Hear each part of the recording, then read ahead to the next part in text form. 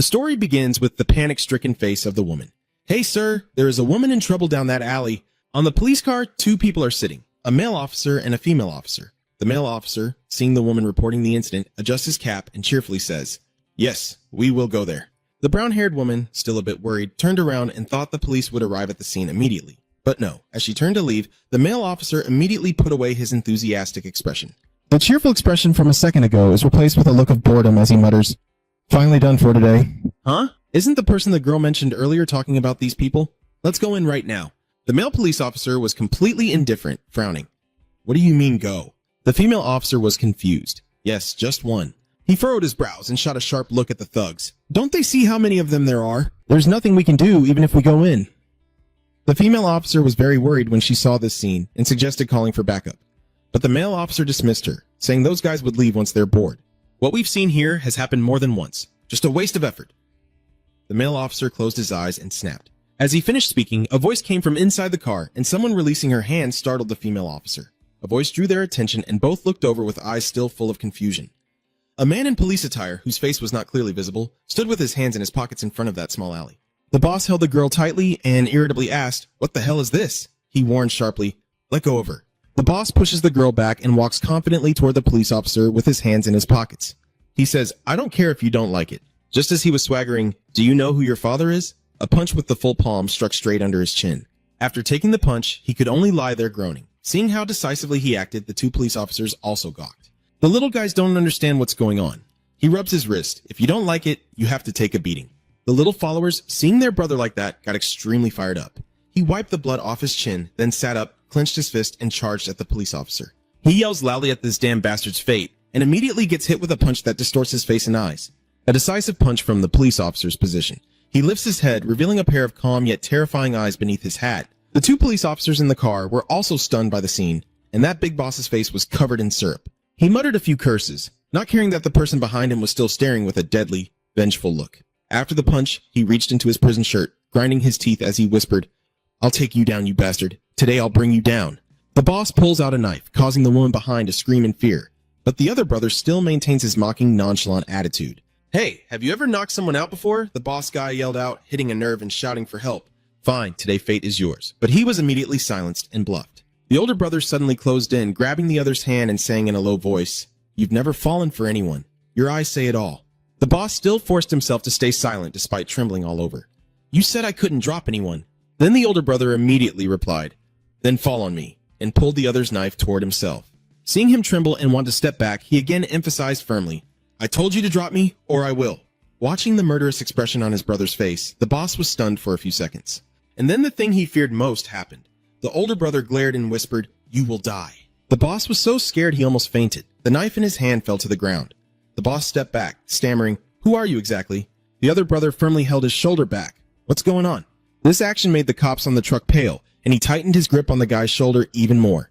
"You catch and interrogate trash like them. I am a police officer, and everything started a week ago at In Port when a figure appeared in front of a container truck. He forcefully pulls the truck door open, and immediately, a gang of thugs appears. Is everyone here? The leader of that group. A little late, huh? This is the last mission, so let these guys wait a little longer." Fai Kwang replied coldly, "It's a bit late. Don't push it too far." He glared and asked again, "What kind of mission is it?" His gaze fixed on the group, each one exuding murderous intent. Suddenly, someone appeared from behind, trying to finish him off with a steel chain. "The Bodhisattva told me to work with you." The chain gradually lowered as if the other man's plan was about to succeed.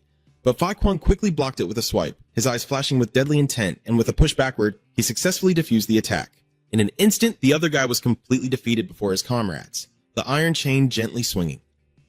"Now Fai Kwang is the one in control of this weapon," he asked sternly. "What are you doing?" "What do you mean by what you're doing?" "I'm working right now."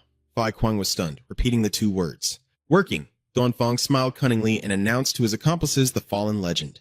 At the dismissal of Fai Kwang, everyone immediately rushed toward him, led by a man wielding a knife, but Fai Kwang easily looped a chain around his head. Then he didn't hesitate and immediately delivered a knee to this guy's face, which also helped him spot the attacker behind. So when the next attacker swung his axe, he could easily see his move. With his talent, Fai Kwang delivered a swift kick to the opponent's neck. But just after dealing with this one, another guy rushed in recklessly. Still, Fai Kwang managed to dodge and quickly turn defense into offense by slipping the chain around his neck. Then he tightened his grip around the guy's neck with such force that the chain snapped, and of course, the guy was dead. Only one last person left. Dongfang and Fai Kuang lifted the defeated opponent. After throwing him aside to avoid trouble, he turned around and asked Dongfang, "Are you planning to fight me with just this?" The other guy sighed and reached into his shirt to find something. How the hell did this guy end up using a real gun, too? As he pulled out the gun, he pretended to mutter, "I hate having to use a gun. Fei Kuang, this is the order from the Bodhisattva. I'll make sure you die completely. And you know that a gun is what ends it." Fai Kuang was stunned for a few seconds before asking again, "Is that the Botat's order?" Filled with hatred, he clenched his teeth and snarled bitterly. Fate clearly said this was the final mission, and after completing it, he would be set free. "Why?" Dongfang replied with a teasing tone. "Ask the hell about that. Gut bye." As he spoke, he raised his hand to pull the trigger. As soon as the two words Fai Kuang left his throat, the person in front of him charged like a vengeful demon, turning the space crimson with blood. At this moment, somewhere else, a thin wisp of smoke gently rises as a monk silently offers incense before a Buddha statue, with a card symbolizing Fei Kuang's identity on the incense holder. Suddenly, his phone beeps softly. Du Hua proactively asked first. "Is it over?" A voice responds from the other end. "Yes, everything is done, but it seems there is something wrong." Dua looked back at the incoming call with suspicion. On this side, the defeated one turned out to be Duan Feng. Fai Kuang's voice was full of anger. "That bastard." Du Hua frowned and responded. "Fai Kuang." He looked toward the Bat Huang altar. "Just as I was preparing for the 49-day ceremony, how did you know about my ritual and call like that?" Fai Kuang didn't bother to listen and changed the subject. "Are you at the temple now?" Of course, a monk has to be at the temple, but Fai Kuang, do you think you can make it here? He is so confident because there are dozens, even hundreds of assassins waiting to ambush in front of the temple. Yet Fai Kuang confidently replies from the other side, "Open the door. I am already here in front of it."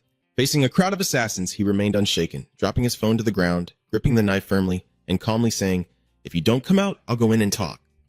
Suddenly, a man stepped in front of Fai Kuang, trying to block him with a ridiculous excuse. Now the Bodhisattva is preparing for the ceremony. Fei Kuang couldn't help but laugh.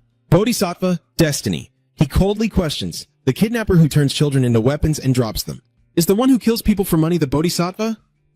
The other remains silent, but his hand still grips the weapon tightly. Then he immediately swings the axe up. At that moment, Fai Kuang slashed a deep cut into his side. He roared in fury, "Get out of the way, you fools!" Fai Kuang silently thought, "I was raised from a young age to become a weapon that takes lives. He has stolen everything from me. My body, my life, and my family who raised me." As he thought about it, he charged forward, but unfortunately Fai Kuang was stabbed by someone. Filled with hatred, he turned back with deadly intent. Fai Kuang seems to have lost all reason, rushing forward with a knife, but now, after taking down those people, he faces a dark barrel pointed at him. He still intended to take my life. Facing Du Hua, he still decided to get to the bottom of this. "You promise me a life like a human. As long as I finish this mission, I will be free. You promise me." In response, the other person's answer was surprisingly hesitant. "That's right. So now I'm giving you a chance to live as a human," Fai Kuang exclaimed in confusion. "What?" Not understanding clearly, Du Hua leaned in closer and explained, "Fai Kuang, your fate is death. This is a human life." So Fai Kuang, stunned, looked at the two guns in front of him. "Huh?" Before taking action, Du Hua muttered Namo Adi Dafat. At that moment, all Fai Kuang could think about was revenge. Gunfire rang out, and Fai Kuang, lying in a pool of blood, silently made up his mind. Even in hell, as revenge is sought, suddenly a voice calls out, "Wake up! Wake up!" Fai Kuang faintly saw a few figures, and when he looked closer, he realized they were all police officers. Startled, he let out a gasp, and the girl with the orange hair quickly asked, "What's wrong with him?" The person next to her quickly explained, "The doctor said he has temporary amnesia," so she immediately rushed to comfort him. "Hey, Kim Gi-young-shu, calm down." Hearing the unfamiliar name, he asked again, "Who is Kim Gi-young-shu?" The girl hurriedly replied in panic, "It's you! Who else could it be?" The police officer beside her thoughtfully brought over the mirror and a badge. This is his ID card and the mirror. There are a few people standing at the Iceland police station. The other person pointed to a list of police officers, and it was Kim Gi-young-shu, the legendary killer. Fai Kuang was now staring intensely at the unfamiliar face in the mirror, trembling. What is this? Fate. After dying and waking up, he realized it was me. His face paled as he uttered the last words, "Police." Legendary assassin Fai Kuang, after being betrayed by his organization, was reborn as a police officer. He thought he would be busy planning his revenge, but now he's here, getting slapped in the face. Those two cops even scolded him. "Kim Gi-young-shu, you damn bastard. Why did he end up in this situation?" The story to tell is about when Fai Kuang was still in the hospital. When he realized he was in Ji-young-shu's body, the first thing he knew was this idiot. "Oh, I tried to commit suicide." Mr. Gi-young-hee immediately replied, "Yes, how could you do that to yourself?" "Listen up, idiot. You think writing those bastards' names in the farewell letter will solve everything?" Gi-young-soo looked confused, still not understanding anything. What are you talking about? Gi-young-hai lowered his eyes and replied, "You wrote the names of the senior officers who bullied us in the farewell letter. That letter clearly mentioned Huang Tron Min and Huang Yan. So now these two debtors are coming to cause trouble. Why is it that this year's rookie Chonmin is so useless? I wonder if it's fate. He steps forward and points directly at Jeonshu, gritting his teeth. Hey, Kim. Gi-soo, your parents are confirmed to have committed suicide together after their crime, right? He didn't pay any attention to his serious expression and continued. Why do you keep following them? Ie-chan is standing behind, mocking, while the son of a criminal becomes a cop. John Min glares and warns in a low voice. If you want to die, do it quietly. Why do you keep writing our names? Gi-soo responded with a cold stare. John Min said the last words, then drew up his will and prepared to teach him a lesson. But after a while, nothing happened, and John Min was stunned and asked, what is this? He looked at the person in front of him who dared to stop him and couldn't help but ask, are you crazy? Do you dare to stop me? Seeing that talking to Jeonshu was useless, Yang-chan turned to the girl next to her. Hearing her name being called out loudly, Jeon-hai immediately bowed and replied, yes. Yang-chan then asked sharply, this is considered insubordination, right? Yeong-hai was trembling and couldn't look. She stammered, I can't see anything down here. Yang-chan wouldn't let her go. He approached and muttered, oh really? Then I will help you myself. And he grabbed her hair. At that moment, suddenly, a harsh voice shouted out, damn it! Seeing someone dare to oppose him, Yang-chan angrily turned around to look. On the other side, Mr. Shu sighed in exasperation and said, this place is also a mess, damn it. Why? What are you saying? Before this bastard could act tough, Mr. Shu clenched his hand tightly, making Min scream like a pig being slaughtered. The broken cries echoed as he trembled, trying to use his remaining hand to pull Jeon Old Shu's hand away. Wai-chan, witnessing this, couldn't help but wonder, what the hell? Gi Old Hai nearby instinctively stepped back to shield Gi Old Shu. Over there, Tron Min, unable to use his strength, switched to words and told you to get your hands off me. Gi Ong Shu paid no attention to him and raised his index and middle fingers forward. In an instant, his finger jabbed straight into Chon Min's neck, causing him to widen his eyes in pain. Chon Min's powerless body collapsed in shock before the two others. Yang Chan couldn't believe his eyes, stammering, brother, just now his eyes suddenly opened wide. Seeing Jia Ongshu about to kick him, he shouted in panic, what the hell is going on? Without making Young Chan wait, Yang Shu kicked him directly in the groin. He deliberately pressed his foot down a few times, causing Yang Chan to hurt so badly he cried tears. Seeing his distressed appearance, Yang Hai looked pale and Shang Hyun was also tearful. Realizing that the two above here had been harshly punished by Jeon Shu, Yang Hai stammered in shock. Oh my god, what is this? She trembled as she tried to say a few words. You are confronting your superior. Miss That Kin shouted those words, standing up to her superior. But Mr. Zhu didn't even bother to pay attention. After a while, everyone hurried to meet Jin, who clenched his teeth and stormed out. A police officer fighting and even hitting your senior. Meanwhile, Min kept insisting on being released, while the guy behind him was still trembling and had to be helped by someone after what just happened. Jin-ha turned to Jeon Shu across from him and questioned him. You think becoming a police officer means you won't get fired easily, right? I will make sure you never wear that uniform again. Now get out of my office immediately. Despite these threats, he remains as calm as ever. As the sunset gradually falls, Mr. Shu, holding his hat, sighs and wonders how the police could be so terrible. At this moment, a mother and her child pass by, happily greeting the police. Gi Ong-soo paused for a moment, recalling someone shouting at the station, as Kim Gi Ong-soo and Gi Ong-hai approached to question him. Are you crazy? He casually replied, what? That's on your own, another person reminded in surprise. Did you forget that Senior's father is the Deputy Assistant Commissioner? Hearing that title, he was a bit unfamiliar and repeated the Deputy Assistant Commissioner. Seeing that, the other person explained more thoroughly. That's right, the Deputy Assistant Commissioner. He even has a record of Mugong flowers.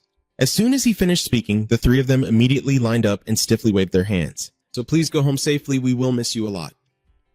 That made John X finally speak up. Back to the present, he suddenly reflected on those words, which is why they can never catch people like us. They are rotting from the inside out. His father has the Mugunga badge, which is also like a star in the military, right? At least I should reincarnate as a high-ranking cop. Oh my god, I'm also an outsider in the organization. Hearing those words, the little girl excitedly asked her mother, what is a cop? Yeong-soo here is still lost in thought, sitting and looking at the badge on his hat. He mutters softly. But still, Gaishu remembers himself as a child, that rainy year when someone called out to him from afar. A rough hand reached out, and Du-hwa, with a grim expression, asked him, do you want to come with me? Shugi looked at him in confusion for a long time. By the time he grew up, the innocence on his face had completely disappeared, but he was still always lonely within the organization. Someone suddenly called out to him, Fai Kwang.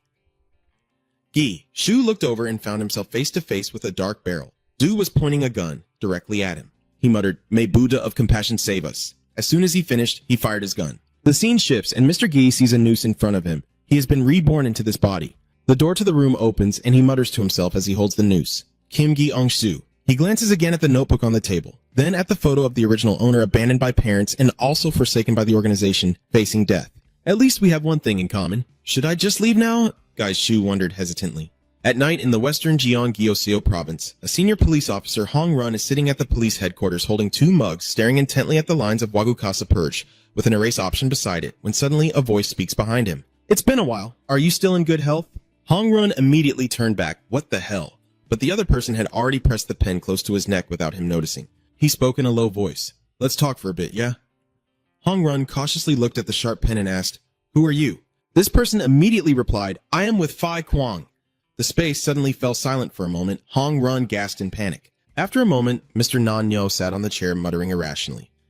Looking at the person opposite, Hong nervously blurted out, Are you Phi Kwang? You're dead and now reborn as a cop? If I were you, could I believe what I'm hearing right now? Mr. Gi calmly replied, I don't expect you to believe me. He smiled kindly, then clenched his teeth and emphasized, I am threatening you. Hong shivers, frozen in place for 5 seconds, then Gi Ongshu continues. Mr. Hong, I will help with your Wagukasa purge operation. Hong Jun was a bit surprised to hear that.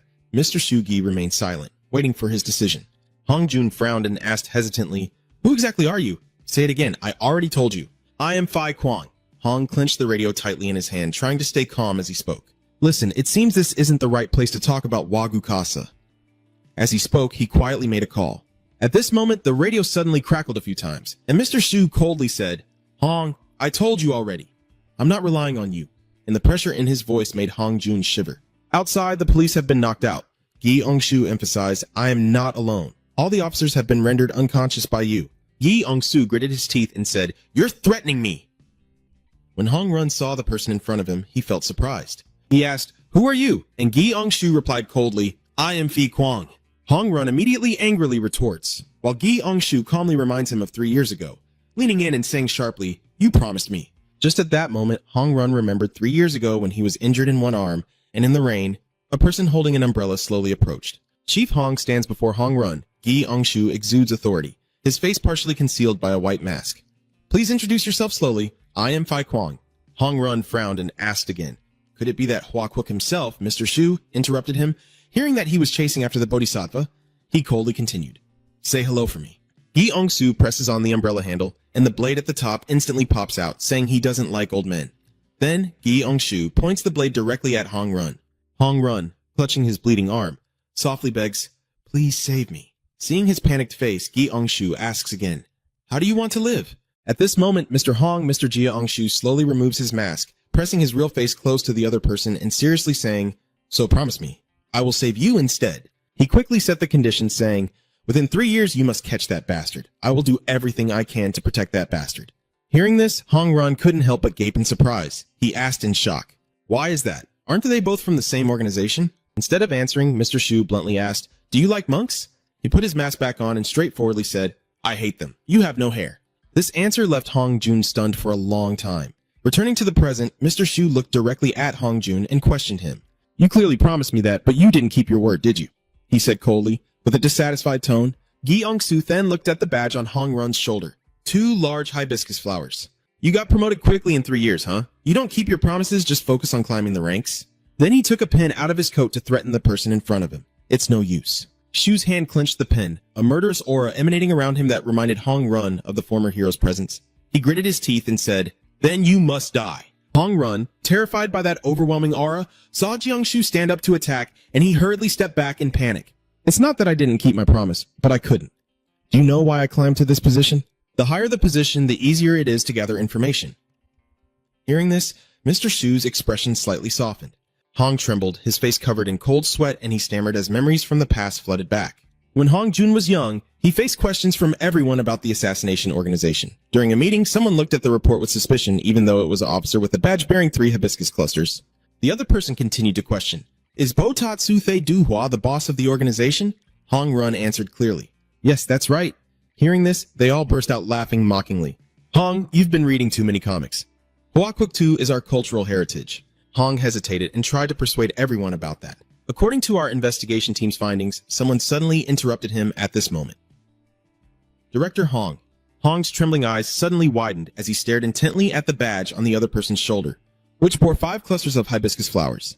The stern figure in the shadows warned, doing so would bring divine punishment. When the other person finished speaking, Hong Run stood silently in shock. He then continued before the entire council as a warning that religion is not something to be messed with. Back in reality, Mr. Shu suddenly spoke. Is there someone standing behind to obstruct? Hong Run replied succinctly. That's right. He placed the documents face down on the table and told Guy Josu, read this. Our team has worked very hard to gather these documents over the past period. He hesitated for a moment before glancing over and letting out a low hum. Mr. Shu slammed the documents onto the table, sighing wearily. This reckless investigation will get us blocked by the higher-ups. Anyway, he has fulfilled his duty. At this point, Hong Run's face remained tense. Only when Mr. Jianshu whispers, for now, I will let you live, does he finally breathe a sigh of relief. Suddenly, Gi Ongshu looked at him with a cold, piercing gaze. What relief? He glared and threatened, his tone emphasizing that I said it was temporary. Hong Run, trembling with fear, dared not to object. Mr. Shu sat calmly on the chair and said nonchalantly, then I will help you so you won't have to die. Faced with that person's complete 180-degree change in attitude, Hong Run couldn't help but be stunned. Detective Shu, known for his sharpness, added, please help me out next time. The Director General listened to these words, and Hong Run hesitated before looking at the person opposite him. The next morning, in the peaceful scene, the sound of chirping birds echoed softly. At the Yusan police station, Mr. Hai and his colleagues are working very seriously when suddenly someone forcefully kicks open the door. Gi Ong Hai and his friends stammer in fear. What's going on? Kim Kyung-shu casually waves to them and calmly adds, good morning. Gi Ong Hai hurriedly stepped away from her work and asked confusedly, what are you doing, Kim Kyung-shu? Didn't you get fired? Suddenly someone in the room burst out shouting, what are you talking about? Chin looked at Gi Yong-shu, disbelief on his face. What the hell is going on? He questioned him in a challenging tone. Kim Kyu said. Then Han quickly stepped forward, pointing directly at Gi Yong-shu and asking, I told you not to come anymore. Gi Yong-shu stood still, calmly asking, Senior, haven't you heard anything? Chan Min snapped again. Stop pretending to be sick. This guy gritted his teeth and shouted, get lost! Suddenly, behind Mr. Shu, a figure appeared, and everyone was surprised, especially Chan Min, who stared wide-eyed at the person, eyes fixed on the badge with 2 flowers, stammering. Tutu, the director saw Hong Run and suddenly shouted. Hong Run suddenly coughs, causing everyone to be frightened. Mr. Shu quickly raises his hand in greeting. Trung Tun and Tron Min look pale and ask, what's going on? Hong Run patted Mr. Shu on the shoulder and said in a serious tone, our Mr. Shu is here to work. But Jian Hai couldn't believe it and asked again, our Mr. Shu. He then asked sternly, what's the situation right now? Is Officer Kim Ki from the patrol unit my savior? Then he casually patted Mr. Gi on the head with a friendly look, and he also smiled brightly to show friendliness. Hong Run carefully asked for everyone's help to support my Mr. Gi. One person immediately replied, loyalty. Mr. Gi also repeated that, loyal. After a while, the two moved to the resting area. Mr. Gi leaned back in his chair and sighed. Having connections really is so comfortable. Hong Run, smoking, asked, so is that okay? Just as he was about to take another puff, he added, oh, one last thing. Mr. Shu raised his hand and said, I want to ask you for one more favor. It was late at night at a temple, where a fallen leaf curled on a tree preparing to sleep, while someone slowly chanted sutras. In the painting before him, a person in a red robe and hat held a ruyi. The sound of the bell gradually slowing, and the other suddenly turned to look back at the shadow behind him, asking softly, who is that? I wonder what reason they are searching for. I am someone who cannot forget my own grudge and have lost my reason. Hearing this, Dua slightly furrowed his brow in contemplation. Ji pushed the door open and stepped inside. I am Mangrian. Dua quickly reached out to grab the incense in front of him, hurriedly taking the sticks. Dua's eyes revealed deadly intent. He decisively swings his hand, causing the incense sticks to fly straight toward Gyu. The pointed tip of the incense was about to stab into his eye. Ji quickly tilted his body to dodge. Those 3 sticks of incense are stuck firmly on the pillar, still emitting smoke. Mr. Shu pulls them out, and I say sharply, the monk shouldn't stain Buddha's place with blood. After finishing, he threw the sticks of incense straight to the ground. Dua quietly questioned, if so, who are you? Young-soo calmly replied, I already said it was Mangri, right?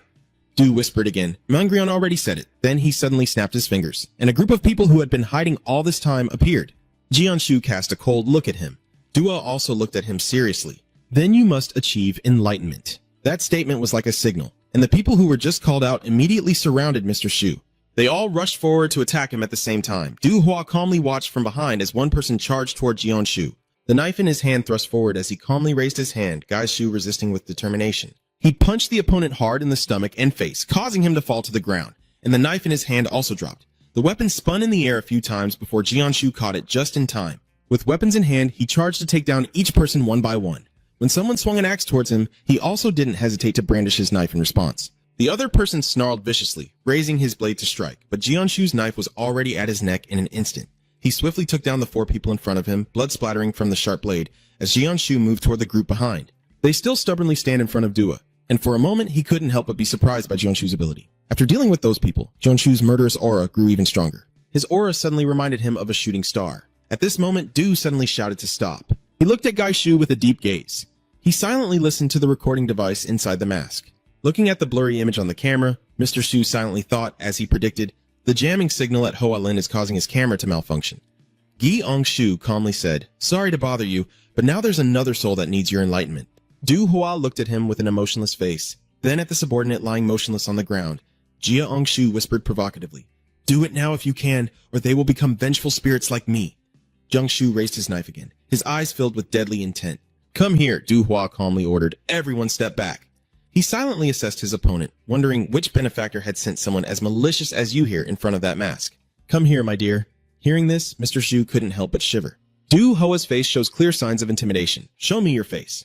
Gi Ong Shu immediately raised his hand to refuse. Calmly, he said, "I'm just here to say hello today. I'll show you who I am when the time comes, so be patient. I'm still planning, and I haven't even started training yet."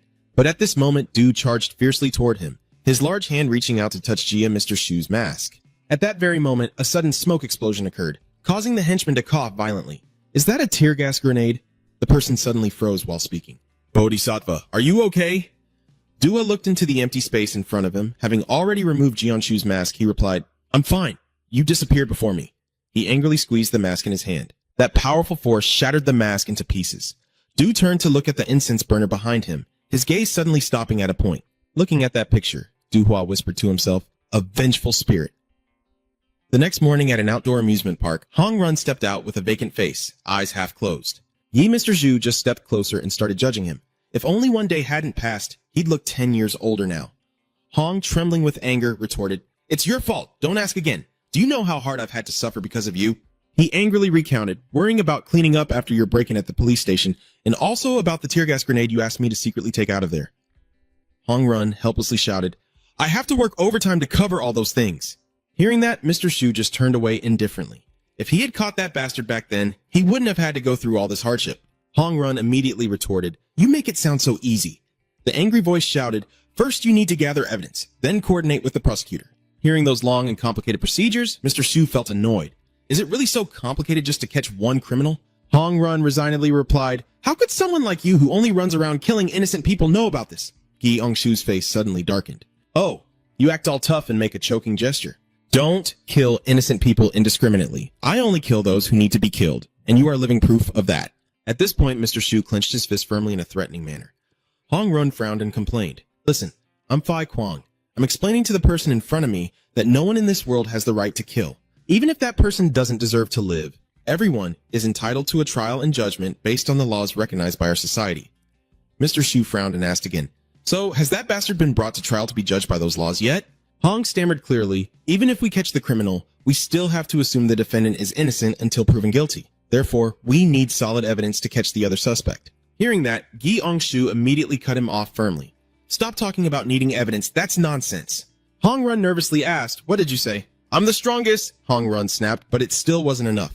"That crazy bastard, why do you think so?" Hong Run shouted back. Within the police force, rank determines everything. Mr. Gi Shu frowned and asked, "What rank do I need to be promoted to in order to form my own team?" Hong Run immediately reminded him, "If things get worse, you also need a Mugunga. Right now, I have a Mugunga in hand." He asked quietly, "So?" At this point, Mr. Shu immediately decided to form his own group. "Let's do it right away to get promoted quickly," he asked in surprise. "Really?" Hong Run closes his eyes, crosses his arms, and seriously explains, "Stop running around causing trouble. You crazy bastard. Just wait patiently and I will." When he opens his eyes, the area is completely empty with no one around, and Hong nervously wonders where he has gone. In the darkness at the police station base, Mr. Hai was surprised and repeated what the other person said. "How do I get promoted?" She replied seriously, "You have to take the promotion exam." He then asked, "Do I have to take it?" Over there, the red-haired girl is clinging to someone muttering, "Give me some alcohol." That person then looked at him for help. "Youngshu, can you keep an eye on her for me?" The red-haired girl then hugged Mr. Zhu tightly. He ignored the question and asked, "When is the exam?" Gi Ong-hai then asked back, "So you say you've remembered, why are you still asking?" Right now, the red-haired girl suddenly shouted, "I don't know about the exam, just bring me some more wine." Gi Ong-hai continued to answer, "You need at least 1 year of experience first." Gi Ong-su, Despite being constantly disturbed from behind, remains very focused. He asks again in disbelief, "Up to a year?" The girl shouted again, saying the service here is terrible. Annoyed, Mr. Gi Shu swung his hand and struck her in the neck. Someone came to ask, "Mr. Hai, are you handling a civil complaint?" She replied, "Yes, that's correct." Gi Ong-soo waited for her to finish before asking, "Is there no faster way to get promoted?" When the red-haired girl fainted from that punch, Gi Ong-soo even thoughtfully covered her with a blanket. "Why do you ask that? Do you need a Mugong badge urgently?" Gi responds briefly, "If it's possible, that would be great." Jeong Hai immediately coldly cuts off Jeon Shu's hope. Dream on. It would take a new rookie police officer over to 10 years to get a Mugunga badge. Jeon Shu is just asking out of curiosity, even with the support of the chief inspector. Is that the case? The chief inspector you mentioned, Hong Run, would break out in a cold sweat hearing this. Jeong Hai shouted in frustration, "Damn it! I'm so jealous of you." She seriously thought it through and finally said, "In reality, you have to take the promotion exam to get promoted." Gi Ong-soo gradually fell into despair, but he still tried to ask further. "So there really is no other way?" Then, Gi Ong-hee slowly said, "There is a way." She pointed at him and continued, "If you make many efforts to catch criminals, you might be granted a special promotion." She seriously said, "That is the only thing you can do." But then, Hai muttered, "Our rookies don't have the experience to do that, so we just follow orders from above and handle civil complaints." When someone called Gi Ong-hee to add this, she turned around and responded with a nod, then Gi Ong-soo quietly left. Gi Ong-hee turned back to continue her sentence, "And Jong-do will be able to go outside and come here someday?" She suddenly froze. Gi Ong-soo had already left some time ago. She wondered blankly, where did he go?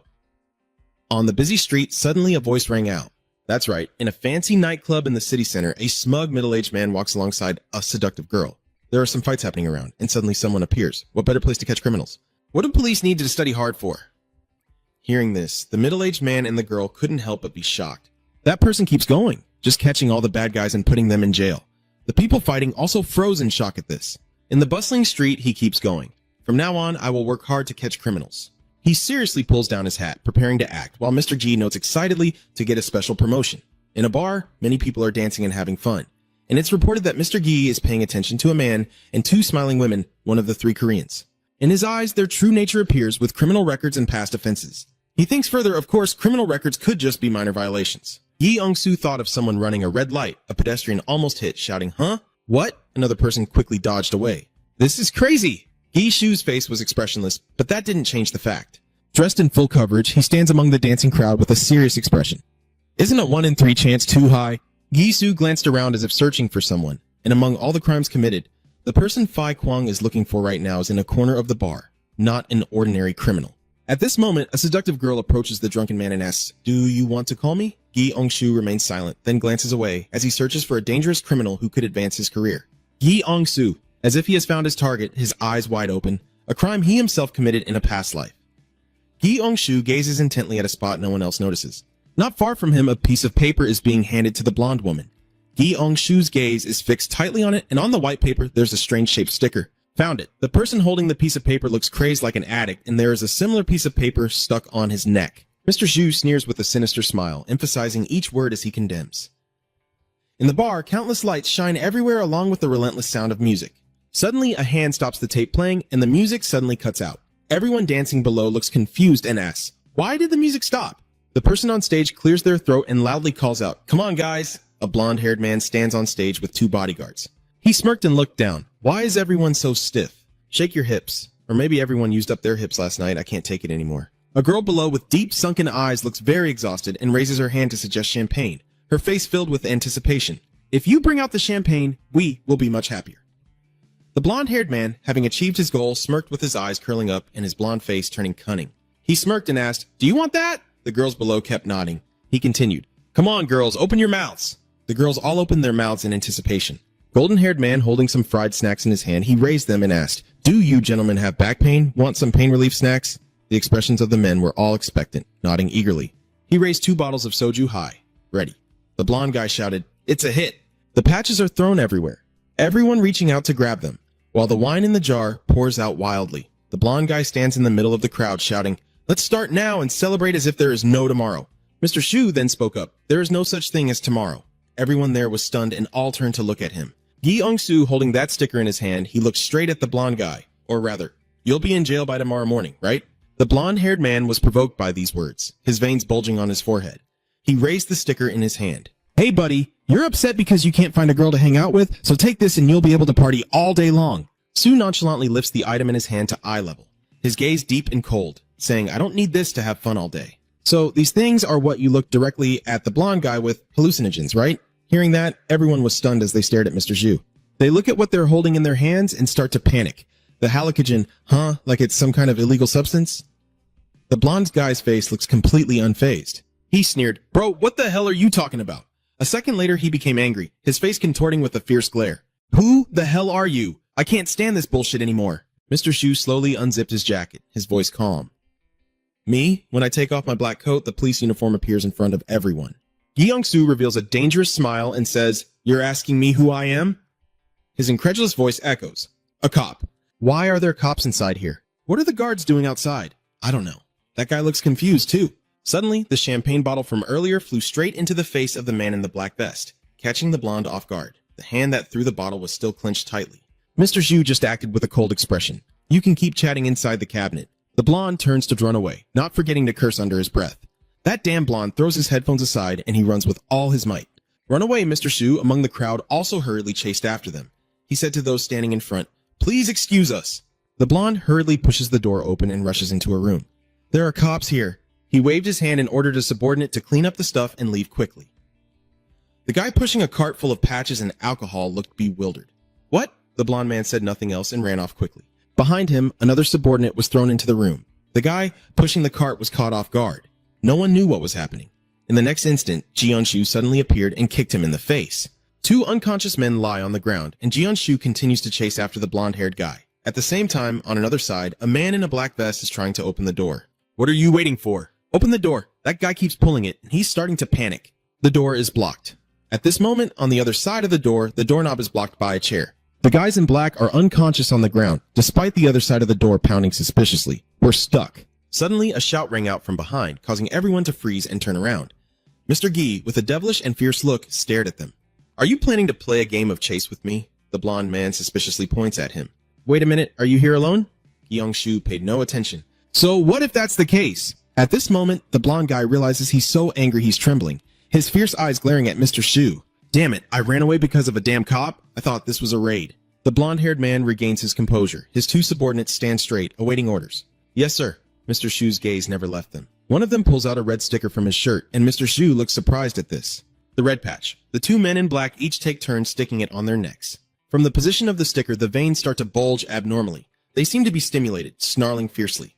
Gi-young-soo, standing aside and witnessing everything, couldn't help but be amazed, his eyes wide in admiration as the blonde behind his two henchmen, who were full of rage, sneered contemptuously, That damn rice boy, your life is over now. Before they could strike, Ji-yeon-shu rushed in and delivered a straight punch to one of them, causing him to fall to the ground in shock. Gi-young-soo said, You shouldn't be screaming like that.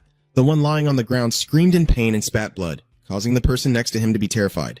Gi-young-soo looked at him lying on the ground as if he were looking at a pile of trash. You guys had to scream like that because of the pain, right? A scream of agony echoed as blood kept pouring out. The blonde-haired man could only stand there stunned, frozen in place. He was terrified, his body weak, sitting down helplessly as the blonde-haired man looked up at the approaching figure. Gi-young-soo now looks like a death god standing before him, the humble blonde stammers, his voice trembling. Let's settle this peacefully with words. Do you need something? I will give you anything you want. Gi-young-soo's expression briefly softened. You're really going to give me anything I want? The yellow-haired man's eyes seemed to catch a glimmer of hope.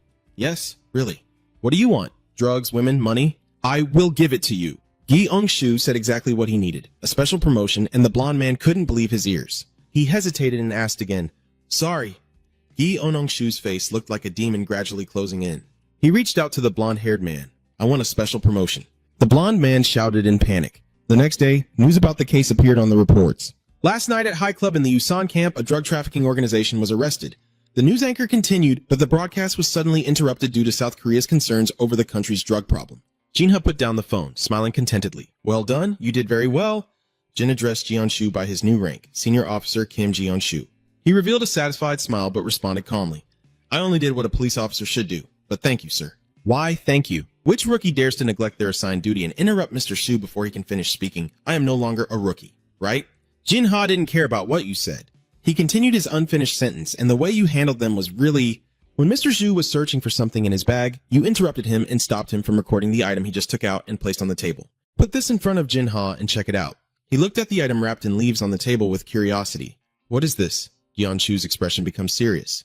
This bag was hidden in the safe at the crime scene. Jinha immediately panicked. You stole evidence from the crime scene. Forget Mr. Shu's expression and get straight to the point. Pink leaf. He opens the leaf bag, revealing strange-shaped green objects inside. Does it sound familiar? He carefully examined those leaves. Mr. Shu immediately thought of the red patch. At the same time, somewhere else, Head Gi was holding a red patch, preparing to fry it for someone. A voice shouted, "Phoenix!" The man kneeling on the ground trembling, his face bruised, with 2 red patches on his chest. A woman with long blonde hair appears, and the man quickly explains to her, "I am the leader at Yusan Boot, one of the subordinates under my command." She seemed not to hear what he said, and in a commanding tone asked the 2 chicken heads, "What are you waiting for?" She ordered, "Put another one on." Even the chicken head slowly raised the patch in his hand. The man was panic-stricken, desperately begging, "Miss Phoenix, please." Before he could finish speaking, the sticker was placed on him along with Phoenix's delighted voice. "It's coming now!" The man widened his eyes, his cheeks puffed up as if holding something back. He couldn't hold back and spat out a mouthful of blood, and in an instant, the man's body collapsed helplessly. The 2 henchmen dragged him outside. Phoenix opens her phone to read the news. Bai Kwang is dead and La Fong has been captured. She seems to be lost in thought. Phoenix keeps scrolling through his phone. I don't want to get caught. She stops in front of Jian Mr. Shu's picture. Then Phoenix looks at her phone with a sharp gaze as if ready to kill. I need to deal with this bastard quickly.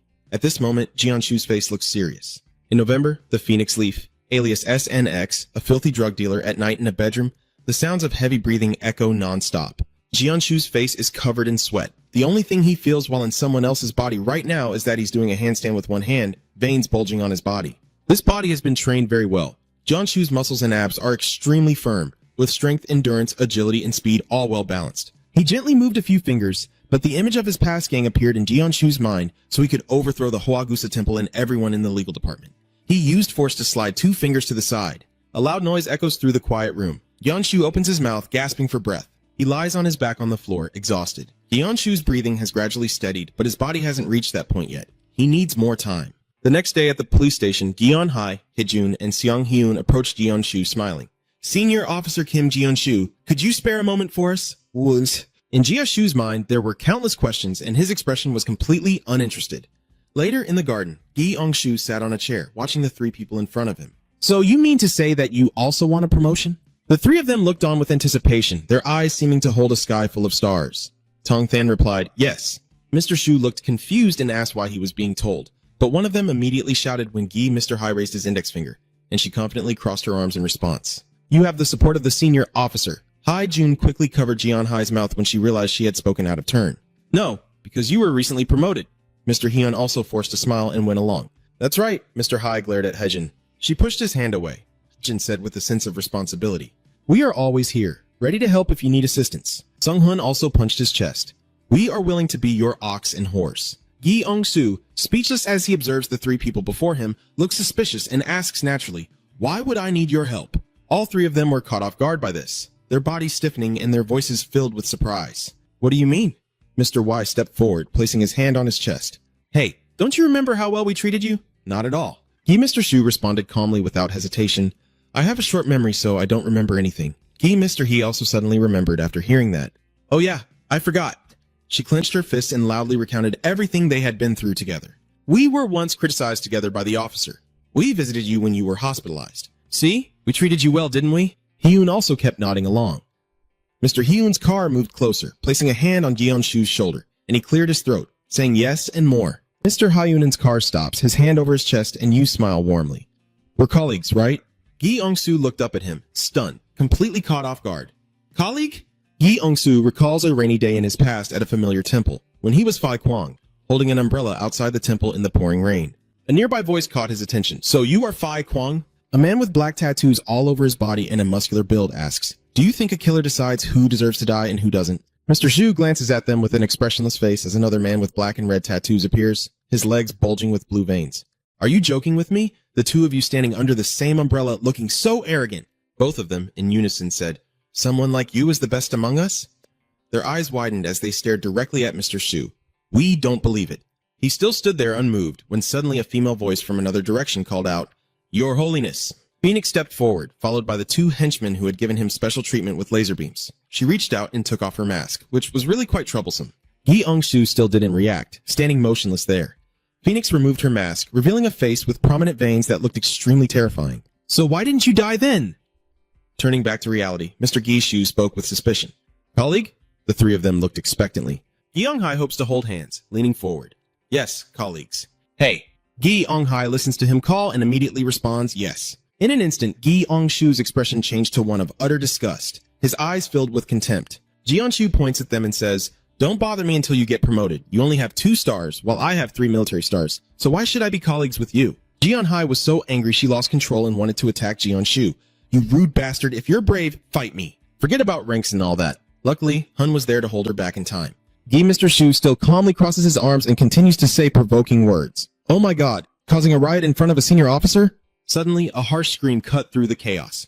What is going on here? The three of them looked back with a hint of panic on their faces, while Mr. Shu also peeked out to see. A man with gray hair in a police officer uniform appears. The other 3 shout, Chief of Police! Come to most of these. He looked at them sternly with anger and asked why they were gathering here. All 3 quickly stood at attention and said together, Boss, only Mr. Zhu is still sitting there. He leans in to salute. The police chief frowns. Have you finished your mission? The 3 of them hesitated and quickly came up with an excuse. We're just taking a quick break here. This unconvincing excuse makes the police chief annoyed.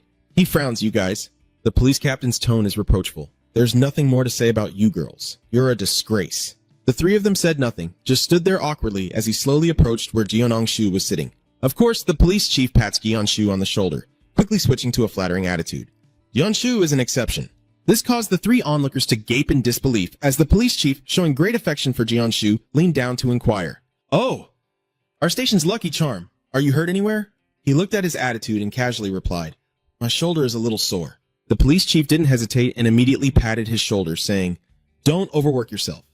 Gi Yongshu paid attention to his words and casually replied, I like it. The 3 others just stared in shock at this scene. This old man. They observed the police chief's behavior and form an opinion. He completely changes his attitude after being promoted thanks to Jianshu. The police chief is now approaching Jianshu but is stopped by him. I don't like that. Zhang Hai glanced away, still wondering what those 2 were planning. Meanwhile, Yang Chan is furious, cursing and swearing. Kim Gi, that son of a bitch Sue. Chan Min touches his shoulder to calm him down. Hey, calm down.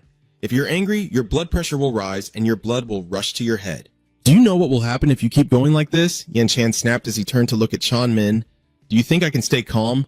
Yang Chan gritted his teeth in frustration, veins bulging on his forehead. Do you believe that nonsense, given he's backed by a senior officer? And he also received a special promotion. John Min slightly lowered his head as he reported the situation to Yan. Right now, our station is focused on him. Yang Cha frowned. You wouldn't believe it if you didn't see it with your own eyes. John Min beside him confirmed, I'm telling the truth. Suddenly, a gentle voice spoke up. Sorry, officer. A girl wearing black stockings follows behind them. May I ask for a little help? I need directions to Yang Chan ignored her without turning around and directly refused. We can't help you and we don't know the way. Try searching on your phone. H. Min saw the girl's figure and panicked, hurriedly calling Wai Chan. Look over there. Yi Chan turned around and the faces of the 2 people suddenly flushed. A girl with blonde hair approached them. It's my phone, that's Phoenix. She's out of battery now. Yang Cha looked at her, becoming more enthusiastic. Sorry for being rude to you. Chin, although also enchanted, still warned her brother not to get too excited or he would end up in the hospital. Phoenix reached back with her hand and looked up at them. Can you help me? The 2 of them became even more excited upon seeing that. Yang Chan extends both hands, speaking kindly, Of course I do. Where are you headed? Phoenix hesitated again. Me? I reply, I am heading to Sam Police Station. This makes both of them a bit stunned. A moment later, they returned to their ready-to-help stance. Yang Chan placed his hand on his chest and introduced himself. It's actually our local police station. Min also enthusiastically suggested, We can go together. Phoenix clasped her hands together, her eyes shining brightly. Really? Thank you so much. If you are the assassin at the station, then I guess you also know Mr. Kim Giju, right? Those 2 guys just stayed silent with stiff expressions. John Min spoke up. Oh, him? Yes, we know him. He is our junior. Yang Chan wondered what was going on with Gion and Mr. Shu. She hesitantly replied to him. Phoenix raised her hand to her face, looking sad. I'm holding something that belongs to me. My father will kill me if I don't get it back. The 2 guys forced a smile, as if Min had been freed from her worries. I thought you would say you're his girlfriend. Yang Chan also looks cheerful. I was about to leave. Phoenix put her hand into her pocket and took out the cake to thank her. Then she smiled brightly and offered a piece of cake. Do you want a flower-shaped cake on the way? The piece of cake she's holding has a daisy-shaped face. Elsewhere, a person with a military rank quietly thought about the chest of November Phoenix. Hong Run sat in the office, carefully reading the report of Wagusa's treasurer, mainly involving assassination through poison. He thought of the 2 types of patches they found, each with its own stage called Buddha's Tears. Hongrun remembered the strange leaves wrapped up, and notably, he turned to the next page, fearing the Buddha's wrath. At this moment at Sand Station, someone is approaching, and she is from the notorious Wagik. The station door suddenly swings open as Jeong-hee is serving tea to Jeon-shu, while Hee-jun obediently massages his shoulders. All three turn to look at the sound. The Phoenix walked in still chewing the bread. At the same time, Yang Chan and Chon Min were unconscious after just biting a piece of cake, prompting passersby to quickly call emergency services, while Phoenix was still casually eating the rest of her cake at the police station. The four of them locked eyes while the other three still looked confused and didn't understand what was happening. Over at Hong Run's side, he read aloud the information written in the report about the mad lunatic. Her words just happened to match what Mr. Jeon-shu exclaimed when he saw Phoenix. She happily pointed at Mr. Jeon-shu, found him, the police officer. Ignoring the fact that she is now in the sights of the investigation team, Phoenix still brazenly appears at the police station, standing in front of Gi-ong-shu, a sickly smile gradually spreading as she stares intently at him. Gi-ong-hee immediately becomes more alert and asks seriously, "You said you lost a few things, is that right? What is it?" Huang Huang calmly sneered and replied, "It's a leaf." Confused by Huang Huang's cryptic answer, Gi-ong-hee asked, "What do you mean?" And with a twisted expression, Huang Huang crazily laughed and said, "A flower not wrapped in a leaf." No one noticed the deeper meaning behind her words. Hun and Jeong-hee took turns saying, "Wait a moment, if it's here, then we'll find it. Do we have something like that?" Suddenly, Phoenix suddenly interrupted without a word, then continued by pointing at Gi-ong-shu's face and speaking again. "No need to look, that police officer has it." Despite Huang Huang's confusing answer, Mr. Shu continued to maintain a cold expression, refusing to give any response. At this moment, Gi-ong-hee curiously asked Gi-ong-shu, "What is she talking about?" Gi-ong-shu remained silent, just holding his phone and thinking. She's still the same. Phoenix still has no intention of stopping and says, "Give it back to me." Gi-ong-shu, annoyed by the signal loss notification on his phone, begins to feel fed up and wonders what kind of thoughts she's really harboring. The call failed due to signal interference. Turning to look at the camera mounted above, Gi-ong-shu quietly realizes the surveillance camera is also affected. Noticing he keeps staring at Zhao Jiakdong without paying attention to Huang Huang. Gi-ong-hai looked surprised and asked, "Are you ignoring her?" Seeing Huang Huang's disgusting appearance, Gi-ong-shu's face darkened, thinking she's starting to come back. The dark memories of the past life fled back once again. At that moment, a melancholy-faced young boy stood in the pouring rain, still clutching his wooden stick and emotionlessly staring at his opponent. Standing opposite him now is the young Phoenix, hardly different from her current appearance. She seems to have lost her mind, screaming wildly and stubbornly rushing to attack Fai Kwang. Clenching the stick in his hand, Phoenix's eyes widened as she wildly swung at Fai Kwang. Unfazed, Fai Kwang calmly glanced at the approaching stick and with lightning speed spun around and forcefully struck the stick against Phoenix's ribs. Immediately, Phoenix felt a pain that tore her apart inside and out. The wooden stick fell to the ground with a loud sound. Standing and watching Phoenix gasp for breath and pain, Fai Kwang calmly still pointed his weapon at her. But before he could strike, Dua suddenly stepped forward and asked, "What do you think?" Fai Kwang sneered and asked again, "Do you think you found someone useful?" Unsure how to respond, he hesitated, then quickly looked at those he had defeated and remained silent with a cold expression. Hailong, seeing Fai Kwang's decisiveness, snapped his fingers to signal and said, "I think so too." Sensing Dua's signal, the henchman quickly knelt down to obey. Ignoring Phoenix and the defeated children, Dua coldly said, "Take them away." Continuing to listen, two sharp-eyed subordinates glanced at Duhua. He grimaced and ordered, "Let's go see Buddha. I didn't expect to be the reason for someone else's death." Fai Kwang was startled and looked at Duhua. He quickly tried to explain, "Well, if we train them a bit." He glanced at Phoenix, trembling with fear, and was about to persuade them, but before he could finish, Dua warned him in a stern voice. "Fai Kwang, I told you before, compassion is not an emotion you should have." Startled by Dua's warning, Fai Kwang fell silent in helplessness, then was suddenly shocked by a desperate scream. At this moment, Fai Kwang sees Yua's henchmen one by one pouring poison into the mouths of the defeated. Unable to face the horrifying scene before him, Fai Kwang closes his eyes and turns away. Suddenly, he heard Phoenix shout loudly, "Bodhisattva, sir!" Fai Kwang quickly turned to look at her. As she tremblingly raised her cane from the ground, Phoenix stammered, "I can do it!" Ignoring the falling rain, she continued desperately, "I will train hard and become a useful person for you." So Duhua, with an emotionless face, interrupted and asked, "Do you want to become someone useful to me, kid? Please, Lord Bodhisattva, I beg you." Despite being restrained by her subordinates, she still struggled to dodge the poison cup, shouting protest nonstop. No, seeing this scene, Fai Kwang couldn't do anything else and had to turn away and look elsewhere. The poison was being poured into Huang Huang's mouth. Her cries of despair as rough hands clamped her shut, leaving her no strength to resist. She begged for mercy. After a while, the heavy rain finally stopped, and the sky gradually turned to the pink-orange hue of the evening sunset. An empty bowl lay abandoned on the ground. Dua started giving orders to clean everything up, but suddenly one of the henchmen unexpectedly spoke up. Sir!" Looking at the Phoenix lying there gasping for breath, the subordinate hurried over to lift her up and checked. "She's still alive." Seeing that, Duhua's lips pressed tightly together, and his expression was not very pleased. He glared at her, no longer aware of his surroundings. At this moment, Phoenix's face was pale, her eyes vacant and half closed, and so time quietly passed, her health gradually stabilizing. Make her sit in front of the table filled with poison. Du placed a hand on Phoenix's shoulder and ordered, drink all of that within a month. Suddenly, he continued with a sinister smile and said, if you want to be useful to me. Phoenix quickly replied, yes, Sir Bodhisattva, and she gradually increased her endurance bit by bit. And when she grew up, kneeling at Duhua's feet, Phoenix obediently listened. He said, you will be Phoenix of November. Immediately following the order, Phoenix quickly reached out and put on her mask, replying, thank you, Bodhisattva. I will be a valuable kid for you. Returning to the present moment of this life, Guy Mr. Zhu continued to think. From then on, she became a drug-addicted troublemaker. At this moment, Phoenix's mind is becoming chaotic as Guy Shu dismisses her.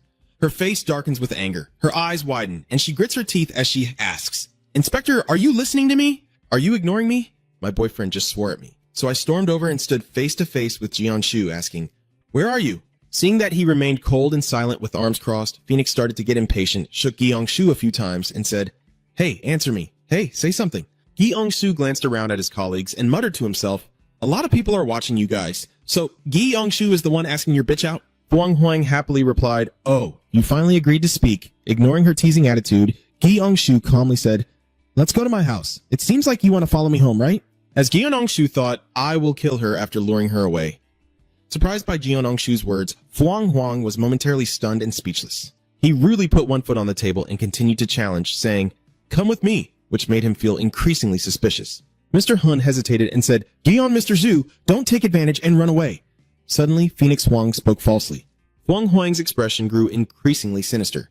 She said, there's no way there could be any medicine in your house. The drug she just mentioned from her mouth surprised him, and Hun looked confused and exclaimed, the drug? Her eyes immediately shifted into a hunting mode.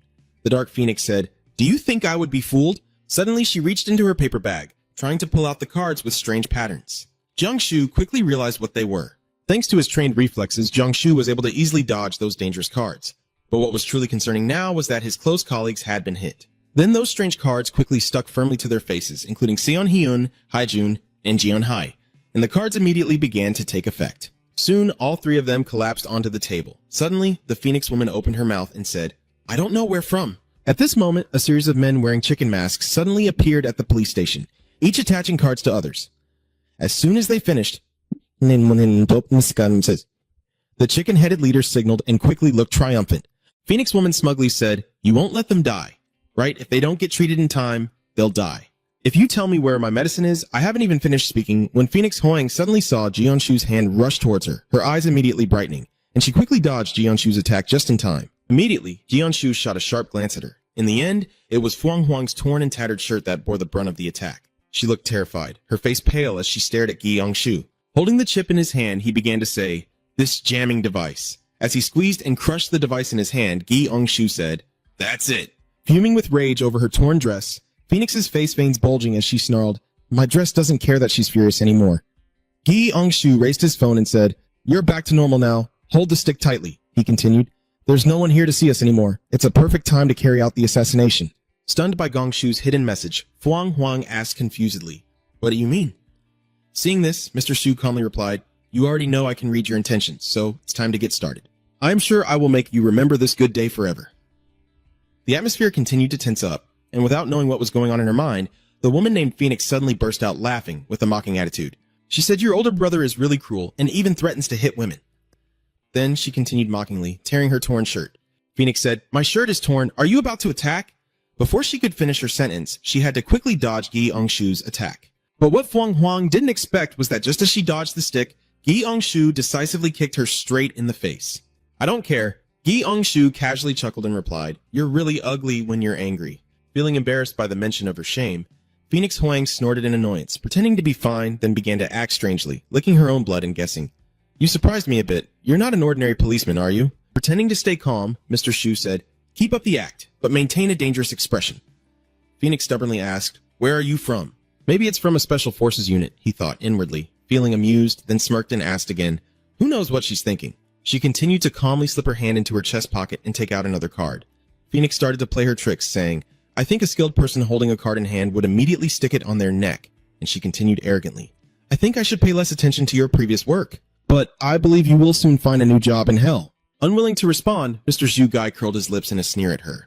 Suddenly, the speed skyrocketed like an arrow made of flesh and blood, and Phoenix began rushing rapidly toward Mr. Shu Jia. Just when it seemed they could easily overpower him, Gion Mr. Shu surprisingly kept up with Huang Huang's speed and decisively struck him in the face with his stick. So you really think one band-aid is enough? After being instantly defeated by Ha, Phoenix collapsed weakly to the ground, gradually losing patience. Gi Su firmly said, "Can't say anything when you're beaten this badly. You'll need at least 10 patches. Keep attacking Phoenix with the stick like a storm." Gi Shu coldly said, "If you want a chance to fight me," overwhelmed by the relentless attack and unable to react in time.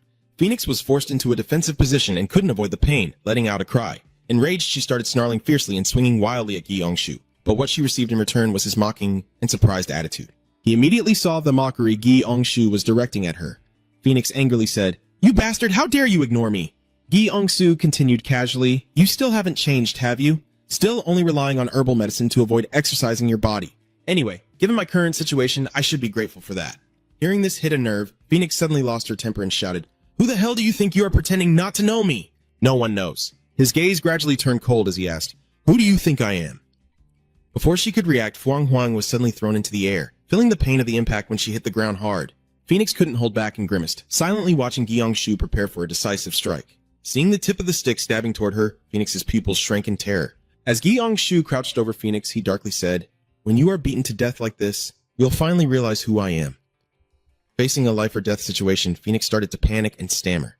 "What nonsense are you spouting right now? Ignore Gi Shu's words and continue, even if your brain is damaged from that drug. So you will still realize everything before you die, right?" I started to feel terrified by his devilish gaze. Huang Huang struggled to breathe more and more, trying to force out each word. "Huh? You bastard, disgusting," Gi Shu said with an emotionless face, cursing, "Die." Her fear grew stronger as bloodshot veins appeared in her eyes. Without any unnecessary movement, Mr. Shu swiftly withdrew the stick while using inertia to forcefully push her head into her neck. The force hit directly onto her larynx, causing Phoenix to choke in pain. As if surprised by something, Gi Shu cried out in shock, then looked bewildered. The fly was dead, immediately taking advantage of the opening. Phoenix quickly retaliated, slamming her palm into Gi Shu's face. The aftershock of the pain still haunted her, and as soon as she escaped from Gi Shu, Huang Huang started trembling all over and coughing uncontrollably. Ignoring her struggle, Gi Shu looked curiously at the stick in his hand and then said irritably, "This thing's quality is really bad. They give this cheap stuff to low-level cops. No wonder they fight so badly." Suddenly, Phoenix fiercely charges forward, as if hiding a demon inside her. At this moment, she suddenly became stronger than ever, like a killing machine, continuously attacking without pause, leaving Gi Shu stunned by the recent assault. For a moment, as if seeing something, he widened his eyes and noticed a card stuck on Huang Huang's forehead, prompting him to wonder, "What is that?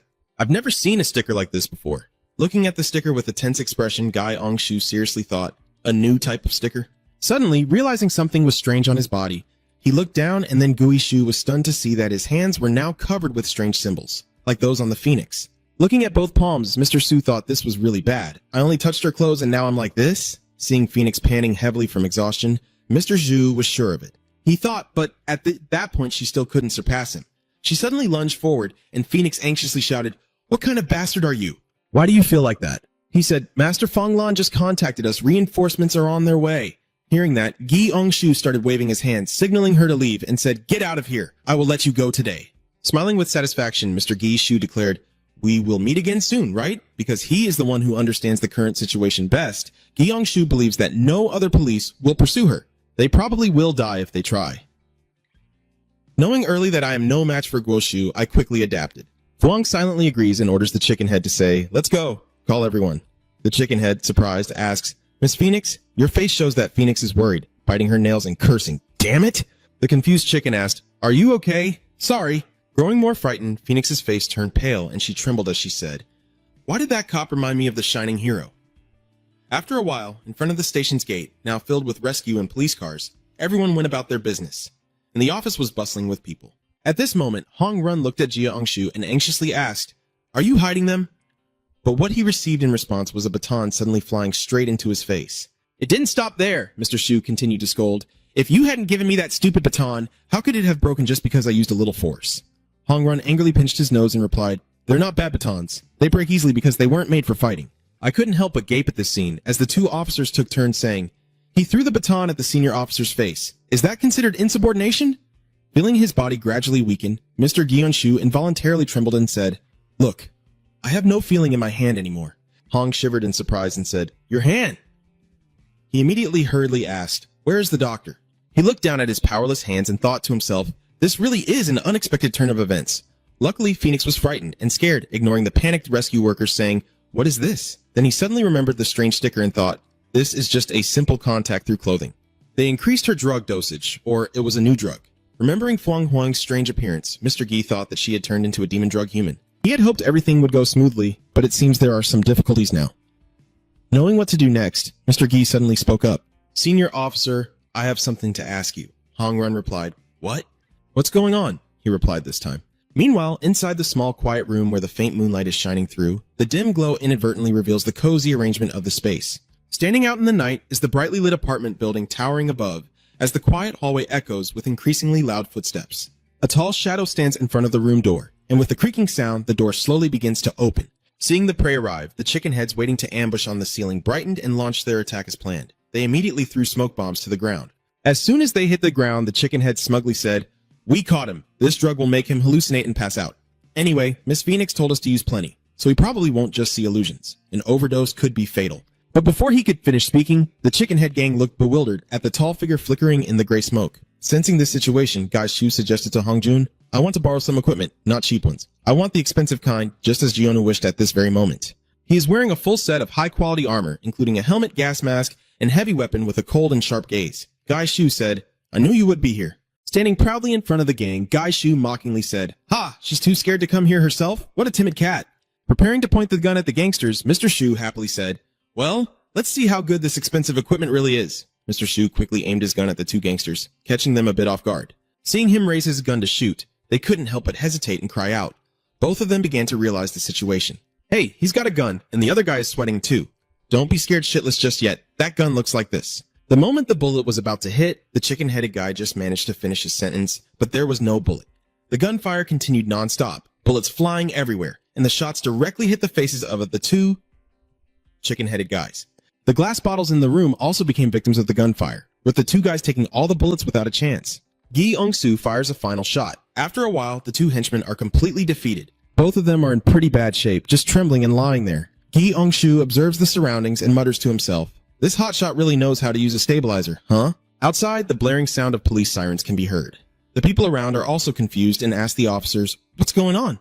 But to prevent chaos in the building, the security politely responded, "Please come back inside," but the residents didn't understand and kept asking questions. It seems we just heard gunfire, but in the end, all they got was silence. Now the police have everything under control, and Jung-shu is still at the scene.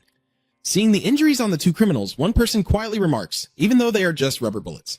Hong Run, feeling suspicious, asked him how many shots he fired in total. But Gi Ong-shu cheerfully replied, "Good kids deserve a candy.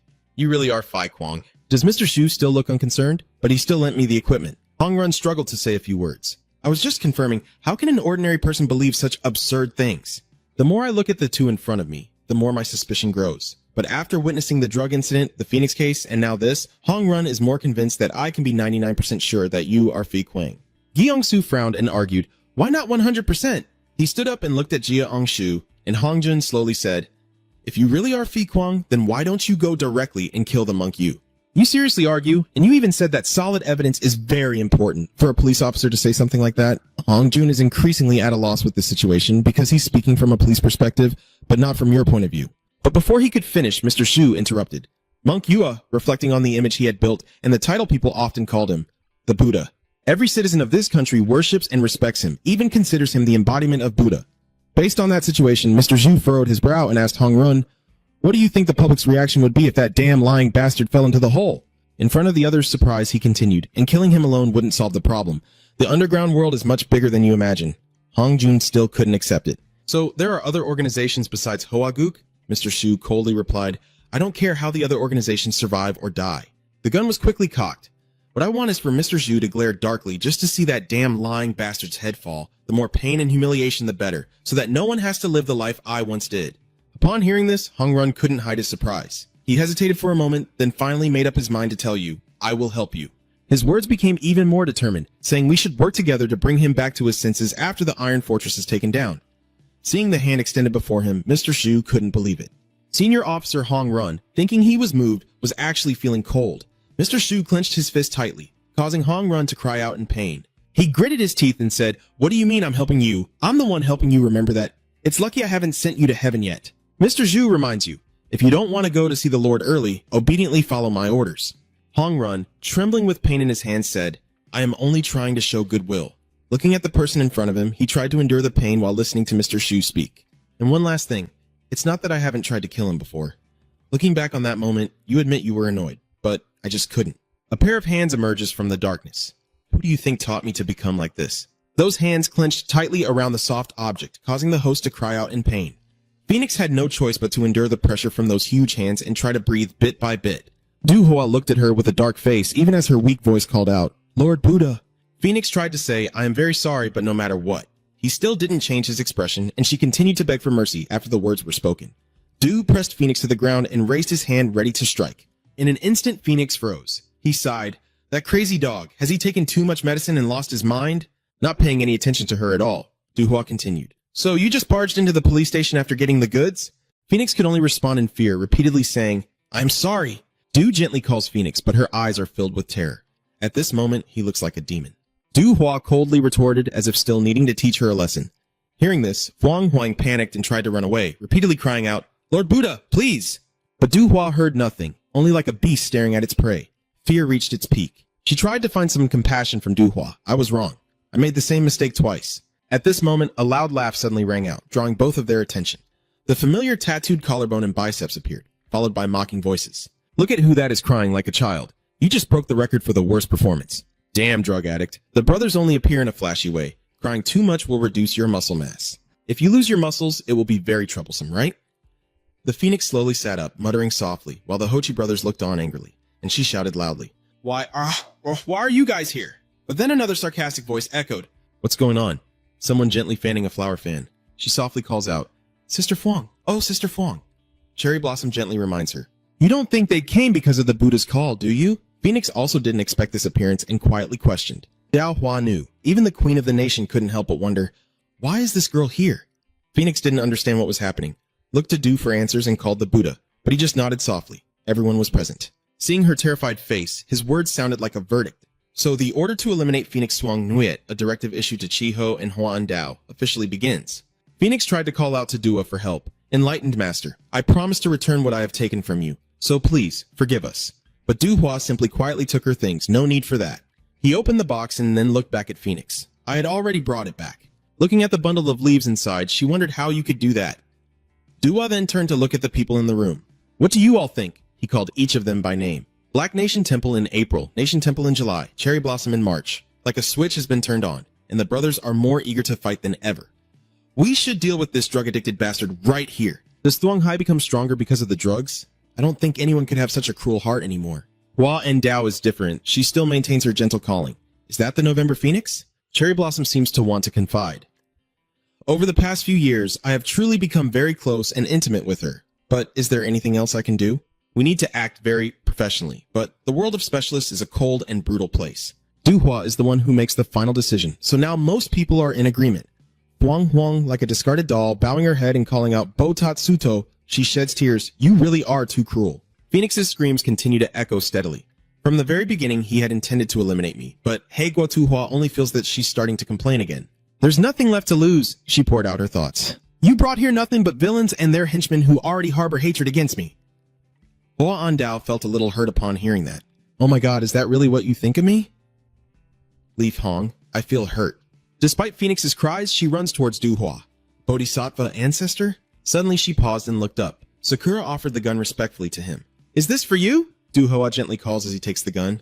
"Phoenix, point the gun directly at Phoenix." He reminded him, "I don't need those who cannot serve me." Phoenix's eyes no longer held any hope. Duhua raised her hand and spoke her final words, praying for Buddha's blessing upon us. Her finger was ready to pull the trigger at any moment. Phoenix quickly saved herself. "I have developed a new drug." Duhua paused his actions to listen as she spoke. A compound 5 times more addictive than the previous one. Phoenix respectfully said, "That is a drug I developed myself, so it will be very difficult for others to investigate." Chiho and Hua and Dao were also surprised to hear this news. "Opium again? How many kilograms?"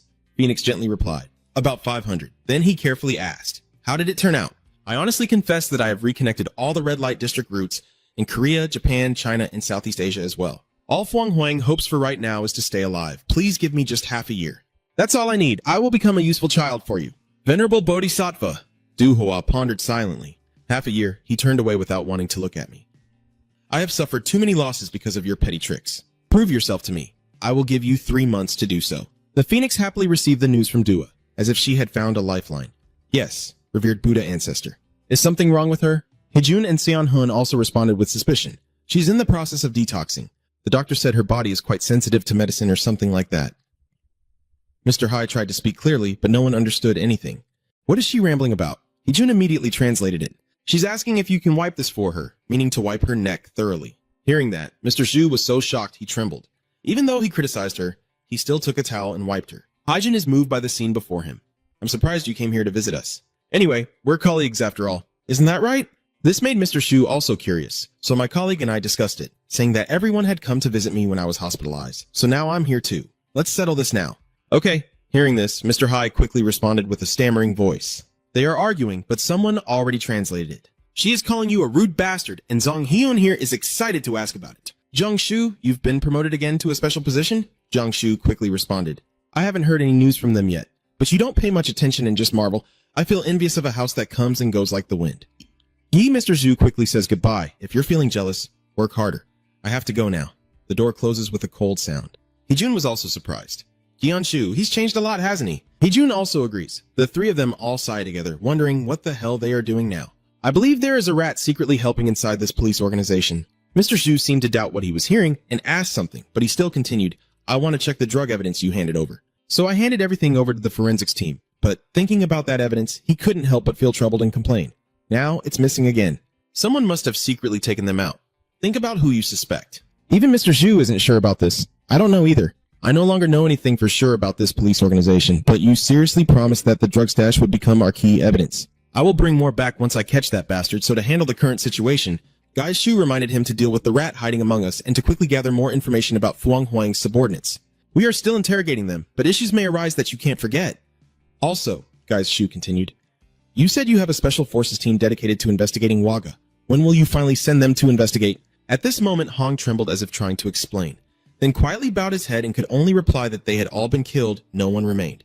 Mr. Zhu stared in shock, speechless, accepting the news. When his mind was fully alert, he quickly charged forward.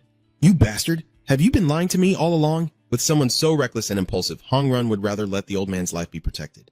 Back then, I couldn't trust you. So I clenched his fist and brought it close to his face. Don't move if you don't want to get hurt. Still, Hong Jun kept shouting loudly. Honestly, I've always wondered why you didn't just form a new team right away. After hearing that, Mr. Zhu also paused, and the scar on his face made him remember that silver Hai Trung, his eyebrows furrowing as well. You said yourself that I need at least one small Mugungoa before I can form a team. Hearing that, Hong Jun comforted him. It'll be fine. Hong Jun started to enthusiastically suggest I actually have 2 original Mugung OA. So who can dare to speak up then? But successful people always have their own way. Tell Mr. Zhu without hesitation. He confirms once again. I dare to oppose you. I prefer working alone. Hong's increasing nervousness makes it even harder to accept. You just said you needed a team. That was earlier. But now Officer Shu has changed his mind. That's because he refuses to work properly. I didn't mean it that way. Suddenly, the atmosphere changed. Hong Run gently brushed away his hand and called the sergeant Kim Gi Mr. Shu. He explained seriously. The police department is an organization. An organization indeed. There will be limitations you face when working alone. It will be easier to work together. If you form a team, you'll get more funding and it will be easier to make excuses. Hong Jun urgently requests, so as a senior officer, this is an order from Sergeant Kim Gi and Mr. Shu form a team. There are thousands of eyes watching around. Hong Jun understands this. I can't form a team on my own because many eyes are watching me and there are too many risks involved. Did Mr. Shu repeat the order in a contemplative tone? He was also surprised to hear those words come from his mouth. To verify Hong Jun's request, Mr. Shu said, if you ask nicely, I might consider it. Just when he thought that was the case, Hong Jun suddenly felt a chill and said, please form a team. At this moment, 3 familiar faces appeared with their usual clueless expressions. Are you planning to form a team? Hee-jun asked again, not quite understanding. A sergeant forming a team? Mr. Shu could only say, I don't know either. They said to form a team. Mr. Hyun's car was suddenly backed by a senior military officer. Mr. Hai tried to make a sound. Hee-jun, not forgetting his profession, immediately translated. She is asking who will be the members of your team. Gi Ongshu, overwhelmed, had no choice but to answer all at once. Of course it's you guys, he added. Besides the three of you, there's no one else in this station under my command. Mr. Hyun's car suddenly became so moved that he burst into tears and rushed over. Gi? Mr. Zhu, thank you very much. I thought after hitting your head you would become a worthless scumbag, but you still think of us. Gi, Mr. Hai, even though he can't speak clearly, still tries to say thank you. Mr. Hyun's car seemed encouraged and continued. Thank you very much. I will work like a dog for you. Hee-jun gently wiped away his tears. I also thought I would die doing paperwork for the rest of my life. Yeah, what's the point of having good colleagues then? As if it was mentioned in the ban. Mr. Zhu Gi immediately reminded him. Colleague, you just reminded me. What do you mean by colleagues? Don't you know your place? Hey Gi Yongshu, what's wrong with you? But he only replied, listen, I don't need my colleagues to help me. I just need people who obey my orders. All three of them paused at once, and Hyjin confirmed once more. So we're not your colleagues then? A cold voice rang out. Yes, Mr. Shu confirms even more that you are my slaves. A statement that leaves others confused. Mr. Gi added that those who die when I tell them to die and live when I allow them to live. This caused Gyeon Hee-hun and Seong Hee-yoon to also exclaim, the slaves show a tyrannical face. If you understand now, call me master, and I will let you join the team. The atmosphere suddenly grew strangely silent as Mr. Shu began to recall what Mr. Hong Jun had shown him in the report. Looking at the young man beside him, he recognized his name as Hwang Hee-jun, 25 years old, who had been well trained in boxing, kickboxing, Western martial arts, and many other fighting styles. If you look at his resume, he seems like a promising candidate. I have no hesitation in wanting to see through him. However, he suddenly failed the written exam 4 times and barely scored the lowest rank. Faced with this look, Hyjun quietly called out Jeon-shu's name. He wondered, what do you mean by Tron Ui? Isn't it that you need at least a small flower mug to be called Tron Ui? Hearing that, Jung-hai pouted in disapproval. Even the simple-minded Hee-yoon was helplessly reminded. Hee-yoon is not a protector, he is the master. Mr. Shu realized this and concluded that he's just a simple-minded guy with well-developed limbs. He glanced at the person standing next to him, with thinning hair on his forehead. Lai Seong-hun, 25 years old, who was well-trained in martial arts related to ground fighting or combat. Like Jutsu or Judo, his background is also quite decent. He stared intently at the young man, thinking that during the interview, with that look he received, Hun couldn't stand it anymore and called him by his name, Mr. Shu. He explained, I really don't understand what you mean by the owner. It sounds scary. Come on, we're colleagues. Looking at this picture, I quietly think to myself, he's crying like a spoiled child again. Gi Young-hai also had to marvel. He's crying again, really wasting that talent. Hai-jun suddenly noticed something unusual and happily stepped forward. Gi Young-hai, are you able to clarify now? Gi Young-shu also glanced at the girl sitting on the hospital bed, and finally, but no less importantly, Gong-hee is also 25 years old. According to her background, she has not been trained in any martial arts, ranked last in the physical test, and at that time, she only knew how to cry and beg, waiting for me. Based on the results, Jeon-shu is the weakest officer in the entire police station. However, from another perspective, she was the first to finish the written test and also ranked first in the interview. That means suddenly a voice interrupts Jeon-shu's thoughts, and Mr. Hai suddenly says, I will do whatever you tell me to do. With a face full of loyalty, she eagerly clasped her hands together and said, Please let me join your team, master. He quietly thought she was very clever. On the saddest mountain range, Gyeon Hee-jun and Seon Hee-yoon stand stunned, speechless, eyes wide as they watch Jeon-soo focusing on warming up. Hee-jun wanted to call Jiu, but Jeong-hee reminded him to correct himself. The Master Hun asked him curiously, Why did you suddenly call us here on the weekend instead of giving an answer? Gyeong-soo coldly orders again. Why are you still standing there? Start the engine already. This answer leaves everyone confused. Mr. Shu then points and says, You are police officers. Mr. Hai also confirms. Yes, and then what? He pointed at himself, threatening in a stern voice. And I am a dangerous criminal. You have 5 minutes to prepare. After that, everyone come at me at once and try to take me down. This made all 3 of them shout in surprise. What? Hyun is confused. That means it will be 3 against 1. Are you sure? Mr. Hyun's car also wants to speak up. Gi Ong-soo? But in the middle, Jeon Hai stopped you. Out of worry, Hee-jun still had to say, But, Master, what if you get hurt? But Gi Ong-soo coldly replied, You have 4 minutes left. He will start moving in exactly 4 minutes, and at that time, Jeon-hyun and Jung-hyun will gather to discuss. She asked confusedly, Hey, that damn guy Kim Jeon, is he crazy? Seong Hae-un, sweating cold, reminded him, Hey, Mr. H, he said we should call him the boss. She nonchalantly replied, Who cares if he hears us anyway? Seeing that, Guy Shu from Dang's side immediately reminded him I can still hear you. The 3 of them awkwardly turned around and forced a smile. Ah, Master. Hun is back to discuss with the brothers. What should we do now? We've already agreed to do whatever he commands. Remember to quickly come up with a plan. Hyjin, pretend you're heading straight for him. And Zong-hyun, you just need to take him down. Mr. Hyun's eyes widened in shock, unable to believe his ears. But I'm scared. Unlike his attitude, Hun just quietly confirms, all I have to do is go straight to him, right? Hearing that, Mr. Guy High frowned and sneered. You idiot, since you train boxing, use your movement skills to cause chaos. The time has come. Mr. Guy Shu has taken off his shirt and assumed his stance. You guys are ready. The three of them looked back in confusion, and he seriously reminded them that time was up and to come over.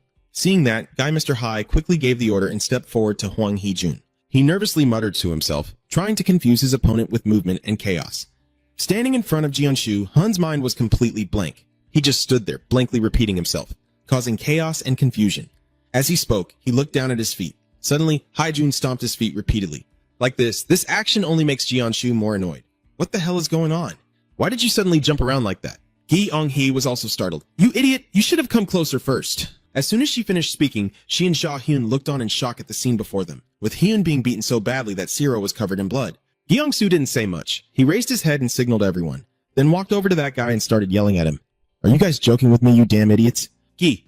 Mr. Hai tremblingly gestured for Song Hyun to go ahead, but her teammates' faces were already pale with fear. Suddenly, remembering home-cooked meals, Song Hyun ran as if his pants were falling down, shouting, I really can't do it. I truly can't do it. But Jianshu's cold voice suddenly echoed above him. He had turned his back, and Guy Shu quickly caught up with Song Hyun's pace. He turned pale and looked at him. And Guy Shu also reminded him about his actions with the criminal. Mr. Hunt's car was punched straight in the mouth without missing a shot. And on top of that, being scolded, this damn idiot.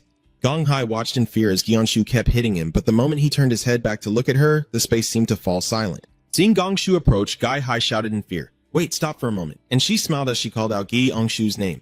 Master, you don't plan to lay a hand on that woman, do you?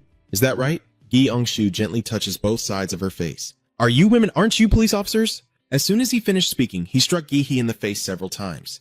She crouched down, clutching her face and crying out, Blood!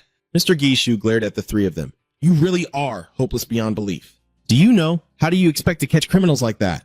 Seeing the three exhausted, Mr. Shu said seriously, Take a 10-minute break, then we will continue training 3 more times today. And if you don't want to get beaten up like this, try to use everything you have to fight against me. After a long silence with no one responding, Mr. Shu Guy sternly ordered them to answer me.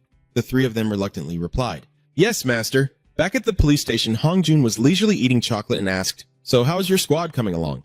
Mr. Shu has been waiting for this question for a long time, he muttered in complaint. Damn, they are all trash. How on earth did they manage to pass the exam and become police officers? Hong Jun then reminded him, Don't be too hard on them. If you hit too hard, you won't even let him finish speaking. You cut him off. You know what? You frowned and told the people in the organization that we're not fighting petty criminals. Right? We are chasing people like me, Hong Run replied instinctively. That's right. Seeing that, Mr. Shu angrily slammed the table repeatedly. Put that aside. When do you plan to finish the interrogation? It's been this long already, so why is there still no result? Hong Jun could only respond helplessly. What can I do when they keep their mouths shut like that? As soon as I saw that, I quickly pointed at myself. Leave it to me. I have a really great idea. At this moment, inside the dark cell, only a single light shines directly down, leaving the 2 henchmen blinded in the interrogation room. Wait a moment. Someone just entered the door, without knowing what's happening. One of the 2 already said, It's no use. We won't say a word. The newcomer suddenly asked an unrelated question, So how have things been going lately?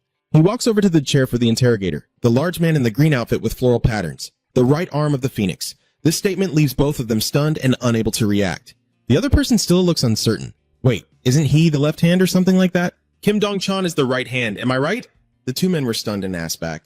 What? The other person asked further. That bastard, what's her name again? She's also wandering around the phoenix, right? Before this question, the 2 guys suspiciously asked, Who are you? Faced with that shock, the other calmly said, It's been a while. Gishu's face was illuminated by the light. I am Bi Huang. Speak up already. Mr. Gishu placed his hand on the table facing the 2 criminals. The black-haired man exclaimed in surprise, Big brother Phi Kwang. The man beside him immediately turned and shouted, What the hell are you talking about? Big brother Phi Kwang is dead.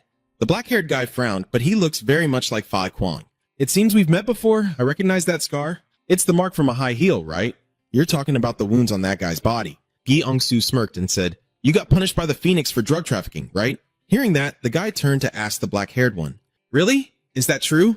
Black-haired guy looked at Mr. Zhu with surprise in his voice. Did the great Kwang not die? I stand tall and speak calmly. I have been given a secret mission by Buddha. I glare. I faked my death and infiltrated the police force to monitor all the officers' actions. I heard that the bastard Phoenix lost the medicine and caused chaos at the police station, but it returned to the west, didn't it? His voice rising sharply, he said, November's leaf, Phoenix. Hearing that, they widened their eyes. Mr. Zhu stared fiercely, with a terrifying expression and a voice tinged with deadly intent. What the hell is that bastard doing? Seeing that the 2 guys remained silent, he lowered his voice and said, I cut the signal from the recorder so I could talk. The fate of the Phoenix depends on your answers. Under the dim light, Mr. Shu emphasized each word. If that bastard is hiding somewhere, feeling sorry for himself after causing all this trouble, and I can't handle it. Tell Mr. Shu to frown. I will end it myself. As soon as I finish speaking, they quickly try to mediate. Big brother Phi Kwang, you don't need to worry about Big Sister Phoenix. The elder sister is now working on a new type of medicine. He looked at the two men in front of him, thought for a few seconds, and a smile appeared at the corner of his mouth. Really? Why didn't you tell me more? Hongrun, holding the papers in shock, exclaimed in disbelief that it's a drug 5 times more powerful than the current one. Gi Ongshu, removing his mask, said, they plan to distribute it everywhere over the next 6 months, according to the report. Did you find out where Phoenix is hiding? Gi Ongshu frowned and replied, even these guys don't know the location, only the higher-ups do. Hongrun said seriously, then we'll make them reveal it. Mr. Gi agreed, yes, we need to attack their stronghold and bring that bastard here. Although I think extracting information from them won't be easy. At this moment, Phoenix's side, she leans her head against the chair exhausted, covered in patches of medicine all over her body, and someone approaches respectfully. Phoenix sister, this is Choi Sang-muk, the distribution manager. He scratches his head. Isn't the 3 winds too quick? He tried to persuade them. As the old saying goes, haste makes waste, and those around him also agreed. He's right, Sister Fwang. He chews on a pair of scissors in his mouth. I heard that 2 of us were caught by the cops. He's Kim Dong-cheon, the production manager. He also spoke up to advise, it's too dangerous. If we rush, it's best to ask Buddha for more time. Salmuk raised a hand. I agree. Phoenix whispered softly, you will stare at the 2 in front of you and take responsibility if I get scolded that day. Suddenly, a voice responded from behind the 2. Of course, Phoenix, I will take responsibility. She looked with shining eyes, fear having taken over her mind. Are you saying that happened when I was no longer by your side? Phoenix spoke softly.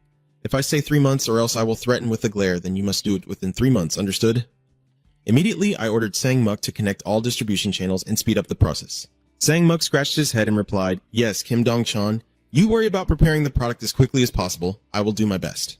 Fwang Huang paused slightly, and Sang-pei happily waited. A cloud of smoke rises, and a few sobs echo through the room. Next to the steaming vials, there is probably some new kind of blue medicine. Sang-pei wrapped her arms around Fwang Huang. Fwang Huang burrowed into Sang-pei's embrace, crying uncontrollably, her body trembling with each sob. Sang-pei softly reassures, don't be afraid, Sister Fwang. She gently pats Fwang Huang's shoulder. I'm always with you. I remember. She smirked and said, I will handle everything for you as quickly as possible. Gi Yong-hai kneels on the ground. She reaches out breathlessly. The trainer slows down behind her. Heejun and Xiang Hyun are also catching their breath. Jung Shu stands with his hands on his hips, looking at the 3 in front of him. Everyone has had a 10-minute break. Now stand up and charge again. Hey, Kim Gi-young-shu, isn't this going too far? We haven't heard anything about this training at all. Gi-young-soo calmly replied, you said you would do everything. She shouted angrily, but this is torture. She explained, we joined the team to catch criminals, not to do things like this. Gi-young-shu frowned. Oh, I see. He calmly asked back, do you really want to catch the criminals? The 3 of them answered in unison, of course. Hearing that, he turned around and waved his hand. Then follow me. Noticing Mr. Hai's confusion, where are you heading? They arrive at an abandoned building, the door is opened, and the 3 of them step inside, stunned by the scene before them. In front of them, a group of people was arranging a pile of medicine, and they also looked confused at the newcomers. Gi Mr. Su whispered, we're at the right place. The guy sitting with the furrowed brow. What the hell? The 3 of them turned around in shock to look at him. Leo Gi, Ongshu? No, master. Mr. Zhu calmly asked the 3 of them. What are you waiting for? The criminal is right in front of you. Isn't it better to catch him quickly? Hearing that, the 3 of them gawked with their mouths open and eyes wide in shock. The white-haired guy in a deep voice. Cop, huh? Mr. Zhu happily kicked the 3 people forward. Now they all fell to the ground at the same time and turned to look at him. Master? The white-haired man waved his hand and ordered the people behind him. Deal with them. Mr. Zhu smiled eerily and turned to leave. Have fun! The 3 of them opened their mouths in shock. They turned to look at the crowd in front of them and shouted, Girl, it's that crown! The 3 of them stepped back a few paces. What? Hun glanced at the 2 people beside him. What should we do while waiting? I've fought one-on-one before, but fighting a bunch of people like this is something I haven't done yet. Mr. Hyun's car beside him was teary-eyed and trembling non-stop. I want to go home. Gi-ong, standing behind, calmly crossed her arms and spoke. Calm down! Her loud voice made the 2 of them snap out of it. Are we really going to die here or what? Even if Jian-shu is a scumbag, he's not the kind to abandon us to die, right? They all turned to look at him standing outside observing them. Let's show them that we are also police officers. Gi-ong-soo quietly thought as expected. He crossed his arms, knowing that inside she was smart enough to understand that they had to stay calm in this situation. Gi-ong-hai raised his voice and shouted outside. That wait! Kim Gi-ong puffed up. She immediately turned around, pointed at the crowd, and shouted loudly. A few officers stepped forward and caught them. Gi Ong-soo slightly pursed her lips, but her actions were truly hopeless. Hun looked around confused, asking how. She then told him to take the first hit. Remember? Mr. Zhu pointed and shouted loudly. Haijun immediately charged forward and yelled at the person in front of him. The other guy immediately clenched his fist and prepared to strike. Haijun closed his eyes and resigned himself to Gi Ong's instructions. The other guy's fist swung straight into Hun's face and Mr. Hyun's jaw dropped in shock. Jian Hai continues to give instructions. If he keeps hitting the opponent's fist, Haijun quickly responds and it will hurt. Hearing that, Jian Hai raised his voice. Of course it hurts. Haijun tilted his head in surprise. It doesn't hurt. Jian Hai asked back with some disbelief. Aren't you in pain? Haijun, while taking hit after hit from the other guy, happily explained that compared to Gongshu, he fights like a child. He tilted his body to dodge the punch, wondering if it was because he was used to being hit by Gongshu's fists. Haijun clenched his fist tightly. He punched the other guy straight in the stomach and shouted, but it didn't hurt at all. Hun immediately became excited. Amazing. Come at me again and see what happens. Then Hun widened his eyes and asked once more, are they really just like a child's fist compared to Jianshu? Before I could get a response, another guy swung a stick, aiming to ambush Hun from behind. Mr. Hun's car was stunned. Hijin turned his head in confusion. Oh! He grits his teeth and growls. Greased suddenly, Seon Hun rushed forward and slammed his head into the attacker, causing him to cry out in shock, while Ko Sung Hyun held him tightly and shouted loudly. Oh! Mr. Zhu looked seriously at the people inside. Now, they have all improved, and they might be useful if I train them a bit more. He glanced at Jian Hai standing behind, cheering enthusiastically. Kill them all! Suddenly, the white-haired man slammed the table in anger, his voice tense. Those useless guys! Hearing that, Haijin and Seon Hyun also stopped their movements and looked at the man. He reached out to unbutton his shirt, defeated only by those damn cops. It's truly humiliating. He threw off his shirt to reveal two heavily tattooed arms, and a look of horror quickly appeared on their faces. Mr. Zhu's face changed. It's over now. They've let fear take over their minds. They were terrified by the bloodthirsty gaze of the white-haired guy and his threatening voice. I will kill you! He Ongshu silently predicts, if I let fear take over my mind. While the two were still stunned, the white-haired guy quickly lunged with a punch straight at Seon Hyun. Seon Hyun dodged the blow and was thrown far away. Hun turned around anxiously shouting. Seon Hyun. Hun falls to the ground, clutching his face in pain. If Gi Ongshu continues, the pain will multiply many times over. Hijun looked at the person in front of him in panic.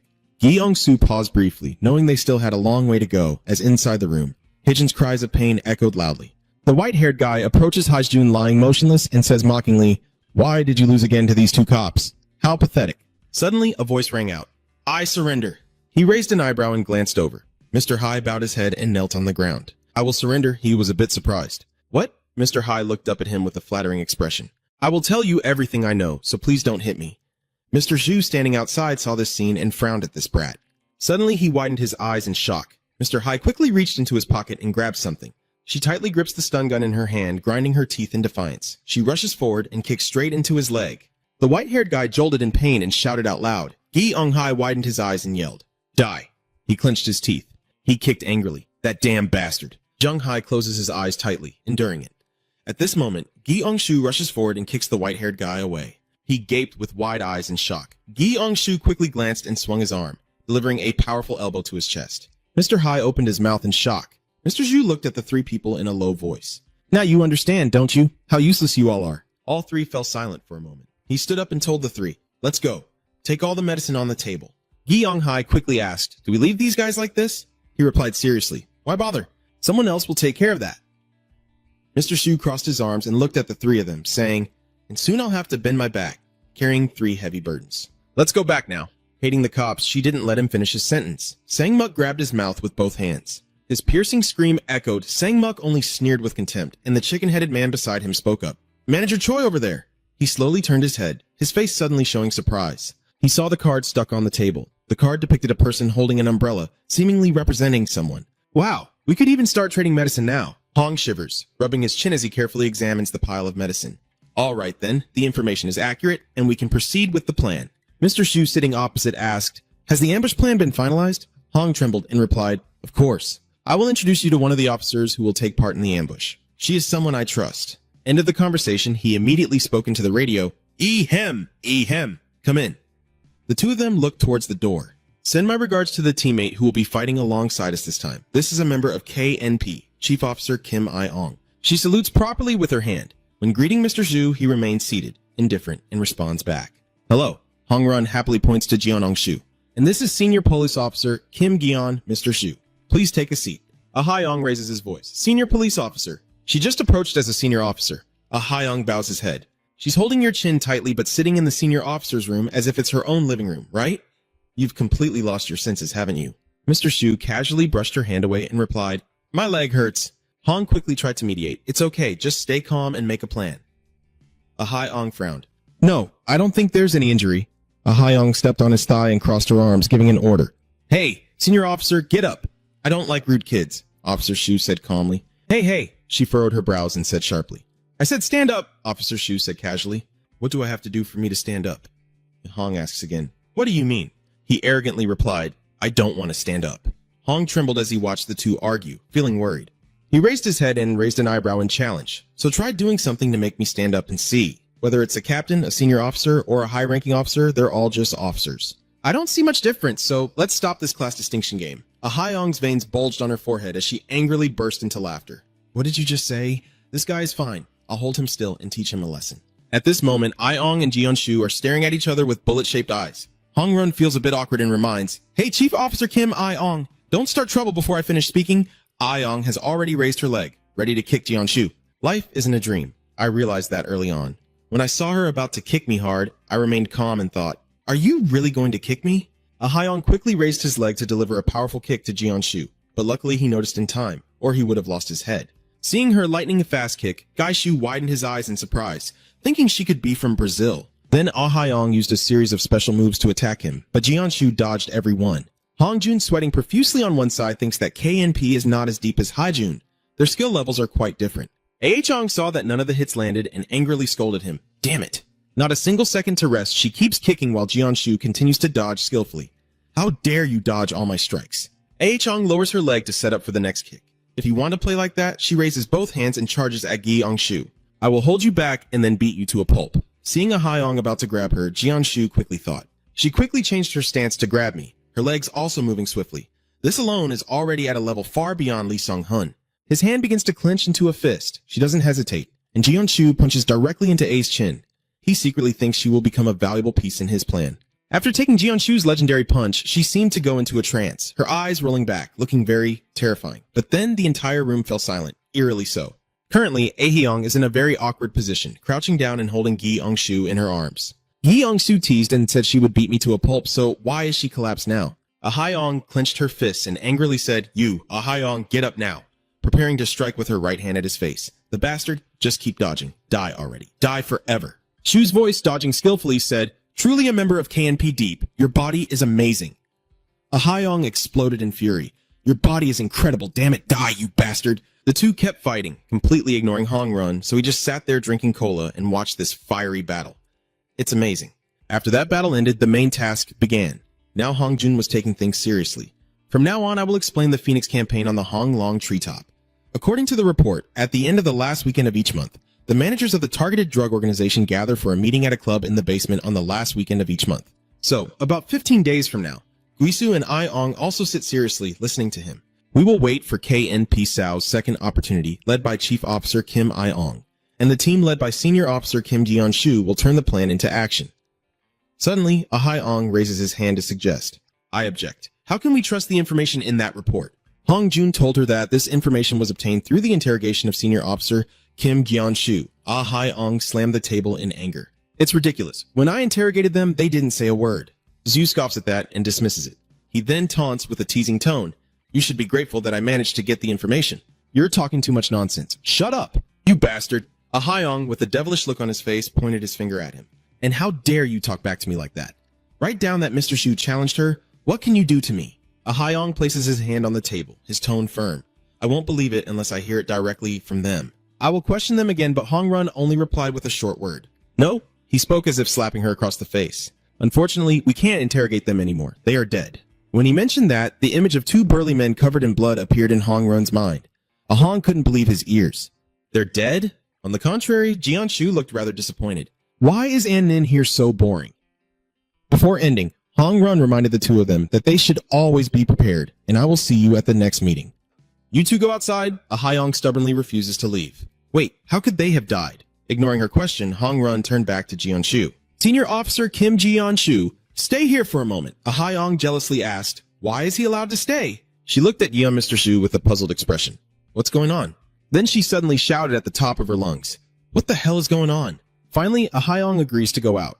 As she's about to open the door, she points directly at him and says, Hey, my specialty is selling guns. Get ready, I'll be chasing after you with the gun. A Hyong slammed the door shut and recorded Mr. Shu helplessly asking, What nonsense is she talking about? Only Hong Run, still in the room with the two other men, then spoke up to call him. He placed a photo and something mysterious on the table. We found these in the interrogation room where the bodies of those two were discovered. Earlier, at the place where the two burly guys with blood died on the table, there was a card placed neatly there. Hong Run asked him, You think of anything? Does Mr. Shu look closely at the card on the table and ask if it means anything?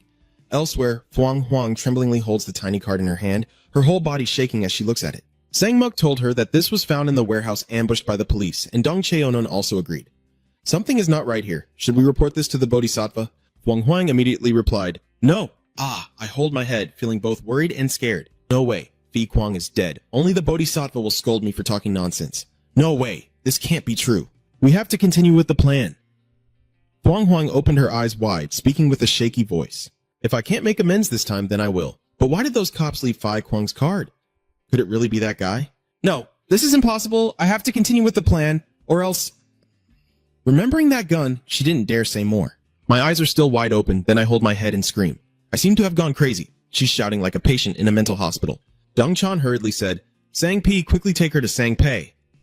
A cloud of smoke rose and hovered throughout the room as Sang Pi sat with her hand over Fuang Huang's eyes to help her relax. Then, Phoenix called out to her two disciples, Choi and Kim Dong Chan. The two immediately replied in unison, Yes. Phoenix opened her eyes and looked at the two, saying, Continue with the plan. Dong Chan said, Phoenix sister, that's too risky. Now the cops know everything and we still have other things to worry about. Phoenix calls Jang Bei and tells her to prepare another portion for each of them, because if we worry too much, nothing will ever be settled. Sang Pi gently replied, Yes, Elder Phoenix. She told the two of them to come here and take a portion. There are papers on the table with water prepared by Sang Pi, and Fuang Huang introduces them to the two, saying this has just been filtered by Sang Pi and is very refreshing. Immediately after, Dong Chan and Song Muk drank that water, but after drinking they started to scream and moan. Now their faces were covered with bulging purple veins, and Dong Chan wore a wild smile. All my worries are now fading away, and Sa Muk is just as wild. He said, Everything will now go exactly as planned. Now Phoenix orders the two of them to continue with everything. Sister Phoenix, elsewhere, Mr. Gishu is worried about something. It's not good. You're too worried. He turned to Gi Ong-hee and asked, Did those two run away? She told him that they said they would stop by the hospital on their way. Gi Ong-shu started to mock them. The weakest group, no, actually, this is better. Gi Ong-hai claps happily and says, Can we rest since I'm the only one here? Yes, master. Mr. Shu's face darkened. What? He placed his hands on Jian-hai's shoulders. When will the others arrive? Just you and me? Gi-young-su looked at her with the gaze of an infernal demon. Just a secret special training. Gi-young-hai looked at him confused, stammering as she asked, Secret special training? Gi-young-su with a serious face said, Your body looks like trash. Gi-young-hai panicked, holding her body, stammering, Trash, you know I have a good body. Jun-shu teasingly said, A good body, huh? As if that's nothing special. He started criticizing her, saying she has no muscles, no endurance, and her agility is just like a walking statue. Hearing that, Jian-hai's face turned bright red. Jian-shu continued pointing out her flaws, saying she didn't even have a single unique fighting style. Gi-ong-su nonchalantly said, We will soon be sent on a mission, and you might be the first to go. Jian-hai asked in surprise. Oh no, what kind of mission are we going to be sent on? Seeing Jian-hai's hard-to-interpret expression, a thought flashed through Jian-shu's mind. At first I thought who could let someone like her be a police officer, but as time went on, I also found a reasonable explanation. He continued to think about her. I know she's smart, but she's even smarter than I thought. Yi-ung-su continues his train of thought. From what he heard, she remembered all the restaurant numbers in this area and named the delivery app after rice. Just like before when Yang Chan protected her, now it's a bit tiring to order food because that bastard Kim Jeon-shu took Jeon-hai away. Hearing this, the police chief turned his head back and asked, Who just called Jeon-shu that bastard? To avoid being fined, Chin immediately covered for him. No one else, boss. Back in the present, Jeon-shu with a cold expression then pulls out a short stick from his pocket. If you don't want to die young, the best thing you can do right now is gather your strength and stop wasting time avoiding your weaknesses. Gi-ung-su holds the short stick out in front of her. From now on, think of this 3-section baton as a weapon. When you draw it, imagine it's a knife. When pushing it in, think of it as a blunt weapon. I will approach Jeon-hai and keep a closer eye on you so you can master it. Gi-ung-hai panics and covers his mouth. Gi-ung-su presses the stick against her forehead so she will be sure to remember it with her genius brain. Mr. Hai stammered, asking, What do you remember? She waved her hand to refuse. She would find out soon enough. What is it? Just tell me. Gi-ung-su looks at her with a lecherous expression. Just wait and see. Wait and see what, master. Later on at that mountain, Hyjin and Seong Hyun came back. When they saw Jeon Hai lying flat on the ground with Jeon Shu sitting on his back, both of them exclaimed, "What?" Gi Eung Hai looked up, tears in his eyes, and said, "It was too brutal." Haijun and Seong Hoon asked, "What are you two doing?" Gi Eung Shu asked, "Do you really want to know?" Those two just kept saying, He smiled. "Politeness even signals them to come here, and you'll find out soon enough, don't worry." Hyun and Seong Hyun hesitated and couldn't answer. Can we live the rest of our lives without knowing? So, Jeon Shu took that stick and chased after the three most miserable people in the world. Meanwhile, Ah Hyung on this side was diligently carrying out his mission. On the night of the 15th day, the day of the Phoenix campaign atop the Hong Tree, under the bright moonlight, Haijun, Seon Hyun, and Jeon Hai are dressed in serious police uniforms. Haijun was the first to speak. "I just survived 15 days in hell." Mr. Hun also added his voice. "I really don't want to go through that again," Mr. Hai said with a puzzled expression. "But what kind of campaign is this?" She continued speaking. "So we're working closely with K and P again?" Everyone started moving forward. Ah Hyung walks with Jeon Shu, and she has a question for him. Specifically, what is in the forest? "You lied, didn't you?" Lee immediately replied, "No." Ah Hyung warned him, "If you see anything, then you die with me." Shu replied briefly. "All right," she thought to herself. "And Ju, what kind of mother is that? He's even dropping honorifics with the KNP captain." Someone shouted out, "The team leader, he is standing in front of a cave. I think we've arrived. There are two chicken-headed guys outside the cave." They wondered, "A tunnel?" a girl in the team asked. "Who are those crazy chicken-heads?" Suddenly, Ah Hyung charged forward, wielding her rifle to physically confront the chicken-headed guy. The chicken-headed guy was punched in the face by Ah Hyung, leaving him speechless. The other chicken-headed teammate could only gasp. "Damn it!" He raised his knife to stab Ah Hyung in the face, but before he could even touch a strand of her hair, he saw Ah Hyung's shoe right in front of him. Immediately, the chicken-headed guy was kicked in the neck by her opponent. Jeon Hai's team was stunned speechless when they saw this scene. Ah Hyung stands there pressing the radio and mutters to herself, "Test radio, test radio." She picks up the radio and reports, "Successfully took down 2 guards. Now I will start the operation." Yeonshu turned around to speak with Jeon. "You're in great shape now. Let's go." Jeon Hai is confusing. Amazing. As they were approaching, Ah Hyung suddenly stopped them. "Hold on." Ah Hyung stomps on the head of a chicken-headed guy. She asked the Jeonshu group to stay here and watch over these 2 guys. "What?" Jeonshu calmly said, "But she's quite stupid." Ah Hyung said that at first KNP and some town police officers working together was obviously a foolish joke. Mr. Hai immediately retorted with a stammer. "The town police force. Our town police." Hearing that, Ah Hyung scoffed dismissively. She glared at them. "Now a town police officer is going to disobey my orders?" Ah Hyung continued. "I let you go because of the Director General's order, but from now on, you'll only be blocking the way." Does Mr. Su frown in displeasure at blocking the way? Then he smiled in a terrifying way. "All right, now you're on your own because I've got the others easily without breaking a sweat." Ah Hyung also smirked lewdly. "So you finally followed my orders, huh?" She leads the deep KNP group to turn around and prepare to enter the tunnel. "Now we will go inside." Mr. Zhu looked at Ayong with a disappointed expression. "There, in that basement, there are stairs leading down below." The KNNP is Sao group led by Ayong started sliding down the stairs after dealing with the guards outside. As they passed through, they encountered a metal door with strange sounds emanating from inside. KNP! Sal boldly pushed open the door and descended a long staircase. Ayong shouted. Everyone rushed in and suddenly she froze. The place where the music is coming from is decorated like a nightclub, a place where the music blares loudly. But now the scene is filled with people like zombies, their faces tense with veins bulging, dancing in a strange jerky manner, some swaying like undead creatures. Looking at those people, Ayong had to exclaim, "What?" She was completely stunned. "What are those people?" There is another person above that room. He is Dong Chan. He sighs and says, "I knew it." Dong Sha-onan sat comfortably in the chair and said, "I knew this would happen." He whispered to himself, "It's about to blow up." Next, Dong Chan announced over the radio, making it loud and clear. "Attention all current club members." He announced clearly that some uninvited guests had stormed into the club and were trying to ruin the party. Ayong broke out in a sweat listening to Dong Chan's announcement. "If you catch them and bring them to me successfully," he continued to make demands for the Western demons. "For each of the ones you bring to Dong Chan, he begins to wear a sinister smile. He shouts, 'I will reward you with a card that allows unlimited use of medicine for a month.'" As soon as he finished, the horde of zombies charged forward. The Phoenix campaign atop the Hong Tree. Ahayong shouted. Seeing that the situation was not looking good, everyone immediately ordered them. They raised their shields and begin. After Aong commands the Deep KNP to start the Phoenix campaign on the treetop, they rush into the bar and are attacked by a group of drug addicts, with Aong shouting orders to quickly set up a barricade.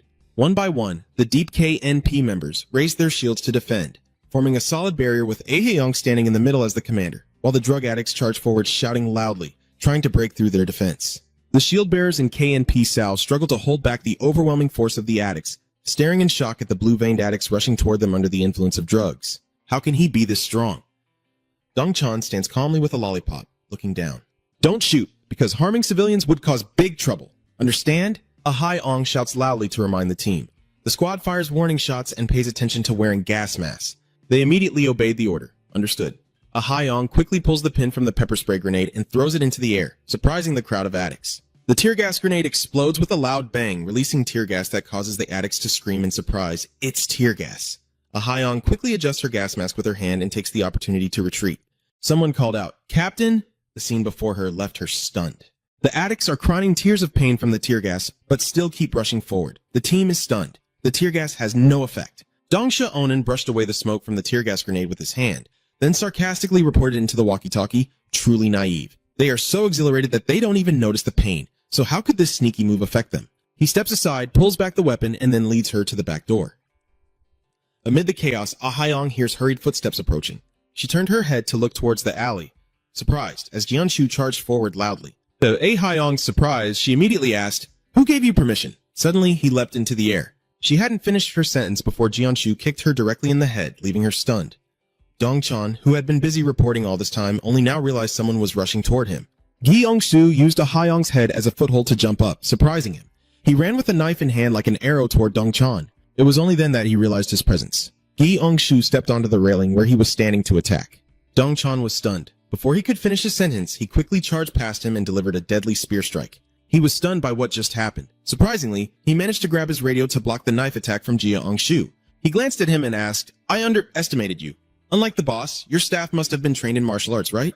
Before Ji Ong-soo's words, he wondered. Why does the flag below suddenly shout out, drawing both of their attention? The KNP deep barricade has been pushed back. A Hyong kicks the approaching drug addicts and, furious, pushes them away with force. A Hyong shouts for them to move aside. Dong-chan paid no attention to Ji Ong-soo and continued observing the situation below, sneering. Did he really think using force could stop them? Since Shu suddenly spoke up, "Hey, Dong-chan," he suddenly turned around when called by him. "Huh?" Mr. Shu rushes forward quickly, leaving him no time to react. He charges and strikes twice at his body. Dong-chan was still stunned by his quick actions. Amid the chaos below, A Hyong was very surprised to witness all of Jianshu's actions just now. Only then did Dong-chan realize the blood pouring from his chest as he cried out in pain. From behind, Shu grabbed Dong-chan's neck with his hand, pushing him hard against the wall, and asked with a sarcastic tone, "Why are you so careless? Am I so weak that I don't deserve your attention? Don't worry, you won't die. Someone has begged me to limit the killing as much as possible." Hearing that, Dong-chan still kept looking at him with terrified eyes. He continued, so Gyeong-shu firmly held the knife, preparing to stab Dong-chan with a strong blow. To prevent him from dying, he decided to aim straight at his trembling arm. Mr. Zhu forcefully stabbed the knife through both of his arms, pinning his hands to the wall. Dong-shia screams in fear from the pain, while Dong-chae Onan has a scowl on his face and bloodshot eyes from the pain. He growled angrily. Gyeong-shu threatened, "I'll let you stay here peacefully." He is pinned tightly against the wall, his hands pressed against it, grimacing in pain, teeth clenched as he groans in pain while watching Gyeong-shu. "Who are you?" After dealing with the addicts with KNP, she shouted, "It's done." Ignoring the addicts lying paralyzed on the floor, A Hyong hurriedly moved up to the upper floor. Suddenly, A Hyong froze as he saw a knife deeply embedded in the wall below a large pool of blood, and Dong Qian's blood-stained hand, now covered with medicated gauze, trembled with anger. "Damn it!" He tremblingly looks at his bloodied hands caused by Jianshu. Even though the gauze soaked up some blood, it didn't help much. Ah Hyong wondered, "Can you still escape on your own in that condition?" He glared and, breathing heavily, asked Ah Hyong back, "Who is that dog? Is he also a deep member of KNP?" She hesitated, then took off her gas mask. At the same time, Mr. Shu had already taken down 4 henchmen and continued to move deeper inside. "Phoenix, come out here!" Yi Ong-soo recalls the image of the drug addicts, pondering to see what happens. Meanwhile, outside the KNP hall, Deep is confronting Dong-chan, Ai-ong pointing his gun directly at him but slightly off. "Come down here quickly and surrender to the law." He calmly looked down from above, observing, "There are too many police here. When I was in the special mobile unit, I've never seen a crowd this big before." "What do you mean?" "Nice to meet you, little ones." Ai-ong was stunned, her eyes wide open at what he just pulled out. "It's a gun." Dong-chan calmly points a pistol at her and introduces himself coldly. "I'm Kim Dong-chan, class 29X. He then asks KNP, "What class are those kids in?" Ai-ong quickly takes command of the team and shouts, "Fire!" The room is filled with gunfire, with bullets from KNP piercing the glass and shattering it everywhere around Dong-chan. The sound of gunfire echoed outside the entrance, drawing the attention of Jiashu's group. Hijun worriedly asked if Jianshu was okay. I just heard gunfire and Hyun responded, but he told us to stay here and wait, with a scowl on his face looking annoyed. I really hate this situation. She clenched her fists in anger. Why bother gathering us here only to leave us all outside like this? You only let us in to make up the numbers, right? The three of you are riding on one guy with a chicken head. Gee, Mr. Hai angrily continued. So what's the point of our secret training anymore? Hun agrees too, huh? Just as the three of them were chatting from behind, someone was approaching, and Guy Mr. Hay continued to frown and cross his arms. Then suddenly, a large figure appeared behind them. At this moment, the three of them finally realized and looked up to see the large man was one of Phoenix's subordinates, glaring down at them. He asked in a stern voice, "What are you all doing out here?" The three of them turned around in fear. Song-mook scowled at the three of them, his eyes full of contempt. Damn cop dogs! After discovering Song-mook, the three of them quickly backed away in fear. Jeong-hee swiftly pulled out a stun gun from his jacket pocket. She shouted in panic, "Damn it!" while Haejin and Seon-hyun were also equally panicked. She quickly fires the stun gun directly at Sang-mook. The two high-voltage wires shoot out toward him, but he remains surprisingly calm. Before the tips of the two electric wires touched him, he quickly reached out to grab the ends of the wires. Surprising the three of them, Sang-mook grabbed the wire ends with his bare hands and pulled sharply, causing Jeong-hee's gun to break. Sang-mook, holding the electric wire, stared fiercely at the three of them. Young-hee was stunned by his recent actions. The gun, in her hand, along with its accessories, was torn apart by him and scattered everywhere. She retracted the gun, surprised as she looked at Sang-mook. Hae-jun stands nearby, speechless with surprise. Mr. Hyun's car shudders and tips backward. He spoke in a calm, slightly teasing tone as Sang-mook let go of the two damaged wires. Seeing the frightened expressions of the three of them, he spoke slowly. Well, Sang-mook contemptuously said, compared to Phoenix's abilities, it's not much. Guns. South Korea has strict regulations on gun use, and firearms are a very sensitive topic in this country. The police are no exception. An incident where police officers use real bullets only happens once a year, and other officers are trained to use non-lethal weapons like stun guns or rubber bullets. At this moment, Dong-chan, still chewing gum, muttered with heavy breathing, "Do whatever you want." Under the barrage of rubber bullets fired by the deep KNP, he sits calmly behind the table, looking down on everyone with disdain. Do you think you can punch a hole through this guy with rubber bullets? A KNP deep member shot at Dong-chan's hiding spot and wondered, what is that table made of? A Haeyong helplessly said, it won't work. After observing, she realized that rubber bullets are ineffective. A Haeyong nodded. We will switch to live ammunition. The whole team immediately responded.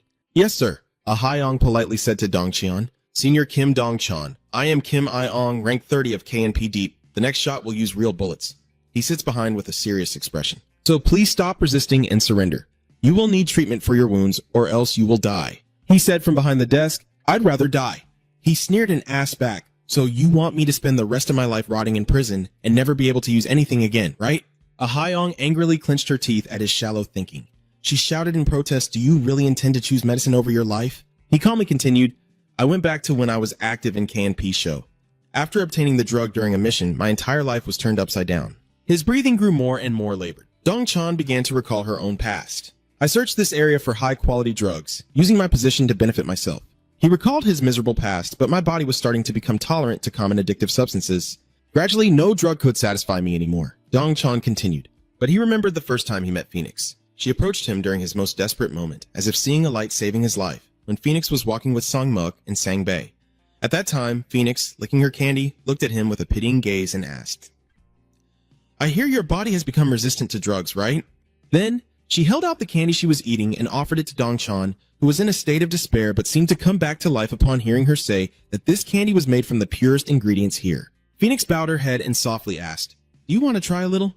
He was now too exhausted, sticking out his tongue to try and touch the candy she offered. Guess me. As he touches his tongue to the candy, his eyes light up as if reborn. Dong-chae holds the candy, mouth agape, and everything before him turns into a sea of flowers. He secretly cheered in his heart. He found it.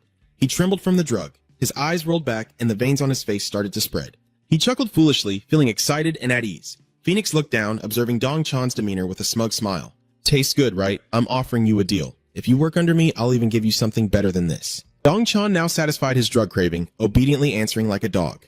I will do anything. She is now very pleased with this answer. Good. Dong refused to kneel, happily listening to Huang Huang's instructions, but promised not to eat this more than once a day. Is that okay? You'll get seriously sick if you do that. Dong-chan sat back against the table, wondering.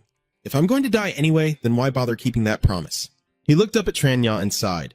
Damn it, I've lost too much blood. Who the hell is that monster? As he said that, he reached into his shirt to find something. Dong-chun took out 5 candies containing medicine at once, speaking with a tone of deep disappointment and sadness. His face was filled with utter despair, tears streaming down his cheeks as he greedily chewed all the candies, fully aware of the severe consequences, each word expressing regret. It's so painful to think I won't be able to eat these anymore. It's worse than dying. KNP Sao has now replaced all the rubber bullets with real ones. Ahayong schedules the team. Real bullets are ready to fire. She seriously tells the team, "We will open fire." Suddenly, Ayong looked up in shock, her hand covered in Dongchan's blood, pointing the gun outside. He was squeezing the trigger. Dongchan carefully aimed and shot the bullet at the nearby steel beam, causing the bullet's trajectory to change direction. The bullet then pierced through the balcony and headed straight down below. At that moment, Ayong quickly bent down to avoid the bullet that Dongchan intentionally fired at her. He stood up from his hiding spot, aiming his gun downward, shouting loudly, "Why are my juniors just standing there, making everyone else stunned? Are you trying to turn the seniors' funeral into a grand spectacle?" A loud explosion came from the gun barrel. The bullet sped past, but Jianshu easily suppressed it. A group of idiots blocked his way forward. A chicken head guy fires his gun at him and shouts, "Damn bastards, die!" But with his agile body, Guy Shu was able to easily dodge all the bullets. He continued to fire, but Jianshu quickly caught the arm holding the gun of the chicken head. Jianshu bends down, his other hand ready to attack. He knocks the gun out of his opponent's hand. He quickly grabbed the gun that the chicken-headed guy was holding. Moving too fast, Guy Shu shot him in the thigh before he could react, and the chicken-headed guy yelled out in pain. He continued to fire 2 more shots into the backs of the 2 men, while Gyeong Shu prepared to squeeze the trigger and finish off the last one. He realizes the gun is out of bullets. He yanks off the chicken-headed mask and quickly forces the gun into the remaining guy's mouth. Shu punches him hard, causing him to bleed from his teeth and lips. Inside the room, Sang-pu is captivated by the loud noises caused by Jian Shu. After taking down everyone, Guy Shu slowly walks step by step toward the door at the end of the corridor. He reaches out and opens the door. When it swings open, he sees Sang-pei sitting across from him as if waiting for him. Sang-pei calmly asks, "Who do you think caused all this chaos? So it was you?" "I've heard about you from Sister Phoenix." Mr. Gi calmly closes the door. Sang-pei stood up politely and said, "I was planning to meet you in person, but it seems you came to see me instead." Gi Shu asked her curiously, "Did you receive my gift card?" Gi, Mr. Zhu said something that made her go pale. First-generation Phoenix Sang-pei's mouth quivered as if she was about to say something. "Who the hell do you think you are?" "I've heard that question several times already, haven't I?" "Well, I don't have to listen to it either. I'll make you remember the good old days." After a sudden shot was fired from the enemy side, the deep KNP group quickly regrouped and fired back together. They all aimed directly at Dongchan, but he swiftly flipped a nearby table to use as a shield, trying to hold his ground. But the fragile table couldn't stop the rain of bullets, so holes started appearing as hundreds of bullets pierced through, and the KNP Deep team took the opportunity to aim at those holes, successfully hitting the enemy several times. Seeing that, A-Hyong grew more and more determined. She shouted fiercely, "Keep firing!" But just as she finished speaking, she suddenly froze for a moment in shock because Dongchan, despite his ongoing bleeding wound, used all his strength to throw the table at their group. Because everything happened too suddenly, the team members couldn't help but be startled and lose focus. The table, when it fell, luckily hit a shield instead of crushing someone. Thanks to that, it only bounced out a few times before stopping completely. A.H. Ong loudly shouted, "He will be dead soon," to reassure everyone. At this moment, Dongchan also leapt down and charged straight at them. He ran with a crouched posture, still clutching the secret weapon he had hidden in his hand. One of the KNP Deep group members quickly dismissed him and raised his shield to block the bullets, planning to hit Dongchan on the head, but unfortunately, just a second before executing his plan, Dongchan shot him in the chin, piercing upward into his head. The moment he saw his dear teammate fall right in front of him, A-Hyong froze stiffly. Only then did Dongchan raise his pistol, which was also the secret weapon he had hidden in his hand earlier. He panted and said smugly, "Don't raise your shield without thinking. Junior, you think I can't do much because I'm about to die?" Besides A-Hyong still being overwhelmed, the others in the group instinctively spat out 2 words. "Damn it." Dongchan's steps wavered slightly as he stood up straight and approached A-Hyong. Then he pointed the gun at her and sneered, asking, "If I stand this close, I wouldn't dare to shoot because I'm afraid of hitting my teammate, right?" Seeing that grotesquely veined hand gently caressing the trigger, A-Hyong's blood boiled. She suddenly lowered herself, catching Dongchan off guard. Then, without giving him a chance to guess her move, she swiftly kicked him in the stomach, sending Dongcheon flying into the air. Amid the spreading pain throughout his body, Dongcheon could only scream silently. Meanwhile, A-Hyong clenched her teeth and raised the loaded gun high. See. And then she fired a series of shots into various parts of Dongcheon's body without hesitation, such as both shoulders, the chest, the abdomen, the thighs, and both knees. It can be said that almost every part from top to bottom was hit by bullets. In the end, Dongchan collapsed to the ground and passed away in the pool of bright red blood flowing out of his body. So I guess I've taken care of someone as tough as him, but Ah-Hyong isn't in the mood to celebrate. Because her teammate who was shot by Dongchan is still critically injured, instead of sighing with relief, she hurriedly ordered one of the group to check his condition. Hastily regaining his composure, he sat down to carefully check the victim's pulse. When he withdrew his hand, his voice seemed to choke up. After a few seconds of holding back his sadness, he bit his lip and continued, "He's dead." An answer no one wants. The mixed feeling of pain and anger made Ai-ong curse out loud. Damn it, I thought everything was over. But suddenly, Dongqian's voice rang out right behind her. Ai-ong was startled and turned around quickly to look. Somehow, Dongqian was still alive and emphasizing each word that he was not dead yet. At the same time, he dropped a strange tube-shaped object onto the ground. Just a quick glance was enough for Ah-hong to recognize what it was. The smoke grenade. She panics and yells a warning to her teammates. Everyone scattered, but it was already too late. The smoke bomb exploded faster than expected. The thick, foggy smoke spread out quickly, covering the entire area in an instant. Although smoke bombs are not as frightening as grenades, their danger is no less significant. As seen now, the vision of the KNP team is beginning to be limited. I can't see anything. And the young man who just spoke is also the next victim of Dongqian, who, in the same way, took a shot right between his eyebrows. I hear my teammates stunned, asking each other, "What is that? Where did he shoot from?" Ai-ong is lying flat on the ground, just wishing she could hit each of them. But her thoughts are suddenly interrupted by Dongqian's triumphant laughter. "You look so pitiful just losing a colleague, and you're panicking like this." As weapon technology advances, people become dumber, not enough, and they lack even a bit of experience. When mentioning that this will serve as a lesson for my juniors, Dongqian pressed the radio's mute button and once again aimed the sniper at the target. Although the cost was your lives, the words echoed and intertwined with the chilling sound of gunfire. Seeing another person fall, the remaining gunman couldn't stay calm and trembled uncontrollably. He faintly saw the figure of Dongqian flickering in the smoke. Although he wasn't sure if this was Dongqian, he still fired his gun. But all he got in response was a sneering, contemptuous laugh from Dongqian. Then came a sharp pain in my body. The soldier tremblingly turned his head back and asked where the gunfire was coming from. Amidst the swirling smoke and bones, gunfire echoes and comrades fall one after another. Right now, Aehyung can no longer hear the voices of his teammates. She truly felt extremely uneasy. Could it be that she was completely alone now? Where is it? Where did he shoot from? The sound of gunfire and the spray of blood made her even more anxious. That damn place, I will feel my arm like it's losing strength when I can no longer hold the gun. The two words will flash in her mind. Ahyong bitterly wondered. Die here. At this moment, Kim Ahyong truly feels her life is in danger as she lies exhausted on the ground with her body drained of energy. And maybe she would have left it at that forever if she hadn't noticed something. Facing. Ahyong's line of sight was a mysterious figure. Who is it? Your friend or the enemy? There were only those two possibilities, but Ahyong was too exhausted to hold on to hope, and the final answer became clear as the cold barrel gradually emerged from the hazy smoke.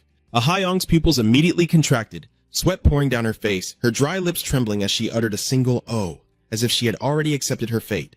Waiting for the smoke to gradually clear, Ahyong's expression changed to one of surprise.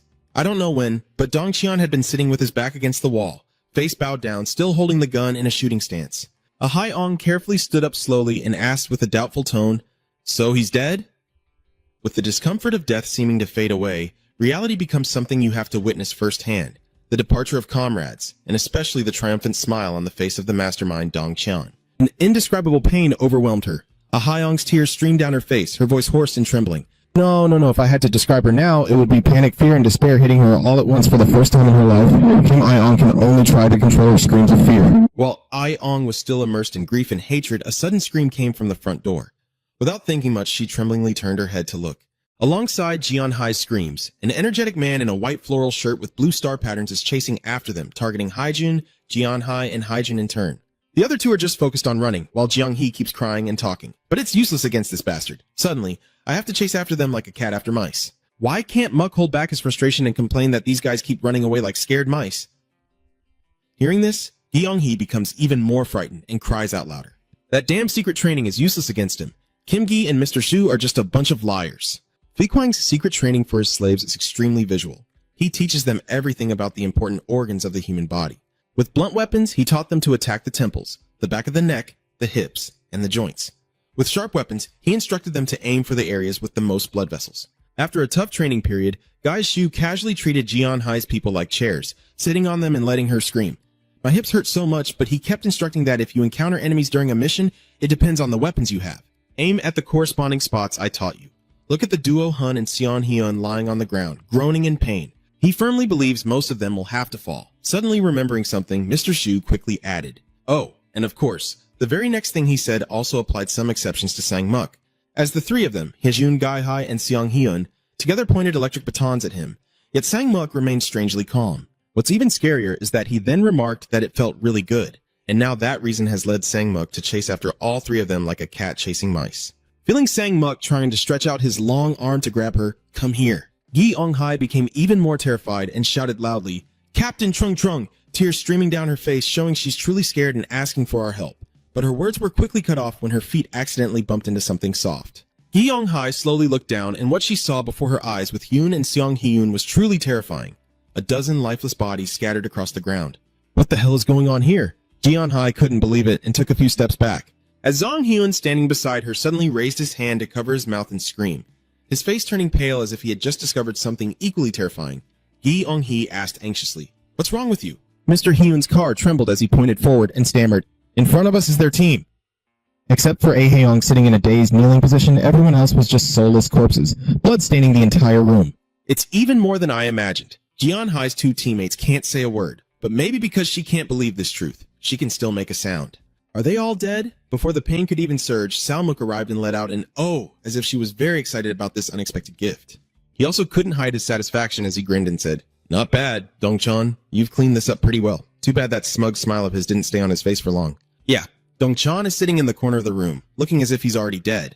In just a moment, Sang Muk's face was filled with shock. His whole body froze, and he stammered the name Dongchan. At this moment, on Jian Shu's side, during the astonishing confrontation with Sang Pi, it was he who took the initiative to speak first. Where is the current Phoenix?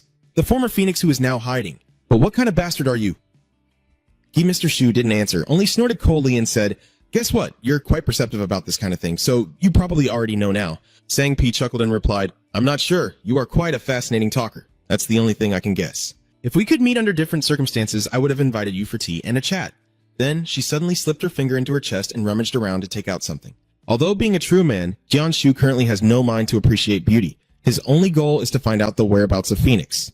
Therefore, as soon as Sang Pi found a patch resembling a playing card, he quickly threw a punch, typical of drug addicts like her, who show no mercy or hesitation even against women, and the punch directly hit Sang Bi's face.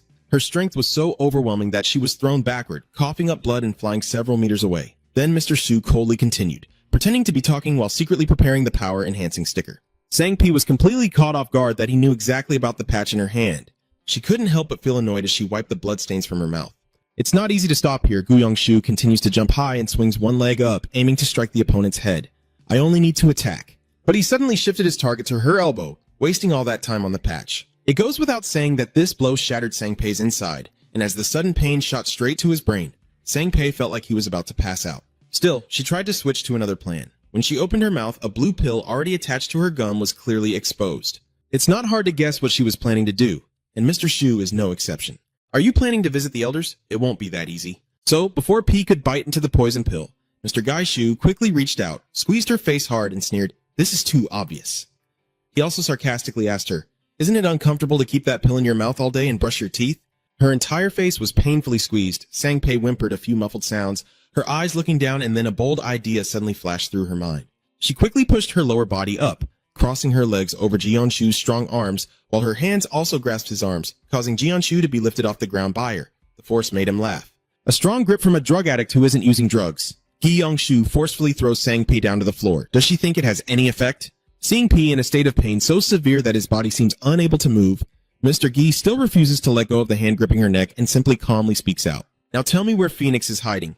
Listening to him keep asking sarcastic questions about Phoenix, as if protecting a coward like her, what's so good about that? Someone who doesn't even dare to show their face while their subordinates are being slaughtered, and Jiang Pei, feeling annoyed, dares to defend Phoenix, saying she's not a coward.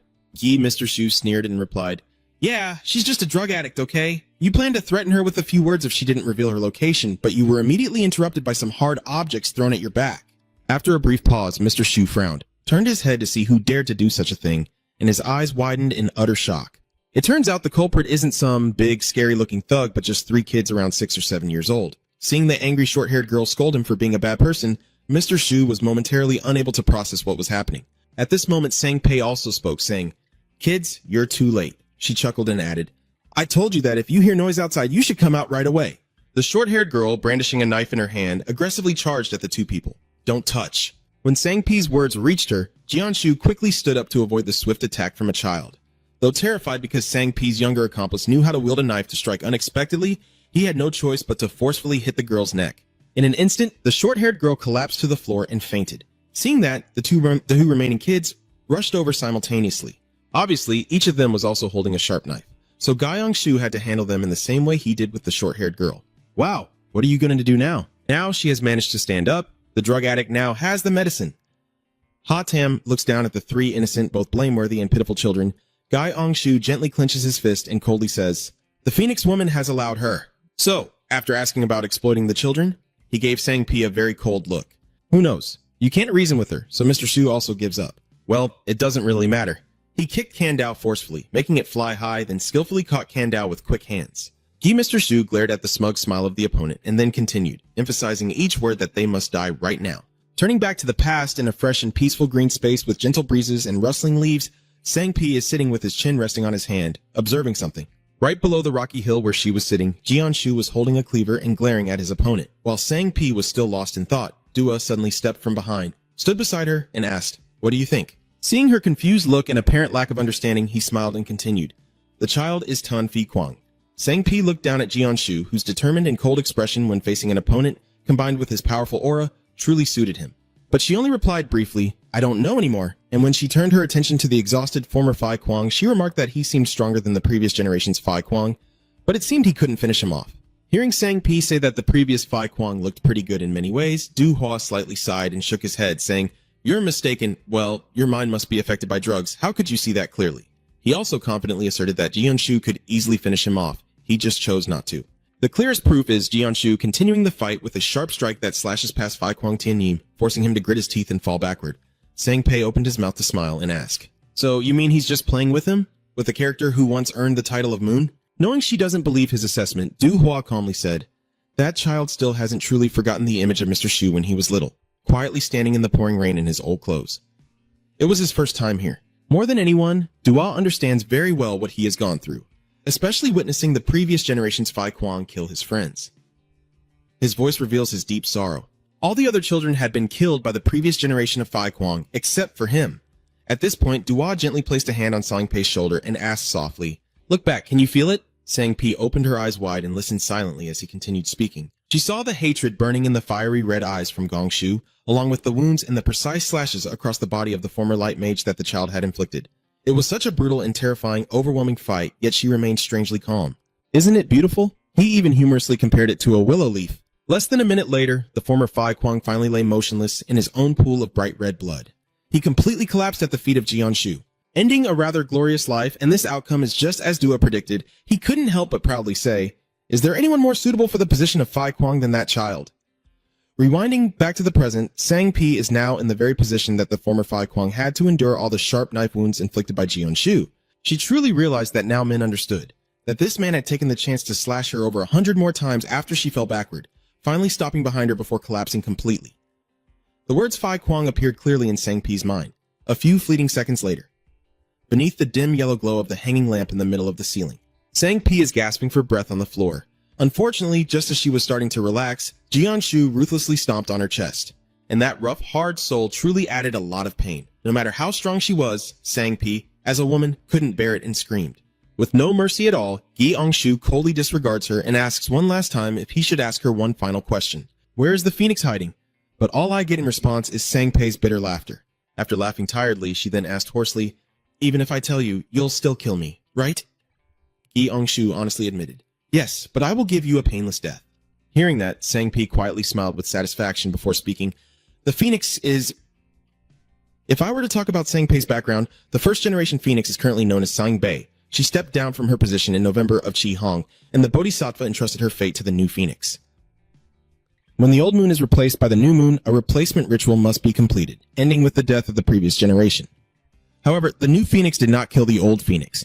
Instead, her chosen approach was to question Sang-Pi first, staring with wide eyes at the dark-colored liquid in her hand and asking if she had used it to poison her, followed by a series of questions she posed. "Do you think I haven't realized how much poison you've been drinking all this time? Why would you want to kill me after I let you live?" Sang-Pi completely refused to answer any questions.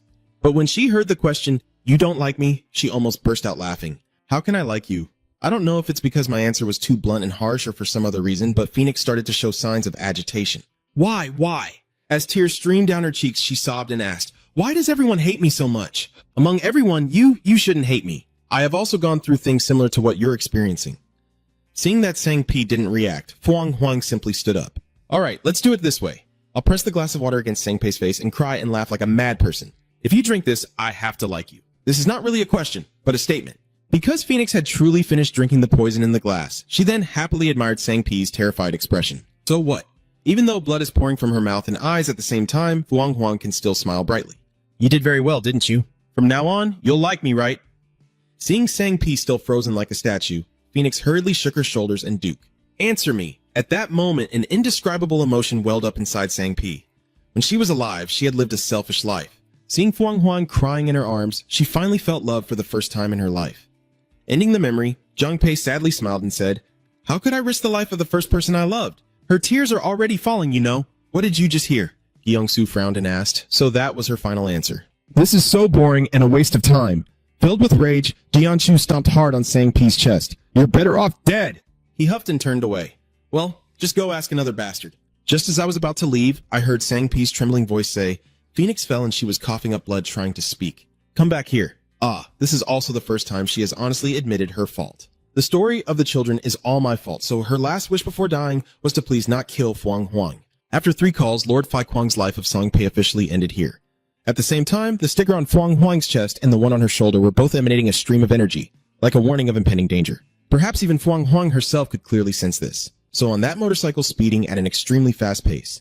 The expression behind the helmet on her face is full of worry and tension. Before leaving this messy room like a battlefield, in response to Sangbei's plea before leaving, Gai Shu only seriously said one thing. It still depends on what that damn bitch does next. On Jianshu's side, it can be said that one part has been dealt with. As for Jianhee and Sangmuk's groups, they have to put their fight on hold due to an unexpected situation. But currently, Sangmuk is shouting out the name Dong Chan, while Jianhai is calling out Iong's title as team leader. Then both of them run in opposite directions to wake their friends. Dong Chan, team captain, wake up. I keep shaking and calling, but Ahaiong shows no reaction, no longer caring about the difference in status between them. Young-hee suddenly slaps her hard across the face. Wake up, but unfortunately, it was still useless. So she suggested a rather cruel idea to her 2 teammates, to try slapping her. And of course, Hee-jun and Seong-hyun didn't have the guts for that either. One refused with words, the other was tense about the scene in front of them. Yeah, Jiang-hai. Jiang-hai frowned as he looked in the direction Song-hyun was pointing, only to see Sang-mook furious enough to bulge veins on his face, his teeth clenched tightly. Dong-chan followed, trembling, especially with the pile of reinforced armor glued all over his arms, making him look truly intimidating. The hatred that had been simmering since learning that Dong Qian was dead suddenly erupted uncontrollably, and then he stormed fiercely towards Yang Hee's group, causing them to stumble back. Zhang Hai shouted in panic, stop him. Ahaiong is already losing his spirit, which is one thing. But Hyun and Seong-hyun, although also panicked, still resolutely stand to protect the 2 girls in the team. But all Sang-mook had to do was swing his strong arm, and both of them were thrown several meters away. Seeing how quickly and dangerously everything was happening, Yan Hai was left stunned with his mouth open in amazement. Seeing Sang-mook start to target me and Ahaiong, I will tear him apart. Yan Hai was even more eager and kept shaking. Ahaiong's body, stopping just before the 2 of them, Sang-mook's eyes blazing with a sinister red light, spat out the words, "You guys are dead," which sounded just like the voice of a demon. And at that moment, Sang-mook reached out his hand towards both of us, and Jian Hai was convinced he would die here. Therefore, she couldn't help but feel desperate and tightly embraced Ahaiong, determined to fulfill her duty of protecting her until the end. In that life and death moment, suddenly a gunshot rang out, shattering everything, and bright red blood splattered everywhere. Sang-mook froze in shock as his arm was the victim of the subsequent slashes. Sang-mook cried out in pain, then bent over, clutching his arm covered in bleeding wounds.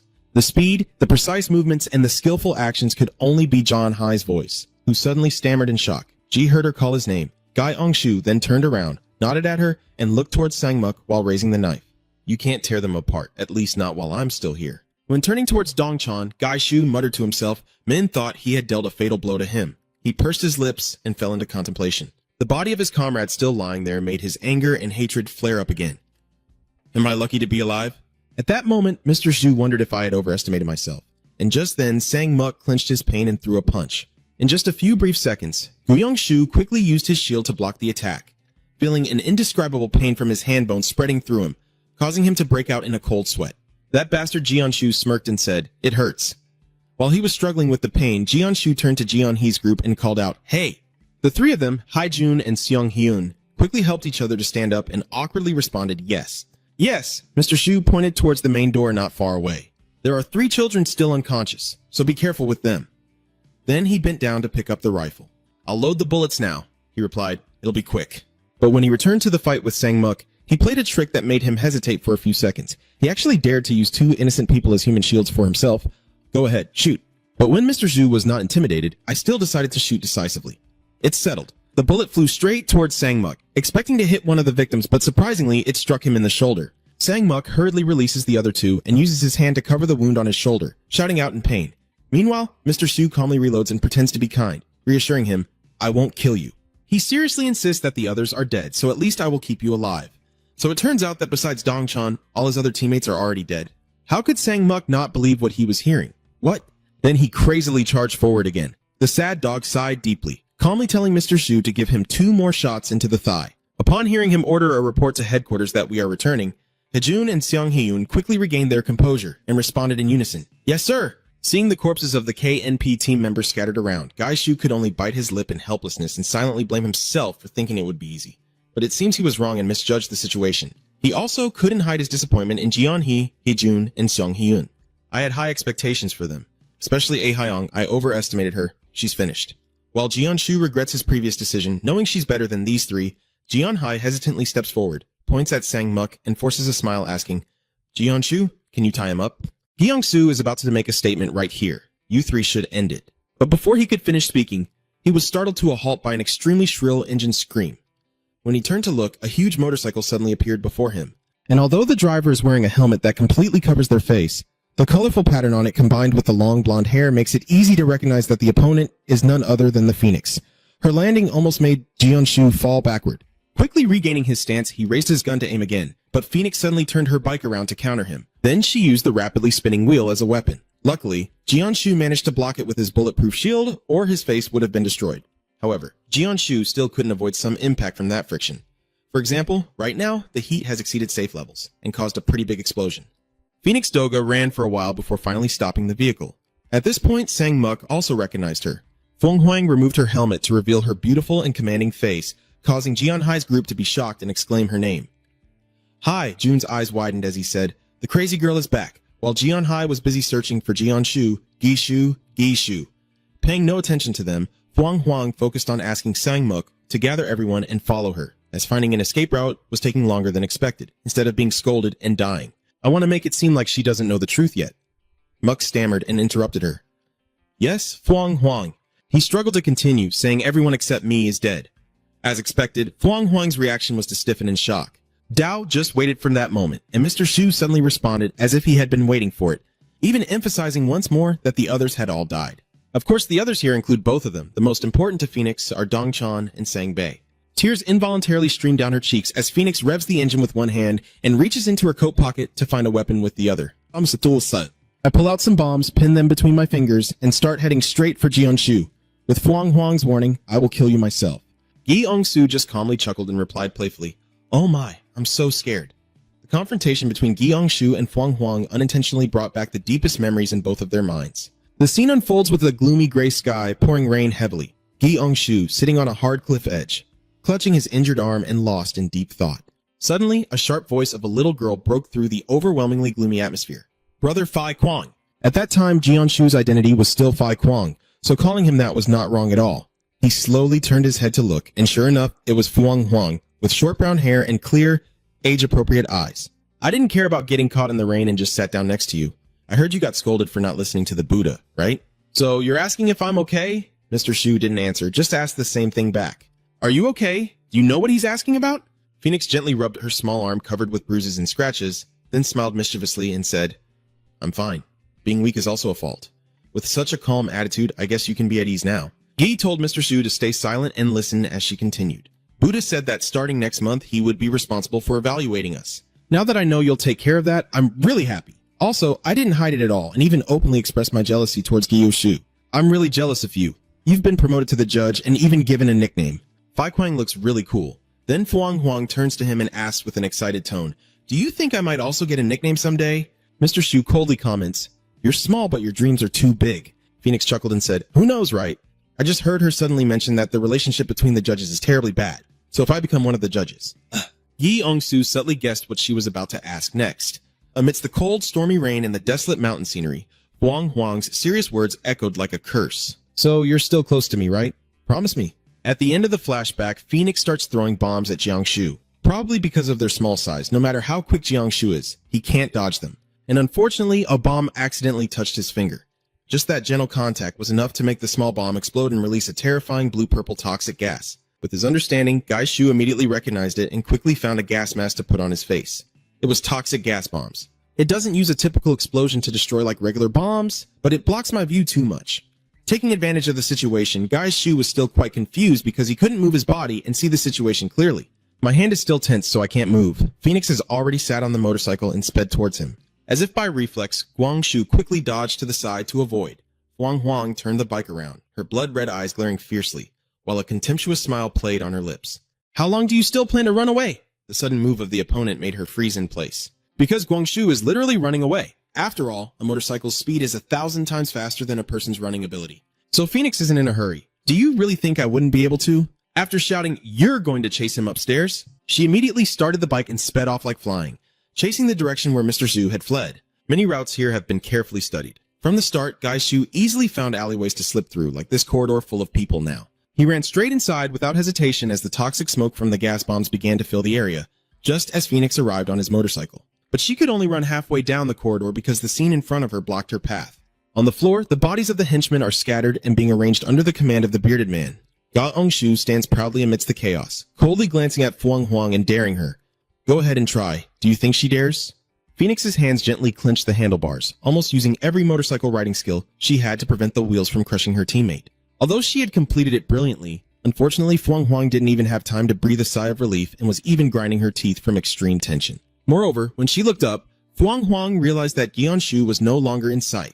Seeing her start to look around anxiously, Jianshu kindly pointed out that she had been trained to handle that vehicle. A voice came from above, and Phoenix suddenly looked up, realizing Jianshu was about to launch an attack.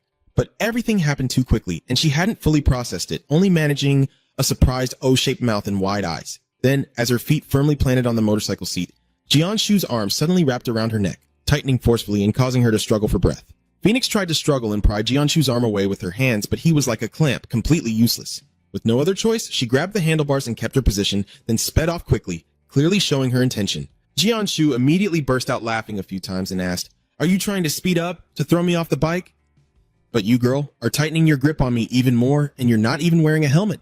After killing her, Fuang Huang couldn't bear it and let go of the steering wheel, causing both of them to fall off the bike. This collision was unavoidable and caused pain all over. Mr. Shu rubbed his injury and struggled to get up. He clicked his tongue and said, "I won't have to do something like this again."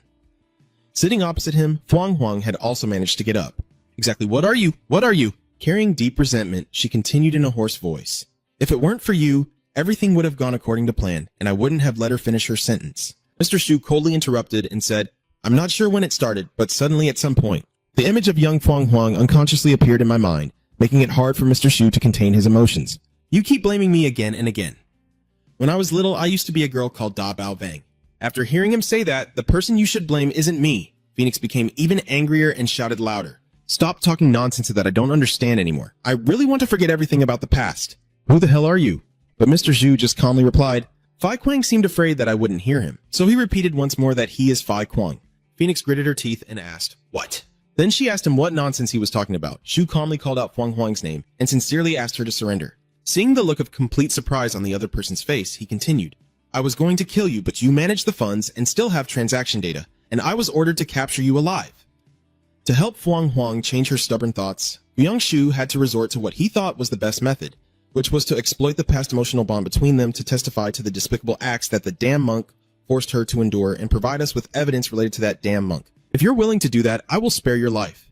But all I get in return is a sneering, mocking laugh from Phoenix. Moreover, I even tilt my head back and laugh out loud. Does Fai Quang have a disciple he's hiding? And she's a cop too? Clearly, she doesn't trust that Jiangshu is Fai Quang. At this moment, knowing that Fuang Huang is having a hard time accepting it, Jiangshu doesn't show any anger. Instead, he softly continues, "You should be the one to know that I have no disciples at all because you've investigated everything about me since you became the judge, right?" Hearing the sincere words from someone he used to know, Phoenix was momentarily at a loss for how to respond. Jiangshu frowned and asked, "Do you really think I wouldn't notice those tailing me while I'm on a mission?" Seeing Fuang Huang remain silent, he continued, "Only the two of us in Huakuk 2 dislike that monk who, that's you and me. Why did you become—" It seems that because he kept repeating himself, Fuang Huang felt extremely annoyed. He gritted his teeth and cursed loudly. "Shut up, shut the hell up. An Fi Quang is dead." Regardless of his tearful and weak appearance being exposed before Mr. Shu, Huang Huang continues to vent his anger. The Buddha brought his body before me and said I would be next if I didn't obey him. I thought that was the end. Gyongsu nodded silently. I know it's hard to believe, but Huang Huang continued. And then she reached into her shirt pocket to find something, sniffled a few times, then smiled bitterly. It seems An Fai Kwang didn't tell his disciple about this. The words she used to say as a child suddenly come to mind. I heard that the relationships among the judges are always terribly corrupt. Phoenix painfully looked directly into Mr. Shu's eyes and said, I hate it. Along with that hesitation was the Phoenix of memories, so if I ever become one of the judges. Phoenix pressed the magic patch onto his face and emphasized each word, saying that Fai Kwang is even more compassionate than Buddha. So the childhood promise back then still holds true, right? Promise me, I don't know when it became a tool to divide our feelings. As soon as I finished speaking, Phoenix's eyes suddenly turned blood red, and she prepared to leap into the air. At the same time, Fai Kwang also prepared for battle, his eyes fixed directly on her. Like a tornado, Huang Huang fiercely charged toward Fai Kwang ahead. Amidst the whirlwind, Mr. Zhu Duong's right leg delivered a powerful kick to her stomach, just as it hit the smoke bomb in Huang Huang's pocket. The space instantly filled with fog and dust, and in the chaos, only the faint silhouette of Mr. Zhu Duong remained visible. A scream rang out. He looked up in surprise, and Phoenix was frantically shouting with a face full of ecstasy. This is so exhilarating, so pleasurable. Drugs are the best. As she thought, she kicked him straight in the stomach. Phoenix still in a state of excitement, thinking that even when she has a headache, stomachache, or injuries, drugs can erase everything. Even when he's in the worst situation or feeling unwell, her strikes start hitting him with great force. Her eyes are bloodshot and blazing, fists clenched with an intimidating aura. The drug will fix everything. As soon as she finished speaking, her fist shot straight into Gyeongshu's face. After he collapsed, she laughed with joy, her eyes wild and crazed, completely intoxicated. In her mind, nothing could describe this feeling of euphoria. She screamed wildly, V so good, V so good, so damn addictive. At this moment, her mind is overwhelmed with extreme satisfaction, her eyes dazed and dreamy, her mouth in a trance. The feeling of euphoria is real. If you use drugs as a form of therapy, you will gradually recover and be healed. However, medicine or drugs only make you illusioned about what is happening in reality. Seeing the situation in front of Gyeongshu and thinking that way, he calmly watched her come out of her hallucination after the drug wore off. Turns out, she has been hallucinating all along. She gradually regains consciousness, opens her eyes, and seeing Gyeongshu standing in front of her, she still can't believe it and asks, why can you still stand firm? The light of justice envelops Gyeongshu, but in reality, nothing has changed. Now the pain returns to Phoenix, wounds piling on wounds, and a sense of disappointment creeping in, causing her to scream. He continues, it only makes things worse. After finishing, she screamed wildly, it hurts so much, damn it! Why is that? I'm at the Thuong Fong. He calmly watched her scream. No way it would turn out like that. I need to get an injection. She shouted and struggled to get up. Gitat Mr. Zhu called her Huang Huang. Her eyes flicked over to him. He looked into her eyes and said, that's really shameful. Just leave. Her fiery red eyes suddenly blurred with tears. At this moment, Phoenix sat down heavily, whispering uncertainly, asking herself if she was truly shameful. What about me? Suddenly she stood up, holding a dagger, shouting loudly at him. What do you know, huh? Suddenly, Phoenix was interrupted by Gongshu's indifferent voice. I understand everything better than anyone else. And then he swung his hand, knocking all the medicine she was holding out of her grasp. Watching the medicines scatter through the air, she panicked and chased after my drugs. Her vacant, frantic eyes watched as the life buoy slipped from her hand and she helplessly exclaimed, Tao's medicine, give up now! A cold voice like thunder boomed. At the same time, Mr. Shu also raised his hand, ready to throw a punch and surrender. Just as he was about to strike, her mouth spat out a stream of blood. He stood there calmly, facing her with disdain, and said, Don't put on that shameful face anymore. Her desperate scream echoed. It hurts so much. Please give me medicine. Give it to me. Mr. Gishu firmly said, If you promise to surrender, I will give you a dose. No, I refuse then. Just kill me instead. I'm more afraid of being scolded by the Bodhisattva than of death itself. Gyeongshu sighed angrily. Sangpei asked me for a favor. His hand clenched tightly as he tried to hold back and said to her, She begged me not to kill you. She remained silent for a long time after hearing that, then looked at him with curiosity. But if you really are An Fi Kwang, you wouldn't have killed Sangpei. Hearing this, she closed her eyes in pain. You already had enough information from her. Zhu Gong coldly revealed, Sangpei had abused children, and seeing the shock in Huang Huang's eyes, he added, And with this reaction, you had no idea about that. He relaxed his body and asked Huang Huang again, Do you understand now why I killed her? Phoenix still doubted and looked down on him, saying, You act as if you're the hero. Hearing her words, he could understand Phoenix's suspicion and worry. If it's because you're afraid that old bastard will bother you, then rest assured. Zhu looked down at the woman kneeling on the ground, firmly confirming that I will kill him. Phoenix was initially stunned, her face filled with confusion. Then suddenly she burst into loud laughter. as if your words were a hilarious joke. Hopefully, I will kill the bodhisattva. She contemptuously said, An Bi Kwang. Even he was killed by the Botat. Do you really believe you can kill him? Old Shu calmly explained that my previous body was injured and disabled. Remember the image of my entire body covered in wounds, through years of harsh training and beatings I endured since I was young.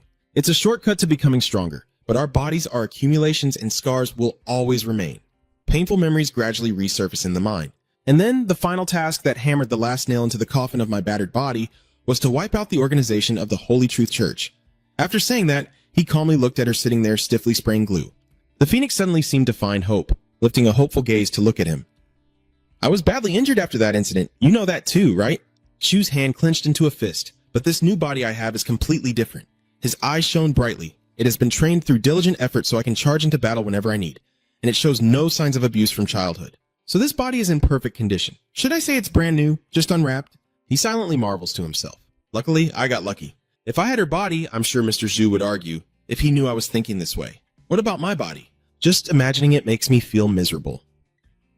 After hearing Jian Mr. Zhu's story, Phoenix's eyes suddenly lit up. He continued, if I can get used to this body and keep training, then that damn Master Teacher Shu keeps talking more passionately. He said, I can kill that old man. Seeing you like this, I feel trust and hope burning brightly inside me.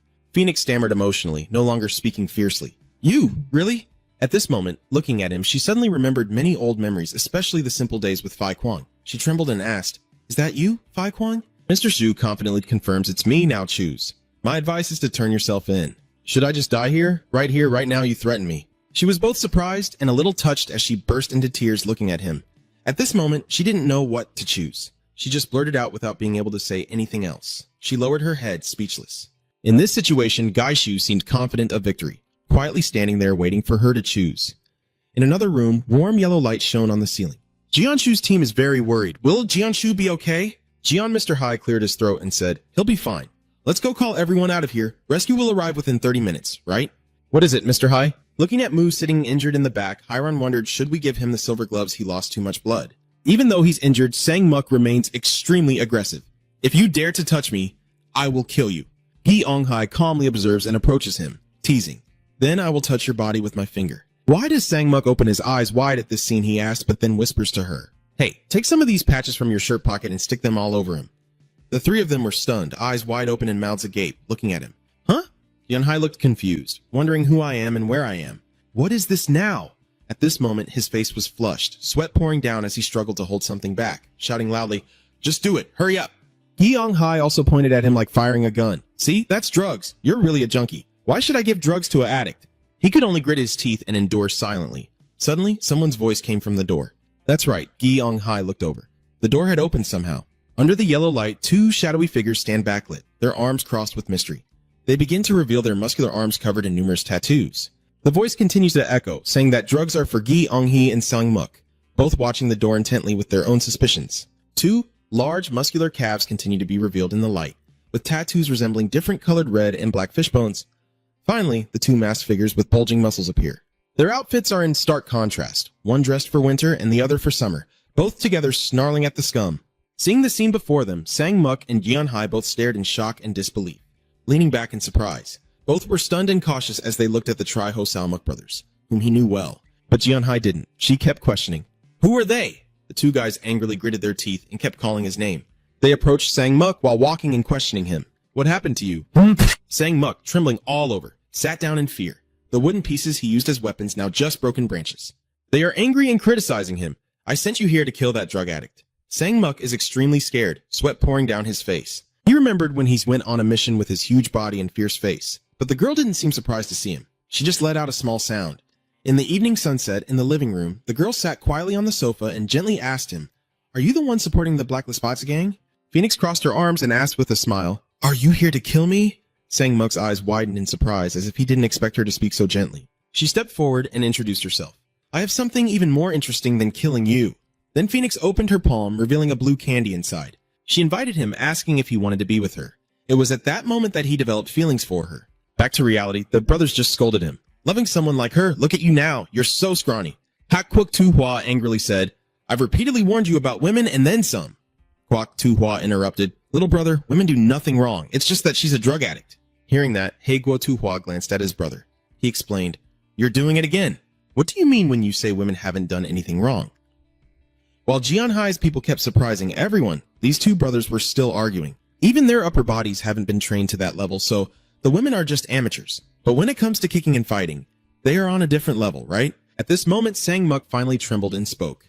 The Lesby brothers stepped out. What brought you here? Why are you asking such strange questions when they both look defeated and are sitting on the ground? Their eyes show bloodlust and cruelty. We came here to kill her. Looking around, there's no one in sight. They both ask at the same time where everyone is. In another space, Guy's son is carrying a phoenix on his back, and behind him, she keeps exclaiming, "Carrying like this makes me remember the old days." He replied indifferently, keeping his mouth shut and conserving energy to go up the hill. She didn't care and continued, "Do you remember the first time we met?" Both of their minds now recall the scene from back then. The first time we met, you were just a kid training. Go, Du called him back. He turned around and saw his master standing with a small girl. Du introduced, "This is the child who passed the entrance exam. From now on, the two of you will be in the same unit," and the girl's eyes are very innocent and trembling. The master continues to tell you to teach her a few things here while you are here. With a whoosh, a staff swung into the air. Mr. Shu looked suspiciously at the fragile girl sitting on the ground with a broken staff. "Hey, how can you pass the first transformation ritual when you're so weak like this?" The little girl still sits weakly on the ground, her eyes filled with fear, trembling slightly. Seeing this scene, the boy's voice also softened. "How could you?" I recall when I was trapped among the corpses and I was the only survivor. Hearing that, the boy immediately insisted he didn't have the skills to pass. The girl instantly panicked, crying and begging, I'm sorry, I'll do whatever you tell me to do.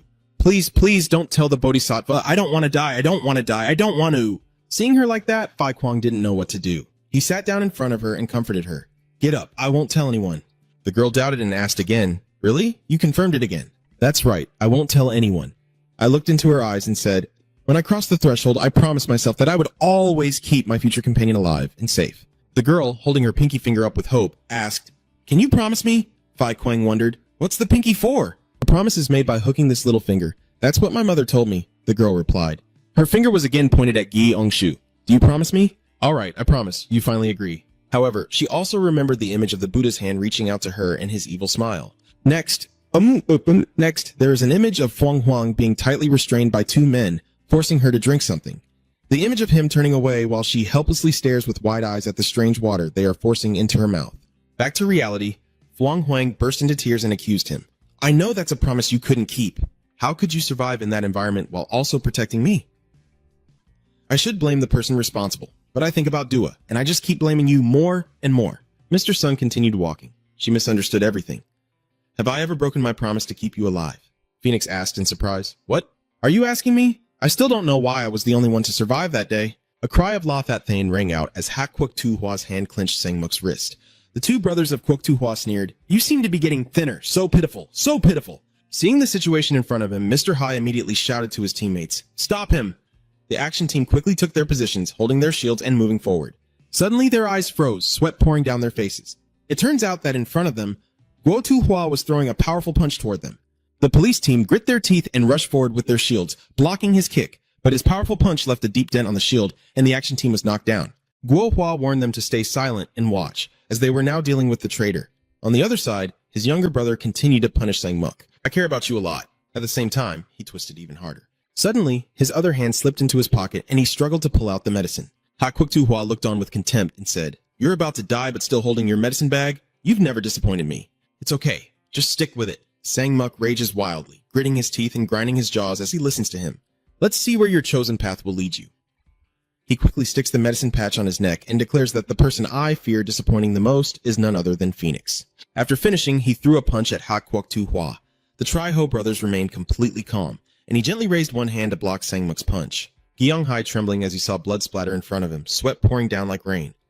The Ha Kwok Tu Hua looked at him like a clown. "This is the path you chose, the path leading into the trap." He then shifts his focus to Jian Hai's team. "Now it's your turn. Make the whole lot tremble." Suddenly, the two of them exclaimed in surprise, eagerly watching the members in front of them. Now look at the eyes of the Tri-Ho brothers turning completely red. A few other bastards look pretty good too. Jian Hai's team heard that and their hearts sank, everyone shouting in disbelief. "What?" As if they couldn't believe their ears, shivering repeatedly from that terrifying thing. "Does it taste good?" However, his brothers didn't pay any attention to her. "Oh, I didn't mention you," Hak Kwok Tu Hua said directly. "I don't care about women." Turning to the security team, he kept marveling. "You guys have pretty good bodies. Even with full protective gear, I can't hide my eyes from you. Huh? Me? Like an interrogation, he relentlessly attacked. You've trained in several boxing sports. For how long? 10 years behind. Worried about him, Guy shouted loudly, "Hey, why did you go answer him?" Ignoring everyone's fear, she scolded him, "You're such a damn idiot." Mr. Hawk seemed indifferent to her words, only clapping and praising. "Excellent, excellent." He was very pleased with Hun, saying, "You have an excellent body. I like it." They then glanced over at Mr. Heehan's car, which was standing still. "Hey, don't answer him." "Why are you guys talking to those crazy people?" Hawk Wok Wok turned around and shouted at her, "Don't stick your nose into that woman." He suddenly stared intently at Guyong Hee. "Wait a moment, hold on a second." This guy suddenly praised him. Now that I look closely, that woman is really impressive. Guyong immediately becomes alert, his guarded eyes watching him. "Me?" He started rambling on and on. "She has a body that has undergone very thorough training." Hi, June kneels silently, sitting beside her without moving. Before he could act, that hack guy rushed in and forcefully grabbed Hun by the throat. His hand forcefully breaks Heejun's neck. Guyong Hai shouts in anger, "Let go of that bastard!" Hak continues to break his arm. Heejun cried out in pain, his strength truly incredible. His face quickly turned pale, bloodless. Guohua pushes him to the ground. Now his mouth is wide open, thanking for the meal. The corridor is silent as Phoenix's voice echoes. "What?" Sitting on Kia Eungshu, she kept questioning him. "What do you mean? Why am I the only one left alive after that day?" "Oh, I see. I've been thinking and making a guess. Maybe it's because I've developed some immunity to the drug?" Mr. Zhu shook his head. "After becoming her partner in training, I realized one thing. No matter how hard she trains, in the end, her being killed by that bastard is inevitable." That bastard was Yawa. I remember the cruel truth from my childhood when I learned the terrible reality, and young Fai Kwang was heartbroken. "Are you worried about that girl?" the first Fai Kwang said. Fai Kwang immediately glared at him, anger boiling inside, and grew even more furious when he saw his calm face. He broke the stick weapon and charged with all his strength to attack him. First Fai Kwang's expression is very calm as he simply stands still and easily catches the stick. He is not angry, but instead advises young Fai Kwang, "Stay calm, even if you have been chosen to be the next Yi after Ta." Seeing the innocent face before him, the first Fai Kwang suddenly struck the boy's neck, but he was still just a kid. He quickly threw away the wooden stick and calmly said, "I will show you a way to save that girl from being killed." Fai Kwang grit his teeth, his face full of suspicion. "What?" The other person calmly explains, "Taba, what kinds of poisons are used to produce sedatives?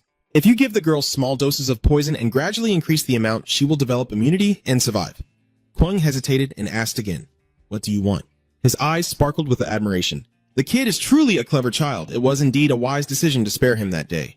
The plan has made some progress, he is satisfied. "I want." Mr. Shu sighed. "In the end, I managed to obtain the list of poisons I needed by making a deal with the first Fai Kwang." And then Fai Kwang handed Phoenix the medicinal porridge. "Eat this." Phoenix happily exclaimed about the porridge without realizing anything was wrong. But when she drank it, she sensed that something was off. She suspiciously looked at him. The taste of the porridge must be a bit bitter. Fai Kwang avoids her gaze, thinking it's just her imagination. He, Mr. Zhu, recounted that I secretly added them to your food, and after a few years, you were able to survive. And here we are again, able to reunite like this. The Phoenix tearfully protests, lying. Mr. Gi calmly recounted, "Do you remember the times you had a fever and rashes all over your body? That was when her body was building strength to resist." "Oh, why blame him? Why didn't you tell me earlier?" Gi Eungshu remained silent. "What if I told you and you revealed it while you were high on the drug? Our lives would both be ruined." "Your concern is justified. You predicted that guy would put drugs in the food, and that bastard always believed she had an innate resistance to the drugs. Just like the first generation Phoenix went to P, he focused on turning her into an addict to make her the second generation Phoenix. As for me, I was secretly preparing to escape without Huagutsha knowing, and I went to her place intending to take her with me and run away." Standing in front of Phoenix, still deep in sleep, he gently calls her to wake up. "We have to leave now." Phoenix, still unconscious from sleep, responds to Fai Kwang. Fai Kwang hurriedly urged them to go before they were discovered, as the other person coldly asked, "Are we leaving?" Phoenix suddenly sat up, looking unusually excited. "Where to? This is paradise," Yi Ong-su muttered. "I was mistaken in my judgment. Under Phoenix's bed were all drugs, and she innocently asked, 'So are you taking me out for a walk?' Then she reached out her hand and said, 'Stay here. Let's do something even more wonderful together.' Mr. Shu realizes that medicine is the worst thing in the world, and it changed her. The more I see her gradually change, the more I regret my previous choice. I wonder if it would have been better if I had just let him die earlier," Phoenix asked Jaeon's son. "Why? Weren't you the one who ran away alone back then?"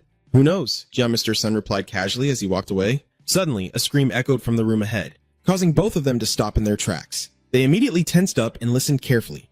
Is that someone's scream? At this moment, Phoenix guesses it was Sang Muk who caused it. The room is getting more and more chaotic. She is anxious. I have to quickly go and tell him. Then the two of them immediately rush into the room. Feng Huang shouted for Sang Muk to stop. The scene in front of them froze Gian Sun and Feng Huang in place for 5 seconds. The room is in chaos, with the Triho brothers frantically biting into Jiang He's arm, as Jiang He and a surviving teammate desperately try to stop them. Surrounded by numerous unconscious people, suddenly Jian Hai saw him and shouted excitedly, "Jian Sun!" Phoenix was stunned. Lesp stepped out while Jaehyun immediately looked helpless. This is terrible. At this moment, the Triho siblings look up with their mouths covered in horrifying blood, both of them exclaiming. There was once a pair of siblings, the older born with a fragile lower body and the younger with a weak upper body. Their physical shortcomings became their weakness and the reason they were abandoned. The two brothers are trapped in a starving room where children with physical disabilities are confined. They cannot accept that they have to die just because they were born with physical flaws. And so the two children vowed to overcome reality. They trained, they fought, they ate people. The cycle kept repeating, training wildly, killing countless, devouring their own kind without leaving a scrap. It went on, and over time, they grew stronger. A few months later, the door that had always been kept shut was opened, and the one who appeared was the Buddha. He was truly amazed that the two brothers had survived under such harsh conditions. And after years of training, the older brother strengthened his originally weak lower body into legs as powerful as a wild boar's, while the younger brother, with his fragile upper body, gained shoulders as broad as a bird's wings. The two brothers are really satisfied, looking at each other proudly. Oh, this is cool, really cool. The national flower of July is really cool, just like the black national flower of April. Both of them cheerfully jump up. The brothers of the national flower are insanely cool. At that moment, they looked at Jian Shun carrying the phoenix on his back with confusion. What is that drug addict doing? Letting a cop carry him on his back? They seem very unfamiliar with this scene. Suddenly, her eyes turned bloodshot. Phoenix's attention collides with Sang Muk's corpse, and she screams out loud for Sang Muk. The Black Nation, Tu Hua despises it. Oh, how long has it been? I have been waiting for this day for so long. I damn well despise people like you, walking around as if you are something special just because you are one of the Buddha's favorites. He continued to snort coldly. You act so arrogant as if you are very important in his eyes, even if you are nothing now that Fu Kuang is dead, if you also die. He is calculating that in January, the crane, in March, the cherry blossom, and in August, the mountain valley, there will only be 3 of us left. The Black Nation Hoa talks about it like it's an everyday thing. Can my younger brother forgive Brother Dao? She's pretty, isn't she? Looking at the Chiho brothers, Gai Sun secretly calculated that each of them was like a boil on the butt. But they weren't the only pair acting together. I called Jian Hai. Did you call the hospital yet? She replied cautiously. They will arrive here in about 10 minutes. He carefully places the phoenix down, thinking to himself, 10 minutes is enough to hold them off. Suddenly his face darkened. The shadows of the two brothers intertwined. He bewilderedly held his head. What on earth is happening to my body? 100,000 questions why? Suddenly he thought of another possibility. Could it be that this drug has entered my body through Phoenix's blood and caused this dizzying reaction? She's constantly moaning and saying she won't go with me unless I carry her. Phoenix looked in horror at Jianshu's reaction. Has my brother Jianshu, who shares my body, blamed himself for being too soft? That is not good at all. While he was confused, the Black Nation's self-proclaimed hero attacked. He launched an attack, grabbing Jianshu by the neck with both hands, but suddenly, he asked in disbelief, his hands empty, and Jian had disappeared somehow earlier. Meanwhile, Gaizhun suddenly appeared and kicked him hard in the leg, but only managed to hit an empty space. He looked down on him and said, "You can't knock me down." He was stunned, not expecting him to dodge, and was still raising his hands to strike down with force. Hak Kwok Hua gritted his teeth and punched down, saying, "With such weak strength, just go and die." It seems he once again looks down on him. Gian slips away again, and he curses in frustration. Huh? Damn it, you damn rat. Jung Sun reappeared, speaking coldly. I think your hands have gotten bigger. He sneered contemptuously, but at the same time, you also became slower. What the hell is going on? You know me? Facing him, Guyong Sun felt uneasy as his strength was leaving his body. Hurry and order Phoenix to go with the other police and leave here. I will follow you. The hack name is also muttering. Phoenix, continue to lead the children and the team members out of here. Jian Hai replied loudly. I will, but as she hesitated and panic set in, Hak Kwok's dangerous voice echoed, Leave here. He stood blocking her path, his body language and words showing contempt. Did I let you do this? The situation is getting out of control. My body is gradually losing control. Gyeong Sun thinks he doesn't have much time. He needs to finish quickly. He begins to attack. Hak Kwok Tuhua is excited, and he also starts rushing in. They are truly real men. I like it.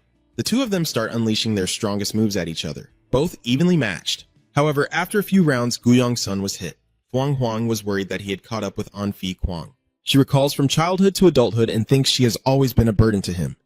Phoenix grits her teeth and begins to devise a plan, reaching into her shirt to grab a star-shaped vial containing blue liquid. Are you trembling? Is it the end? He Guozihua has realized the change in Gyeonsun's body. You're slowing down and you also have a very beautiful body. He regretfully says, it's a pity. It has been contaminated with the drug. I can't eat it. He was about to finish off on, so farewell then. Suddenly, a surge of energy shot over, and Hak Kwok Tu Hua couldn't dodge in time. He glared wildly as the phoenix suddenly appeared between them, using the last of its strength. I'm sorry, I definitely can't bear all the mistakes I've made. But even so, it turned out she drank that blue potion to boost her strength to save him. The Black Sovereign Hua snarled in rage. Get out, you woman! Phoenix's whole body was pale, but her face was very peaceful. I will protect you this time. These are the different levels of Phoenix's medicine. Buddha's tears are created by former Phoenix Bee and Sang Bei. The upgraded version is light or glow. The pleasure and physical enhancement of the recipient will depend on the level of the patch. Of course, the side effects after it wears off also come with it. The strongest effect among them is light, powerful enough to make Sang-Pi faint with just one patch. But even the high-level managers are unaware of a level beyond this light. Phoenix has realized that her body is gradually becoming immune to the light, and she is spending time and effort to refine a more concentrated type of medicine. And the product of that dedication is called Phoenix Tears. Phoenix decided to drink it when the light patch no longer worked on her or when the most important moment of her life arrived. And Phoenix can sense that the Phoenix Tears are safely stored in a sturdy glass bottle. If she drinks it, the place she wakes up will be hell. Back in the present, Phoenix has awakened her extraordinary power after drinking the Phoenix Tears she prepared. The hair on the top of her head is gradually turning gray due to the effects of the potion. She glared and raised her hand to block the punch Hak Kwok Tu Hua was throwing. He was caught off guard by Phoenix's sudden move. Hak Kwok Tu Hua, angry, raised his fist to attack. But I told you to get that dirty hand away right now. Before he could strike, Phuong Huang threw a punch straight into his back. The eyes of Hak Kwok Tu Hua gradually turned red with anger. Combined with the pressure from the punch Phoenix just delivered, Hak Kwok Tu Hua stepped back, dodging as he growled. Damn it. Suddenly, he looked down as if he had discovered something. Hak Kwok Tu Hua was surprised to see his arm infected with the drug, the effect from Phuong Huang's medicine gradually spreading across his hand. He angrily shouted in Phuong Huang's face, but she still stood in front of Jianshu to protect him, her eyes determined. At this moment, Hak Kwok Tu Hua's anger reached its peak, probably because he hated drug addicts so much, he started cursing at her. You drug addict bastard! He trembles as he looks at his hands soaked with the drug. My clean body. My clean body. While he was distracted, Phoenix turned to Jianshu and whispered something to him. He looked surprised when he heard the information Phoenix provided. At this moment, Hak Kwok Tu Hua had already noticed the suspicious actions of the two. He shouted, What are you guys saying? How dare you stain my body? Phoenix turned to look at him, her voice full of confidence. Yes, just as I thought. She sneered with satisfaction, saying, You use drugs too. Look at how they have no effect on you at all. He glared and asked, What do you mean? Furious at Phoenix's words, Tu Hua from the Black Kingdom slammed his chest and said, You better take that back right now. I'm strong because my spirit is strong, he shouted as he rushed toward the Phoenix, catching her off guard. Hak Kwok Tu Hua threw a powerful punch at Phuong Huang. He struck her hard in the stomach, shouting to prove his point clearly. After taking that hit, Phoenix was in pain, blood spitting from her mouth. She knelt down, clutching her stomach in agony, and he looked down at her with contempt, saying, I'm going to kill you, you bitch. The Phoenix frowned, puffed up its cheeks, readying for the next move. It spat a large mouthful of blood toward the Black Nation's Tu Hua. Before he could react to this move, Phoenix's blood splattered all over his mask. He screamed and covered his face with his hands. My eyes, my eyes. The Phoenix readied itself to leap and attack him. Hak Kwok Tu Hua clutched his face and shouted, You bastard! While his vision was obscured, Phuong Huang quickly jumped up, locking his neck with her leg and holding his arms tightly to prevent him from moving. To Hak Kwok Tu Hua's astonishment, Phuong Huang used her strength to unbalance him, forcing him to collapse to the ground. She tightened her grip around his neck, leaving him gasping for air and pleading, Let go. In the heat of the moment, she shouted, calling out to GH with red hair. Phoenix immediately came to her aid. You and your team get out of here. Gong Shu's entire team stood below, stunned by what I just said. Mr. Heen's car looked up at Phoenix with confusion. Why is she suddenly helping us?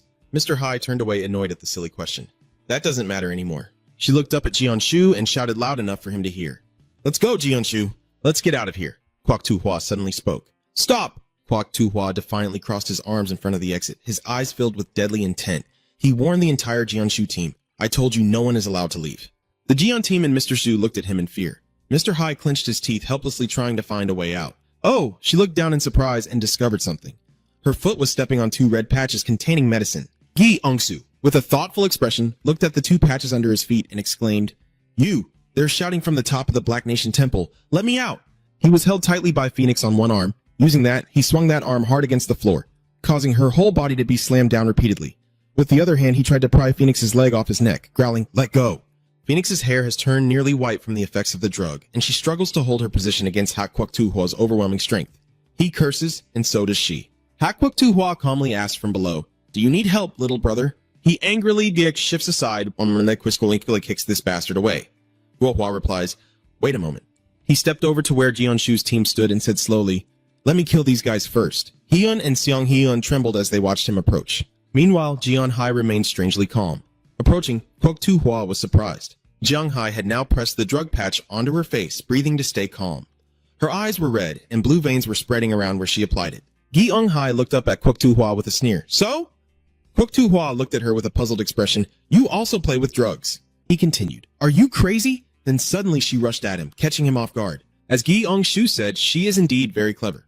Thanks to the strength-enhancing patch, Young-hee quickly stuck the remaining patch on his leg, because she knew he hated medicine. The medicine started to take effect on Guo Zihwa's leg, and he shouted in fear. Guo Zihua trembled, curling his leg up, trying to remove the dirty thing, but he didn't want to touch it. He shouted in fear, trying to peel off the sticker, shouting non-stop, trembling with fear, the medicine spilling everywhere. Just at this moment, Jung-hee stepped aside, Lee Sung-hyun, and pulled Jeon-shu away. Hwang Hee-jun, pulling the children along, Song-hyun quickly carried Song-shu in response. Hee-jun over there, carrying the three children, also quickly responded. "Me too." The blinding light shone down on where they were standing like a final beacon to help them leave this place. Yeon-hai said, "Now she is carrying A-hyung, leading the team out of that terrifying place." Young-hai shouted, "Hurry and retreat!" Behind, Kwok-tu-hwa is still struggling with the patch on her leg. Jeong-hun is running and trying to encourage Jeon-shu, who is gradually losing consciousness from the effects of the medicine. Yi-eung-soo walked slowly. The doctor is coming soon. Yi-eung-soo, with a dazed look in his eyes, was aware that he was gradually losing consciousness. He glanced back, trying to see Phoenix one last time before he lost consciousness. Up there, she was still struggling to hold back Black Kwok-tu-hwa. Phoenix turned towards the path where Mr. Shu was coming out, tears in her eyes, and said her final farewell. "Goodbye." "Oh, ma'am!" In the brightly lit room, the shouting of Queen Hoa echoes loudly. Hey, no matter how much he struggles, he can't get that sticker off. "Get this thing off me! It's disgusting!" Hak Kwok-tu-hwa shouted. "Go and take it off yourself!" Having been choked by Phoenix all this time, Black Kwok-tu-hwa was starting to lose patience. He forcefully tried to slip his hand inside her neck, attempting to pull her leg out. After struggling for a while, he managed to slip his hand through. He cursed, "Damn it!" Phoenix realized that the situation was no longer safe. She was stunned by his strength. Breaking free from Phoenix, he swung his fist and punched Phoenix straight in the face, shouting in anger, "Die!" Suddenly, Hak Kwok-tu-hwa's punch froze. The drug's effect was so strong that his body gradually stiffened. He got angry at Fuang Huang. "You made him like this." He roared. The demon kept punching fiercely, and Hak Kwok-tu-hwa unleashed blows like thunder on her face, making her release the arm he was holding. He sat up, his neck squeezed by the Phoenix until he struggled to breathe, groaning. After being punched repeatedly by him, the Phoenix trembled and tried to sit up. After struggling with the last patch for a while, Kwok-tu-hwa finally managed to remove it. He let out a relieved sigh. "Fu, I will find that red-haired cop and kill him with my own hands." The weak voice of Phoenix echoed down. "Where do you think you're going?" Kwok-tu-hwa looked up as the small grenades filled with Phoenix's powder flew toward him. As soon as they hit the ground, clouds of blue smoke filled the room, spilling out of the entrance and exit, while Kwok-hwa covered his face to avoid inhaling the fumes, his eyes glaring with fear. The Phoenix above was full of defiance, "You two and me." Above, the gaze of Black Kwok-tu-hwa looking at her was equally filled with murderous intent as his brother. She continued, "I have something to settle." Phoenix wiped the blood from her mouth as she looked at him. "This will be our end. Let's die. The three of us addicts." After exchanging challenges with the brothers from Kwok-tu-hwa and Black Kwok-tu-hwa, Phoenix's memories of living with Phi Kwang suddenly resurfaced. One day, late at night on a rainy day, Phi Kwang arrived. At this time, Mr. Shu was still Phi Kwang. "I have killed someone today." Phoenix looked up, worried by Phi Kwang's attitude. "I know. I heard you killed the old Phi Kwang and officially became a demon." Phi Kwang placed his hand on his chest. His voice choked. It felt like a stoic face, but tears were streaming down. He said painfully, "I have lost something." Phi Kwang clenched his fist and asked Fuang Huang, "Have you ever killed anyone before?" Phoenix was confused by his question. "No." He hesitated before replying. "Yes, of course, I was about to say more, but suddenly stopped." Phi Kwang looked down at Fuang Huang, pleading, his face still dark as he said, "Don't change." Then he extended his pinky finger, affirming this as a promise with the hope that Phoenix would keep it. Phoenix extended her pinky and promised Phi Kwang. Alright, from that day on, Phi Kwang became a demon, successfully carrying out missions to eliminate killers like him. But he failed in the mission to kill civilians and was tortured by the Buddha. But he was too skilled for Lord Buddha to kill him. On the other hand, when I became a demon to please Lord Buddha, I made countless people addicted to drugs and dragged them into a pit of despair. I don't feel guilty for breaking my promise to him. Isn't it true that he never kept his promises to me either? But I was wrong. I got high and killed someone in front of Phi Kwang, and I hate him. But I was wrong. Oh, back to reality. Phoenix is now being relentlessly beaten by Black Kwok-tu-hwa. Kwok-tu-hwa jumped up from below to support his younger brother after her provocation. He grabbed Phoenix's head, pulled it down, and at the same time delivered a powerful knee strike to her face. The patch containing the drug inside Phoenix flew everywhere after Kwok Tu-hwa's headbutt. Blood spurted from her nose and mouth, her eyes glazed over, and before losing consciousness, Phoenix asked herself, "Why have I changed so much?" Seeing the scattered patches, she finally realized it was the drug. The drug is the reason she changed so much. Phai Kwang Hoi Kui said that if you committed any crimes in your past life, you would be reincarnated as a bug or a pet to atone for them. Then you will be reincarnated as a human. Brother Phai Kwang preserves even the smallest part of humanity and has been reincarnated as a human. So he can atone for his sins, right? The Phoenix wonders if in the next life it will be reincarnated as a bug or a pet. Or will I be born in hell once again? Lost in thought, Phoenix now lies dying on the floor under the watchful eyes of the two brothers, Kwok Tu-hwa and Ha Kwok Tu-hwa. Black Kwok Tu-hwa asked his brother, "Has the medicine worn off?" "She doesn't seem to be in a good state anymore." Kwok Tu-hwa glanced at his younger brother and replied, "I think we've beaten her a little too much already." The whisper of the Phoenix cut through the brothers' conversation. Drugs. She is in her final moments, but her craving for the drug remains unchanged. With trembling hands, she reaches out, tears in her eyes, begging the two brothers, "Give me the drug." "Drugs?" Ha Kwok Tu-hwa sneered.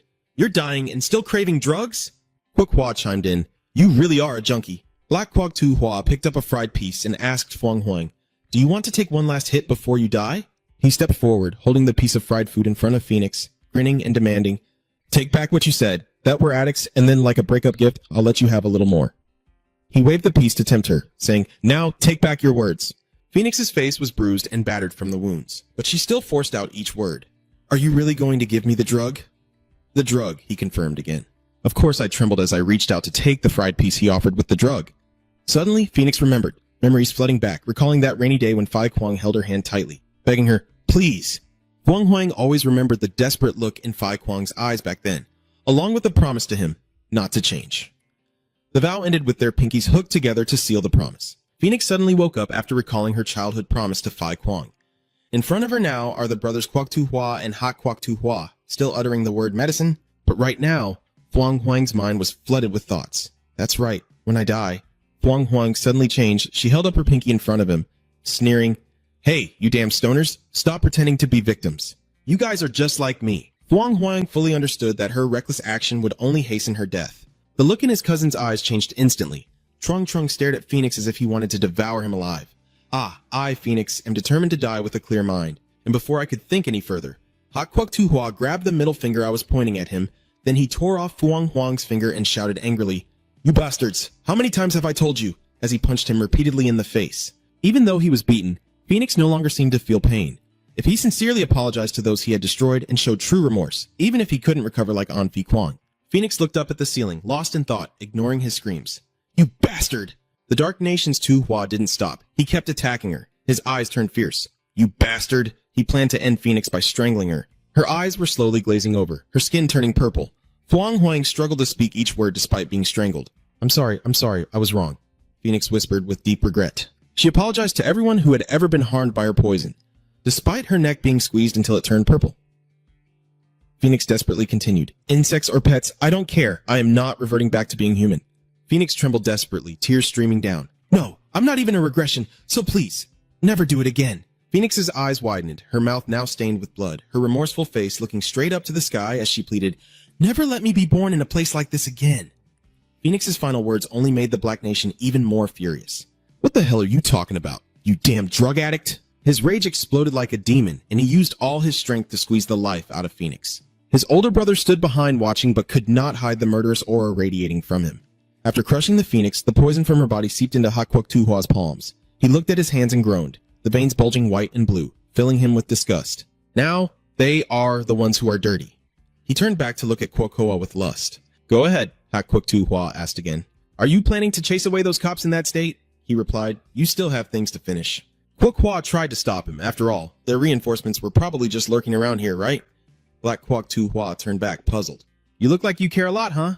I've killed everyone." "What are you afraid of?" Ha Kwok Tu-hwa said casually. "Yes, I am a little afraid." "Hey," Kwok Tu-hwa immediately argued back. "Hey, what the hell is going on? Are you still involved with that damn blonde girl?" Kwok Tu-hwa gently responds to his foolish younger brother. "Bro, have you trained your upper body so much that your brain has shrunk?" We still have no idea how many reinforcements the cops have, right?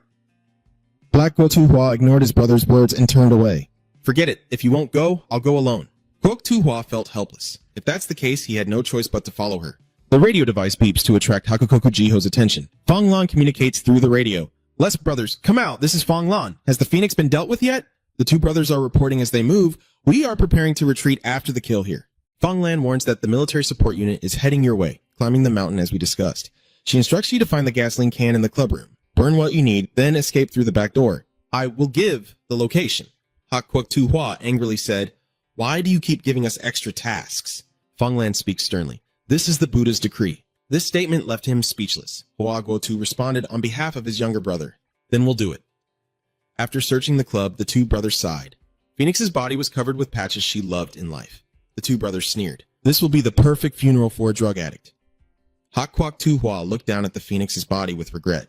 I want to take its body back and use it as fertilizer for that bastard's peonies, Kwok Hua sneered. The peony will be angry if you feed it dog leftovers. The two brothers poured oil and set fire, gradually burning the Phoenix's body. Kwok Tu Hua stood there admiring the crimson flames, always finding joy in watching them, while Hak Kwok Tu Hua urged, hurry up, or do you want to become roasted meat?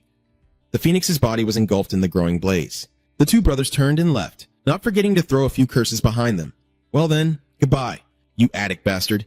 Mr. Shu at the hospital woke up like he had just been through a nightmare.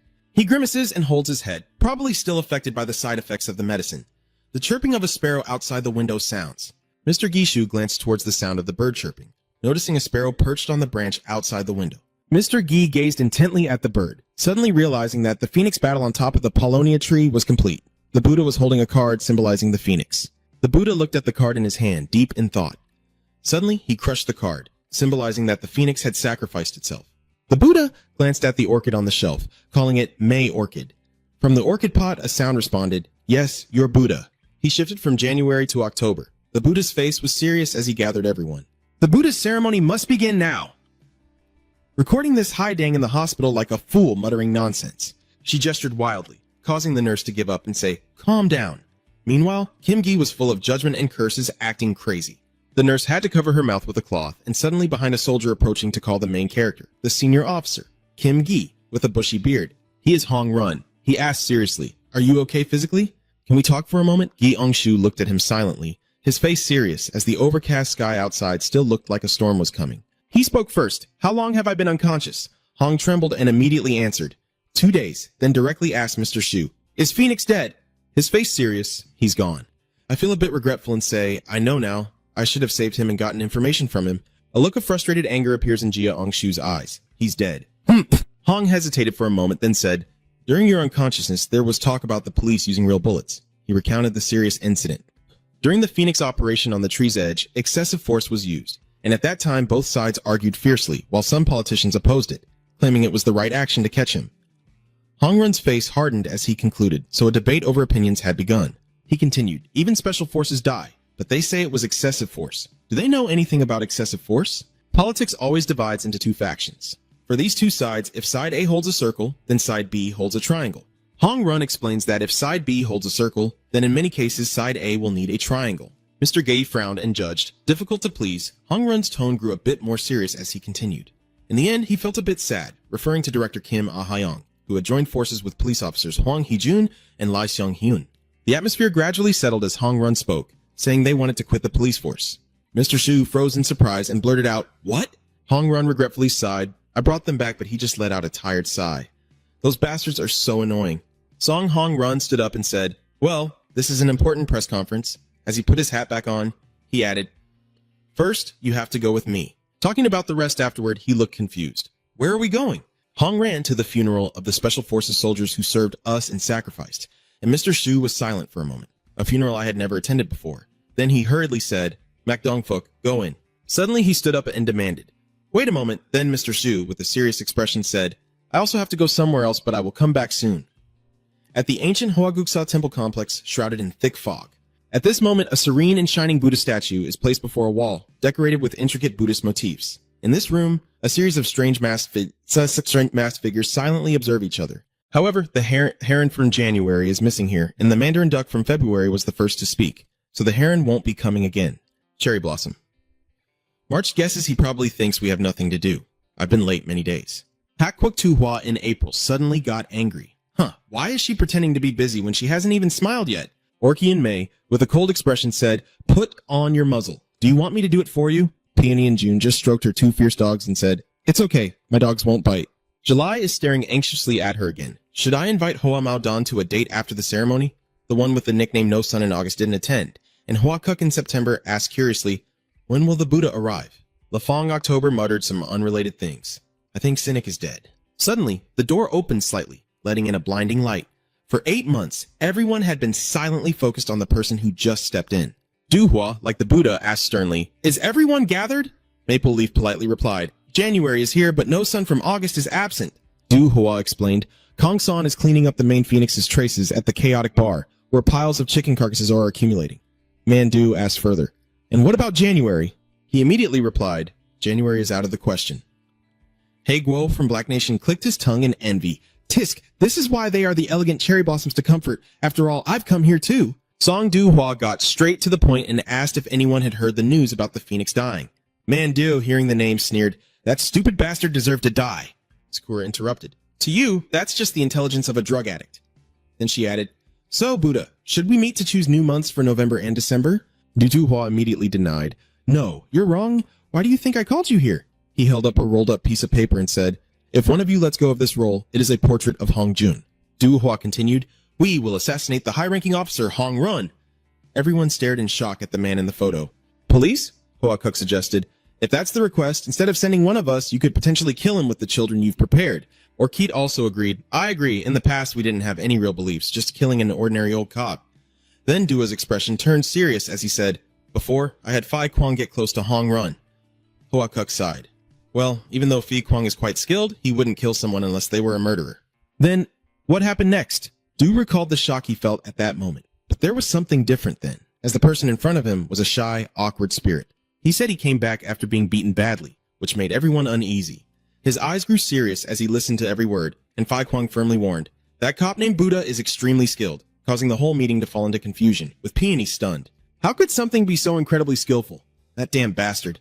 Quick Tuhua also agreed. Looking at the photo, he saw no difference from a pile of junk. He Guo Tuhua also couldn't believe it and concluded, "That's impossible." Fa Kuang definitely didn't hold back. Wait, did he do that while his body was hurting? Du Hua agreed with them and said, "I also can't believe it, so safety is the most important." Instead of killing him, make sure he can no longer follow our trail. All eyes focused on his every word. However, this guy tracked us again, and maybe now you'll realize whether he's skilled or not. Finally, the serious Buddha asked, "So who will go to kill this guy?" They all fell silent for a moment, their gazes fixed on that person's footsteps, Hong trembling helplessly here at the funeral, trembling as she held herself. What is this? Suddenly getting chills. One morning, the weather was clear over the deep green mountain peaks. Mr. Shu was panting heavily, tired as he took each step along the mountain trail. He sighed deeply, recalling that day when I was unconscious, and I was moved by her serious gaze. Fuang Huang's last words were the coordinates of some place. So, Mr. Shu is searching here. According to the coordinates, it should be here. He looked around and saw only barren, desolate land. He immediately started to complain about Mr. Shu. What the hell is this? It can't be buried underground like that. Actually digging here would be a waste of time. Suddenly, the sharp sound of a bird singing caught their attention from behind. Mr. Shu was stunned as he looked back and forth, spotting a tiny bird perched on a rock, his eyes glistening with fascination. The little bird also tilted its head cutely and looked back at the base of the masked men's tower. Or it stood behind Dua and called out to the Buddha. He wondered if everything would be fine if he killed a police officer in public, like at the police station after the Phoenix incident. He calmly replied, "It's fine. Actually, this can be blurred out too." Hearing this, Okit was surprised and huffed. Du Hua looked up at the peaceful bright moon and said, "Society is full of fools easily led astray. It's best to make a fuss once, then move on to another event and let them forget it all." Orcus silently pondered.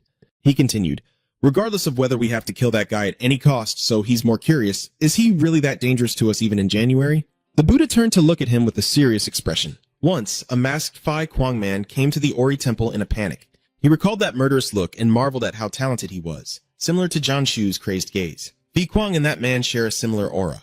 Orchid pondered, "So it was the masked Phi Kuang."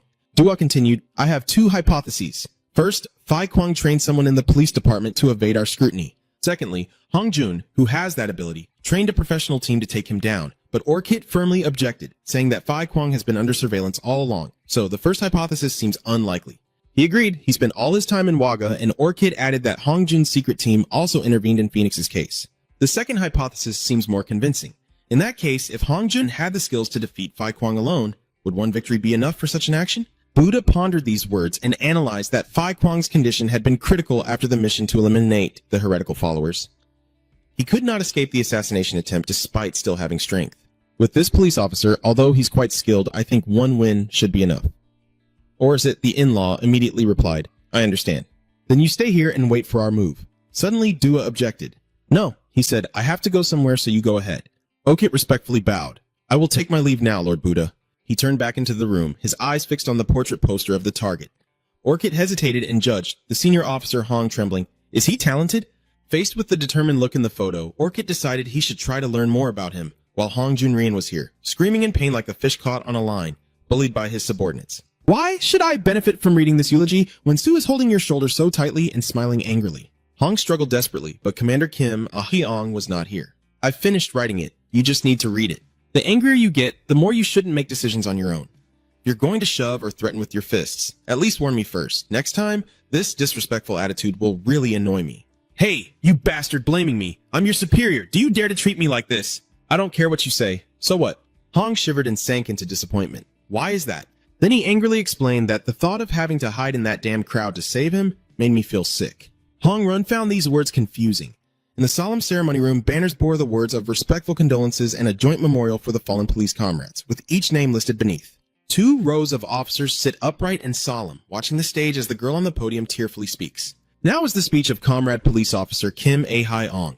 Then Mr. Zhu, with a slight frown, steps up to silently pray for their rest, as I am not the one responsible for these things. Below, so many people are crying, and I realized that while reading Officer Hong Run's eulogy, I felt his regrets and sadness. He sincerely mourns for the fallen police comrades. Although he still read the eulogy seriously, instead of making me sad, it made my mood sink and I felt like the situation was too terrible. He tightly grips the farewell speech paper. The end, Officer Kim Gi-ong-shu.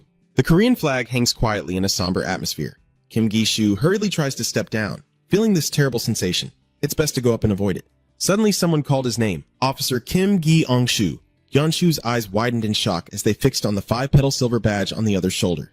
He is the police commissioner Kim Na-ho from the National Police Agency, suddenly approaching him. So you are Officer Kim Gi-ong-shu? Yes, he smiled and continued.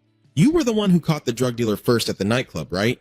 Mr. Shu paused briefly and replied, yes, sir, then burst into laughter. You will be a good police officer. I hope you will try harder in the future. His face remained unchanged as he simply replied, thank you, sir. Suddenly, Na-ho's expression darkened as he continued. But you know, there's one thing that's been bothering me enough to hinder solving such a big case. The senior officer trembled and said, are you blaming me for not reporting to me first before acting? Then he smirked with a scheming look. But since the mission was successful, should I consider it luck? He continued with a tone of frustration over the deaths of many young officers. Should I consider this a failure of the mission, with every word piling up on the cunning question for Jeon-shu? What do you think? Police Officer Kim Gi-ong-shu? He fell silent for a moment, stunned, his eyes widening. Could it be possible? Gi-ong-shu's eyes fixed tightly on each wrinkle of that squinting smile. A fierce concern unrelated to anything else as he daringly guessed. This guy speaks. Just as I was about to reply, a heart-rending voice suddenly rang out. Oh, my child! The woman over there screams in despair, desperately reaching out to the photos. My child, while her husband tearfully tries to hold her back. Gi-ong-shu's expression didn't change much, but his mood grew heavy. That's why I feel this place is so suffocating. Maybe it's because when I died, he looked at that woman sadly. No one truly mourned my death. Mr. Zhu unconsciously lowered his head and thought about it. This new life is no different from that of a killer. Suddenly a stranger spoke. You said you were on a mission with my son, right? The man smiled kindly and said even so. Fortunately, the others were able to survive. He choked up and reached out. My son always dreamed of becoming a great police officer. That young man is like my own son. The man earnestly pleaded with him. Please live in his place and make his dream come true. He continued and said, above all, you are someone else's child too. Mr. Shu held that young man's hand, paused silently for a moment, then said sincerely, yes, sir. After a while, the light still shone brightly in every corner of the funeral room. An officer cheered as he stepped down, saying he had worked hard. The girl from earlier took the mic again to continue the ceremony with a sorrowful gaze. It was the eulogy of Officer Kim Gi-ong-shu, followed by that of the monk Yi-Ua, the abbot. Hearing this name, Gi-ong-shu's eyes widened with shock and anger as he calmly stepped onto the sacred platform. Hong Run also froze in a stunned horror while the girl continued introducing the National Intangible Cultural Heritage Site Wa Gucha. Gi-ong-shu now clenched his teeth in uncontrollable rage, grinding out a word. That damn old man here, calmly clasping his hands together and humbly reciting Buddha's name. His words immediately made everyone burst into tears. In Buddhism, those connected again by him are called family. The young people are blessed by their country in the form of salaries. He firmly affirms that they have repaid that blessing by dedicating themselves fully to their duty as police officers. So everyone here today is a family. Each word strikes the parents' hearts deeply. Fathers and mothers, do not be too sad. All the young police officers sitting behind you are your children. The young police officers couldn't hold back their tears as Dua continued. Don't be afraid. The people sitting in front of you are all your parents. All eyes are equally focused on the false Buddha speaking. We are all one. Only Mr. Zhu could see through his mask and judge him silently.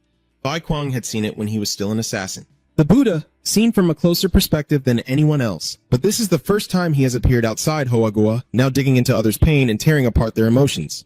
With that smug look in his eyes, in the end, he forced everyone to rely on him for his speech. Only Mr. Zhu couldn't hide the rage in his eyes, making Bai Kwang feel furious. After a moment, he finished his announcement, saying now we will observe a minute of silence. Du casually noticed the two cold eyes piercing through him. Hong Jun and Jianshu calmly stared straight at him in front of everyone in mourning, and Bai Kwang swore he would expose all the scoundrel's wrongdoings and kill him. Dua's face, however, smiled back at him with a mocking gaze. Finally, the ceremony comes to an end. The officer holds the microphone. In this way, we will say our final goodbye and end the funeral.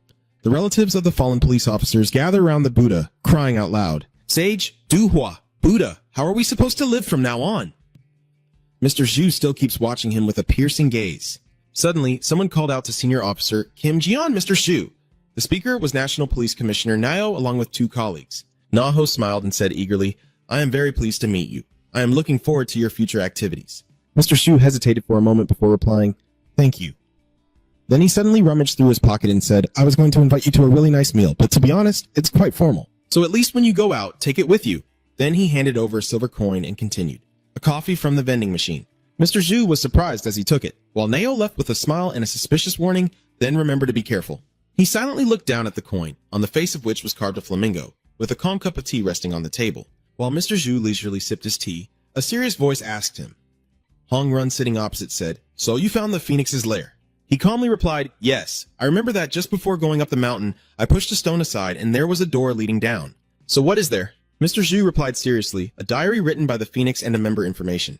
Hong Jun was surprised and excited, saying that means we can use that information to catch them. But he objected, saying no, it wasn't written in such detail, just added to what I already knew. Hearing that, Mr. Zhu looked disappointed and sighed. Got it. When can I take it? I'll have it ready before tomorrow morning. Then Jianshu's expression grew even more serious. Instead, we need to discuss something more important today. Hong Jun was a bit curious. More important than that, he straightforwardly proposed to move in with him, and upon hearing this, he was confused and immediately objected. Huh? What do you mean? It confuses him. But why? He bluntly replied, How can I live with you? I don't want to. I already said so. Mr. Zhu remained silent, rummaging through his pocket for something. He held out a thin metal block and asked again, You still don't want to? The item just placed on the table is pure gold, a shining bar of solid gold. Hong stammers with his mouth agape, stunned by this precious object. He stammered, What did you say? Mr. Zhu immediately explained that it's in the phoenix's hideout, looks like black money, and there are more than 30 of these. Hong Run questioned, Do you intend to bribe me with this? He calmly replied, Just consider it rent money. However, he still couldn't agree and said, No. Even so, he scoffed in a metallic voice. You probably haven't made him more decisive. I said no. Hong Run replied firmly, I don't live alone. I have a daughter too. Hearing that, he was surprised and said, If that's true, then I have to stay with you even more. To confuse him, What are you talking about, you idiot? Mr. Zhu explained, Senior Officer Hong Run, you may have escaped the assassination attempt thanks to my lie so far. But he asked confusedly, What lie? He continued, Because Hong Jun is currently in charge of the Phoenix operation, I think you've already gotten through it. So you're saying that the people around me are in danger, right? He confirmed, Yes, I bet they were planning to kill your daughter and you too. Hong Run, out of options, replied, All right, I'll prepare a room for you to keep you happy. All right then. Old Mr. Gi bit the gold bar again and asked suspiciously, But you probably don't need it, right? Make him helpless and walk away. Just keep everything for yourself. At the hospital before, Gi Ong-hee asked in surprise, What? All three of them asked for leave? Then she laughed loudly to reassure Mr. Zhu standing nearby. Don't worry. Even if I die, I won't quit, which made him sarcastically comment. Really? I hope so too. Brother Huang said, Even if you're strong, in the end, it's all about your mindset. Mental strength determines the winner. Zhu silently judged these words. She's not wrong, but what she said doesn't sound convincing at all. Then he replied, Right, I guess you don't have to worry anymore. At least once you're out of here, go exercise. Then Mr. Hai sang in a curious tone, pointing at himself. By the way, did anyone mention a promotion? Well, they said promoting me 2 ranks might be too soon, so I declined. Hearing that, she let out a delighted gasp. He continued, Kim A-hyung and I were both involved in that campaign, but I heard all the officers were promoted, and she let out another surprise sound. Suddenly, Jeon-hai called out his name seriously, making him confused. Gi-ong puffs out his cheeks. She happily looks up and teases him. That means we're friends now, right? It made him involuntarily frown and look uncomfortable. Gi-ong-hai said, well, now we have 3 passion fruits and you too. She giggled happily. We're friends, right, my dear? His expression darkened slightly as he said, I forgot one thing. He calmly said that she had been removed from the recommendation list, instantly causing Jeon-hai to be genuinely shocked. She stammered in panic. What are you talking about? You're lying because you don't want to see me happy, aren't you? He closed his eyes and replied, You're right. I couldn't bear it, but that's the truth. Jeon-hai was stunned. Why? Gi Ong-soo immediately argued with irrefutable logic. Because you were playing around while on a mission. Gi Ong-soo, desperate and panicked, let out a long sigh of frustration. Her madness had relapsed, and she tried to justify herself. But I had no other choice. Gi Ong-soo glared at her and gave up. I understand you couldn't do anything else, but finding medicine in the hospital is different. Most of all, she was disciplined. Mr. Hai tore at his hair and shouted in frustration. Suspended? No, that can't be true. Suddenly, he lowered his voice and approached. Meanwhile, Mr. Zhu grabbed her hand with a mocking look and sneered with a contemptuous smile. Friends? Huh? Look at this delusional slave. Mr. Zhu, his face flushed with anger, smiled and said, I'll deal with you after you're discharged. Seeing this terrifying expression of his, Jeon-hai was overwhelmed with sadness and tears, crying out in despair. Then a mournful scream echoed from the hospital as Mr. Zhu relaxed and left the place, lost in thought. Now, I don't have to worry about her anymore. I just need to deal with those two and take them away. Right after that, in an apartment complex, a hand kept pounding loudly on the door amidst the noise. Ah-hyung, exhausted, dragged herself out from under the blanket toward the door. She slightly opened it, her eyes weary and cautious, and asked, Who is it? Immediately, half of his face turned serious with a terrifying dead eye fixed on her. Ah-hyung screamed in panic and fell backward. Gi Ong-soo looked like a madman and said crazily as he opened the door. Ah-hyung asked in panic, Kim Gi Ong-soo, why are you here? But Gi Ong-soo didn't answer. He opened the door and started talking. She angrily shouted, Do you plan to call the police? Why don't you find somewhere else to go and disappear? Then Gi Ong-soo denied and replied, We are on the same team. Why should I do that? Are you telling me to open the door? This crazy person makes her panic and step back even more. He will break the door. Stop. The rumbling and clattering noises still continue without end. Hi, Ong helplessly shouted. I told you you'll break the door, you crazy person. Finally, she had to open the door for Mr. Gi-shu to come in. He started to ask, So the only thing you can do after leaving the team is lock yourself in the house? She fidgeted nervously without saying a word, while he said, Aren't you going to the other's funeral? Making her freeze. This girl, Kim Ah-hyung, 29 years old, the youngest senior officer, born to succeed, has never known failure. Hong Jun once warned her, I don't doubt your abilities, but this mission is extremely dangerous, and I don't believe it's unofficial. Then he seriously said, But I think our opponent is considered the best spy of the KNP, and also part of the commander's special team. So he seriously requested it. It may sound a bit strange, but please carry out the mission together with Senior Officer Kim Jeon-shu as a junior officer. That was my order. You were very upset about that command at the time, and everything was perfect with her before I disobeyed that order. Ah-ong is now stammering, full of guilt. That was my fault. She bowed her head and said, I was too arrogant. Suddenly, Mr. Zhu grabbed her shoulders. Immediately, he stood up and lifted her like catching a rabbit. Then Mr. Zhu calmly dragged her away, saying, Follow me, making Ah-hyung panic. Where are we going? He refused to answer amid the chief officer's panic, and she helplessly screamed, I'm asking where we're going. This morning, the sky was clear with just a few clouds. They arrived at a deserted place on the mountainside. While Ah-hyung was stunned, Gi-on-shu only looked slightly surprised. So they are here. Ah-hyung immediately feels confused. Hey, my stuff while you couldn't care less. Who cares anyway? Ah-hyung looks at the two people who are the subordinates' parents. Long is terrified. What should I say? How should I respond? Her mind is still was and wanted utter chaos, and she dared not lift her head. How could I possibly apologize? Suddenly the man, who had quietly approached Ah-hyung, spoke up. Are you the commander of the mission? Ah-hyung involuntarily lifts his head and stammers, unable to speak in worry. But all the man does is smile peacefully and say, Don't forget my children and make sure this never happens again. This gentle punishment leaves her stunned and confused, her eyes immediately welling up with tears, trembling with emotion. She kept mouthing words, only able to utter meaningless sounds. Then Ah-hyung cried out loudly and knelt down. I'm sorry, I'm really sorry. A flood of guilt poured out of her eyes. It's my fault, only because of me. That family couldn't hold back their pain, yet they gently came forward to embrace her. This moment leaves the senior officer stunned as a mix of emotions swirls within him for Jeon-shu, who silently led her here because of that. Seeing the gentle, innocent family, she feels her mind enlightened.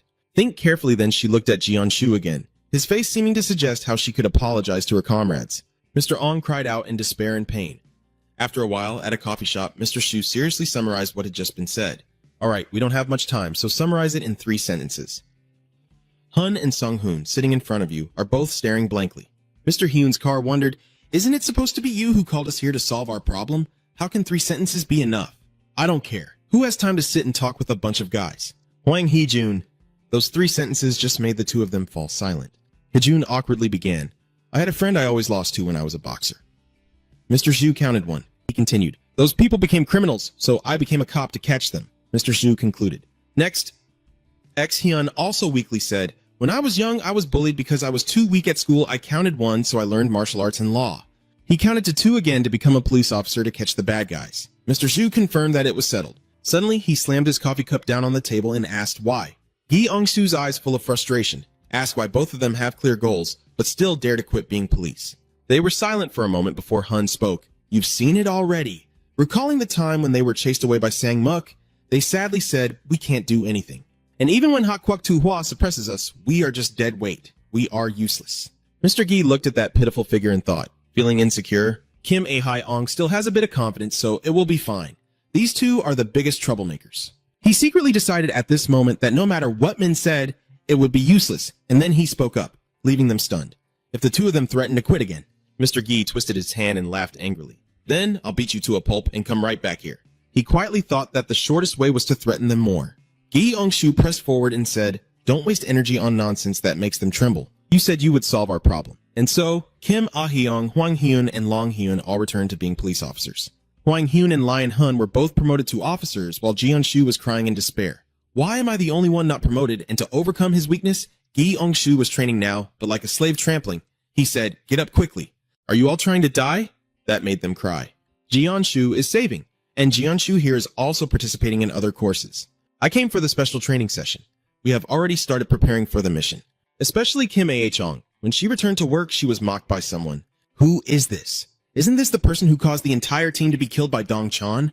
He said disdainfully. If it weren't for Senior Officer Hong Run's request, I wouldn't be meeting with you. That bastard Dong Chan is still alive and foolish. He lit another cigarette and continued speaking. So, this man is the commander of the KNP, deeply connected to the original KNP-22 security forces.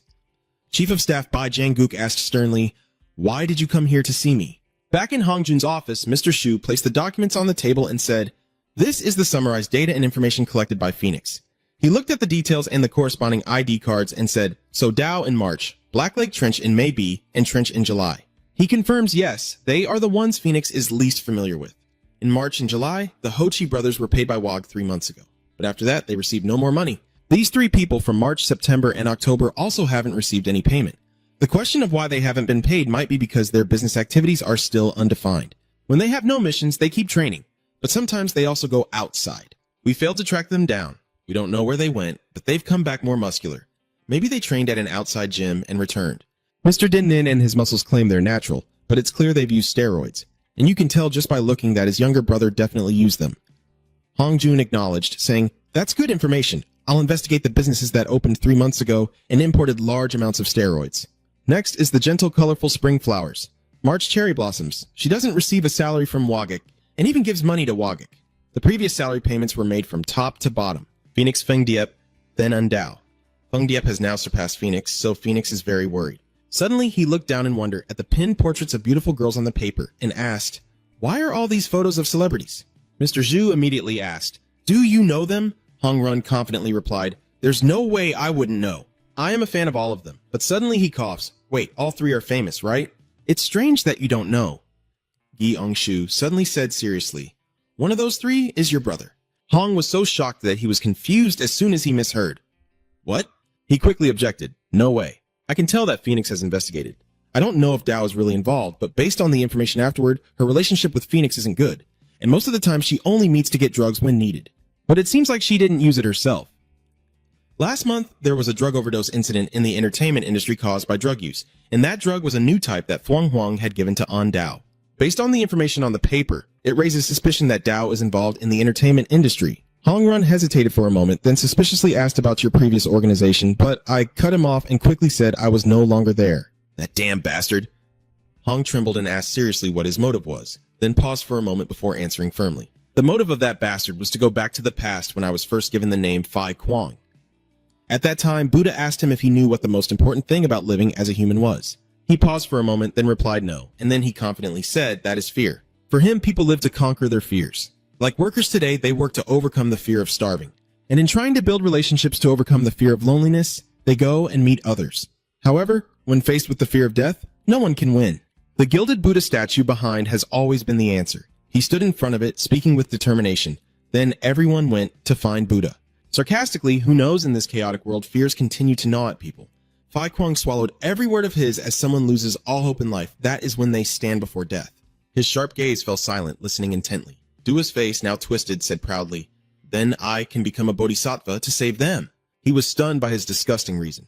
The Buddha firmly declared that in December, Fai Kwang and the other months would become the first terror of this country. "So you're saying that's the goal of that bastard?" Hong Run continued with an incomprehensible answer. "To become a Buddha." "A Buddha? That's a rather idealistic and unrealistic goal." "I have a question," Hong Run said curiously. "Why are you all so loyal, Thang?" Gi immediately interrupted irritably. "I'm not one of them," he continued. "Why are they so loyal to Buddha?" Hong-gun couldn't understand the people he mentioned. Most of the Thangs were absolutely loyal to that damn gorilla. The main reason was that they were raised by him to become assassins from a young age, and had at least once experienced the fear of hell or death.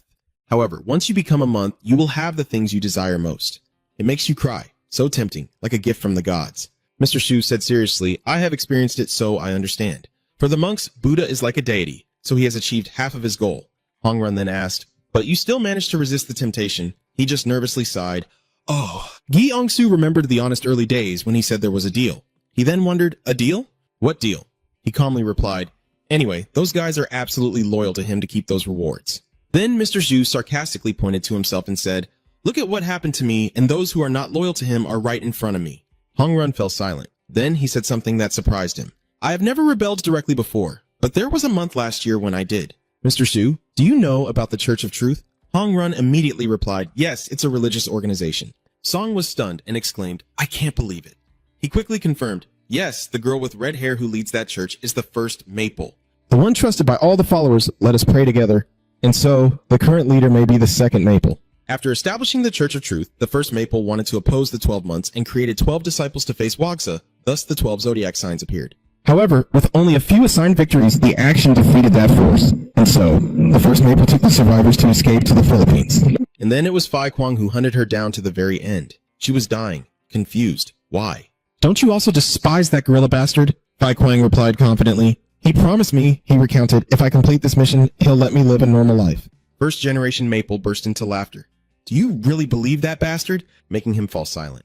Even in his dying moments, she still boldly looked down on him. "Let me tell you, you'll never get that life." This statement made him silently furious. "And so, I killed the first leaf."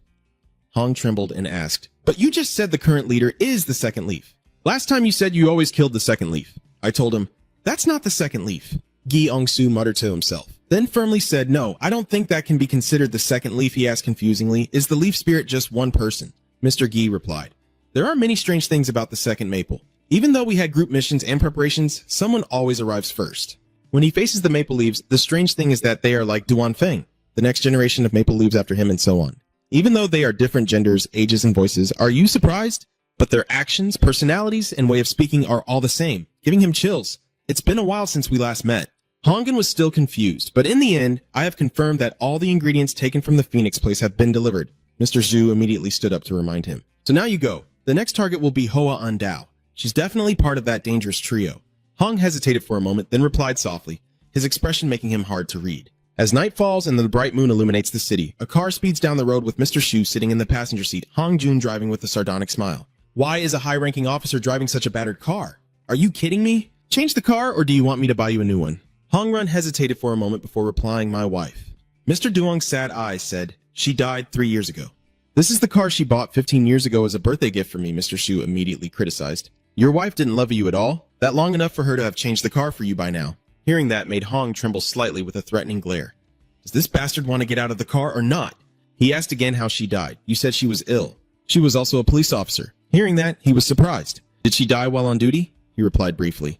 3 years ago, the atmosphere in the car grew tense as Hong Run recounted how a mentally ill man had killed her. I recorded Mr. Shu's deep voice. "It's unfortunate to hear that." Hong Run continued. "That's psycho." He bluntly said, surprising him, that he is a disciple of the Truth Sect. I sensed something strange. He continued, "But when he found out it was connected to Mr. Shu realized that's why you left when I said we should catch the cherry blossoms first. He wondered if maybe we should catch the maples first instead. Hong Run immediately refused. It's okay. Compared to the maple leaf, we have more information about the cherry blossom. After all, that's our priority target. He continued to tell the story, but maybe because both my wife and I are police officers, my daughter also wants to become one. Sue immediately teased, so being the senior officer paving the way for your son is the best, right? Hong Run slightly dejectedly replied, I don't want him to become a cop. Since you're about to work with him, help me convince him. And don't tell her I said that, okay? Gi Shu raised his fist and asked seriously, can I hit her? He understood him very well and replied, you still need to learn how to be a proper person. Your social awareness is terrible. In the end, they also arrived at Hong Run's house. Mr. Shu approached the front door curiously. Your place is so old. How many years has it been here? He impatiently urged, go inside quickly. Before entering, Hong Run seriously warned, don't talk to me so disrespectfully in front of my child. Understand? Gi Shu respectfully replied, yes, sir, don't worry. Then the father immediately opened the door and a girl came to greet him. Dad's here. Oh my, has my beloved daughter just returned? She replied, I just got back from the library. Then the girl looked at Gi Shu curiously and asked, so from now on, he will be staying here with us? Hong Run smiled and said, it's a bit inconvenient, but please understand you don't need to get too close to him. Only then did Jiang Shu realize and freeze when he saw his daughter greeting him. Hello? She said nervously and awkwardly. Nice to meet you. But Mr. Gishu looked at her thoughtfully with shining eyes but didn't respond, so she called out confusedly, hey. Gi Shu froze in place, unable to say anything. She asked Hong Run in confusion, did your father bring him here? Gi Shu gazed thoughtfully at the picture of the happy family. He reluctantly commented that the girl looks just like her mother. Hong Run looked at his younger brother with a judging gaze. It will probably take a long time for you to live normally. You have no communication skills at all. He finished his comment and left, not forgetting to remind me. I've prepared a room for you on the second floor. Go upstairs and get some sleep. I'm going to bed first. Hong playfully peeked her head out, showing concern. Good night, Dad. After Hong left trembling, both she and Jianshu instinctively looked at each other. He doesn't pay much attention to her and plans to leave, so I should go rest too. Hong John suddenly grabs his arm to stop him. She didn't hesitate and directly asked for his opinion. Can I come to your room later? Mr. Shu looked confused and full of question marks. What? The girl kept insisting. I have something I want to ask you. Hong kept hinting but made him very curious. In the brightly lit room, Mr. Shu sat seriously on the bed, crossing his arms and asked again, what did you do to become a police officer? Hong sat on the chair opposite. Long Day was determined. Yes, I want to become a police officer in the future. Jionu has nothing to hide. He shared that after going through life, dying, and being reborn, he became a police officer. Hong John didn't quite understand. Was he saying he was so exhausted he wanted to die? She said this, making him look at his body and realize that he still didn't know much about the original owner. His parents committed crimes and abandoned him when he was young. I don't know anything anymore, besides the fact that he grew up in an orphanage. Knowing it wouldn't change anything. Seeing her thoughts, Mr. Shu intervened. Don't ask questions related to that force. The girl still looks enthusiastic. Why is that? Just tell me what you think, he said sternly, threatening. My dad told me I have to stop you from becoming a cop. Hong seems hesitant, stammering, I hate my dad so much, and you suddenly remember that he also told you not to tell me about this. Hong pouts and says, why does he keep interfering in my life? I reluctantly agree. Tomorrow is the weekend. Do you want to come to the training ground with me? On the surface, I seemed fine, but inside I felt a bit guilty. I thought, maybe just this once won't hurt. She listened excitedly. Really? Hong John's face is beaming and bright like a sunflower. Thank you so much. He smiled bitterly, thinking that if he showed her how tough the training was, she would probably give up. The clouds drift lazily across the clear blue sky. Donghai, Haijin, and Seong Hyun all stared in surprise. Huh? Mr. Shu introduces himself, saying, say hello. Our guest of honor will be training with us today. Hong bows politely. Hello. All three of them looked at the girl with disbelief. Mr. Hai approached Hong suspiciously, asking, are you not a student? Were you kidnapped? Hong politely replied, I am here to introduce myself and confidently introduce myself. I am Hong, a senior in high school. I want to become a good police officer like you, so I apologize for the inconvenience today. Both Hyun and Song Hyun avoided that gaze, while Gi put on a dangerous look. She smiled wryly, saying this kid seems like a good person. Gi Hai with full experience and enthusiasm. Sure. Do you want me to teach you? Hong also acted naturally. No, I don't need it. I always rank first in every subject. Mr. Hai immediately looks disappointed. Oh, I see, so we won't waste time. Gi Shu interrupted.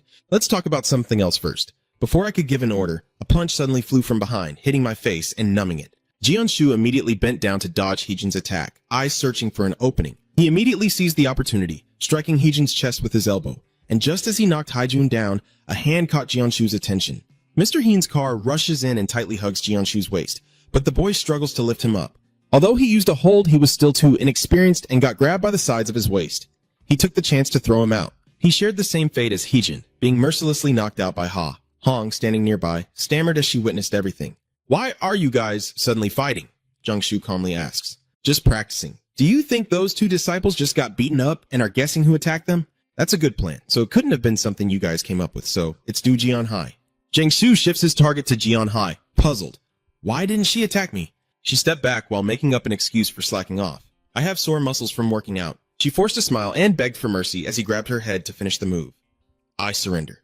He didn't hold back and lectured him sternly, ignoring Hong John's gaze and Jian Hee's protests. "Stop just standing there giving orders. You have to jump in and fight too. Got it? Got it?" Mr. Zhu turned to check on the person who was just standing there watching the drama. Now he put on a serious face and gave the order. "You try hitting me too." Hong blinked in surprise and asked back, "Me?" He stepped closer to the girl, punching and brushing her off. "Weren't you here to train? I won't let you get hurt. Attack, don't worry." She instinctively stepped back in panic. "What did you say?" Old man Shufi quickly moved toward the girl. "If you don't want to, I'll strike her right side." Although the punch was quite strong, it was still restrained. The authoritative man added that if Zhang was to speak, he would strike first. Guiyang looks at the girl kneeling on the ground, thinking she'll give up soon. Outwardly, with his full experience, he threatens. "If you become a police officer, it will hurt even more than now." Before he could finish, the girl's stubbornness caught his attention. Guiyang-su looked at the person on the ground with a calm expression. Hong's determined gaze made him somewhat admiring. Most people would collapse when hit in the liver, but the girl still looked fine. He didn't hesitate to order everyone. "All right, this time Huang Heejun will fight Lion Hyun and Jian Hai will fight Hongun. Pair them up and fight." Hong John looked at the opponent in surprise. "You and your sister, right?" Gi Ong-shu. "Share some information." "It's okay. She's pretty good too." Gi Ong-hai heard that and smiled sinisterly. She confidently wiped her nose with a tissue. "Even if you're a student, I won't give in." Gi Ong-shu suddenly remembered and warned Gi Ong-hee, causing her to sprain her ankle. "Oh, I forgot to mention this. That girl is the daughter of a senior officer." She pretends to take the full blow from the girl and laments, "You're so strong." Hong over here is completely puzzled. Seeing the magnificent scene just now, Mr. Zhu was also 3 parts helpless and 7 parts like a rabbit king, with the bright moon shining in the starry sky. Hong walked beside Gin, complaining that her whole body was sore. Jung-shu praised her upon hearing that. "It's good that this is the first time you've stood your ground. I kept encouraging you during practice because I saw you were very eager." Then he sincerely comforted the girl, saying that she would become a good police officer someday. Hong was a bit stunned, but also politely responded, "Thank you, sir." Back in the familiar home, Hong trembled as he looked at the 2 people scrutinizing him from head to toe. Unable to contain his curiosity, he directly questioned his subordinate. Why did the 2 strangers come home together? Just mentioned that Mr. Shu remained calm as if nothing had happened. It was just a coincidence. He said with a strained and confused tone, "What do you mean?" He anxiously rushed over, grabbed his daughter's shoulder, and warned her, "John, you must not hang out with this guy. He's very bad. Looks like you don't even bother to pay attention and tease him subtly. I'm still standing right here, you know? You have no communication skills at all." Hong also intervened. "He's not bad." She blushed and quietly avoided her father's admiring gaze. "So cool." He froze for a few seconds, then turned to glare fiercely at the camera, making him a bit startled. "Huh?" Hong Run angrily ordered you to get out and refused to back down, adding fuel to the fire. "But I didn't do anything," Hong complained. "Why would Ba chase the guests away like that?" Meanwhile, Hong Run harshly scolded Hong John. The father and son started arguing fiercely. A certain gaze locked onto him, drawing his attention. The moon is high, night is drawing near. A crowd of shady characters has gathered. Suddenly, a voice caught the attention of most of them. They thought the Lesbiz gang would show up. Ji Young-shu suddenly appeared looking very stylish. And yet he sent the Maple Gang? The underground society still exudes authority as they threaten collectively. "Do you know who we are?" He smirked mockingly. "No one else will send so many people like this besides him." "Alright, Hong Run will like this a lot, because you guys will be the key to catching Maple." They didn't say much and charged at Jianshu with machetes, but he took them down in an instant. One tried to take advantage and stab him, but he kicked him right in the mouth. He looked at these guys critically. From them, he could somewhat guess their background. They were probably not assassins from the organization. He noticed the smallest details, like how they held their knives, which was all unprofessional. Just amateurs sent to do the job. A bunch of them, battered and crying out on the ground, one couldn't bear it and screamed. "It hurts so much, how is this possible?" "What's going on?" The leader looked at his subordinates, puzzled. "What's going on?" Tran B confidently chooses a sidekick, still looking clueless like a kid. "Where is this?" Mr. Shu, standing and watching them perform, still maintains his own dignity. "Is there no one left here?" Mr. Shu asked the group with a frown. "Don't you remember who you are and why you were sent here?" Mr. Xu added. "It's really strange. This is the first time I've seen something like this happen. A bunch of people about to be executed still talk big. 2 of you get loose quickly, I will report you to the police." Hong Run sitting above, threatening. You've caused trouble here. Who do you think you're going to sue? I am the police officer here. One of them spoke up to explain, we don't remember anything. Officer Shu took the report, searched through, and found some items that could identify them, including family photos. They seem to be temporarily out of their minds. Everything looks completely normal. Hearing this, Hong Run questions. So could it be? He gritted his teeth, filled with hatred, just like those who killed my wife. Hong trembles as he deliberately emphasizes the two words, maple leaf. The card representing the maple leaf appears. A haunting voice emerges. Look at this maple leaf. The maple leaf sways in the air as the voice slowly hypnotizes. From now on, she will feel calm and peaceful, free from worries. All the suffering now completely disappears, leaving only peace in your heart. Be at peace, and all wounds in your soul will be healed. You will always think of someone and follow their words. When this maple leaf stops, let your soul feel calm and open your eyes. Now, I will ask you a question.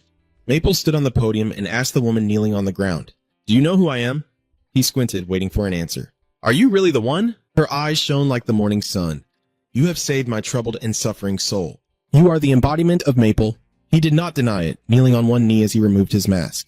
That's right, I will make you even more beautiful. He smirked and added, I am the embodiment of Maple, the one who brings you happiness. She saw his entire face, and her eyes no longer held trust but were filled with clear fear. Sensing her trembling, he turned harsh. Oh, Maple gritted his teeth dangerously and threatened. You still haven't been hypnotized, have you? The girl quickly denied it and explained, It's not like that. I was just surprised to see your true face. Without hesitation, he grabbed the object he used to hypnotize her and then struck the unfortunate victim's neck hard. She immediately fell backwards, staring at the naked chicken in front of him. Maple picked up the mask, sighed, and put it on while complaining nonstop. I don't even know how many times I've failed now. I've put so much effort into hypnotizing her, but it's no use. Since Phoenix is dead, there's no supply of good drugs left, and if I had just one dose for her, everything would be much easier. His butt still hasn't stopped rambling. Her appearance is quite decent, and she can do many things, but hypnotizing her is too difficult. As he kept rambling, someone entered to report, Sir, there are still some of the medicine received from the last Phoenix. Ditch Deep suggested using a little more medicine to make it easier to control her if you are satisfied with her, but Lafong rejected her idea. It's not good. This isn't an important matter, so we need to save the remaining medicine. Until another Phoenix takes over, others will suggest different approaches, but recent failures have been too many, so it's not safe. Just this week, more than 20 people have died because of these failures. They know our faces. We need to eliminate them. Moreover, Huang Diep continued to emphasize, it seems the maples are still active, and we still have enough people to use. Maple Leaf didn't take the criticism well. Are you feeling jealous and resentful? Huang Diep, I've told you many times before, the more leaf spirits we have, the better it is for our work. You two, after all, have completely different statuses from us. Huang Diep cares, it's already known, but you don't need to push yourself so hard. Hypnosis is very exhausting, and now without support drugs, failure is too common. Finding suitable people for Leaf Wind is not easy, so I think you need to rest a bit. Lafong also understands her feelings. I completely understand what you mean, Huang Diep, but do you know the true intention behind this? I won't let myself have many true selves, so even if I'm tired, I have to try. It's only for myself and the organization. Oh. I see the woman who has passed to the other world to comfort. I understand and also sympathize with you about this. Your stubbornness about these matters will be known to Buddha as well. Human nature is hard to change, and if you want to do something, you have to see it through to the end. He held the metal maple leaf and reminded him not to forget I understand your meaning. To do that, both of you still need to try harder. Maple Leaf looked at the object he had just created with no mercy, scoffing. If change is good, I will do it, but change that doesn't improve anything only causes more trouble. He looked at his two brothers with satisfaction. Do you understand what I mean? You could say you are my most perfect creation so far. Lafong hopes that in the future I can create perfect products like you two. He then changed the subject to ask about the plan. How is the situation with those fools sent to that cop going? Huang Diep reported without hiding it. It seems like they failed. Lao Lafong carefully reviewed the issues and didn't trust those guys. Although their skills are limited, after hypnosis their strength also increased significantly. He concluded that they should be more than enough to deal with ordinary police officers. This probably means something unexpected has happened. I need to find the Buddha and ask for his opinion on the next move. At an ancient temple, Du Hua stands at the door listening to the news. Lord Buddha, the secret report from Maple has arrived. The secret message continues to add that Hong Run seems to be quite a skilled police officer. All right, Du Hua understood and replied, cautiously but politely. I have a concern about something. May I ask Buddha, is that allowed? He also permits it. Ask away. Following the order, he began to explain that once the mission personally commanded by His Highness is completed, the level of the winners will increase, and he briefly revisited some past events. And if the Maple Leaf's level rises, it will almost overshadow all the other victories and could end up like the first generation of Maple. At this point, with the reasoning just given, He wondered if the brothers from the National Temple Flower said they would take on this mission. Wouldn't they be the better choice? They don't care about power, only their bodies. Du Hua replied smoothly. Fang Lan, I never said only the Maple Leaf would be assigned to do the task. Fang Lan didn't quite understand and asked what he meant. He explained that this mission involves the Maple Leaf and October, but in total, there are 4 other months involved. Fang Lan was surprised. Which other months? Didn't you say 1 month was already too much? Du Hua calmly explained that the plan had changed. Fang Lan didn't believe it. Wasn't 4 wins still too many? He confidently concluded that it's okay, just for investigation and exploration. To be honest, I have a very interesting plan. Meanwhile, a voice echoed from the police station. Senior Officer Hong Run. Hong Run stood before Na Ho and spoke formally. Sir! Jin Ha sat arrogantly in the chair with a fake smile. Will you be in charge of sweeping the Tran Lai cult? Looking at his face, Hong didn't seem shaken but was determined to hear the order. I will provide you with the necessary information. He reports seriously. I already emphasized this before. Touching on religion, especially Buddha, is an extremely serious matter that cannot be taken lightly. Na Ho, hearing this, coldly asked, recently, some troublemakers came to Hong Jun's house and attacked him, right? He paused for a moment and then continued. The issue involving those religions and beliefs is extremely difficult to resolve, just like your wife's case before. Hong Jun was surprised to hear Na say that, and Na Ho asked again, do you also realize that? Those who follow that faith have exploited religion to commit many evil acts, and even counterfeit believers must be eliminated. If you have already investigated, you would know about it. According to this document, quite a few suspects in your area have been investigated. They all have illegal activities, unauthorized proselytizing, and are suspected of being involved in certain incidents. Na Ho became serious and said, specifically, many girls have gone missing mysteriously recently, so you should take on this investigation. Then he suddenly asked Hong Jun, so, do you agree to take on this mission? Hong Jun was so surprised that he froze and said nothing. After Na Ho finished speaking, Hong Jun returned to his office to talk with Gi Yongshu. Mr. Gi crossed his arms and said seriously, after hearing his boss, of course you have to take on that investigation. Hong Jun sat across calmly and said, I'm quite worried. Gi Yongshu immediately spoke to reassure him. There's no need for you to worry so much. They have already killed your wife, sent people to your house to try to harm you and your daughter. Now there is an order from above to investigate the illegal activities of the Red Maple. Is there anything else you're thinking about? Mr. Zhu encourages and motivates him. For this case, you take charge of the investigation and I will support you from behind.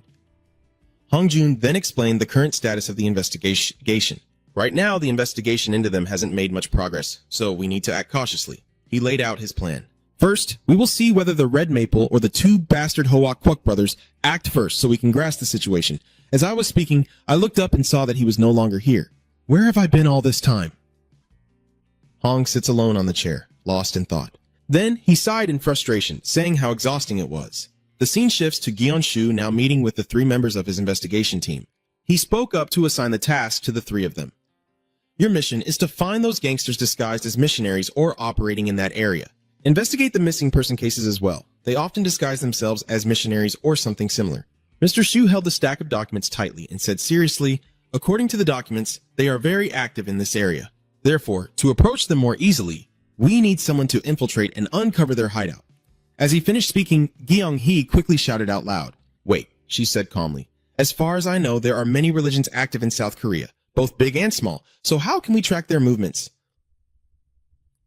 Mr. Hun's car, standing nearby, also agreed and said, no matter what, catching them is not easy. Mr. Hun calmly said that the fake evangelists there are very clever. They always know how to avoid police investigations and won't do anything too obvious to attract police attention. Mr. Zhu listened to what you said and immediately asked, how can you be sure of what they are doing? Mr. Hun calmly replied, I have also investigated them quite a bit before, so the situation won't be simple. Finding and controlling them will be very difficult. At this moment, Haijun also spoke up, saying, look at the map. The train station here will circle around the nearby area and then enter the city center. Everyone will move to the station to wait for the train, so this is a place where many people gather. Heejun said excitedly, so we'll set the bait here. Jong Hyun is perfect for this because he's easy to fool. You can tell by his innocent expression. Mr. Gi-ong got angry when he heard that and said, easy for you to say. But have you read the documents? They usually target beautiful girls, right? Mr. Geishu finally spoke up. It's tough. Where are we supposed to find someone pretty to trick them? Hee-john nodded in agreement and shared his opinion. That's right. How about having Song Hyun dress as a girl now? Song Hyun, standing nearby, frowned in discomfort and said, are you okay? Hai Jun Ki-ong Hai, seeing that no one was paying attention to him, angrily shouted, what's wrong with you? Can't you see? What am I doing here? The 3 men standing and discussing fell silent and turned to stare at Gi-ong-hee. Then, Gi-ong-shu made a decision. All right, let's use the commander's daughter as bait. The girl also wants to train as a police officer. Hyun and Seong Hyun nervously exclaimed, Don't go crazy. This is no joke. They are quite dangerous. If things get out of control, it could be dangerous. Mr. Hai saw they still weren't paying attention, so he called out again. Hey, I'm talking here. Aren't you listening? I've been standing here since the afternoon. Don't ignore me like that. She clenched her fist and frowned, angry, saying, Don't you understand what I'm saying? A beautiful girl like me is standing right here, so where else would you go looking? The three of them looked at her with puzzled expressions. After a while, the three of them were sitting and drinking coffee on the porch. Mr. Hai had returned. She asked them what they thought of those young men, and Mr. Hai, who had swapped his police uniform for a short floral dress, looked truly beautiful. She smiled brightly at everyone and asked with a grin, Looking at my outfit, you'd say I'm totally drunk, right? Hai Jun saw her and excitedly asked, What the heck is this? Why do you look like a completely different person? Why does your hair look much longer? Mr. Hyun's car also chimed in. Just show me how to escape this bald fate. Mr. Hai replied calmly. It's just a wig extension, but what's so surprising about that? At this point, Mr. Zhujian finally spoke up, saying that anyone who didn't know her before might have been fooled by her. It looks pretty smooth now. Seeing Mr. Hai get praised, he immediately put on a cool, mischievous smile. He immediately emphasized that he was serious and not joking around. Then everyone stopped teasing her and started the investigation. Mr. Hun's car spoke. It's all good, so you go there alone. Just keep going back and forth there, and they'll definitely notice you. Yi Eung-hai, hearing that she has to go there alone, asked suspiciously, Go there alone? Mr. Hun smiled and replied, That's right, it makes them less suspicious. Walking alone with a lost cow, he decided to cause trouble. Cut to the train station where two men approach her and smile, saying, You look really beautiful. Can I get to know you? Yi Eung-hai was startled, surprised to see the two strangers in front of her. She looked at them and thought to herself, What the heck? Really? Why are there so many guys who just want to hit on girls? I've only been out for a bit and I've already run into one.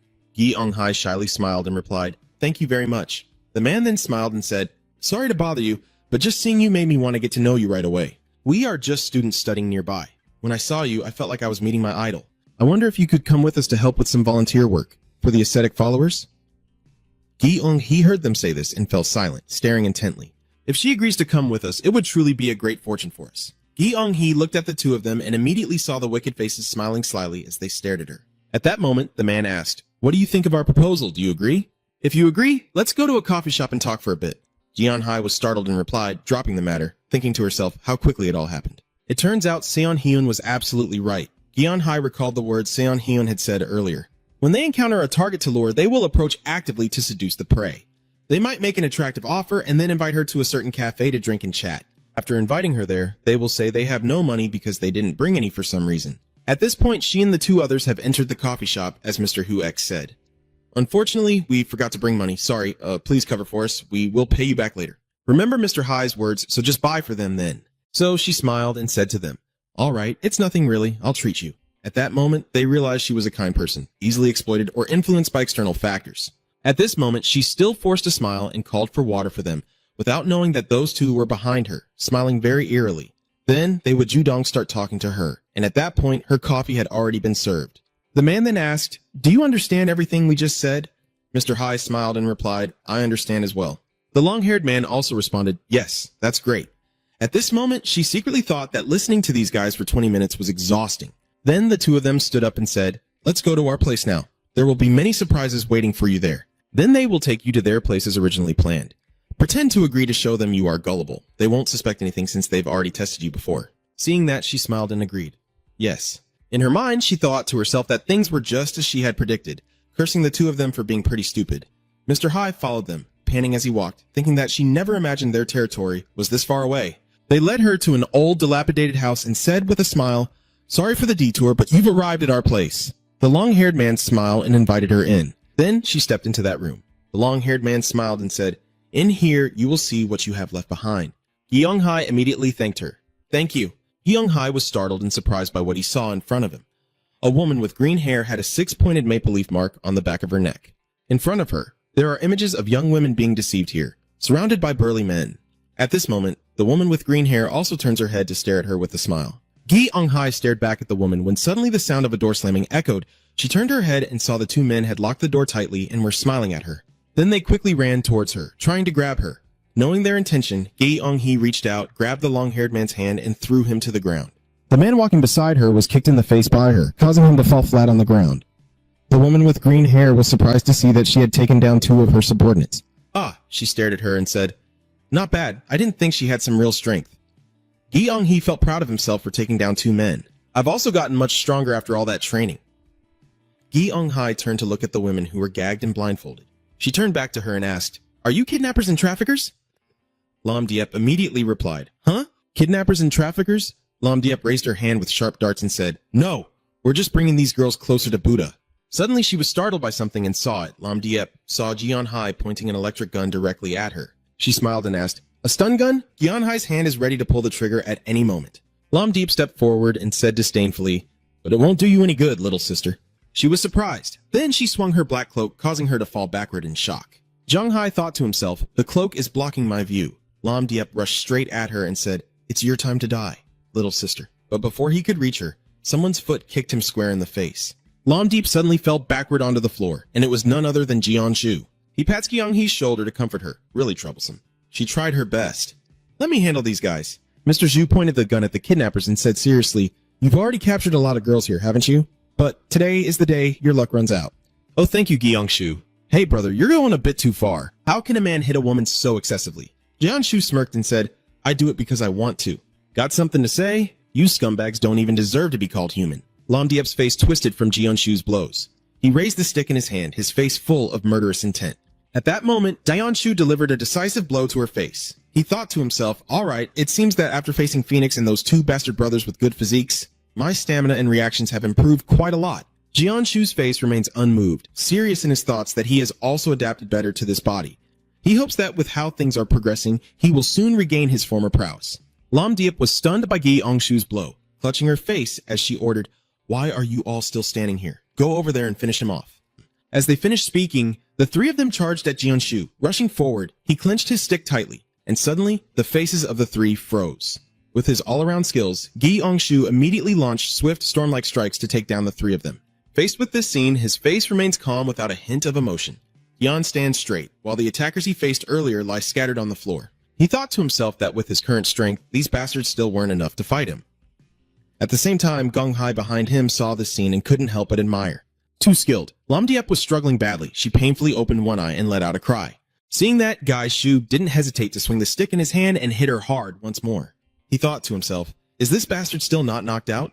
Alright, while we're at it, give it a few more hits. These bastards can't be spared." He turned to Ji-yeon-hai and said, "Call Ki-hee. Tell her to come. We need to clean up this place with more people." She responded, "I'm coming now.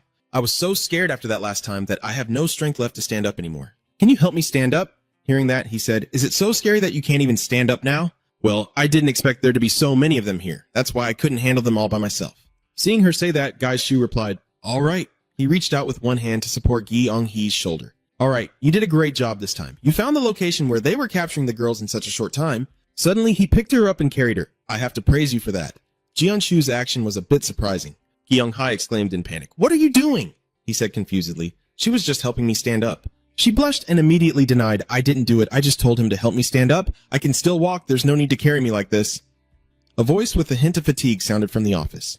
"It's true that with your pale, trembling face, you're exhausted and reminding us that you all act on your own accord again. If this incident gets out of control, it will be too dangerous." Mr. Shu calmly said, "All right, we've caught them anyway." Hong Run, exhausted, said, "If you keep doing this, I'll be dead from stress. Next time, just give me a heads up before you do anything." I immediately retorted, "If I tell you, I wouldn't be able to act like this." Feeling a bit helpless, he said, "You're really young and want to do whatever you want. I can't control you anymore." Finally, you agreed and said, "All right, next time I do something dangerous, I will inform you first." Hong nervously replied, "That's good." He crossed his arms and asked, "So now you'll take responsibility for this holy truth, right?" Hong Jun hesitated a bit and said, "I know, but they are still too active, so we need to see the results of this investigation first. The headquarters also sent people to observe this case, so I need to consider carefully." He reproached, saying, "The headquarters has a large force, but those people are so useless. Last time, the Phoenix Foundation didn't do anything during the investigation, which led to us losing an officer." Gung Shu said, "Let us handle this one." He replied anxiously, "You're fine, but the headquarters doesn't seem willing. This is a high-profile case with many young women missing, so the public is watching us closely." Hong said seriously, "If possible, I will directly oversee this case if it is assigned from above."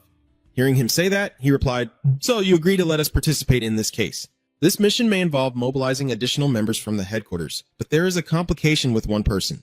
Chief Kim N, 54 years old, is a capable officer who started as an investigator and gradually rose through the ranks to become a highly skilled chief. He has served several terms, even though the law limits police chiefs to 2 terms. Due to the cases he has solved and his current high standing at the headquarters, with no successors ready, and his extensive political connections in Korea, he has put significant pressure on the central headquarters, leaving them in a difficult position. In the end, headquarters had to concede and change the law to allow one person to hold the position for more than 2 terms. So now, he is considered to have served 3 consecutive terms as police chief. Furthermore, after gaining power, he continuously recruited talented people to all police stations across the country into his office. From those actions, he has been steadily strengthening his position day by day. Therefore, now almost no one can challenge him.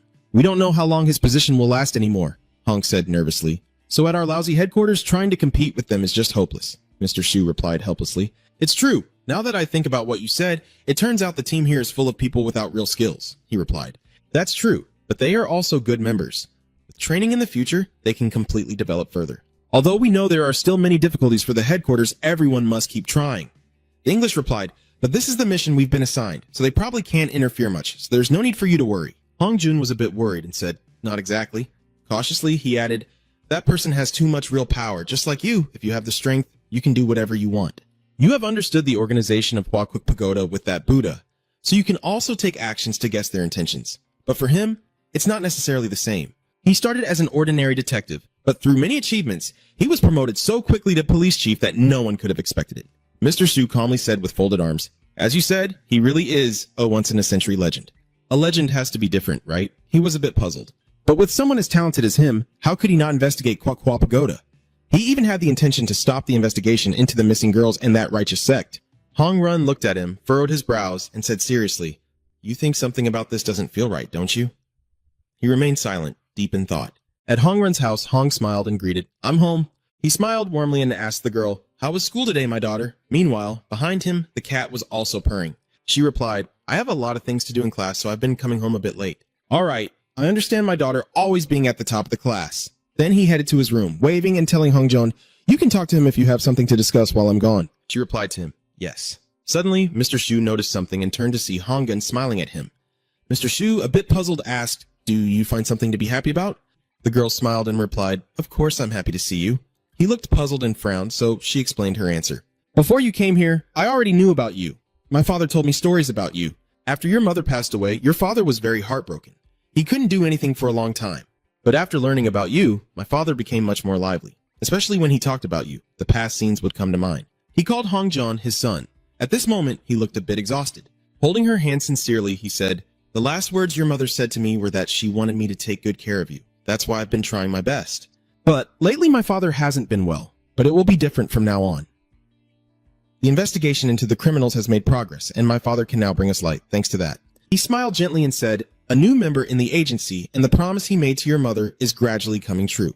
Returning to the present, she said you don't know what the mission your father mentioned is, but it's probably quite important to him. Hong, feeling a bit grateful, told him that since her father knew about him, he had become more spirited. Suddenly, Mr. Shu said, don't think about it too much. He confidently said, I will definitely complete that mission with your father. She said, promise me. Hong Dian smiled and told him he would have to try his best to complete it with his father. Suddenly, another figure appeared in Jian Shu's mind. Phoenix also smiled and said to him, promise me. Then he extended his pinky and said, all right, I promise. Seeing his action, she looked a bit confused and said, yes. Hong looked confused at his hand and asked, what are you doing with your pinky? Mr. Shu explained, don't you know? She raised her hand hesitantly and said, yes. Suddenly, Hong covered her mouth and laughed. She said, you know a lot too. Yes, it's really adorable. His face suddenly darkened and he repeated in confusion, what is that? So cute. Seeing Guys' attitude, Shu, the girl, realized she had misspoken and immediately apologized. Yes, I was a bit too much. A voice spoke up. Officer Hong Chun. The person told him that the interrogation of the related suspects had yielded results, confirming their involvement with the truth cult. He told Hong Jun that everything needed to know about the cult had been thoroughly investigated, including their methods and locations. Hearing this, he was a bit surprised and said, that fast? He responded quickly, yes. He clasped his hands and asked Hong Run, so now. Na Ho was looking at you with hopeful eyes, asking, will you take on this investigation? The Truth Sect, a fake cult founded by a woman 10 years ago who believed she was a saint. After that, it grew rapidly and spread enough to become a large organization that could not be ignored. But suddenly, it vanished into thin air within 5 years. The Saintess took her executives and some followers and moved the base to the Philippines, but all the executives and the Saintess were found dead. The police concluded that their deaths were the result of an internal conflict, and with that, the Truth Sect was believed to have disappeared. But at that moment, a man standing outside the door saw the massacre before him, a surviving believer. His face was terrified, covered in tears, and he whispered, "Saint Naho told you. I believe it has begun." The activities of their fake cult resurfaced once more with what remained. The second leader of the truth cult appeared to be a man in his late teens, using fake street preachers to abduct others. After torturing and imprisoning those people until their spirits hit rock bottom and they could no longer control themselves, they rewarded them with what they dreamed of and made them dependent on them. They had also been hypnotized for a long time. By then, they had become their pets. He turned men into undead soldiers, and the women he liked would become his servants. Based on the brainwashing process, blue butterfly, yellow butterfly, red butterfly, black butterfly, he continued to explain. He separated them and tattooed each with a maple leaf in corresponding colors so he could easily control them. He's a pervert. I think he built himself a house on the Wasteland Island. He extended an invitation to Hong Jun, saying, "If you decide to take on this mission, I will share that location with you." Naho saw the hesitation in his eyes and asked Senior Officer, "Hong Run, why are you hesitating like this? Isn't this an opportunity for you to get revenge for your wife?" Hong Run bowed his head and asked, "Sir Commissioner," Mr. Tran Tru said what he thought, "don't you think this is a trap?" A sigh sounded as Maple, holding Shich Diep and Huang Diep on either side, said, "I heard that Liu Feng's leaf has been captured." He said angrily, "That's so humiliating. She hasn't even done many things yet, but has already been caught. Soon, they will break in here. We need to prepare." "You guys are really interested, aren't you?" he called, his tone tinged with sarcasm. "Hak Kwuk Tuhua. I only feel excited when I hold a crowbar and swing it around." The other person stood silently to the side, Trusi, and said, "Anyway, I don't expect you to be satisfied and accept the mission so your organization can become bait for them." Suddenly, Fong spoke. The Buddha said that if this mission succeeds, he will grant me a special reward. Suddenly, a voice asked, "Lafong, are you just standing there and doing the mission for the reward only?" Then he retorted, "What do you mean that's not allowed?" Fong sighed a little annoyed and said, "I should be the one shocked right now. Isn't that fair? You two Hakwuk Tuhua brothers are working together on a mission, so why is it easier for you than me? Hakwuk Tuhua ngeve dup. It's mainly my older brother in charge, so don't get mad at me." Du Sun continued in a serious tone, "The only person I know currently on an important mission is Hoa An Dao." La Fong replied to them, "I don't expect you two to volunteer for this mission with me," Hakwuk Tuhua said with a slightly threatening tone. "Well, if we fail, it will also affect your career. Although I don't like the way the girl surrounds him, for the Buddha and the organization, I have no choice but to accept it." He continued, "I think we might achieve a victory we've never had before in this mission." La Fong turned and asked, "What about you, Empty Mountain?" Busan replied, "The Buddha told me to do it, so I will." Annoyed by his tone, Heiguo Tuhua said irritably, "That annoying bastard is so arrogant." Fong only replied, "Whatever the reason, it doesn't matter. I am quite looking forward to this mission." The moment this island was stained with blood like a maple leaf about to fall. On this side, Hong Run repeated his words, "Yes, it's a trap." He revealed what he was suspicious of. "When we tried to capture the drug cartel before, we already suffered losses. This time, the interrogation was even bigger than the last one. We already have some information, but the results came too quickly. The suspect might be lying." Suddenly, Na called out to Senior Officer Hong Run. He angrily said with a serious face, "Are you doubting my abilities?" Hong Jun replied, "I do not doubt you." The commissioner suddenly said he was very suspicious of Kim Na-ho. Hearing that, Na suddenly froze for a moment, then a smile escaped his lips, making Hong Run stunned. At the same time, Na-ho said admiringly, "I know you're amazing."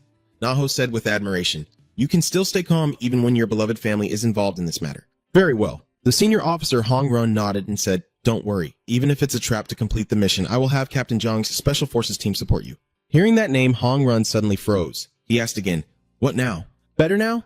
The two of you have known each other for a long time." He spoke and said, "May I make a suggestion?" Na-ho responded, "What is it?"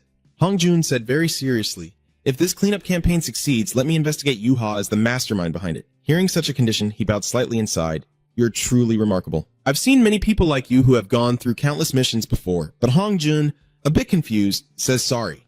He continued, "All right, no matter how much you think about it, it doesn't matter. You're the only one I trust to succeed this time."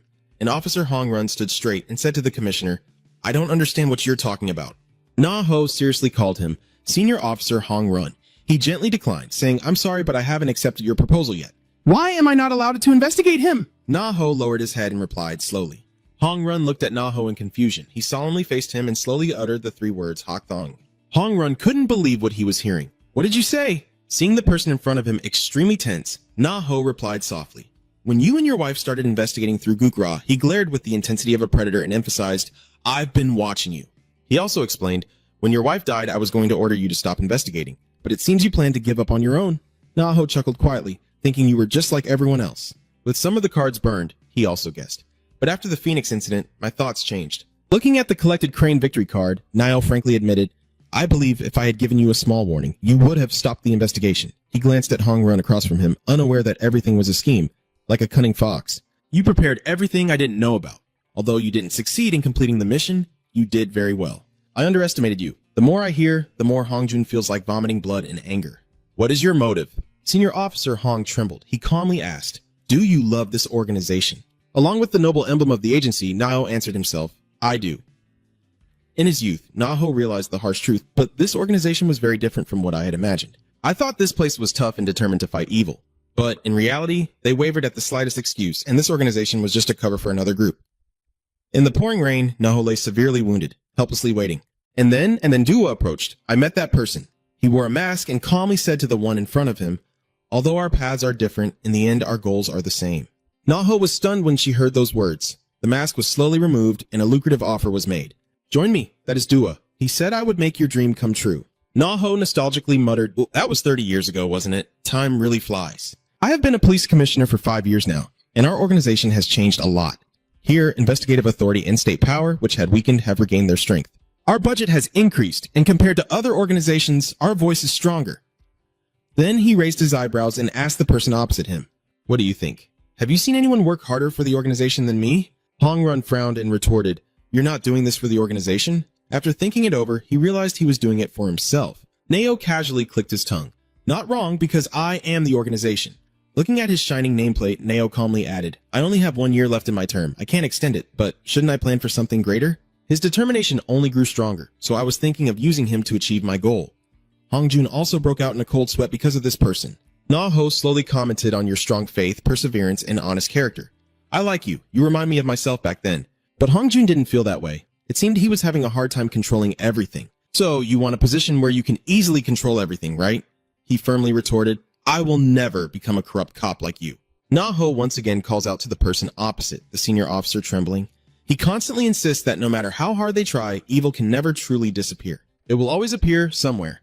From Nao's perspective, evil can be negotiated with and evil cannot be negotiated with. I will choose the latter. If you were me, I bet you'd choose the latter too, right? Hearing this, Hong Ron remained silent and did not respond. He turned around and walked away. Na Ho asked suspiciously, are you planning to leave? Not getting an answer, Na Ho quickly added, I will answer you next time.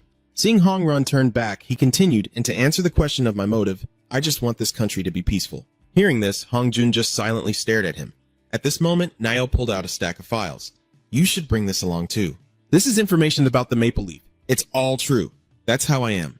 Thinking of the maple leaf, he gritted his teeth and reminded him, you have to avenge your wife, right?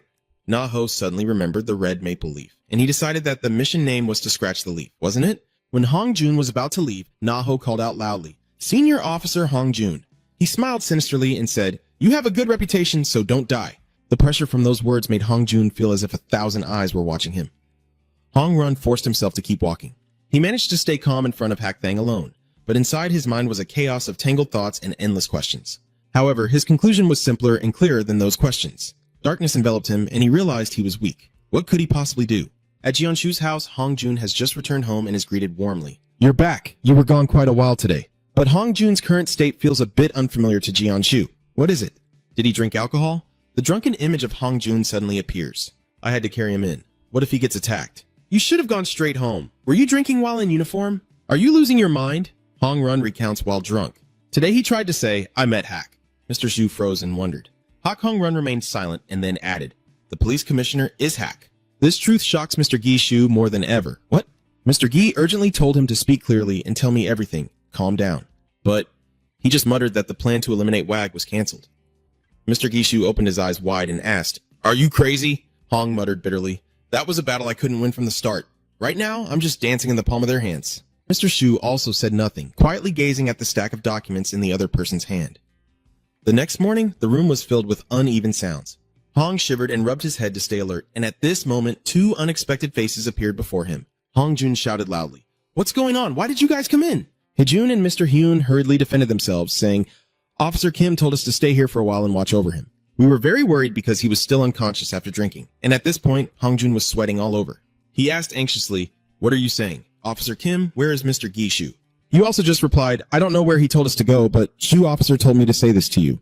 At the same time, Mr. Zhu was ready with his luggage in hand, silently thinking about his message. If they are dancing in the palm of your hand, this is the perfect time to bite back. Senior Police Officer Kim Jeon-shu has arrived at the harbor. He stared firmly ahead and silently made up his mind. The mission was to scrape the leaves, acting alone. At the harbor, Guy Ong-hee suddenly appeared, shouting, "Me too, I want to go on a mission." Officer Shu, confused, turned around. He wondered, "How do you know I'm here?" Guy Ong-hee excitedly raised her phone.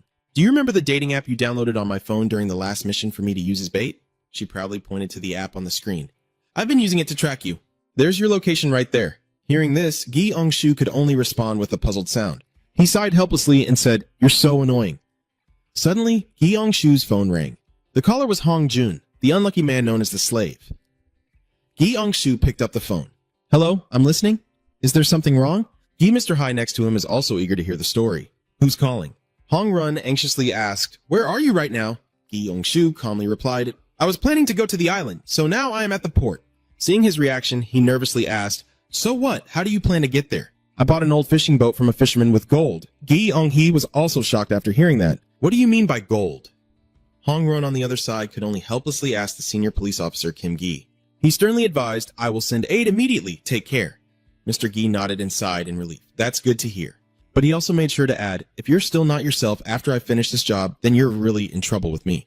Hong Run immediately decided to pretend she hadn't heard a thing.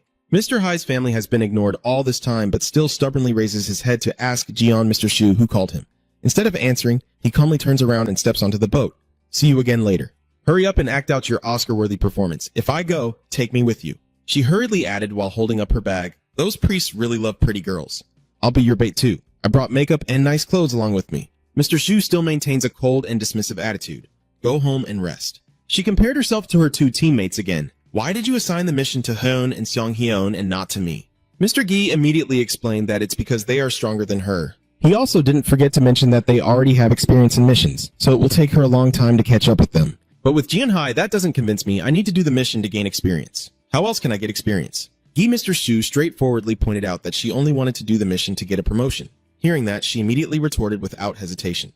"No," Gi Mr. Hai Feng muttered, pouting, "I am also a member of this group." He immediately corrected himself. "A slave." She whispered sadly, "I guess because we are both slaves, I feel like I am being pushed aside."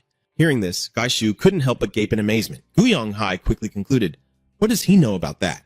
Thinking back to the moment when Jian Shu held me in his arms, Guyong Hai blushed shyly. Maybe I can do well enough to surprise him and get another compliment. Who knows, right? Honestly, when he praised me, he interrupted her before she could finish, with a cold tone. "If that's what you think, I have to say you're right." Before she could react, he struck directly at Jiang Hee's neck with his hand.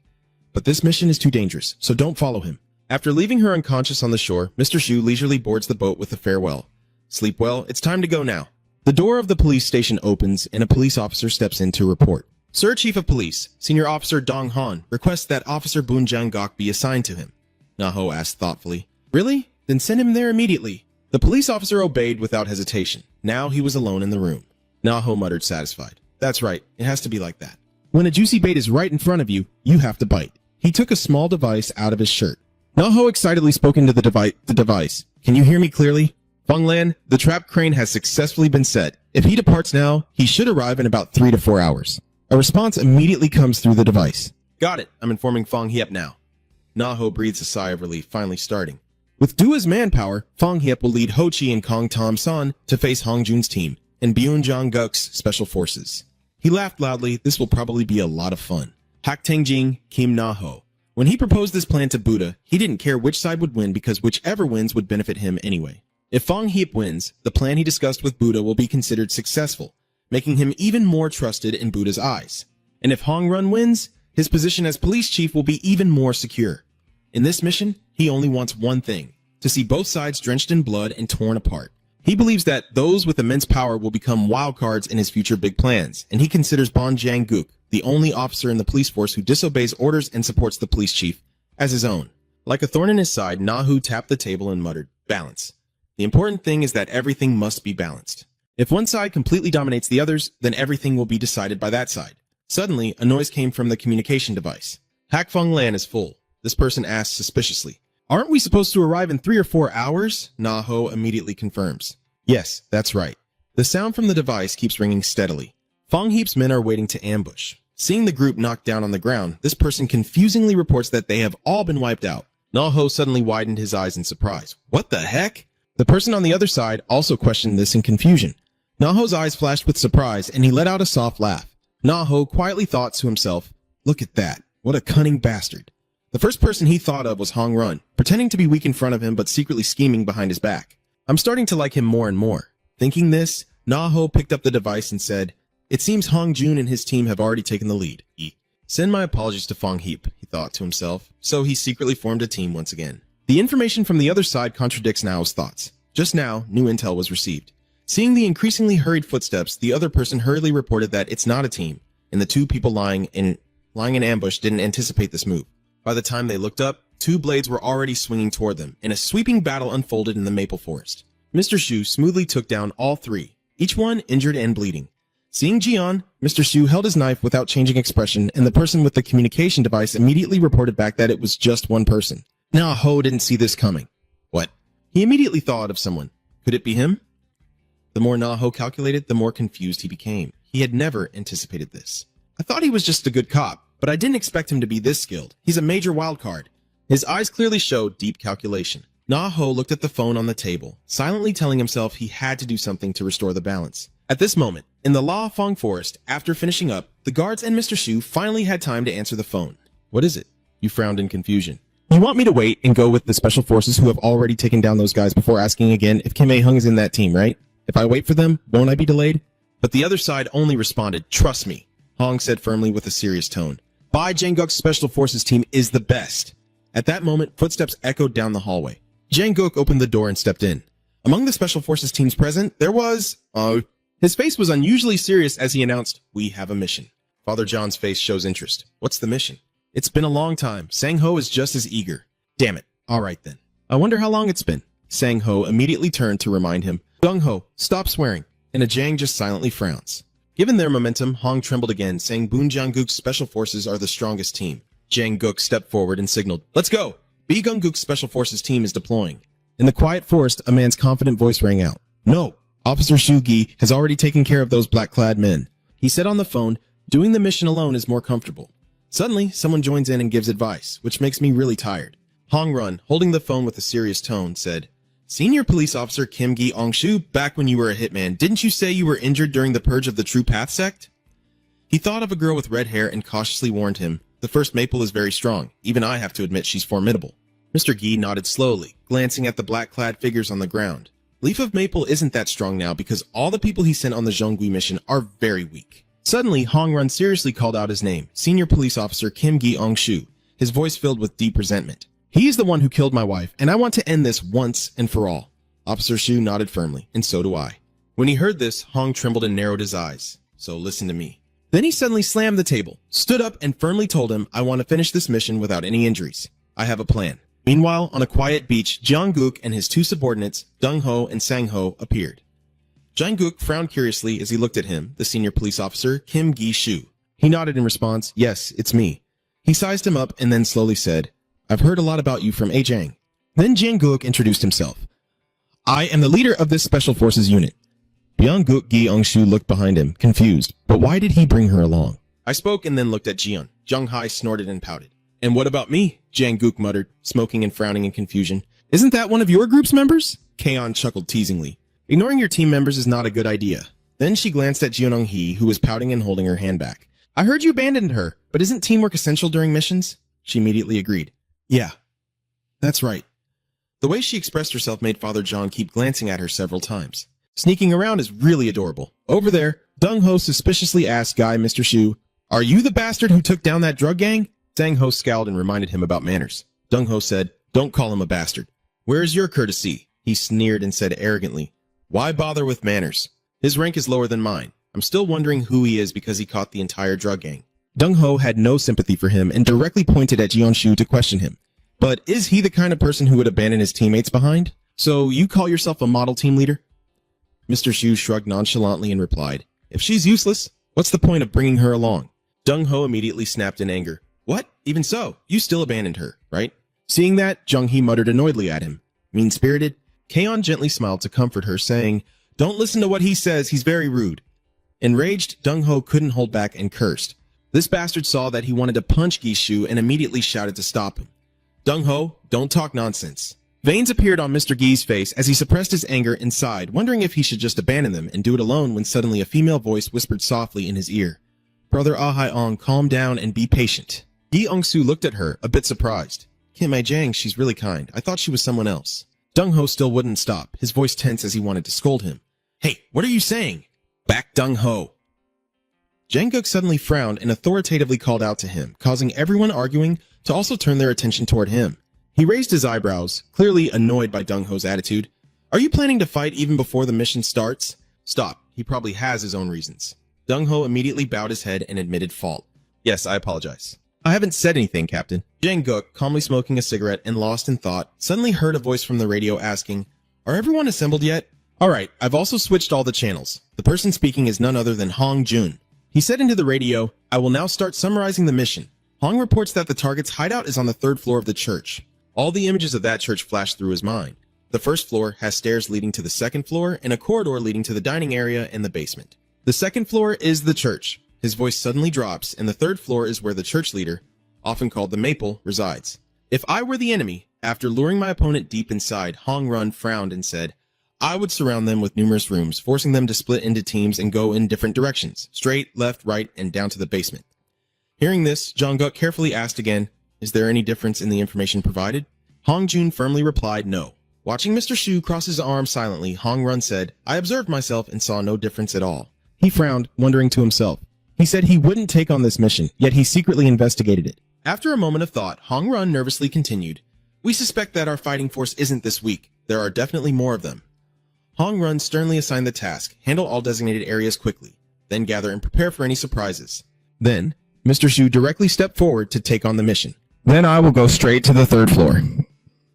Hearing him say that, Dong-ho frowned in confusion, wondering why. Mr. Shu replied arrogantly and bluntly, Because I am the strongest. As soon as he finished speaking, Dong-ho immediately got angry and scolded. This bastard is so arrogant. Sang-ho quickly turned his head and scolded him. Dong-ho said, Stop cursing. After a brief scuffle, Jang-guk suddenly called out to him, Senior Police Officer Kim Gi-ong. He approached him, then extended his hand toward him. Come to think of it, have we shaken hands when we greeted? I don't think we have. I believe we should shake hands. Mr. Gishu hesitated for a moment, then grasped his hand as a sign of successful cooperation. Jang-guk also looked at him in surprise before telling everyone there that Senior Police Officer Kim Ji-un Mr. Shu would go straight in, which made him stare in astonishment. Dung shouted loudly, What? Kaon clearly agrees. If the captain has already said that, I won't complain. As for Sang-ho, he nodded in understanding and said, I understand. Then Jang-guk turned to discuss with him. I'll leave that part to you. Just focus on getting to the upper floor. We will do our best to hold them off.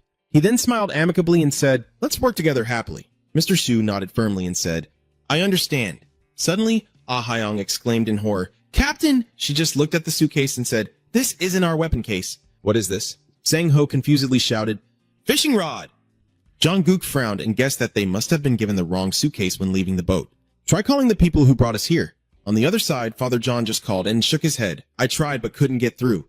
But they didn't answer. She sighed and said, Meanwhile, the sound of a bell rings out on a boat drifting in the sea. After finishing, Jang-guk immediately falls silent, angry. He gritted his teeth and said, They've played us. The sound of a smug laugh from an old man echoed in the office. Oh yeah, you guys are finished eating, right? The old man chuckled happily. Thank you for fulfilling my request, the other person politely said on the phone. It's nothing. The old man is none other than Coast Guard Commissioner Choi Junin.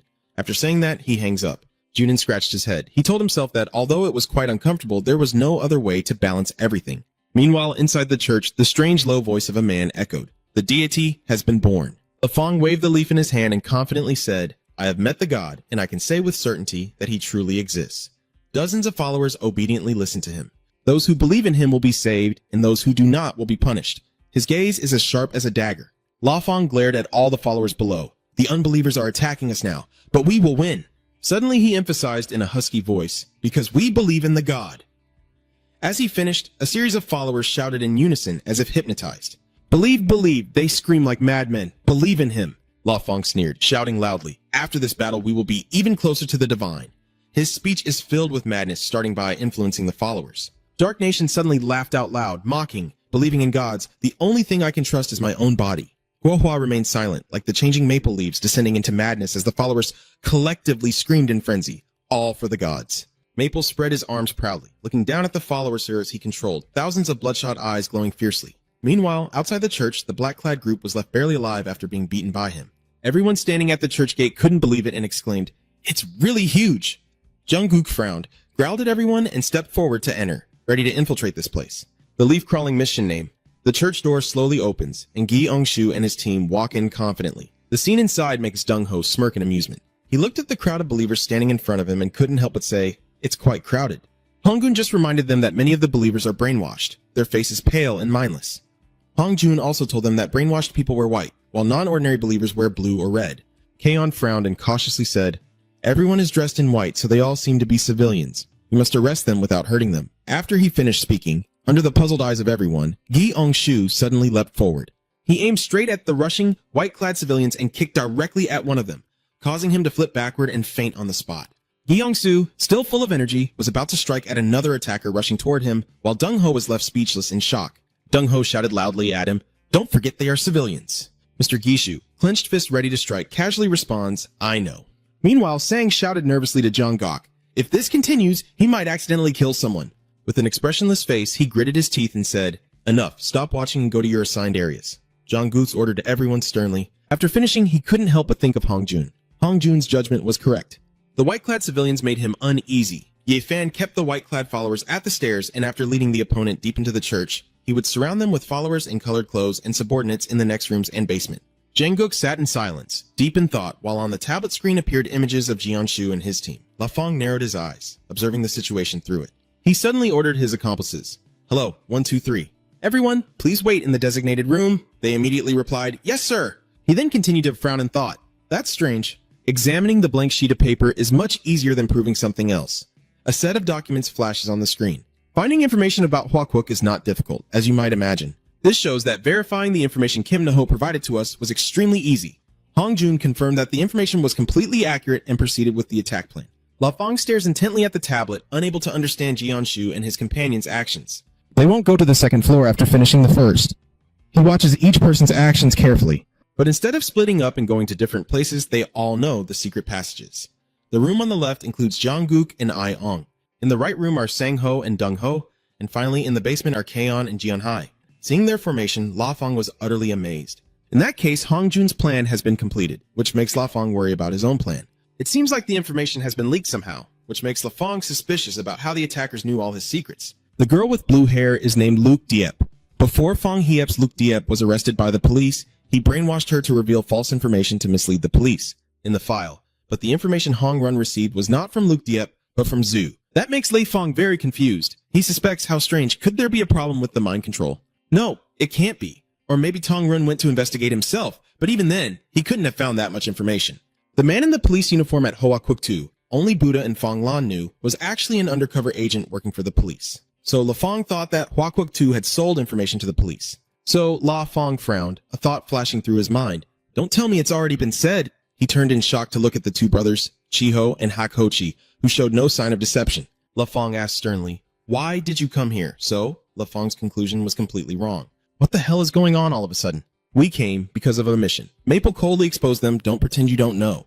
Hakkwuk froze for a moment, then glared at them fiercely. "You came to deal with me and my organization, didn't you? Did Buddha send you?" His voice rose. "Why?" He pointed to his chest and shouted angrily, "I have never dared to offend anything." Unlike the first leaf, the Black Nation frowns and cuts him off. "What are you talking about? I can't control my emotions." Maple continued to scream. "I obeyed the order to stay silent and serve him with all my heart." Hakkwuk's face shows confusion. He doesn't understand anything at all. "What are you talking about? Just now you kept rambling about faith in God and Buddha and all that." As he finished speaking, Maple's eyes were bloodshot and he sneered, "Hey, Black Fox, do you think I'm stupid?" Kakhwa suddenly interrupted in silence. "If we came to kill you!" "I've been doing that for a long time now." "Then do it." He stepped closer to Kwok Tu-hwa and spoke in a low, commanding voice. "Kill me!" Outside the church hall, the commoner in white was throwing punches while shouting at the same time. "Die!" Dong-ho also swung his fist back at him, shouting, "No, you're the one who should die!" With a thud, the punch landed like a thunderous slap right on the civilian's face. "Sang-ho, I told you the person in white is just a civilian. Calm down a bit." He snapped back in frustration. "Enough of the nonsense," Sang-ho shouted loudly and decisively, not looking at the row of distracted people blocking the way ahead. Dong-ho yelled in dissatisfaction, "Why is this corridor so long? If we handle everything, we'll probably be done for good." Sang-ho sighed helplessly and kept moving forward. Suddenly, Dong Ho fell silent with envy, mentioning Grandpa Jia. He has finished his work and gone upstairs, right? Sang Ho scolded him. Dong Ho was just following the captain's orders, so he stopped complaining and growled in frustration. I'm just worried, you bastard. He made an excuse, saying he handled everything himself, so of course I have to worry. Sang Ho was so angry he couldn't speak, just focus on his god. The corridor ahead was pitch dark with faint flickering lights. Behind Jia Onongshu, the commoners are fainting like they're about to pass out. He just finished dealing with someone when a voice mutters softly, "This hallway should lead to the room on the second floor." But it's still full of commoners, and the white-clad man hasn't fainted completely. He yawns and says, "The place ahead is where Lord Leaf Wind is. You're not allowed to go through." Jia Onongshu tightened his grip on the neck of that damn white-shirted guy and said, then slapped him hard across the face, frustrated. No matter how much you hit them, they won't wake up. They've been brainwashed too badly. He looked at him and thought to himself, brainwashing must have its limits. No matter how many times he beat him to near death, he kept babbling on. The place ahead is where Lord Maple is. Mr. Shu had no choice but to sigh and think to himself, just go upstairs and ask. Let's keep going. Then, upstairs, Jong-gook and Ah Hyong knocked out a group of civilians lying sprawled on the ground. He frowned and asked her with concern, "The corridor is quite long. Are you okay?" Ah Hyong is fine, she responded immediately. Yes, the two of them approached a door and Jong-gook turned to look at her. We will proceed. Ah Hyong replied seriously. Understood. Then, the deep sound of the door opening made the two of them freeze in surprise. What caught Jang-gook's eye was a white deer antler. He looked up and saw a group of masked deer staring at him. He directly met the eyes of the opposing side and slowly said, "So these are the henchmen the commissioner mentioned. The golden deer symbol in a building built in ancient imperial style. Their deer are killers cooperating with the Flower Nation, but have been abandoned and conferred as knights to be brought back. Under the maple leaf symbol, it represents how the maples were brainwashed and controlled with drugs. Now they are puppets he freely manipulates. The long silver-white antlers symbolize how long they have served as assassins for the Hua Kwuk." Jang-gook, barely able to contain his anger, sneered and asked, "Is it heavy?" They didn't answer because they didn't understand what he meant. Then Jang-gook explained those antlers, and immediately a deer widened its eyes in horror, because Jang-gook suddenly rushed forward and grabbed his horns, then used force on his arm to try to break the antlers of that deer. He growled angrily, "Don't you feel the weight?" With a cracking sound, the mask is instantly shattered by him. Jang-gook frowns and looks at the horns with admiration. He held his grip firmly. With Jang-gook's bull-like strength, he dodged and smashed the head of a deer man who fell backward, his veins bulging like mushrooms showing his anger. Jang-gook suddenly throws another punch, then turns to punch another deer. One by one, the deer are knocked out by him until a fool rushes in to ambush him. 2. Jang-gook's eyes, sharp as a blade, glanced at the man and instantly a steel fist flew straight into his face, sending him flying several meters back. Suddenly, a sword lunged forward unexpectedly. Another deer man stabbed straight into Jang-gook's stomach. In that moment, he stood frozen in horror for several seconds, feeling as if his stomach was about to be pierced. Ah Hyong jumps out and kicks the deer man hard. In that moment, she also feels a bit scared and clenches her teeth. The Hue man fell heavily to the ground, lying face down. Jang-gook looked at her with satisfaction. "Well done." Ah Hyong stammered with a trembling smile. "Thank you." After saying that, the two of them suddenly looked forward at the same time. The old man got up from his seat and his mask fell to the ground. Ah Hyong and Jang-gook stared in shock at the long-haired person. All right. Seeing the impending conflict between the National Flower Sect and the Maple Leaf Sect, he stepped in to mediate. Stop it. Both of you stay calm, relax, and take it easy." Maple Leaf glanced at him briefly before listening to the Holy Nation of Darkness continue. "Is it Fong Heap? I don't know what's wrong with you, but you need to straighten out your way of thinking. Both he and I are working with the same people, so there's no way we would be assigned to deal with you. I also stopped training for 2 days to help you." Guohua silently and slowly looked at his younger brother. If we had truly received the mission to kill you, we would have done it on the first day and already been on the ship. Hyokwuk Tuhua's voice tiredly says, "Tam son, this troublesome bastard is pretending to be busy and hasn't attended any meetings. And if we had been assigned to deal with you, he would have acted on the very first day." Finishing his sentence, Hakwak Tuhua shrugged proudly, looking at the two of them. Am I wrong to say that? Guo Hua and La Fong fell silent, not answering. In the end, La Fong had no choice but to agree with Hakwak Tuhua. "All right, from now on I will trust you, because luck will come to those who believe. Even if you think you're about to lose, don't worry because we are still here," Hakwak Tuhua said arrogantly with a smirk. He can't help but mention Hei Die, Lan Di, Huang Di, and the useless women of Fong Heap, especially one younger sister who, despite being injured, isn't in her best condition. The person he's talking about has a pair of deer antlers on their head, drugged and brainwashed. The woman standing in front of Jang-gook and Ah Hyong. She used to be with us, and now she's a member of Huang. Hakwak sighed, regretfully. At the same time, the woman with black hair known as the first generation of Hoa and Dao couldn't believe her eyes when she saw that she was unharmed. "I'm sure I already beat her up." With that, the first generation of Hoa and Dao lunged at the two of them, knife slicing through the air. The blade glided softly like cherry blossom petals falling. In an instant, she was sitting easily on Jungkook's back. As he reacted, the tip of the knife suddenly appeared before his eyes. Swift as a flash, the blade aimed straight for Jungkook's neck. He immediately blocked the knife with his bare hands. Jungkook bent his body and threw her several meters away. The first generation of Cherry Blossom lowered her hands to the ground, sliding across the floor before coming to a stop. Then she narrowed her eyes and stared intently at the two of them. Jungkook silently observed her. This woman's movements are so graceful it's hard to believe. He can't help but recall Ah-Ong's kick just now and wonder if she had bent down to lessen a Jang's attack. Jungkook assessed her expression, her eyes filled with deadly intent. He remained silent, lost in thought. Her movements are like vibrant flower petals. If I attack, the first generation of Cherry Blossom will suddenly leap again, moving as lightly as a feather. After thinking for a moment, he threw a hard punch at her face. Suddenly, Jungkook's eyes widened in horror. The first generation of Cherry Blossom not only dodged his attack, but also showed no fear at all. Jungkook clenched his teeth, thinking as he fought her and dodged. At that moment, the attack would be ineffective. She kept swinging the knife at him so fast that Jungkook had to grit his teeth and remind himself to be careful. Over there! Ah-Ong was so panicked he was shouting loudly. The first generation leader of the Cherry Blossom smiled at him. Jungkook couldn't deny that this woman was really strong. His eyes darkened. Jungkook struggled to decide that he didn't want to kill anyone, but he had no other choice. If the attack didn't work on the fluttering flower, Jungkook thought as he pushed his strength into his foot, his eyes blazed with bloodshot veins. Jungkook forcefully threw a punch at her. Her body swayed gently like a flower in the wind. Before Jungkook could strike, the tip of the knife suddenly pressed right against his eyelid. In that brief moment, Jungkook quickly used his palm to block the knife tip. The blade pierced his arm, but he pressed down on it without pain. He grabbed her head tightly. In the blink of an eye, Jungkook slammed her head down onto the ground. His other hand clenched into a fist.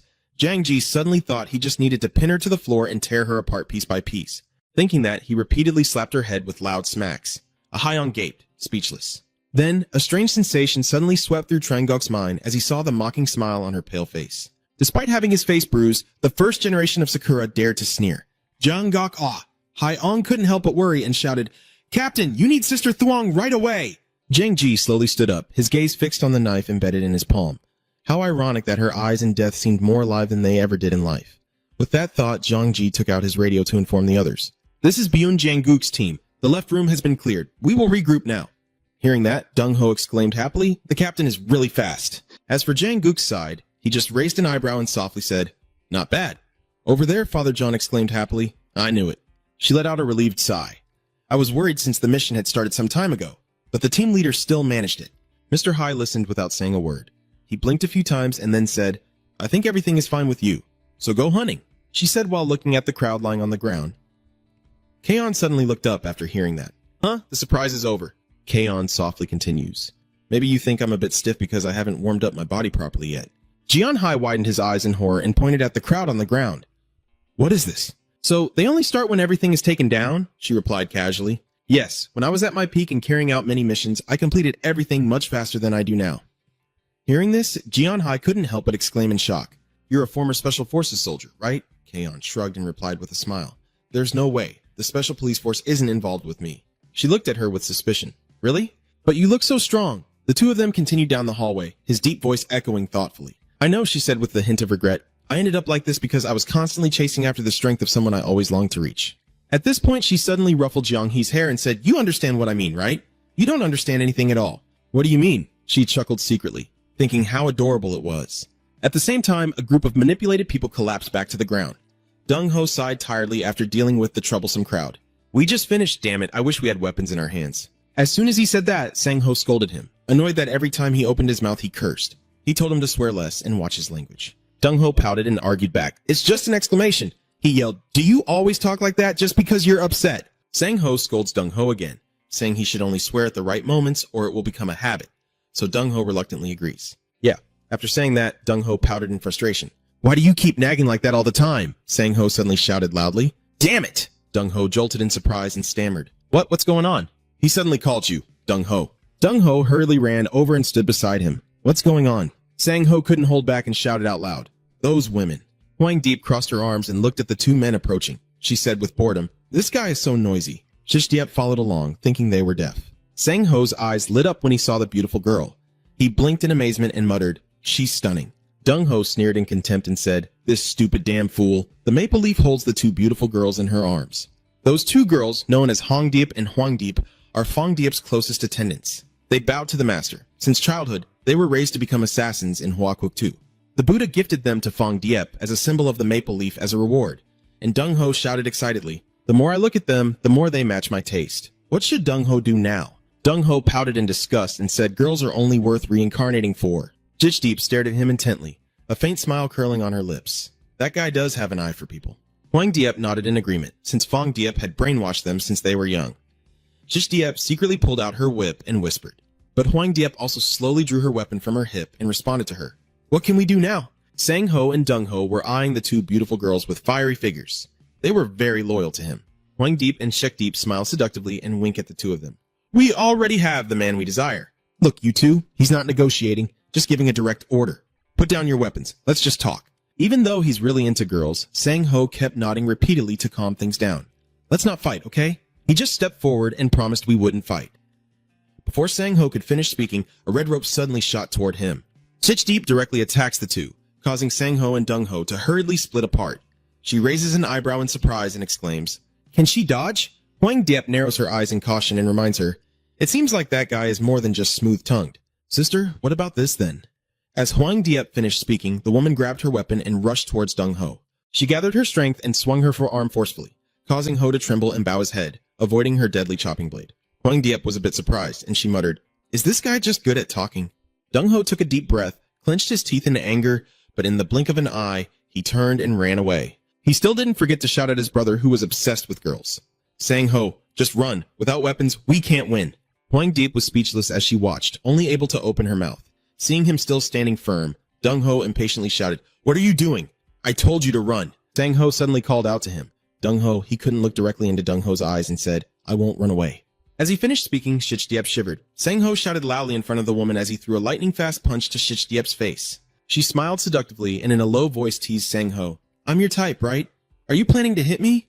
In that instant, Sang Ho raised his hand and quickly punched her hard in the face, then said, "Bringing a man and a woman closer is meant for the body to speak instead of words." Immediately after, Sang Ho opened his eyes wide in shock.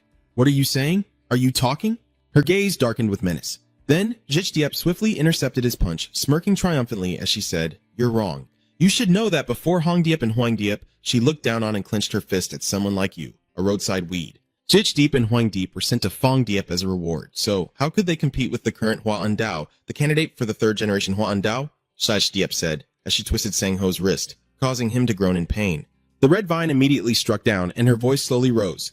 "So now there's nothing more to say. Instead, I will only punish you." Saying that, she repeatedly whipped Sang Ho. Fresh blood instantly spurted out, and Sang Ho clenched his teeth in pain, unable to speak. He closed his eyes, then suddenly opened them. In that brief moment, Sang Ho saw Hwang Diep rushing forward with a weapon in her hand. "Ah!" I roar in anger. "Go to hell and repent." Seeing Sang Ho about to ascend to heaven, Dung Ho cannot abandon him and run away alone. He clicked his tongue and lifted the table to hit Sang Ho, the damn bastard. "That's why I told you to run!" He screamed at the top of his lungs while throwing the heavy table toward Jitchdiep and Hwang Diep. Hwang Diep quickly tossed her deadly guillotine up. The table was instantly sliced in half, flashing past Hwang Diep right on the spot. Then she glared at Sang Ho and Dung Ho. Sang Ho stands up, sighs softly and says, "These ladies are really fierce, I guess." Dung Ho loses patience and shouts, "Let's run." He shrugs.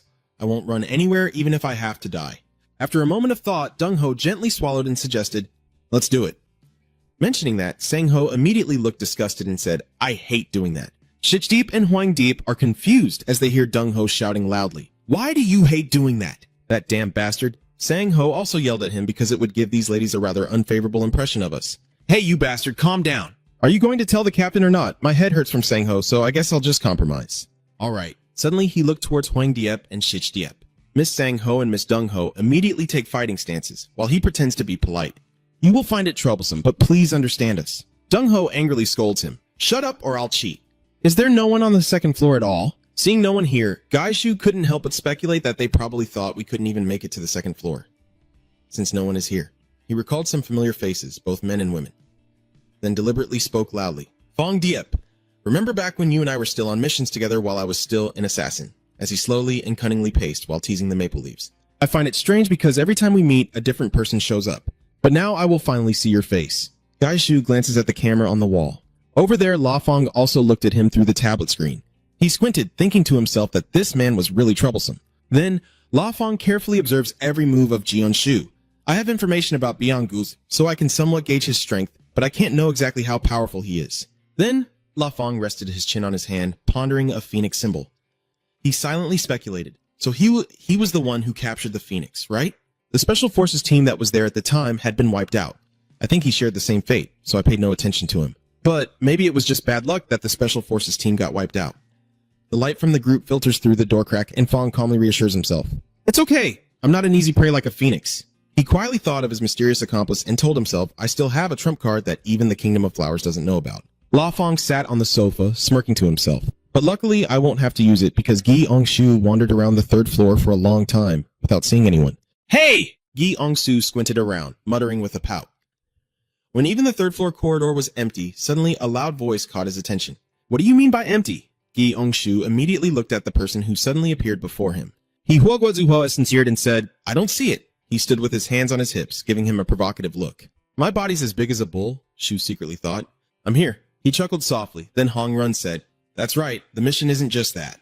Ha Kwuk Tu Hua pushed the barrier aside and sneered. Going closer to him, he said, You know you'll come closer anyway. Gi Ongshu raised his eyebrows and calmly replied, That's fine too. Ha Kwuk Tu Hua glared at Gi Ongshu as if he wanted to devour him alive, his anger rising. Let's finish what I started with you. Gi Ongshu's eyes filled with coldness as he slowly said, I've always wanted to end your life with my own hands. Ha Kwuk Tu Hua's veins bulged as he spoke with amusement. You're planning to kill Tao Ko? Kill me, huh? He looked at him with contempt. Gi Ongshu silently glared at him. Next. But Hai Guozihua continued to ramble about his limited knowledge. Killing someone means a lot. You, he just called out, and Jianshu immediately narrowed his eyes. Hai Guo Tu Hua boasted about his strong physique. He wanted to show off his strength to him, so he said, Look at me. I have a body like this. He sneered at Jianshu. When you say you'll kill me, maybe that's a bit too much. As Jianshu finished speaking, he immediately lunged at him, kicking directly at Ha Kwuk Tu Hua's face, who quickly raised his hands to block. He slightly smirked, shook his head, and said, I don't think so. Jianshu's eyes were as cold as ice. You misunderstood my meaning because your brain is just a bunch of muscle, so it's not hard to take you down.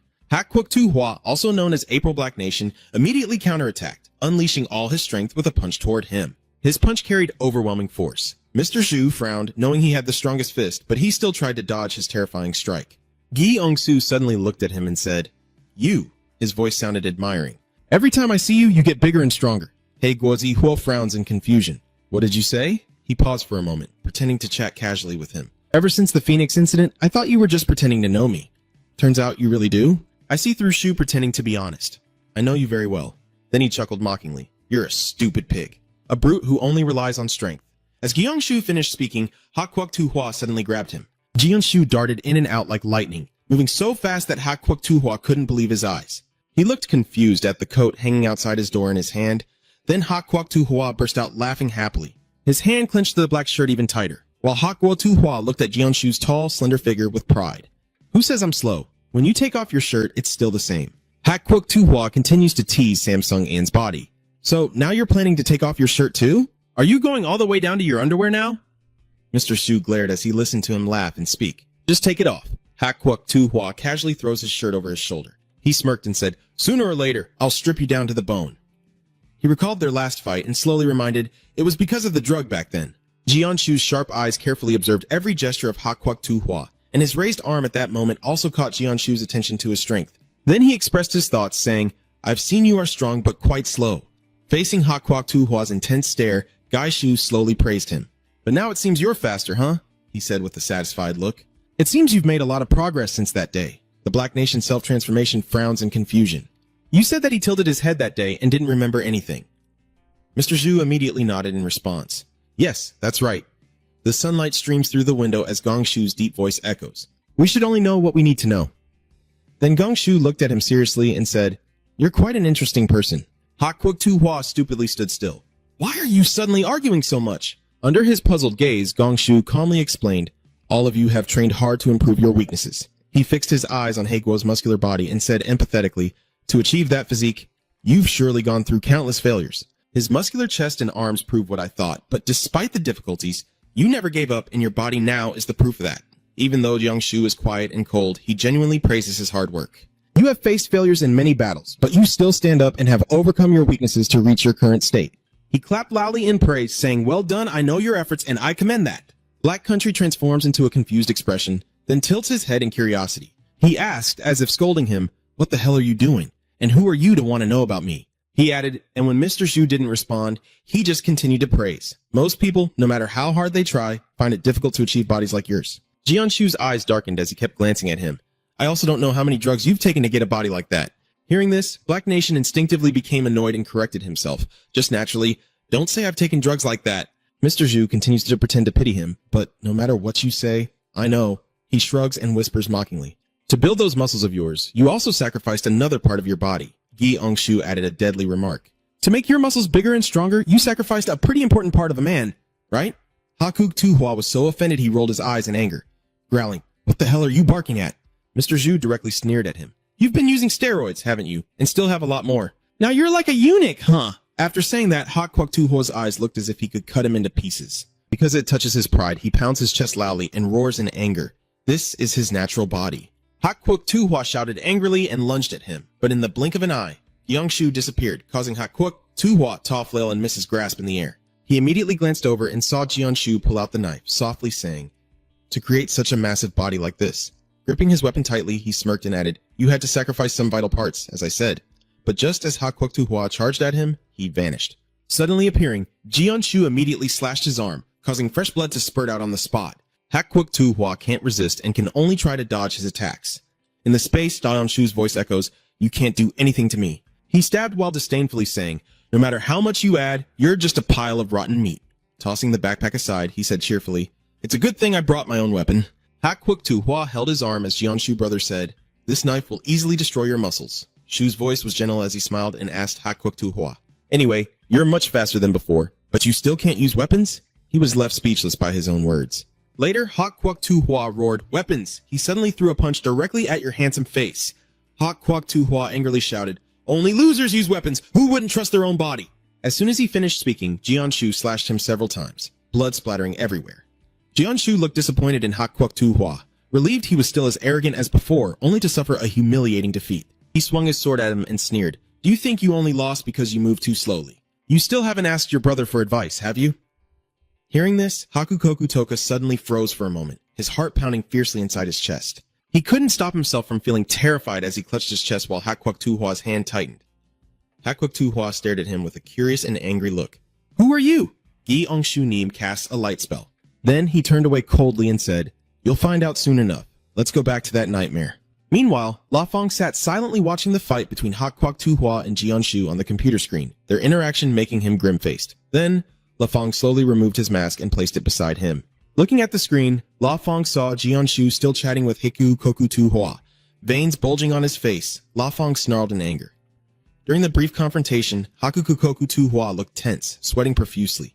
In front, Gai Ongshu held a knife, smiling and glancing slyly as if he saw Hakuk Tuhua as prey. He felt the pressure, silently telling himself it was like the first time he tried to bench press 250 kilograms. He and his brother survived through that starving room, both only able to wear a single pair of pants, their bodies covered in scars from fighting. Through constant struggle and effort, after leaving that room, they killed the first generations of April and July. At that time, Hakuk Tuhua grabbed the head of one Kwak Tuhua, stomped on the body of the other, and took their respective positions. They overcame physical disadvantages with skinny, bony legs, a frail upper body, and trembling limbs. Thanks to their training, the two brothers became stronger and more muscular. Training helped them survive. They can achieve anything through training. Training is their way of life. Therefore, they despise Phoenix, the 12th month member, when they see her come to meet them, both of them feeling bitter, thinking about how she must have gotten stronger with drugs, which the two brothers simply can't understand. But the 7th month older brother, Kwok Hua, the one lifting the weights, asked again about killing Fuang Huang upon hearing his younger brother's plan, still calmly lifting the weights and joking. She really makes you so uncomfortable. I don't like what she does, but she looks decent on the outside, and it's also nice to look at her. Hakuk Tuhua just had to accept defeat when he heard that. Tsh, you're so grown up, huh? Stop it, you're just obsessed with women again. Kwok Tuhua also defended himself, saying, "It's not because I hate women too much." Hearing that, Hakuk Tuhua felt uncomfortable. "I don't hate all women, regardless of whether they are men or women. I hate those who neglect and indulge their bodies, especially women." And when he looked at the damn Phoenix, seeing his brother look serious, he stopped joking and just silently watched. He confided, "I feel like everything I've tried to do to survive is being denied." Kwok Hua understood his sister's feelings and quickly comforted her, agreeing with his brother. "All right, if that's what you think, then I agree. Let's just keep an eye on the situation for now. Then, to find the reason for killing the phoenix, the two brothers secretly obstruct everything she does. Shouts of curses echo. Damn it. Phoenix sat on the chair, tearing at her hair in utter panic. Damn it, why does everything keep falling apart just when we're about to succeed? She's afraid that if this doesn't work out either. Phoenix bit her nails, her eyes filled with tears as she stammered, recalling Duhua's indifferent attitude when she spoke of abandonment. Phoenix, in December, I didn't think you would still be useful to me. He turned to the two Chiho brothers and asked for their opinion. What do you two think? Hearing Dua's question, Kwok Duhua's brothers were very surprised when asked. They finally thought they had a chance. In a hidden corner, the rain was pouring down heavily, and the silhouette of an umbrella appeared. Hey, what the hell are you doing with that umbrella, you bastard? He wondered. What are you doing? Gi Angshu calmly replied. I've had my eye on you all this time. He continued. You're tailing Phoenix and interfering with her work. How can Hakwak Tuhua not understand? Gi Angshu is holding the umbrella. I am the one. The top part of the umbrella flies off. He holds the sharp sword that was separated from the umbrella and continues speaking. Decide whether she lives or dies. Don't interfere in her affairs. Yi Angshu explains. Just like how you became brothers with Kwok Tuhua. Phoenix and I also share a similar bond. I decide whether she lives or dies. Understand? His hand clenched into a fist. Black Kwok Tuhua attacked in frustration, cursing silently. He struck him with one hand. Black Kwok Tuhua's eyes widened, bloodshot, as Gyeonshu's voice echoed in his ear. Answer me. He raised the sword toward him and calmly asked, Have you come to your senses yet? Hakwak Tuhua could only clutch his left side, refusing to give up, shouting loudly, You bastard! That rainy day, Hakwak Tuhua was beaten to the brink of death, his body covered in wounds, his mask cracked, lying on the ground without any response. Hakwak Tuhua felt strange and, still stunned, for the first time in his life he realized that looking at someone with greater strength than himself, he understood that there are things he cannot do, only through pure training. Mr. Shu's hand swung up, and Hakwak Tuhua could only silently endure, thinking he was about to die. A loud sound rang out, and he saw the scene before him, with Kwok Tuhua appearing to block a blow for his younger brother. He sensed it and softly called him Big Brother. He looked toward his younger brother. Then Heo Kwok Tuhua fainted. After a while, he suddenly sat up. Hakwak Tuhua immediately asked, Are you awake? Big Brother. And what about Fai Kwang? He explained, During your fight, he made a deal with you. Guo Tuhua explained further, He will let you take her for treatment, in exchange for us not to touch the phoenix. Upon hearing the deal, Black Guo Tuhua could only groan, his hands trembling and growling. Black Guo Tuhua slammed his fist into the ground, howling non-stop. Seeing my younger brother like that, Kwok Tuhua softened his tone and said, Little brother, he's comforting you, don't be so angry. Kwok Tuhua shifted the topic to training. If you practice diligently, you'll win. Hearing that, he just silently looked on. After that day, Hakukudo Hana used steroids and drugs, quickly growing stronger, his body becoming more enormous, and he grew more resentful of women. Many years later, when Hak Kwok Tuhua decided to take revenge on Fa Kwang, he was already dead. Only a few incense sticks remained in the ancestral altar. He's gone, he's really gone, and a funeral was held. Although it was confirmed in the past that Fa Kwang was dead, why does he have a strange feeling? Looking at the face in front of him, Hakwak Tuhua was confused, but why did he feel that this bastard was actually Fa Kwang? He realizes he's scared, and damn it, why is my body like this? Hakwak Tuhua's whole body trembles, and he questions himself as he shivers. Hakwak Tuhua clenched his fist, wondering if it was just a habit from muscle relaxation during training or out of fear. He shouted loudly, and after his furious cry, he charged at Kim Jeonshu, flying straight toward the man standing there. Black Nation Suhua charges forward to confront Voang. He growled loudly, the leaves gently moving as they cut through the air, causing blood to pour from his body and even splitting his mask in half. Immediately, He Guozihua regained his composure and observed more carefully. He lunged forward, continuing to roar, but he easily dodged it. Yanshu drew his dagger and calmly observed. Have you only changed your speed and physique? No progress in technique at all? He looked at the big body in front of him with slight contempt, still charging straight at me this time. He seemed to ignore the insults and replied, No matter how many times I fail to lift a certain weight. Hakwak Tuhua turned his head, his face full of determination. At least once, if I can lift it at least once afterward, I will succeed. Same goes for you. Hearing those words, Jianshu just nodded in response. His whole body tensed up, just waiting to catch you once. He prepared to strike, slightly underestimating his opponent, imagining his body turning into steel. Hakwak Tuhua lunges at Jianshu once more, growling non-stop, and in that single moment, his hand nearly touches him. Immediately, small leaves reappear. Hakukokujua silently prays once. The fight between the two is extremely fierce. Hakwak Tuhua keeps punching, and Jianshu can't dodge all the attacks. He watches intently as the leaves are now stained red.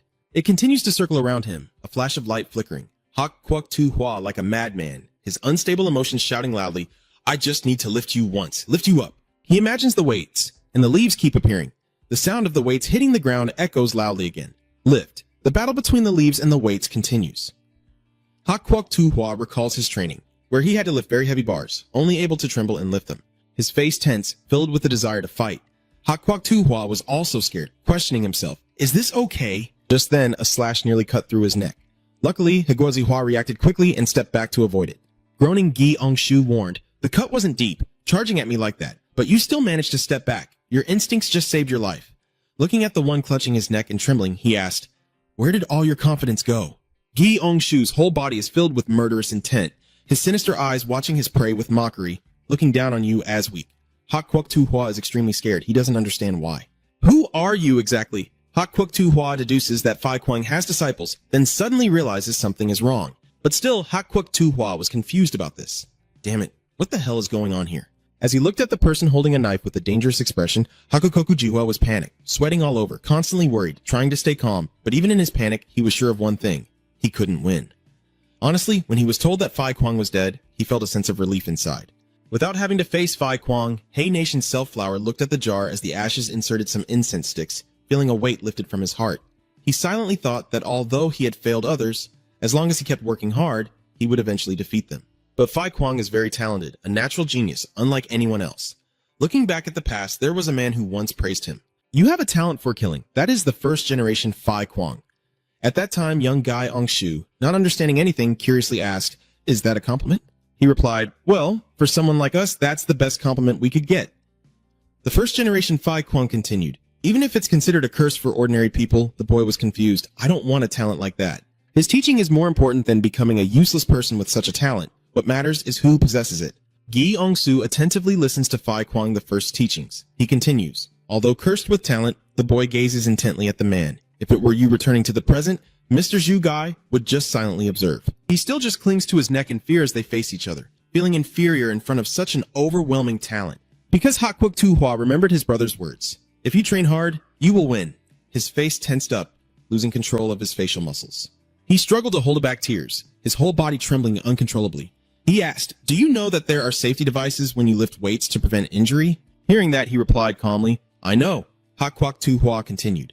If you can't lift the weight and get crushed, you'll be doomed forever. That's why they use safety equipment when they reach the maximum weight they can lift. I find it hard to understand. So what? Your last words are a bit strange. He seems not to hear the sarcasm, but when I try to reach the heaviest weight I can, I don't use safety equipment. I also choose to train at midnight when no one is around, so no one can save me. He Guozihua recalls pushing himself too hard with the weights, forcing himself to keep going, controlling himself. I'm ready to face death. If I can't lift it, I will die. If I don't want to die, I have to lift it. And now he has gained more confidence. In the end, I managed to lift that weight. Nothing scares me more than death, and the weight of the bar is nothing. Mr. Shu smirked and explained somewhat elaborately. It's because of your stupidity, Ha Kwok Tu Hua continued, and right now I didn't think I would die coming here. He looked up, eyes wide, and stared at me. But now I am ready for death. Gi Ongsu raised his fist to respond to Ha Kwok Tu Hua's assertion, then Ha Kwok Tu Hua shouted loudly, startling him a bit, as he had used all his strength to run away. Ha Kwok Tu Hua was turning to flee, no longer wanting to fight. Gi Ongsu could only feel uneasy about this situation as Ha Kwok Tu Hua ran for his life, shouting all the way. The more he ran, the louder he shouted. Shu could only watch the figure's back. I'm a bit confused. I didn't expect you to run away. Ga Ongsu also quickly reacted. But your brother is chasing in the direction where the Dark Nation is rushing at full speed. Gi Ongsu's hand grazed his leg, blood spurting from the wound. He seriously warned that there's no way out of here. Hit by the blow, he groaned in pain. Gi Ongshu glanced at him and decided to finish it. Die already. Black Country Flower growls back. He furrowed his brow and used his strength to lift the wooden stick. The wooden chair that Ha Kwok Tu Hua threw towards Gi Onshu was easily dodged by him without any effort. The fighting continues non-stop. Seeing the objects being thrown in his direction, he sighs in frustration and says, why are you throwing things around like this? He froze for a moment, holding the object he was about to throw when he heard his question. Do you really want to die that badly? Ha Kwok Tu Hua without hesitation replied, yes, that's right. Even Mr. Zhu seems to have some sympathy for him. How pitiful. Ha Kwok Tu Hua's face turned to stone, speechless. He remembered the insults from the past, looking truly miserable. In the past, Ha Kwok Tu Hua was just a bundle of bones as a child, feeling helpless and not knowing what to do. He had wanted to die countless times, while children his age always looked at him with disdain. They kept mocking him relentlessly. Ha Kwok Tu Hua silently wondered, why was I born so weak? He cried, unable to bear the frustration. It's not fair. Truly not fair. Why do I have to live so painfully like this? This makes me even more pitiful, as the two brothers are taken into the detention room, into the central room with other gaunt children like us. Hakwuk Tu-hwa told his brother, "I guess that's better." He cried, "You have to struggle to survive." It's over now. Hearing his sister's words, Kwok Tu-hwa also comforts him, saying that his brother's efforts to stay alive are nothing to be pitied. Hakwuk Tu-hwa now repeats his brother's words from the past, continuing to talk endlessly. "The only thing not pathetic in my life is that I tried very hard to stay alive." Mr. Shu stared intently at the person in front of him, deep in thought, recalling the past when he and Phoenix were young, and Mr. Shu nodded in agreement. "That's true. I admit Hakwuk Tu-hwa's way of life. I'll take back what I just said, but you will definitely die here." He grabs his leg and growls loudly. Hakukokutoka runs away again. Mr. Gishu looked uncomfortable, constantly running away, when suddenly his eyes widened. He had jumped through the glass window of the building. Shards of glass covered Hakwuk Tu-hwa's body, and a large crack appeared on the glass from his jump. Mr. Gi rushes over to check the situation, his eyes widening. Hakukokutohua's hand trembles on the ground. Gyeongsu looked down from above at where he was collapsing, trembling all over. He wondered, what's the point of living with such a crippled body? He lay on the ground, trying to speak. "I am still alive." That is enough meaning. Haegwa Zihua recalled the moments he fought to survive, to kill, refusing to give up, and continued, "If I am still alive, I can try again. I can overcome these injuries," he roared, determined. "I will survive." Hakwuk Tu-hwa crawled to escape. "I will do everything to survive." Zhang Shu sensed his determination and realized something. This guy made Zhang Shu serious. He couldn't let him live because Fi Kwang fully sensed Hakwuk Hua's will to survive. He grabbed the knife and Zhang Shu threw it down with all his strength. Hakwuk Tu-hwa lies on the tiled floor feeling the pressure and fear. He uses his hand to hold the knife, feeling a bit annoyed when he sees Hakwuk Tu-hwa manage to hold on. He kept crawling, repeating over and over, "If I live, I live. If I live, I can try." Zhang Shu looked at the blood soaking into the tile and thought to himself, at this rate, he'll die from blood loss. He guesses not, he will definitely survive. Gyeong-shu turns his head to go down, waiting like this is not the way. Even if it takes a bit of time, I will go straight there and end it. Suddenly, a sword blocked him, and he swung a strike, causing Gyeong-shu to hurriedly bend backward to avoid being cut. His face was scratched by the blade passing by. Gyeong-shu let out a cough, creating some distance. He wipes the blood from his face and silently observes. Not-sun is also quietly defending and watching. Gyeong-shu murmurs softly, "No Heart Mountain." Over there, the sound of heavy breathing continues. Shich-diep and Hwang-diep are also in action, her face sweaty and a bit flustered, saying, "This is so hard." She wondered why their defense line was so strong. Sang-ho held the detached door as a shield, slightly criticizing. Men should be more active instead of just standing there defending like this. It's really shameful. Dung-ho beside him, holding his shield, muttered, "You should be grateful you have plenty to use as a shield." "Shut up, you fool." In Bunjong, Gok's Special Forces team, everyone is assigned to positions that suit their strengths. Snipers in support are Kim Dong-chun and Shin So-hee. The Vanguard team includes Bi Jang-guk, Kaeon, and Choi Hun. Finally, the defensive team is Dung-ho and Song-ho. Hwang Deep feels a bit uneasy, but figures it won't matter much. In the end, everyone will die anyway. Six Deep, holding a whip with darts attached, also agrees. That's right, those tables won't help them defend for much longer. Finishing her words, she cracked the whip towards both Dung-ho and Sang-ho. Shich-diep raised her voice. "Let me destroy them." He tries to stay calm. It's okay, if we keep holding on like this, the captain will arrive soon. Meanwhile, Jong-guk is holding the radio, with A-Hyung beside him. The walkie-talkie voice came through. "I am Bai Jang-guk, currently heading straight to Dung-ho and Sang-ho's room." He cheered happily. "See?" the voice continues to echo. "My original plan was like that, but after hearing the window break on the second floor and someone shouting, I decided to go check it out. Everyone stay where you are." Dung-ho and Sang-ho boy are both looking at each other with worry. On the other side, two pairs of murderous eyes are glaring at them, and all they can do is let out a sigh. What are they saying? The sky is clear with white clouds, but down here, it's not so peaceful. A long streak of bright red blood stretches across the road. Ahyong and Jang-guk stand studying that. The old man is momentarily stunned and exclaims at the bloodstain. Then Jang-guk looks up at the large hole in the broken window on the second floor, as if someone had fallen from the second floor and left.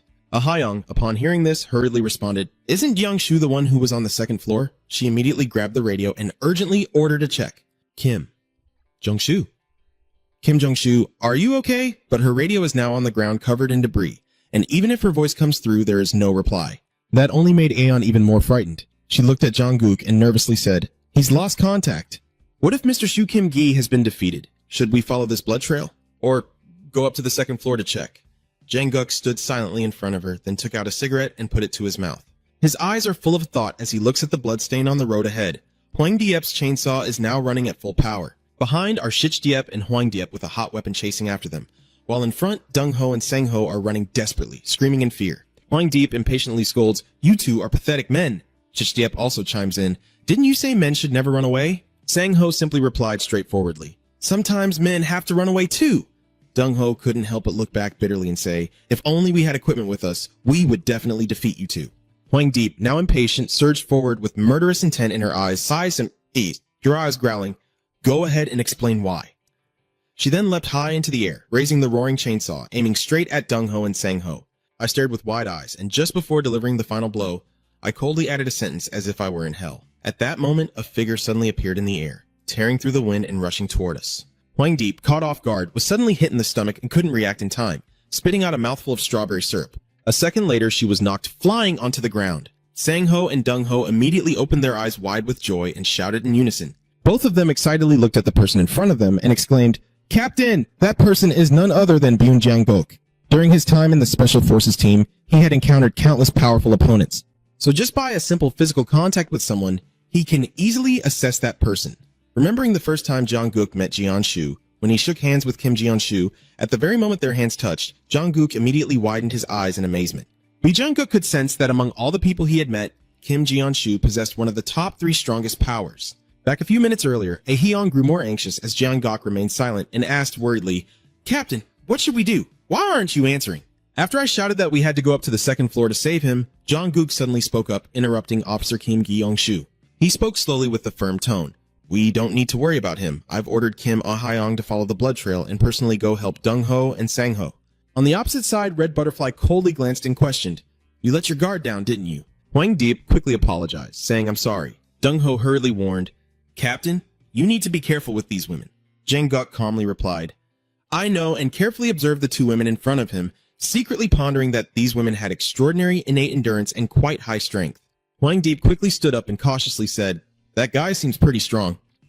Shishdiep beside her, hearing that, showed no fear at all and instead looked even more arrogant. Jang-guk then wondered to himself, it seems that the red-haired woman is also as strong as her younger sister, or maybe even stronger. At this moment, she asked back in a deep voice, "I see, so that's how it is?" Jang-guk quietly calculated, realizing there are more strong opponents to face in this mission than she thought. He lightly held the cigarette between his fingers, his eyes hardening as he silently thought, "I need to kill those bitches too, if I want peace. I guess these hands will be soaked in blood today." At the same time, in the main hall, La Fong was standing and watching the monitor in his hand. He silently looked at the distorted screen. La Fong recalls the image of Kong San, silently thinking about Kong Tom San.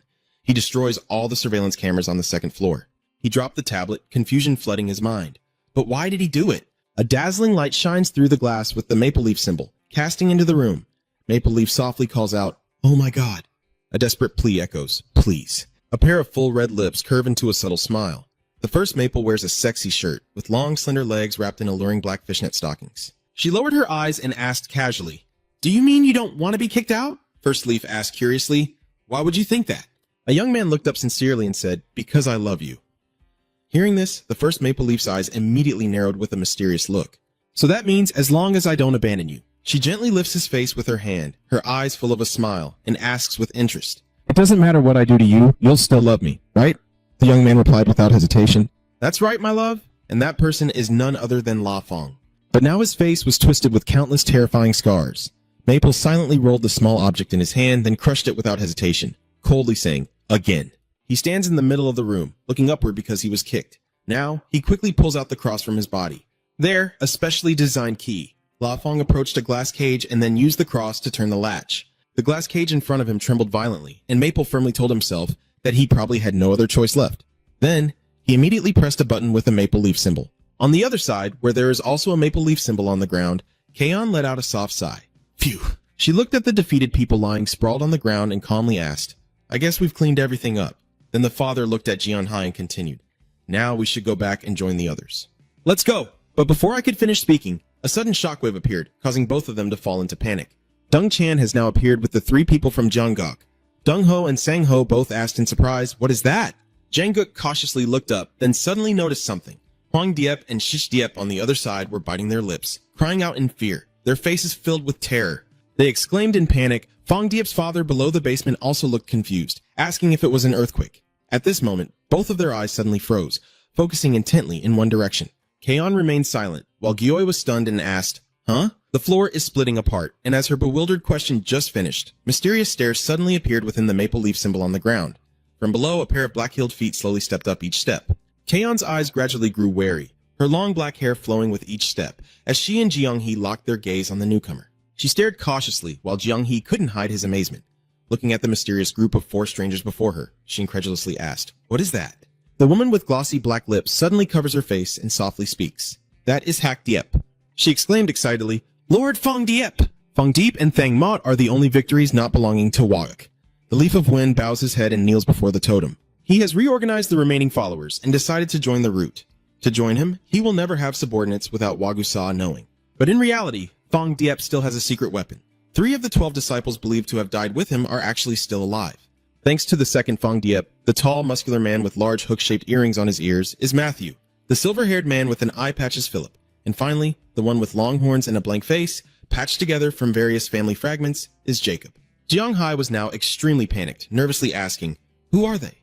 Kaon remained silent, but her eyes grew even darker. Kaon looked at Hak Diep standing before her, silently thinking she seemed dangerous, but just as she finished her thought, Hak Diep suddenly lunged right in front of her, prompting her to quickly react and throw a punch. But then her gaze suddenly froze. She heard the person in front of her softly hum and say, "Hak Diep just now was able to easily block Dad's punch with just a raised hand." She casually added, "I didn't think Master Fong Diep would summon me because of you guys." Then she glanced up and continued, "It seems Hak Diep is looking at the ceiling, quietly guessing what's happening up there." With her hands held tightly, Kaon skillfully turned around and kicked toward Hak Diep. But Hak Diep not only swiftly dodged the attack, but also kicked up sharply into Kaon's face. Kaon, caught off guard by the fierce assault, spat out a mouthful of syrup. Like Hai, seeing Kaon being knocked to the ground by Hak Diep, hurriedly called out, "Senior!" Hak Diep then casually looked over at Matthew. "Matt!" Matthew responded seriously from behind, "Yes." Hak Diep cheerfully gestured and said, "I want to quickly go on a date with Master Fong Diep, so please take care of these guys for me." Matthew, emotionless, quickly responded, "Yes."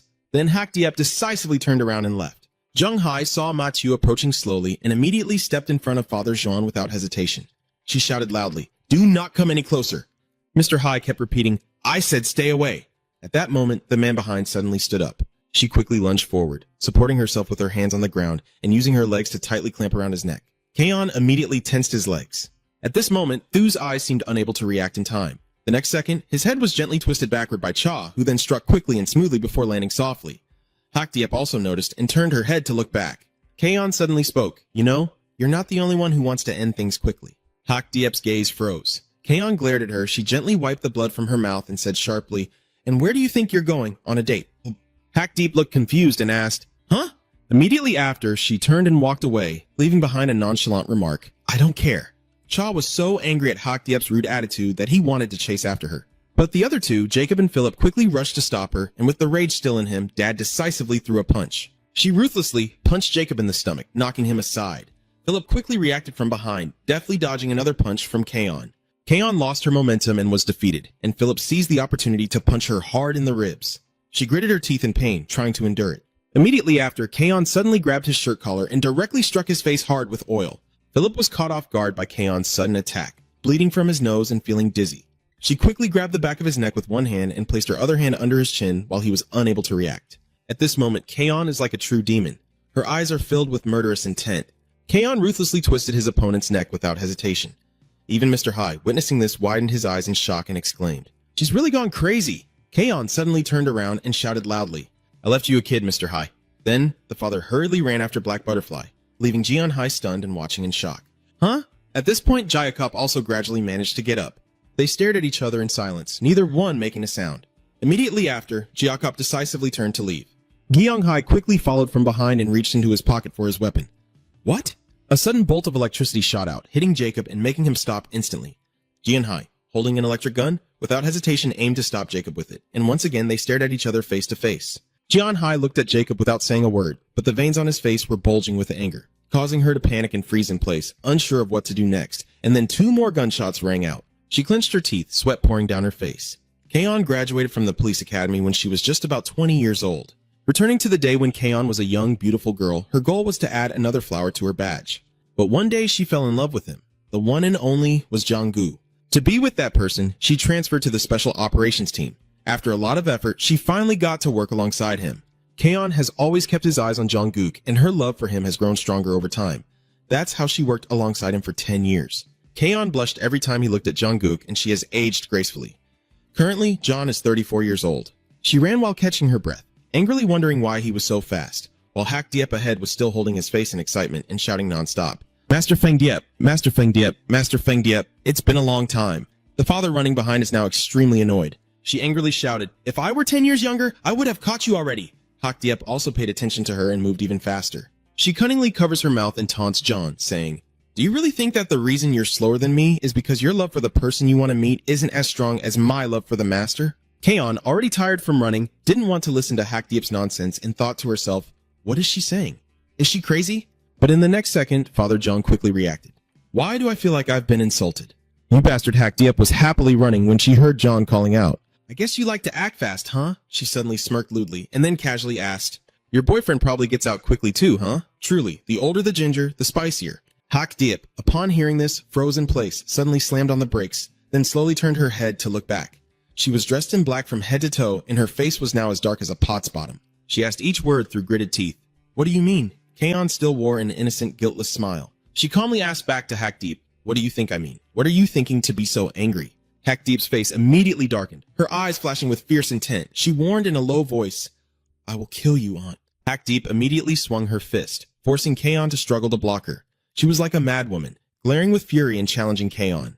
Take this, you bastard! Hak Diep kept throwing punches while shouting curses nonstop. Die, die, you bastard! Die, you bastard! Die, you bastard! But you still stayed silent, enduring every punch she threw. Hak Diep screamed again. Who do you think you are to talk like that? But at this moment, her punch was suddenly dodged by Kaon, who leaned aside. Immediately after, Kaon retaliated with a punch right to Hak Diep's stomach. I can say whatever I want. Kaon seized the opportunity and successfully counterattacked. Punching Hak Diep repeatedly, she yelled furiously, don't you dare take back what I said, you damn fool! Unable to withstand the insult, Hak Diep lost patience and tried to punch back. But her fist missed as Kaon swiftly spun behind her, and then to Hak Diep's surprise, Kaon delivered a punch right to her face while shouting and putting all her strength into it. You bastard, you make me so angry. Hak Diep was caught off guard and was knocked backward. So, you do have some taste after all. Her lipstick looks so pale like a corpse. Is this how you end up because of some disgusting man? Hearing this, Hak Diep instinctively raised her hand to cover her face. Kaon asked again, are you teasing me? Hak Diep quickly stood up and softly growled. She suddenly crossed her arms behind her back as if to take out something, then frowned and said, I don't want to fight anymore since we're women.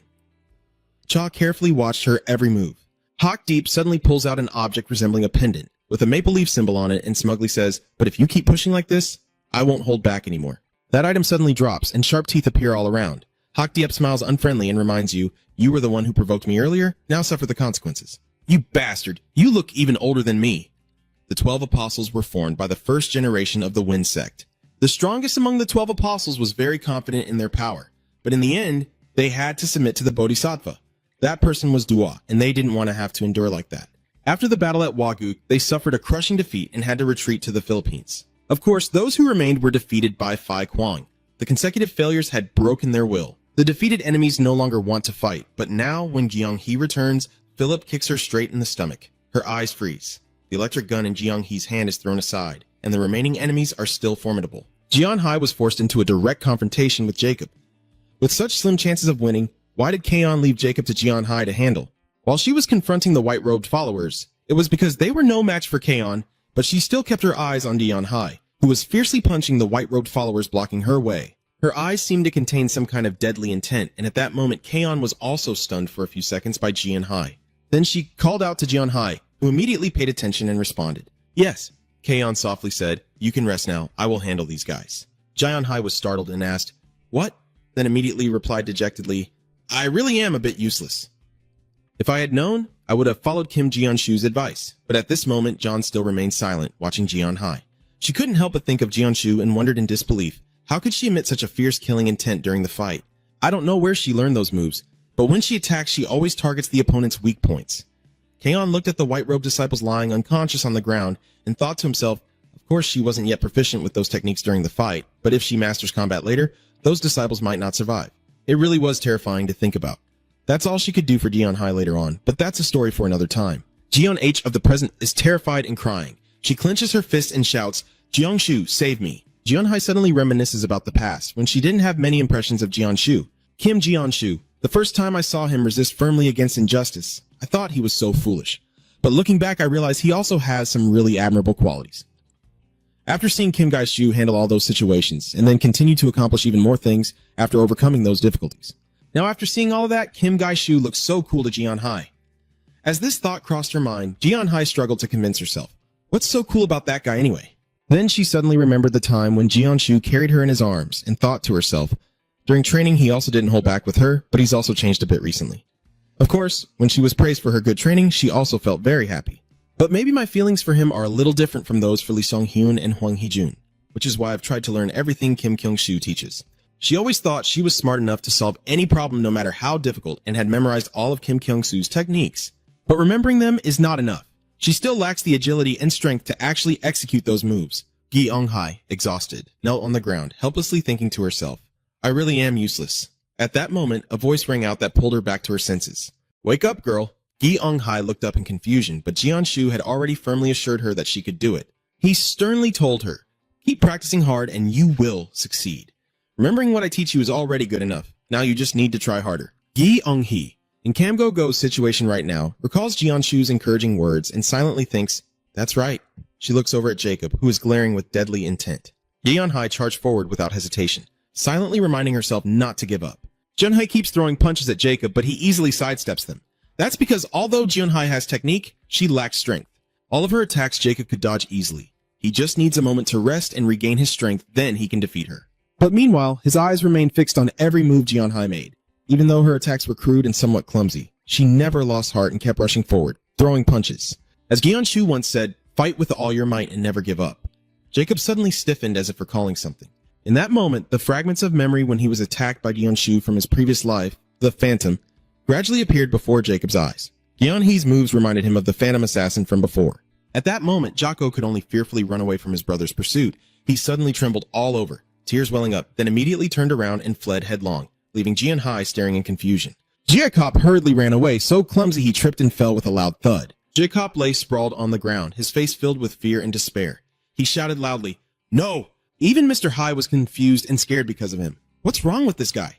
I don't understand anything at all. Then she, without hesitation, immediately sped up and rushed forward.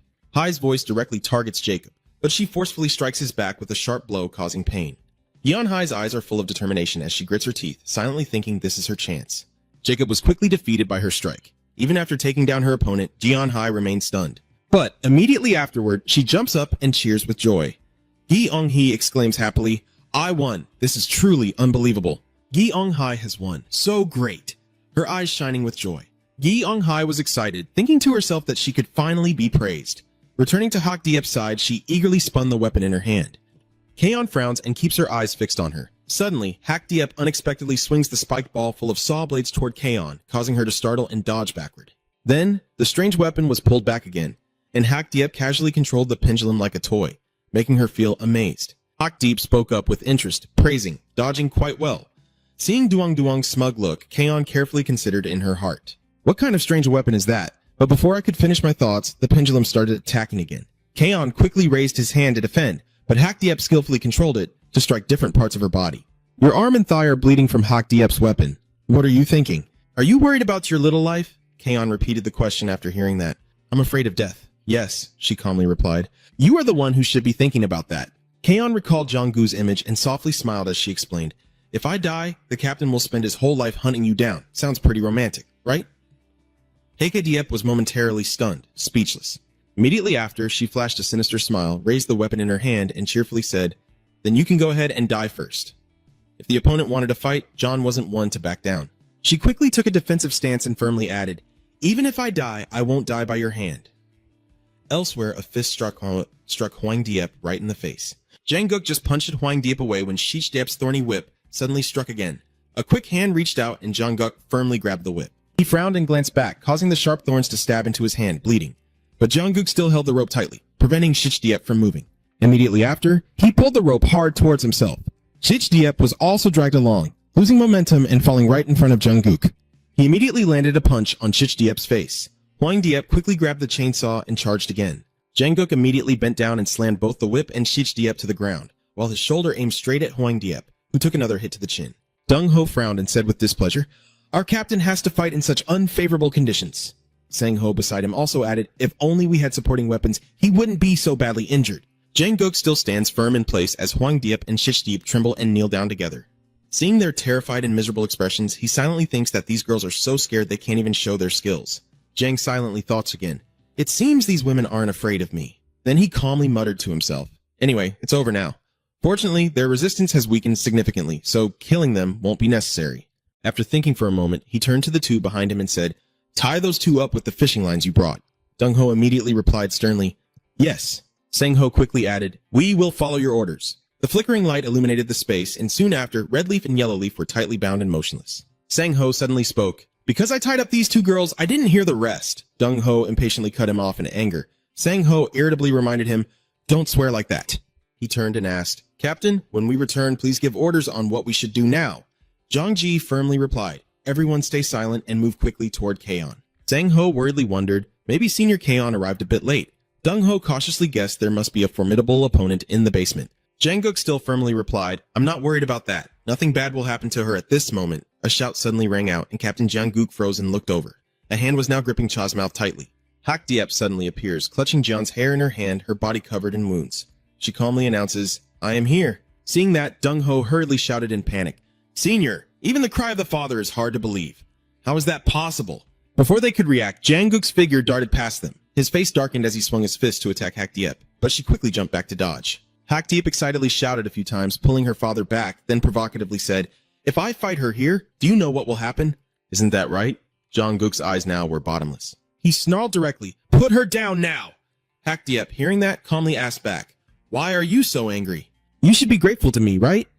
Dong-ho and Sang-ho, witnessing this scene, could only stand frozen in shock. Hak-diep looked at her father like a trophy, and excitedly said, you will soon have the ingredients to make pumpkin porridge. I guess you haven't understood your current situation. Jang-guk just stared at her silently with wide eyes, then Hak-diep quickly issued a threat. If you take one more step, I myself will send her straight to the afterlife. At that moment, her eyes suddenly glanced down, as if noticing something. Hak-diep immediately shoved her fist into her father's mouth, warning him through gritted teeth. No way! Do you think it's that easy? Are you trying to commit suicide by biting your tongue? Hak-diep smirking, she continued, no way. Even if I die, I have to kill you myself. At that moment, a lightning bolt suddenly streaked across. Hak-diep, caught off guard, was suddenly struck by an electric shot, causing her to freeze in surprise. She glared at the newcomer as her gun unleashed powerful bursts of electricity. It hit. She tensed up, gripping the stun gun tightly, and happily shouted, I got it! What the hell is going on? And at that moment, a fist silently closed in on her. Dong-ho rushed to attack, but Hak-diep reacted just in time to dodge, only to turn and be met with a flying kick to the face from Sang-ho, leaving her no chance to evade. Hak-diep was pushed back and fell to the side. Dong-ho and Sang-ho quickly rushed over to help Father John. Jang-guk also happily praised. Well done, Gyeong-hee. Jaeon-hai, even after being praised, couldn't feel excited anymore. She nervously asked, are John and the others okay? Jang-guk quickly ordered, Sang-ho, Dong-ho, you two hurry and take John's father outside and treat her. Both responded immediately with a serious tone. Yes. Then he turned to Jong-hee and said, Jong-hee, go upstairs and join Captain Kim Jeon-shu.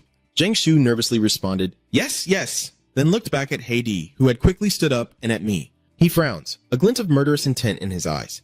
I will end this here and join you soon. I see now Feng-dee, calling me here just for you. Bon Jung-guk, during his time working in the Special Response Unit of the police force, has faced many strong opponents with various fighting styles. Some fight with fierce and powerful styles, others rely on agility and cunning to attack relentlessly like a storm.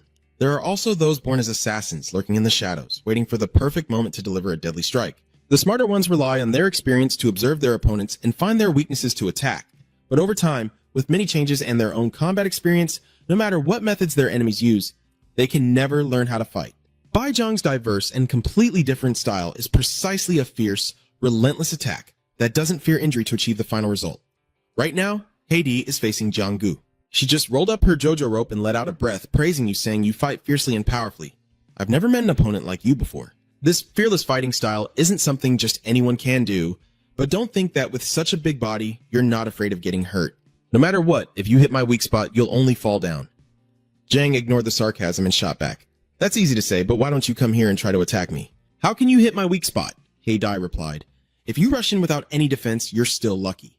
If I had been a bit more precise, that eye would already be blind. No matter how strong or agile, losing one eye would still render you useless. He held the cigarette in his mouth, refraining from counterattacking and simply listening. As I said before, Jang Guk relies on his strength and physical power to attack his opponent without hesitation. He simply said, "If you say you can do it, then do what you say." Jang Guk radiated deadly intent and issued threats. "With these hands, today I will crush that mouthful of nonsense." Information about him continues to be shared. His reckless fighting style also caused him a lot of harm, but it made it impossible for his opponents to defend themselves. She smirked strangely, taking the opportunity to make a suggestive remark. "Honestly, what's so special about that old girl that you're so interested in her? No matter what you say, you're still a man with strength and a masculine appearance." The old man replied indifferently, feeling that the person in front of him was just too full of himself. "Talking so much, does it get you anywhere? My fighting style never changes. The reason is that it suits me better than anyone else. Others wouldn't be able to follow this fighting style either." Hack Deep shakes his weapon and gets to the main point. "You can't keep fighting in that reckless way and expect to survive for long. Jang Guk reminds you, but you also need to hurry up. I'm just here to block your way. The real danger is upstairs." She was a bit curious after hearing that. He remembers Gyeong Shu, who is much stronger than me and has a power I can't even imagine. He's already upstairs. Hak Diep considers, "Is there someone even stronger than this guy here? Is John getting involved? This fight between you and me won't end so easily. You better be careful. To gain the strength I have today, I went through intense training and fought many dangerous enemies." After careful observation, he firmly stated, "So you're just like those others. Facing me only ends one way, death." Jang Guk rushes forward and throws a punch. "This is what I want to tell you right now. You bastard!" She threw a spinning top straight at him, hitting him in the chest and blood splattering from the wound. Jang Guk seems unharmed, then raises his fist and strikes back. Glad it turned out that way. A powerful blow is coming down, and Heidi raises her hand to defend herself. Unexpectedly, even though she tried to block the punch, her whole body trembled and he continued to press the attack. "Well then, I'll make it quick for you. The choke will happen fast and without any feeling." She just snorted, thinking it was only a trivial threat, then threw another spinning attack. Jang Guk quickly dodged to the side. "Do you see how rough my fighting style with fists is? Can you get past me to the upper floor and protect that young master? If you want to do that, you need to take me down here. But it seems that is too much for you." Another punch lands on Hak Diep's body once again. "I firmly assert that this is my way of fighting fiercely. I don't see any problem with it. The problem here is that you underestimated it too much." She angrily curses, "Damn it." Jang warns sternly, "Don't think that toy can take my eye by mistake. This time I might get injured again if I charge in, but in exchange, I'll take your precious thing." The eye, the hands, the nose. The black spider trembles as he struggles to block his attacks. Jang Guk gave her a choice. "Choose now. After the next attack, which part of your body will you lose first? If you can't defeat someone like me, don't expect to face opponents on a higher level than me." On the higher level, Gyeong Shu is also fighting intensely, and Kong San swings his sword toward him.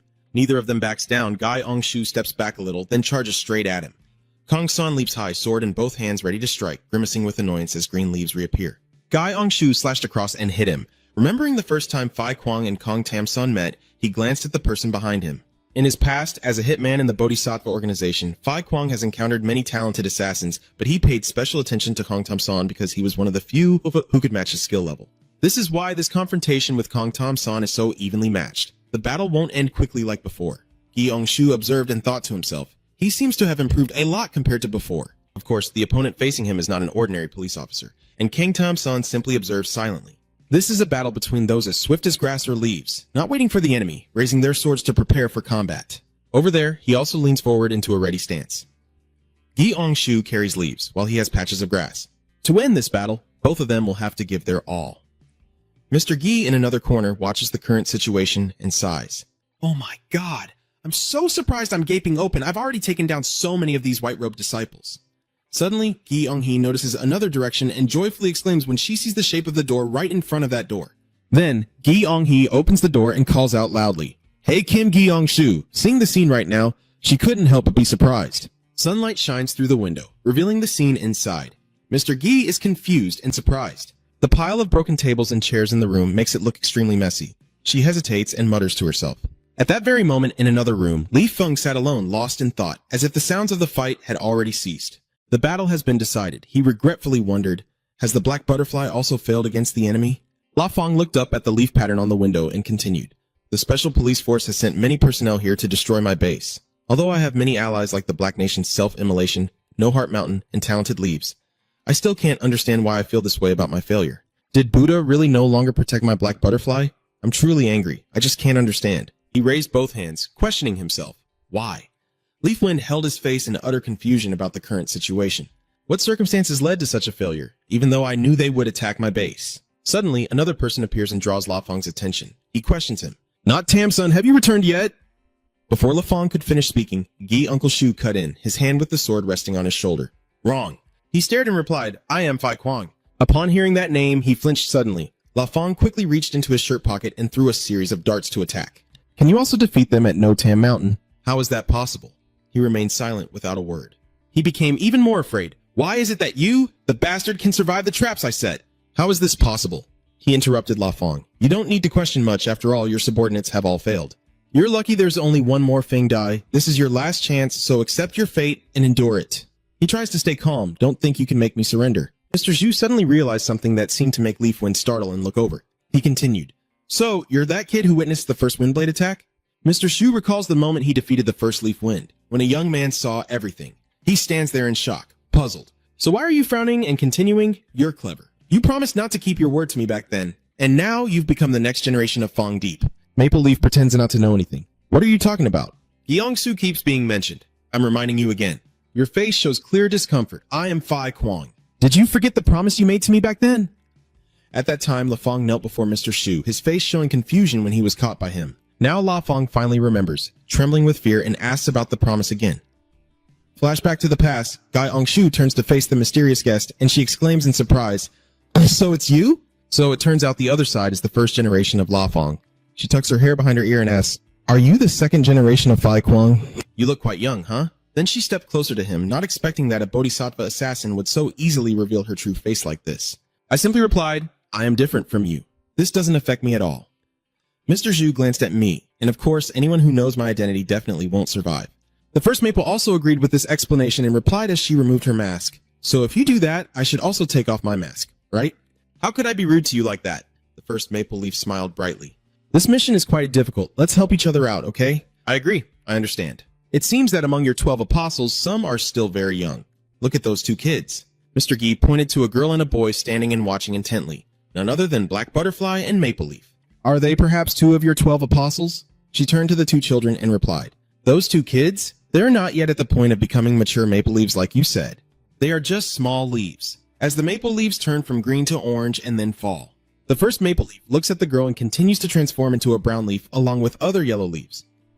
Then she turns to the boy, and these fresh green leaves will once again rise up to inherit the titles, leaving behind the withered, and fallen leaves.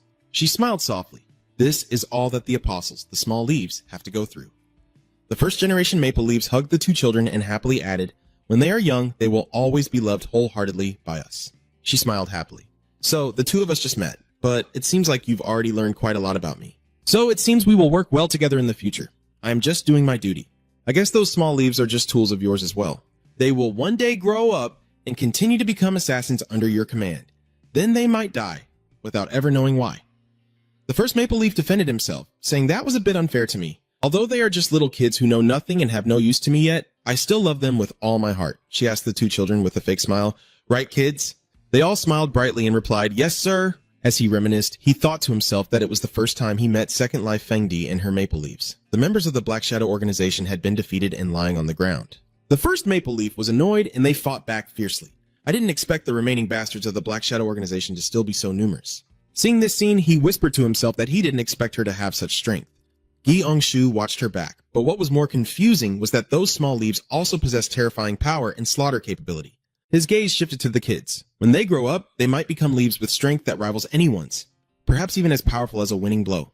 Hack Deep with a cold face observes the scattered corpses on the ground and quietly predicts that these little kids will become powerful assassins in the future. The first maple leaf suddenly rushes toward Mr. Shu, who is slightly bent down, just as the Bodhisattva said, You are indeed stronger than I thought. She seduces with a face full of excitement, asking what you think if you stay by my side. With my help, you will get what you want, and no longer have to suffer like this. He outright refused. I declined her offer. With her kind of love, I can totally guess what it really is. For me, love doesn't exist in my thoughts, but I guess for her it's just a form of exploitation.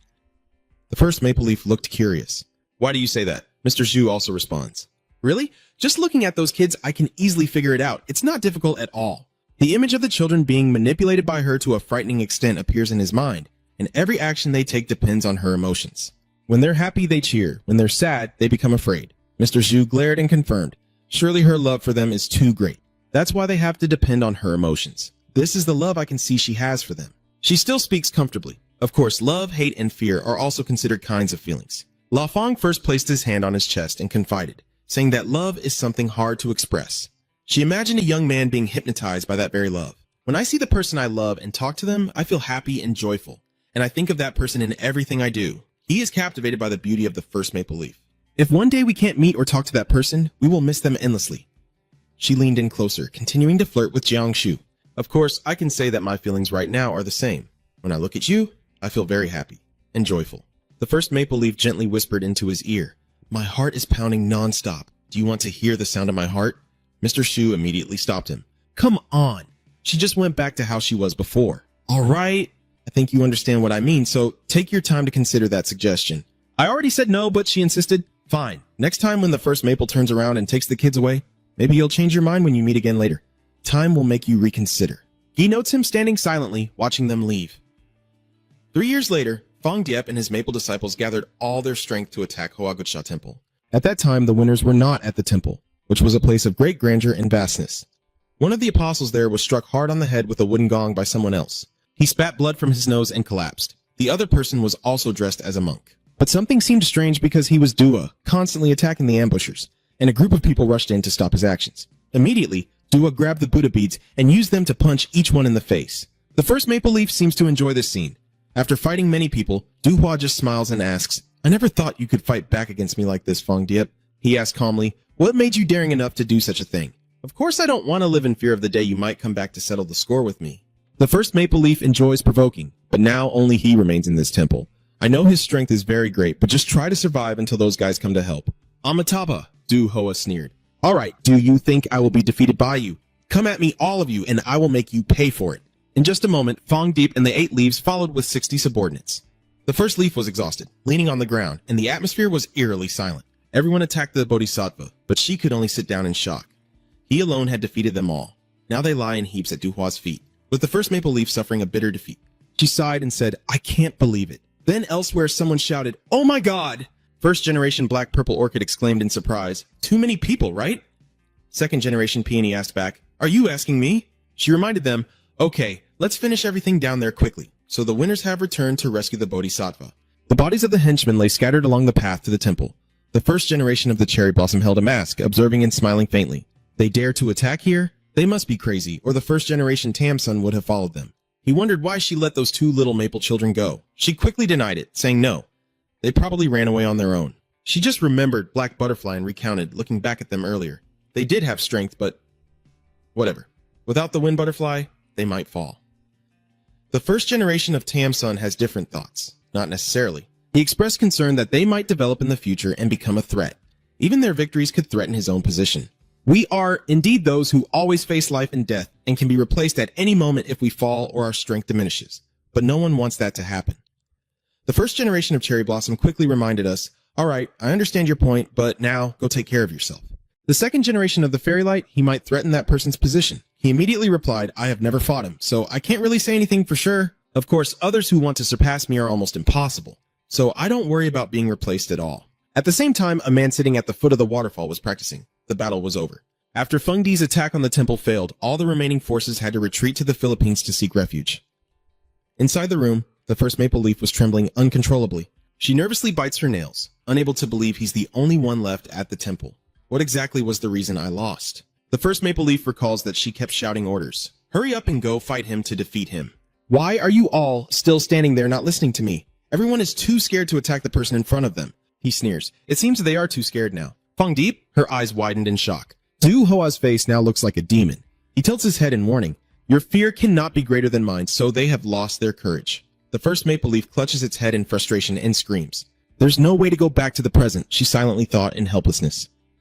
I finally understand those 2 kids from the beginning are standing there, worried and calling out. "Sir, she is still lost in her illusions. The love I have for her suddenly..." The first Fong leaf spoke, "My dear apostles, we need to have a little talk." She spread her arms wide with a fake smile and then continued her interrupted thoughts. "These young leaves are still not enough. After the attack to defeat the Bodhisattva at Hoagutsha Temple, Fong Hiep suffered a devastating defeat. Frightened by the Bodhisattva's terror, she began to brutally torture and teach her followers to obey her more. Of course, even the young conical hats couldn't do otherwise. The first maple leaf displays a cold face and then gives the order. "Come here, my followers." This statement caused one of the people facing her to feel confused.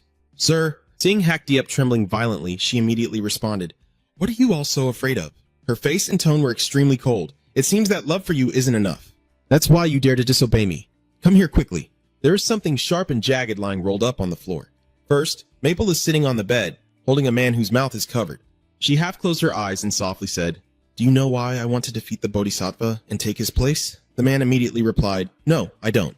In the moonlit night, a mesmerizing voice echoes, "I want to become a god and Buddha, standing above all." Just thinking about the painful past, First Maple also continued, "I no longer have to depend on anyone's love." Then the face of the Bodhisattva appeared again in my mind. No matter what happens, I can still be free and unrestrained, not abandoned by anyone. With that, Yefeng gently wraps his arms around the person in his embrace. "So what about you? You're not like him. So in the future you'll probably abandon us, right? You don't need to worry about that," and Maple Leaf stayed still without moving. "I will never abandon my disciples. I promise in the greenhouse area, there are countless bodies twisted in various positions." Jacob clenched his teeth, his lips trembling with pain, then suddenly shouted, "Let me go! Let me go!" Then, Jianshu followed the Botat's order to find Fang Hiep. Meanwhile, in another scene, in an abandoned factory area, a voice suddenly echoed. "I'm exhausted." Lafang was the first to cross his arms and speak. "I didn't expect that this time when we meet again it would turn out like this." She looked at the person in front of her and called out, "Fai Kwang," but the other party only responded coldly, not expecting her to betray and attack the Bodhisattva like that. Now, the apostles following her have been defeated. His eyes are as sharp as a blade. How can she still be there, smiling? Is your love for these children like that? Still, the First Maple Leaf remains completely calm. What's so strange about that? They sacrificed themselves for me, after all. After hearing Gai Shu continue, I find it strange that there were always 2 young leaves with her before, but now they are not here. She remains remarkably calm. That's something an assassin like you doesn't need to worry about. If it hits, you're already dead anyway. Then he pulled out the long knife while sneering. "All right, Fang Deep, your betrayal will cost you your life." Opposite, the Maple Leaf simply smiled faintly and slowly turned his head. "My disciple?" Immediately. That person responded calmly and slowly. "Yes, sir." Hearing this, she tucks her hair and moves forward. "Stay behind and support me if needed. I will take down that guy soon. Watch and learn." Suddenly, the First Maple Leaf unexpectedly sped up and rushed forward. "Now you probably have it to stay here." She kicked hard, but Guyang Shu easily dodged by, bending his body. Then, with the speed of a lightning bolt, the First Maple Leaf spun around and kicked the opponent's body. Because he was careless, Guyang Shu immediately took that hit. He staggered back a few steps, still clutching the knife tightly in his hand, and without hesitation, Guyang Shu fiercely swung forward. Is the #1 assassin of the Bodhisattva really like that? It seems his strength isn't as legendary as they say. Hearing this, as the chaos continues, a cold voice rises. "She has only seen my appearance, so don't think I'm so weak." At the very moment the First Maple Leaf kicked Jiangshu's head, he naturally said seriously, "I will definitely win this match." At this point, Jiashu's eyes were full of murderous intent. Fang Diep. At the same time, countless green leaves fell, and someone couldn't hold back and cursed out loud. "You bastard!" The First Leaf Wind hesitated and asked, "How can you be so strong?" As she looked at her opponent, she admitted, "I really haven't had enough strength to face the Fai Guang yet. Although you still have many injuries on your body from past scars, you are truly very strong." Leaf of Maple slowly stood up, holding his aching body. "But I don't understand why you're so strong. If you wanted to escape from the Bodhisattva, why didn't you join my side earlier? If you had joined my side, the battle at my Hwasuk temple wouldn't have failed. Your eyes no longer hold the arrogance they once did, and you clearly no longer wish to serve under him." The next sentence also targets his subordinate's psychology, but he only responds coldly because of a promise. Mr. Shu also said, "After eliminating Miss Fang Diep, he would give me a few years to live as an ordinary person and forget this assassin identity." As soon as he finished speaking, the First Leaf of the Maple expressed its opinion. "So you still trust him like that? That's quite strange." Her face was soaked with syrup as drops kept falling. "You know that too. For people like us, living a peaceful and stable life like that is impossible. Yet you still hope for that from him?" But Jianshu just kept silent, glancing over. At this point, the First Leaf of the Wind still tried to persuade him. "Your strength is undeniable. Maybe neither Tam's son nor anyone else can surpass you. Soon, you'll be the top among his subordinates and better than all the others. You have everything a person desires. Power, wealth, strength," her words still sharp and quick. "So, you still want to leave? I guess I can guess that the Bodhisattva has suppressed you too much, making it impossible for you to escape the organization. Or maybe you're just too afraid of his power and helplessly accept your fate.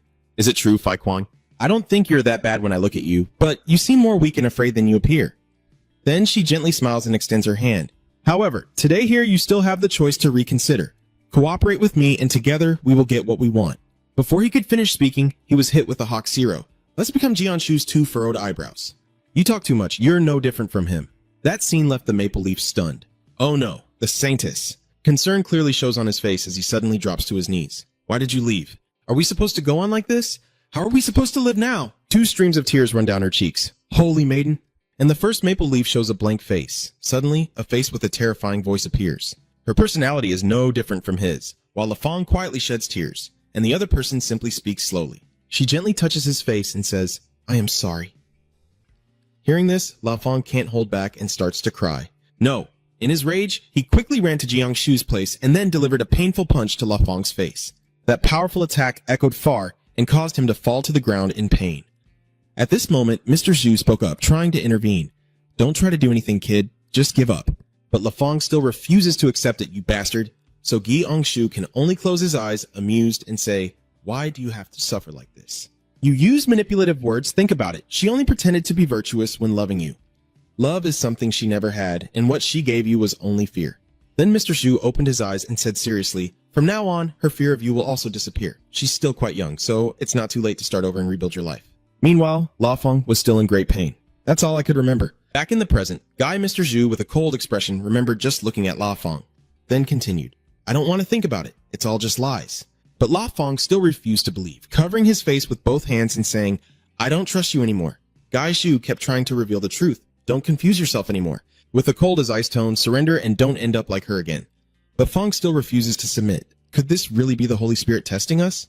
The Divine has wanted to see if my faith in you is strong enough. He looked up to the sky, raised both hands, and said, "Everything is just a test.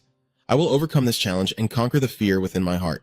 Holy Spirit, I apologize. I haven't been able to do much for you, but my faith never wavers." Suddenly, something unexpectedly hit the maple leaf, you idiot. Mr. Shu continued to look at the unconscious person and said, "You are still the same, with eyes full of contempt. You have been completely brainwashed. This fanaticism is hard to cure." The black spider defended against the attack when suddenly someone on the other side asked, "It seems the battle is already decided, doesn't it? That person keeps judging. You look quite distracted now and can no longer stay calm enough to make a judgment." Zhang smirked, cigarette in hand, and said, "Everything is like this now, with a terrifying, bloody face. Why don't you rush forward and fight me for real? Anyway, you can't escape from my hands." However, Hak Diep just stayed silent and glanced over, then suddenly shouted, "You too!" Hearing this, Huang Diep and Shich Diep trembled slightly. "Yes, sister." At this moment, Hei Diep shouted loudly, "Why don't you come help when you see me being attacked?" Then, Jie Diep also retorted, "We want to help too, but we're tied up now." And Huang Diep kept trembling. "The bastard captain facing you is too strong. We can't help you either. You really are a bunch of bastards from the school. Teammates can't do anything, just afraid to die. Now it seems you have no more support left, right?" A strange object suddenly appeared in front of JGVOD. Hei D kept shaking it and then gave an order. "Get up and fight." As if hypnotized, Shich Diep and Huang Diep's eyes become vacant. Oh! Suddenly, they remembered what happened before. Hak Diep, with a cruel expression and tools of torture in hand, screams in pain and tears scatter everywhere. She and Huang Diep fall into chaos, trembling as tears flow non-stop. "We apologize, sister. We will follow your instructions right away." Then Heidi's eyes widened as she stepped forward. Suddenly, both girls charged forward like a storm. Damn it. Unfortunately, Red Butterfly was the first to get hit. Then, he punched Yellow Butterfly straight in the face. At this moment, Jungkook glanced back and suddenly realized that Heidi was taking the opportunity to escape, running with clenched teeth and a tense body. Lord Fong Deep, wait for me." Someone's sword strike hits the tip of the maple leaf. It turns out that Jianshu was the one who attacked. Then he didn't hesitate and raised his sword high again. Jianshu quickly moved toward the maple leaf, his sword suddenly spinning in the air. Because of that recklessness, Leaf Wind became the victim of the sword of mercy he was given. He immediately fell heavily to the ground. At this moment, Jiangshu furrows his brow. No matter how stubborn you are, you're still the same as your former master. If you know what's good for you, remove the hypnosis from the maple leaves. The maple leaves will sit up slowly after a while. No way! The moment he tried to strike with his trick, Jiangshu forcefully pushed him away with his sword. He raised the sword high with both hands and said, "Do I need to remind you one more time to understand?" Then, without hesitation, Mr. Shu swiftly struck the opponent in the face to break the hypnosis quickly. Lafong's face is now covered in syrup, but still stubborn. Hearing this, Guy Mr. Zhu seems to understand. "All right, if you're still this stubborn, I'll beat you until you come to your senses." Then he raised the sword in front of him, standing before the belt to see whether your disciples or your life mattered more. Suddenly, the maple leaf burst into loud laughter. "That's right." Then he used his index finger to scratch his cheek. "Now I remember the days long ago." Though beaten to a pulp, Maple still had the strength to question. "You are the one who sealed my previous master before." "Mr. Zhu, you didn't hesitate to answer. I already told you my true identity, and now you're just remembering." In the mystical space, the familiar voice continues. "Of course I didn't realize it before, but after you defeated Black Wolf Needle, I had a suspicion. The police couldn't possibly have someone with such strength for this mission. In my desperation, I just didn't realize your true identity at first. Now I am clear-headed." Sweat poured down the maple leaf's forehead like a waterfall. That day, he spoke to my master. He gradually recalled the image of Phi Kwang with his mouth slightly pursed zero. She is just like that old Botat. The image of the Bodhisattva appears sinisterly. Maple gradually reveals everything. Maybe under my identity, I can't see it. In fact, I am just like those two people, no different at all. After hearing those words, Gong Shu didn't believe a single thing. What are you talking nonsense about? He tries to stand up with effort, as violence and fear affect others. La Fong's whole body trembles uncontrollably. Master Botat and my former owner Fong Deep always handled things that way. Yi Ongshu listened carefully to every word from La Fong. This is exactly what I wanted to say. All your past and present opponents have been subdued through violence and fear. Isn't this just like what the Bodhisattva is doing now to make enemies and his fellow disciples? After hearing that, he pouted a little. They both think you seem right. I didn't expect the shy kid from before, always hiding behind Fong Diep, to have grown up like this. As soon as they finished speaking, Fong immediately replied, "It's nothing special. After all, I've been working with Fong Deep for many years now. You just told me to leave and live a normal life like I want, but you also know that given our situation, where can we go to escape? You say for people like us, what kind of life should we live as a normal person?" He lowered his gaze and continued to advise, "Will the Bodhisattva grant you 5 years of freedom as promised after the mission to defeat my master Fong Diep? Can you live like an ordinary person?" Hearing this, Mr. Zhu quickly denied. "I don't know about that. I've never lived a normal human life either." Maple seemed to have foreseen this outcome all along. He loudly declared, "So tell me, how can I live like this? I'm no different from you. I've only depended on my master since I was a child. After you killed him, all I could do was this kind of work. So even if I could leave, I wouldn't know where to go." Just thinking about the image of the first Maple Leaf suddenly spoke to defend himself. "Even if my master treated me with violence or cruelty, tears involuntarily streamed down his cheeks. So that's all I had before. And you were the one who took it away from me. The blazing red maple leaves on the branches. A normal life like a human. What is that supposed to be?" In an instant, it all flashes back to the past. The first non-illuminated figure frowns and speaks. "I haven't thought of that either." "Why are you asking me that?" As soon as he finished speaking, Old Shu immediately explained, "I was just curious. I've always wanted to live like that too. So what you always talk about, you don't even know what it's like, huh? I see." He focused on listening to the first explanation from the first Phi Kwang. Everyone has a different life, so what they desire also varies. His stance is very proud and confident. The two of us desire different things, so I can't say whether my life would suit you or not. Then the first Phi Kwang turned to look at the small child. Everyone in this life has a duty, a mission. How I want to live is entirely up to me.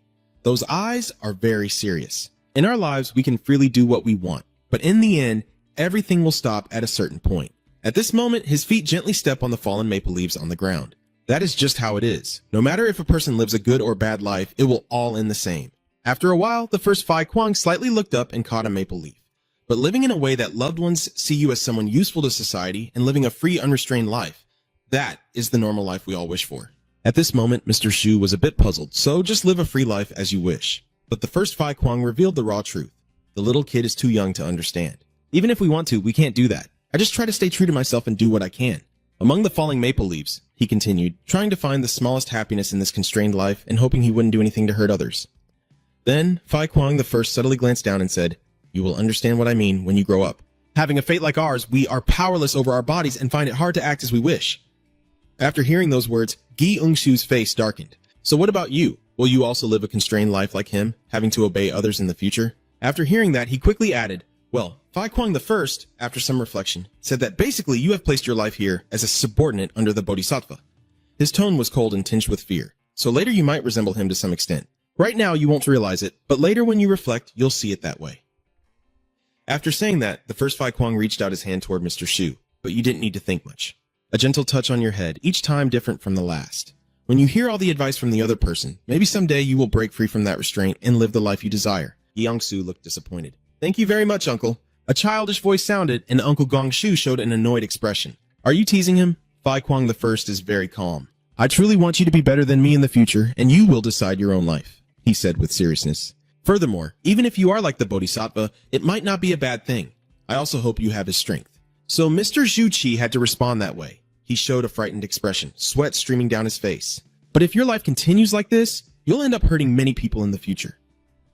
At the same time, the first Phi Kwang also lowered his gaze. "For killers like us, that's just something we can't avoid. You'll understand when you grow up." In the midst of the silence, the tall buildings stand like lighthouses, familiar sounds echoing. This is the fate of people like us. And of course, to survive, we have to do just that.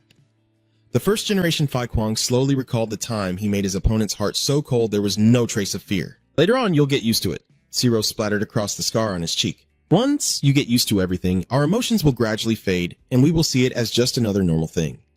Returning to reality, the first Phi Kwang bows down. Maybe you'll be different then, but remember what I said today. At the same time, he once again thought of the Bodhisattva, standing before everything that requires calm handling, and not to use your power to impose fear on others and make them obey. The first light of this life looked at the child before him and added, the important people will gradually appear in your life. You will have to try to protect them. His eyes seemed filled with sorrow, heavy with emotion. I can't do it, but I believe that you can do it. Returning to the previous scene, a calm voice speaks out. Those are the things Master Shu learned to suppress fear and not let it control his mind. At this moment, Maple looked resigned, her whole body trembling. Is that how our assassin has lived his life? Hearing this, Jian Shu's voice remained cold. That's how it is. Right now, La Fong is bending over trying to persuade me, but you shouldn't impose everything on me like that. After you harmed my master, I've had to live a miserable life. Now everything repeats itself as before. The lights still shine through the room, so what will my life be like? Then Maple opened her mouth wide to mock, or perhaps it will end like the wind and phoenixes, all crushed under his syrupy hand. He suddenly remembered the cunning bodhisattva and the playing cards. Everyone wants to live the life they desire, but in the end, everyone is just afraid of the Buddha's power. That supreme strength like a god is what truly defines him. As soon as the words finished, Mr. Gai Shu immediately whispered, Bo Tat, he will have to pay for his actions in the future. I tried to do that before, but couldn't. My eyes showed no hesitation, but this time I will succeed. That is why I will destroy anyone who stands in my way. After hearing what the other person said, I do the same. If you don't give up, I will also defeat you.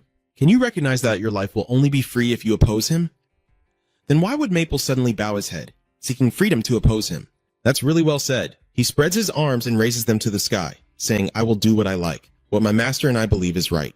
There's nothing about me that you can change. Hearing this, Mr. Shu raised an eyebrow with a sarcastic smile. That's true, you're still as pitiful as your master was before. And yet, Leaf Wind also hit the nail on the head. You always do that in front of me, imposing your fears on others. I've realized that about you. With you, you can stand up to the Bodhisattva. But what about me? He still maintains his stance, and you have another life to do what you need to do. By now, tears have been streaming down my cheeks. I can't do the same. I have lived in fear since I was a child. Now that I've become a maple leaf, I am no different. All I want is just to be able to live. Just like that, I would be satisfied. Will my disciples remain loyal to me as long as you don't appear? And Jianshu, holding a knife, also felt sympathy. Truly pitiful. All right, he brandishes his sword and strikes forward fiercely. If you don't break the hypnosis to free the disciples, then I will have to do what I usually do. Suddenly, someone's voice suddenly intervenes. No. This statement makes both of them seem frozen in time.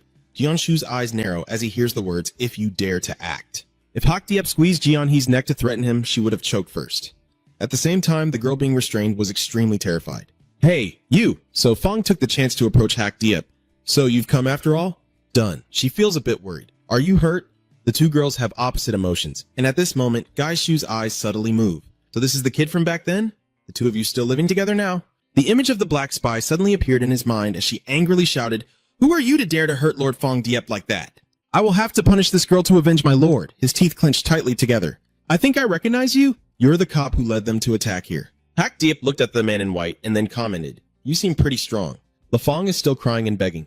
Don't say anything else, Hak Diep. Save me quickly. Don't worry, I'm here now. Then she turned to Jianshu and continued.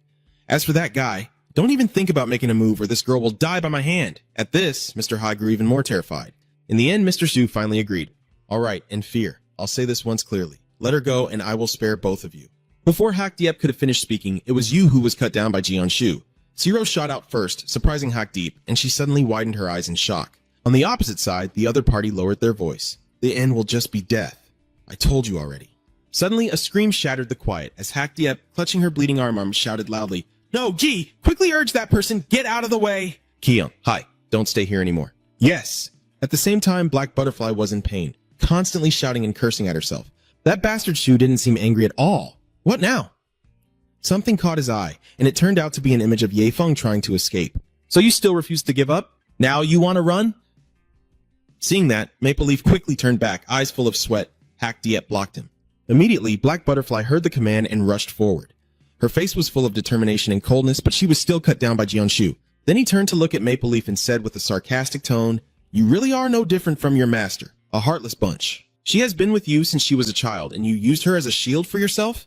Even so, you will never be able to escape. And he is still indulging himself. Hi Diep, keep going. At this moment, Hades slowly rose from the floor and said, "Master," but all she received in return was a cold reply, even if she was determined. She had to save me. Do you understand? This made Hades feel hopeless. Yes, my lord. At the same time, Mr. Shu felt exhausted. All right, if you're determined to die, then I will make it happen for you. La Fong hugged the aching body and said, I need to escape from here quickly. Sweat kept pouring down like a waterfall. Suddenly, he thought of the man who ruffled his hair. Returning to the Bodhisattva would give him strength again. The image of Gyeonshu appears again. The Bodhisattva is the guardian deity for me. Hakdiep's eyes turned vacant, the blackness shrinking to a tiny point. Syrup splattered everywhere, and suddenly a voice called from behind. Sir, my lips part slightly as Hakdiep raises her hand to confess. I love you. The red maple leaf immediately appears in my eyes, taking me back to the past. Second generation Fong Diep heard a voice saying, I like you, so it was a girl with long black hair. That's Hakdiep smiling happily. I like you a lot. What does love mean to each of us? Her figure sitting cross-legged gradually becomes clear. In the past, the first Fong Diep had raised orphans in an orphanage with the obvious goal of training them as disciples to later manipulate and use them as tools to achieve her own objectives. The first maple leaf, resting his chin on his hand and tilting his head, said, You can only do that? That could also be considered a way of working similar to what the Bodhisattva does with his disciples, but on a smaller scale. Among those children, there was a boy with exceptional talent who later became the second generation of Fong Diep. He was very quick-witted and lost his parents in a disaster. At that time, it was taken into the orphanage for care. Although it had many friends here, it still lacked love and affection. Of course, the other children in this group are the same. All of them have been abandoned or lost their parents due to some circumstances. When they were young, they grew up lacking love and were more vulnerable than other children out there. To control them and turn them into tools, Fong Diep taught them that love can sometimes be just fear. Of course, under his strict management, these young children are completely afraid of Fong Diep. However, from behind, a soft voice suddenly echoes. Hey! A cute little mouth opens, and Black Butterfly turns his big round eyes to confess. I love you. There's a little girl over there. You have become Hak Diep, always by Fong Diep's side in this second life. The girl is the only one who still remembers the love her family had for her. She is full of energy and lively. The girl always followed the boy because he looked very much like her lost older brother when she was young. Black Butterfly was like a little tail chasing after a maple leaf. I'm waiting for you. And he just shows a bit of helplessness. She glanced back and said, I am not your brother. They continued to talk back and forth. Please don't follow me anymore. Those two kids grew up together and became closer and closer. What is it like for Feng Diep in the second life to grow up without any romantic feelings? Having mistakenly thought that Feng Diep in the first life had feelings for her more than others, of course, that couldn't escape the notice of women, especially Feng Diep. The girl was very scared because of that. Amidst the natural scenery, the familiar call echoed again. Brother, by this time, both of you are grown up. Hey Diep glances at Ye Feng. Master Feng Diep always makes us feel so afraid. After hearing what the other person said, everyone who sees him has to bow. Why do you like him? Maple immediately replied, That. Right now he slightly furrowed his brows. Love is something hard to speak of, isn't it, little sister? They face each other. Love? Yeah, I can feel that. So what is love? Hey Dai stepped closer and replied that it is when one person likes another. Suddenly, a cold voice came from behind saying, You two, that person has thick red lips. La Feng looked down with a terrifying expression. What are you all doing here? Aren't you supposed to be training? Hak Diep quickly asked. Hello, Lord Fong Diep. But she shows no interest and jumps straight into the issue. This is not the time to chat. Understand? Follow me. I have something that makes La Fong curious. Yes. Where are we going? As she turned to leave, the first leaf flower continued. The battle has already begun. The girl with long black hair is a first-generation cherry blossom. She looked at the boy with syrup running down his mouth and commented, Indeed, Fong Diep has a remarkable disciple. Even though the first generation of cherry blossom fiercely swung a small sword to attack, the kid is still just an inexperienced child. This scene made La Fong stunned by the lightning-fast speed, and then the first generation of cherry blossom suddenly showed a look of surprise. It turns out Hak Diep rushed over from somewhere and blocked in front of La Fong. She turned back and shouted, Run away! However, the opponent hesitated slightly. But this is the mission our Lord entrusted to us. Meanwhile, Hak Diep kept urging non-stop.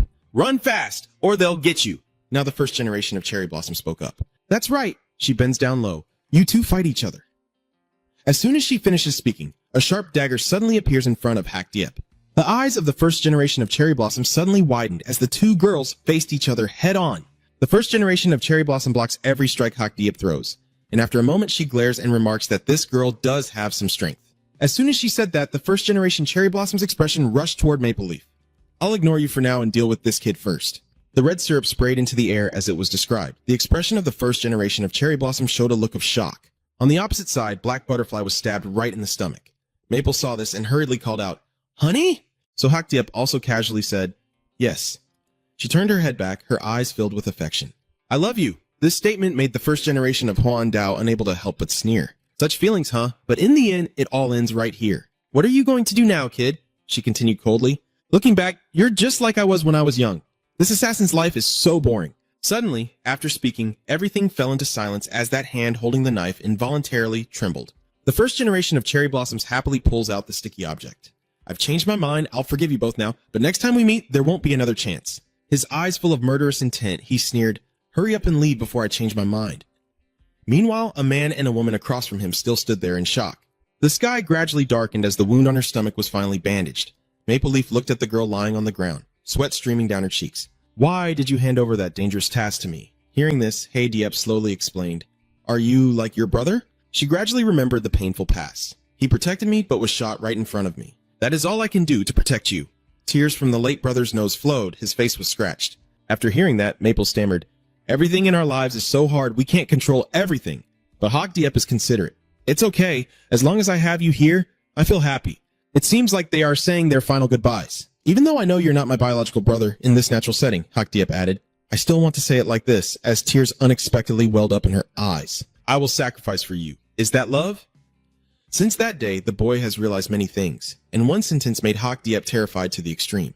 Hurry up and take it off quickly. Stop standing there, the first leaf, expressionless. Do you dare to refuse my love? Then it is love. Suddenly, a voice interrupted, Lord Fong Diep! And at the same time, a rough hand appeared. The maple leaf spoke without hesitation. Let me take her place. Furrowing his brows, he added, Use that on me. It's not the fear that Fong Diep described at all. Behind the maple leaf, the scar of the maple leaf is deeply imprinted on the skin, symbolizing their mutual sacrifice. It seems he understood their feelings, so Diep Fong imprisoned the black leaf to keep them apart. Moreover, a cold voice sounded. Look at this maple leaf. Diep Fong's second life is increasingly confined, deliberately trying to make him forget Hak Diep and only trust the love of Diep Fong's first life. Fear and anger spread, consuming Diep Fong. Day by day, he grew more afraid of the love Hak Diep had for him. This is the intention to control Diep Fong's disciples, making them obey his words. Suddenly, a dark and unexpected sound rang out, causing everyone to stare in shock. All right, Leafwind, I stand back and observe with my arms crossed. Your strength has become much greater. If this continues, your hypnotic skills will be on par with mine someday. As soon as the words finished, the first Leaf Fung quickly responded, Thank you. Then he continued in a low voice, But why do I want to ask you? Isn't it so that we do this to make the disciples follow us? So why do you still have a way to Jaichu hypnosis? And the first maple leaf remained silent, listening. I don't want to learn this disarming technique. Is that okay? Her eyes widened as she stared intently at something. Seeing that, Fong also glanced and slightly parted his mouth to reveal his teeth. Finally, after a while, the first maple leaf remained silent. She gently placed her hand on the other's shoulder and smiled kindly. Well, everything always needs to be prepared for the worst. If everyone is under hypnosis, they might be quite clueless. When it comes to detailed tasks, they won't be able to do it, so a hypnotism removal technique is necessary.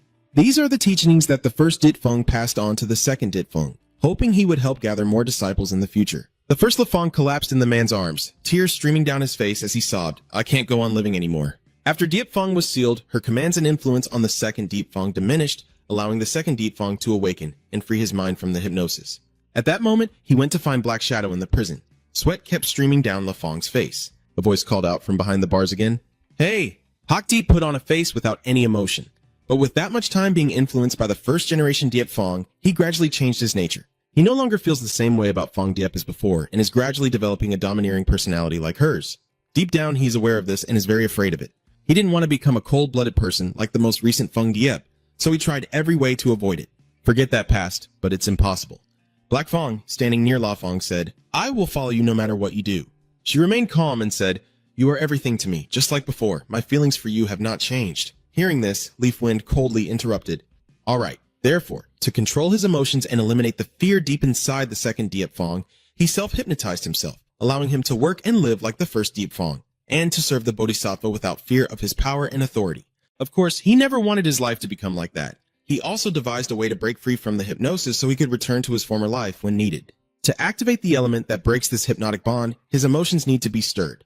At this moment, Hak Diep's face is full of sorrow as he slowly raises his hand into the air. I love you. Then the image of the small maple leaf appears, and she tilts her head to look at the boy.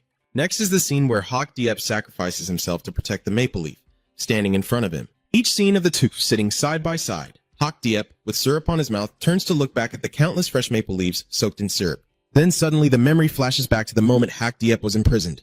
passing through Leaf's mind as he looked up at the leaf-shaped pendant. After a moment, he furrowed his brows and turned his head back. You! After witnessing the scene of Hei Di falling, Gi Ongshu immediately stabbed his sword at her. At this moment, Lai Feng's eyes seemed to glow with enlightenment, and suddenly someone came rushing in at high speed. At this moment, Jiangshu immediately turned his head and saw La Feng rushing wildly towards him, cursing non-stop, "You bastard." So Gi Ongshu didn't hesitate and punched the opponent in the face, then pushed him to the ground. What are you doing? Do you think you can beat me? But it seems the opponent has lost control. A immediately kicks Gi Ongshu in the face again, with a stern and sarcastic look in his eyes. Stubborn, isn't he? However, his gaze immediately wavered as he looked at the tears streaming down the Maple Leaf's face, and the opponent quickly ran over to Gi Ongshu. At this moment, his eyes slightly lowered and a sound rang out right after. Zhu Gongyi, full of confusion, turned around and looked back. Only then did he realize that the problem was that he wanted to be with her. Mr. Gi observes a man and a woman embracing each other without any intention of attacking him. At this moment, Hei Di, with a face covered in syrup, suddenly calls out, "Hey!" But the Maple Leaf, tears streaming down his face, still responded to her. He remained in the same posture and added, "I have remembered now. Maple Leaf is a very beautiful leaf, but it also carries the fear that Fong Diep has planted in the disciples' minds." Later, when I grew up, I realized that it was not as beautiful as I thought. Each drop of syrup spreading out looks like a deep red maple leaf. Although it was frightening, the image of the first maple leaf suddenly appeared. But there was one leaf I found very beautiful. I only now realize that after all these years of burying my memories in the art of illusion, the leaf I loved and treasured so much, an innocent, pure leaf helped me find happiness in my terrible childhood. Back then, we were both still young, and she gently approached. Eris ran happily to confess when she was young. "I like you." The maple leaf's eyes sparkle as it gazes intently. "That is you." The smile of the girl in front of me is like a small morning sun, illuminating my soul. Returning to reality, after many years living together and going through so much, I have realized. La Feng kept crying non-stop. "I also like you. You are the maple leaf I have always cherished." Then he made a request. "I will Jaichu the hypnosis for the explosive students." Maple Leaf turned to Jianshu. "Please save her, please." However, he remained silent, focused on completing the leaf sweeping task and winning. The black ground still shone. Janguk, with a cigarette in his mouth, sighed and watched the scene before him, then said, "You managed to persuade this maple leaf to surrender like that." "All right." Janguk gently clapped in praise, saying, "You're truly impressive, not only in strength, but also in agility and wit." Well done, but Gai Shu remained completely indifferent. "All right, is there anything else to do here?" It seems like Jianguk is quite worried, and it looks like he was also injured fighting these two guys, which must have been caused by that Leaf Wind guy, right? Meanwhile, La Feng still sat on his lap, bowing his head in silence. "Over here," Gai Shu slowly denied. "No, it's not." This makes Jianguk curious. "Huh? So who caused the injury on your face?" He listened to the other person's answer. He's quite a formidable opponent. Hearing this, Jianggu kept his cigarette clenched and asked, "Did he get beaten?" "No, he got away." "Are you trying to keep going and not take him down?" Suddenly, a sound came from the other side. Yi Onghai tiredly turned his head and announced that he had already treated her wounds. Then she asked La Feng, "Did you hear that?" Gongshu coldly ordered now to remove the hypnosis from the disciples, so La Feng lowered his gaze and replied, "I understand." After Feng Diep lifted the hypnosis from his disciples, they turned against him.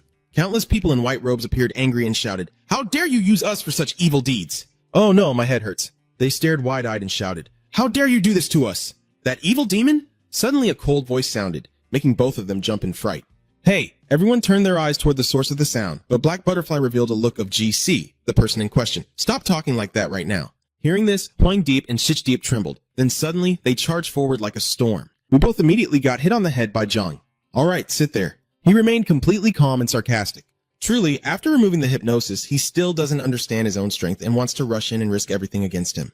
Meanwhile, Gaishu's thoughts arose. "Whenever I go on a mission, I always want to do it alone." He looked at the tall man in front of him, but this time he had made me trust him. In the middle of the spacious room, those thoughts continued in silence. He is a good captain who wholeheartedly cares for his team, and I hope we will have the chance to work with him again in the future. So, the three of them were injured, but no one sacrificed themselves on this mission. The mission was successfully completed, and the man in the police uniform looked pleased. "Everyone has worked hard." "Over here," Mr. Zhu Guy was whispering softly, and I overheard. Khan Janguk resumed reporting the situation.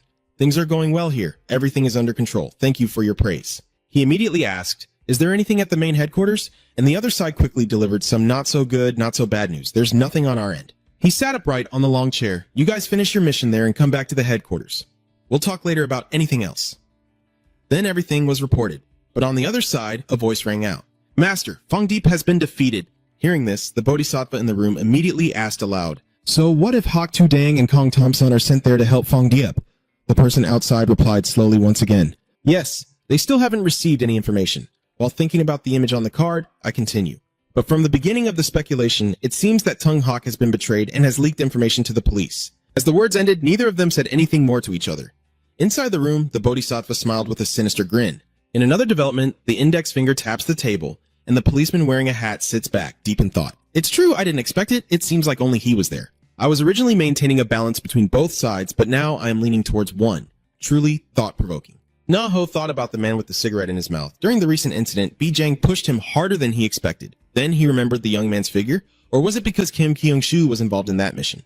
Na Ho sat seriously in the chair, crossed his arms, and said, "All right, anyway, it seems the police have completed that mission. Outside, it's already night. The moon is bright, but it seems that Tam Sun has taken some action after the failure of the protection mission. All right, let's leave everything as it is for now. I'll go to the landline phone and make sure everything on the police side is taken care of. As for the Bodhisattva side, it seems they are at a disadvantage. I'd feel more at ease if they were completely defeated. My ear's in the palm of my hand, so let's see how this turns out."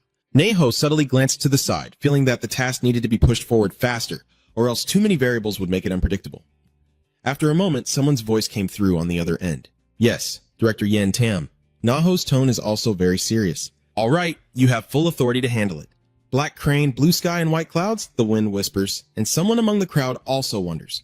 "So I wonder when they will arrive here." Suddenly, footsteps in black shoes approach, accompanied by two words, "Hello." "Does that person have long, shiny black hair?" "Hello?" Vice Captain Black Crane arrives with a few strong allies. "It's been a while since I last saw you." Captain Bai Jang-guk, a former member of the Special Operations Team. She smirked and asked, "Are you doing well lately?" So Jian-chu and Jang-guk spoke one after the other. "That was quick, huh? You're here already. Why did you come here?" "Please, so high." But the other person just smiled and replied, "I came on orders from the bureau chief." Then Jang-guk continued to ask, "So are your support team coming too?" But So High unapologetically denied, saying, "Not exactly. I'm not responsible for cleaning up the scene. You know that." This confused Father John a bit. For John, "Why the flag?" After hearing that, the other person asked about you. "So why does Father Jeon's face look injured now?" So the others quickly showed their attitude. "She really is a hateful woman. If you already dislike it, I agree." So High said sarcastically, "You must be in a lot of pain, right?" Then Father John, without mercy, leaves while So High still won't let go. "Why did you say that?" At this point, Jong-gu's voice turned cold. "So why didn't your team leader come along?" As soon as the words finished, So High hesitated. After a moment of silence, she added, "They have been dispatched elsewhere. There are more urgent matters there." A panicked voice called out from this side. "Humans?" The scene makes the people in blue uniforms a little worried. "Sir, don't be nervous. Come with us for a moment." The scarred man is Choi Hun. Captain Black Crane, the former deputy leader of Bai Jang-guk's Special Operations Team, listens without any expression to the invitation. "The director is waiting for you."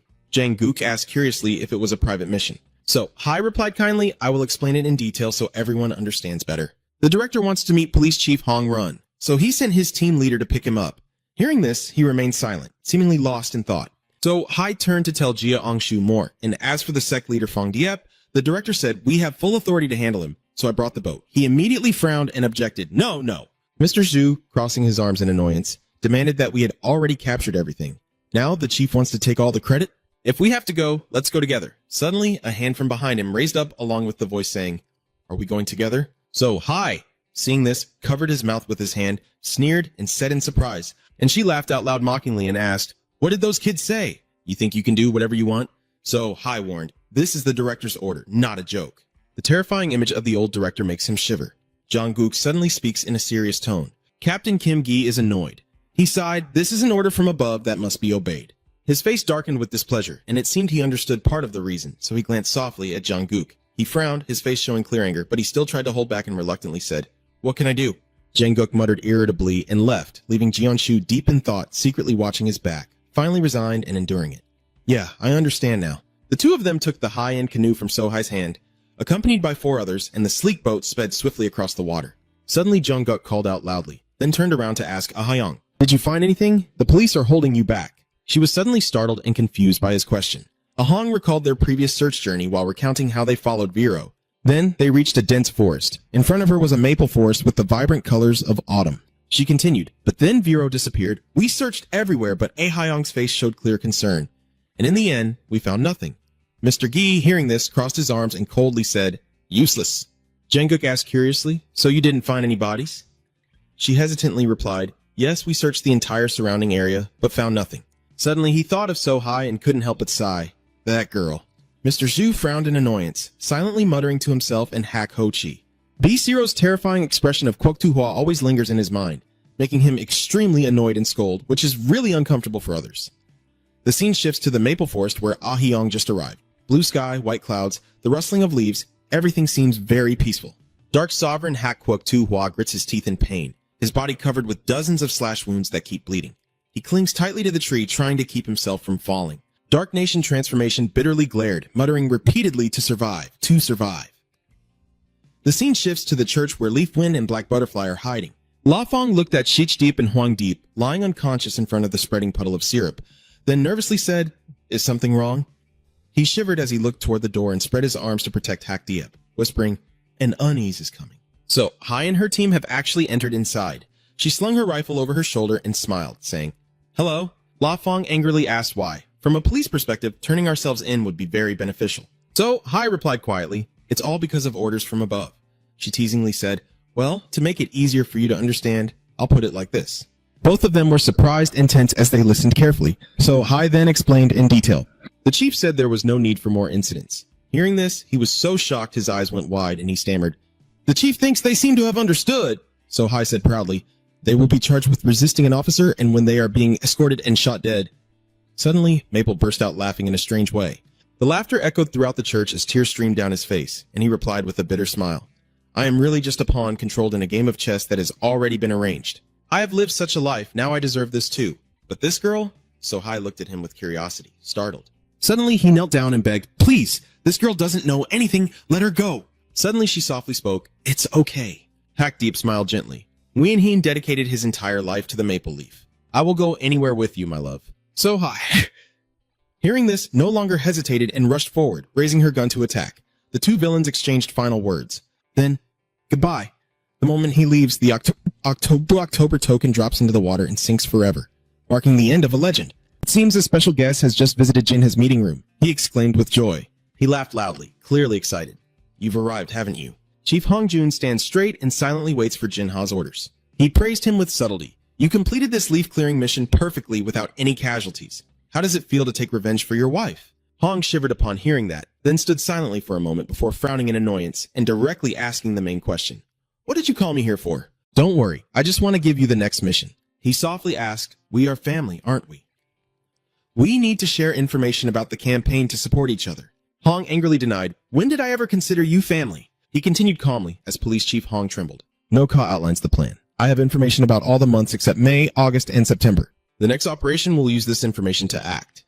Jinha's recent statement surprised him. He explained further, weakening Hua Kwok Tu's forces before dealing with Bo Tat, with the task to be carried out step by step. No Ka's expression revealed a cunning and terrifyingly ruthless plan. Hearing this, Hong trembled with anger and asked, "How can we deal with the Bodhisattva when he is a public figure?" "Even if the operation succeeds, it will trigger a fierce wave of opposition. That's impossible because it's too risky for the police force." "I already have a plan for that," he sighed. "But unfortunately, I can't reveal the plan to take down the Bodhisattva right now. This next operation is crucial for both of us. Chief Hong Jun, cooperate with me." He suddenly mentioned you, the Kim Jian-shu action team he established. No, K's tone was full of implication. Though he didn't listen to me, he was very obedient to you. However, B. Jang-gok of the Rapid Response Special Forces kept dodging, while Hak was under my command. No Ka confidently said, "If we join forces, I believe we can eliminate all the months the battle between the police station and Hoa Kwok has reached a tense point." No K spread his hand, revealing a deck of red-faced cards, and said, "The flower duel is full of implications, a battle to win the flowers, which both sides are aiming to eliminate each other's allies."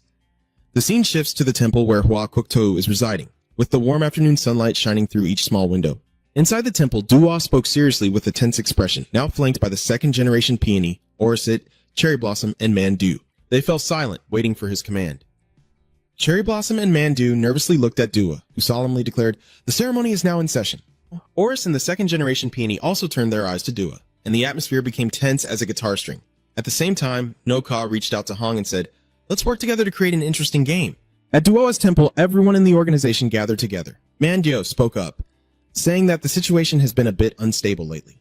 Cherry Blossom added, "We've had too many meetings here already, and today it seems like there are fewer members present." Peony also said, "It's strange that the Black Nation brothers from Hoa aren't here." Orcus remained silent. Mandu turned to Duhua and asked, "Sir Bodhisattva, What is the purpose of our meeting today? He replied briefly that Fong Diep has completely failed. Everyone was stunned, eyes wide open. So, what happened? During that defensive mission, besides Fong Diep, Hak Ho Tree and Kong Tom Sun also came to help, and Tung Hak was assisting from the police station. He answered calmly, Tung Hak has now joined the police side. It seems he's trying to play both sides against each other. Everyone was surprised. Hoa Un Dao said, That's true, I didn't expect that situation. Man Du continued, Oh my god. She kept talking. Does Fong Diep think Hak Ho Tree and Kong Tam Sun are already finished? Hoa Un Dao guesses that's why the brothers aren't here today. Orit then speaks up. The police's attack mission was already warned by Tung Hak, yet it still failed. Du Hua continued, They probably sent quite a few elite police officers there, based on previous discussions with Tung Hak, who analyzed that Hong Jun's team would be assigned to carry out the mission. At that time, Tung Hak would call Hong Jun over and then eliminate him. It sounds very logical, but after the failed mission with Fong Diep, we completely lost contact with Tung Hak. As for Kamtam Mountain, he is still alive and has not given up. He has returned and sent us some important information. Hoa Un Dao said, That's right, Kamtam Mountain is not so easy to deal with. She continued, This failure is definitely related to Tung Hak's betrayal. Du Hua revealed, You probably don't know his true identity. He is the director of the Ant Bureau. Everyone was even more surprised and stared in shock. Mandu asked in disbelief, What did you say, Botat? Then she sighed with her face in her hands. Oh my god, she frowned. I didn't expect Tung Hak to hold such a high position in the police headquarters. Cherry Blossom continued, So I didn't think it was him. Du added, After the previous rebellion and attack on the temple, there had been no betrayal from anyone. But now Tung Hak has appeared, and he doesn't understand what his intentions are. He continued, Because he knows a lot about our organization and holds significant power, we need to be extremely cautious. Then he cleared his throat and said, The official meeting now begins, everyone together. Yes. Peony raises her hand to speak. Honorable Bodhisattva. She is curious. So Hak Tu Dang, has he not returned yet? He remained silent, frowning without answering, then softly said, Hak Tu Dang at the same time. Kwa Kwa stared wide-eyed, watching his sibling writhing and moaning in agony. Chrysanthemum walks over from behind, battered all over. He continues, Luckily, he managed to crawl back here alive. He sneered, So these guys all have strong vitality. Wo Tsu Hua suppressed his anger. Who did this to you? Hak Kwuk Tu, in pain, grit his teeth as the police officer's name. He drunkenly moaned Sairo, repeating Jianshu's words. I am very strong. Hoa Cook blocks me. All right, he's seriously injured, so don't push him to talk too much. He coldly continued. Do you think he'll recover to his previous state someday? If his condition is too bad, the organization might have to start over in 4 months. Kwa Kwa angrily clenched his collar and shouted, How dare you say that? Hua Cook remains calm and says, Even if you're a bit angry at me, his condition won't change. Despite the mask's expression gradually changing, he still says, I will do my best to recover him, but whether I succeed or not is uncertain. Hak Kwuk Tu Ko Gang Noi. Everything's fine. I've come back to life after his groans. Everyone just needs to wait for him to speak again to restore everything as before. Chrysanthemum shooed him away. All right, you go outside. I need to do a little surgery. The sky turned red as Guozihua walked away full of murderous intent. Tung Hak, I ask, does he say he will cooperate with us? Hong Run replied, yes, keep asking. So, you've already met that Captain Hak Hak. How strong is he? He commented, he's quite strong. He was previously the deputy leader of the Special Forces team led by Bun Hang. He exclaimed, Ah, I see. I know about Captain Bun Hanguk from the mission, so that Black Hawk guy is the deputy then? Are we going to cooperate with them now? Hong Run replied seriously, I am still considering. He hesitated. But this is indeed a good opportunity for us to deal with Botat. At least Botat's side will lose a month of their support. He said seriously, I think we should first cooperate with Tung Hak to weaken Botat's forces. Once we are stronger and Botat leaves, we will eliminate Tung Hak altogether. Jianshu's face also hardened upon hearing him speak. This might be the most perfect plan I can think of. He then stood up and said, let's proceed with that. I'll take charge of my team to make them stronger. He was surprised. Are you not angry that I am cooperating with Tung Hak? How did you feel about having teammates with you on this mission? He responded with silence and a piercing stare. You remember earlier, after finishing the mission at the port, Jungkook said, You've worked hard on this mission. Mr. Shu replied, You too. Thank you for your help this time. He continued, I observe that you seem to prefer acting alone. Even though you have teammates, you hardly want them to accompany you. Of course, your strength is undeniable, Jungkook asked. Do you not trust those teammates? He was a bit surprised. He continued, I always trust my teammates. You should reconsider my words. No matter how skilled as you are, there will be times when you need their help. Although their strength isn't great now, after these battles they will gain more experience. Back in the present, he told Hong Jun that it was up to him, but he would reconsider about his teammates going on missions. The leaf-sweeping mission was successful, and Director Kim and Si-ho held a press conference to announce and commend the officers involved. He smiled in front of the media and introduced himself at the meeting, saying, I am Director Kim No. Naho declared, I have earned the trust of my teammates and the people during this term, and I will wipe out the bad guys to purify our country. That is a warning to the Bodhisattva and his subordinates. Watching the news, his face suddenly darkened. After the announcement, the Bodhisattva took new actions. One of the subordinates reports to Naho that it's time to leave. He nodded thoughtfully. Director Kim Nak-ho has taken actions to prepare for the battle. He slammed the table and stood up, replying to the subordinate. All right, I understand. He led a group of people and arrogantly said, well then, let's go. At this moment, Du-hwa was already standing there, blocking the door. Naho stepped forward and said, long time no see, Bodhisattva. He then said, today I came to see you to talk. Du-ho also smirked with amusement, showing no fear of Hoa-kwuk. Inside the temple, Naho spoke up, Buddha. He continued, I went all the way to this temple and you didn't even offer me a glass of water? That's really not polite. Du-hwa sat opposite, still smiling gently. Then he lost patience and scolded, you're really a bastard. Naho replied casually, I've heard that many times before. Suddenly, Dua threw a punch with all his might, the sound echoing through the temple. Naho couldn't help but laugh out loud. He caught Du's fist with one hand. Bodhisattva, you are actually getting old, so your strength isn't what it used to be. He sneered, it's really not acceptable to resort to violence like that. We should just stick to talking. Dua, annoyed, withdrew his hand. Naho waved his hand and said, I came here to talk about this. He smiled happily and excitedly. His power will gradually be eradicated by the police. So, you should come back under my command and I will let you stay in peace. Naho reached out his hand forward. We've known each other for many years, so just say what you need to say. Du-hwa grits his teeth and curses, you bastard. He doesn't mean well and responds. You used to be just one of my subordinates. Now that you have some real power, you're biting the hand that feeds you. Do you think I don't have enough strength to fight against that gang of cops? Naho scoffs disdainfully and sighs. Don't think everything is that simple. He continued. Now, the more he spoke, the more Nao became excited. If you still refuse to surrender, we will gradually eliminate all the stars. I wonder what your expression will be then. Dua also didn't respond. What's wrong with the winners? Weren't they always replaced whenever someone was eliminated before? Naho exposes the truth. That was in the past. Now it's not like that. He no longer has enough power to replace anyone, Du-hwa said coldly. Tong-hak, you're too impatient. He widened his eyes. You want too much for what you can do. Don't think you're above me. This is only the beginning of the battle. Naho quickly replied, I am different now. I no longer want to serve anyone. I will stand up and take control of this whole situation. Then he got up and said everything he needed to say today. Bodhisattva, just wait and see. The police will soon launch a full-scale attack on you. Naho stepped out the door, leaving a few words before leaving. I am really looking forward to the upcoming battle. Duko calmly watches the door close, while Ji trains with his teammates and Gai Hai gets repeatedly hit in the face.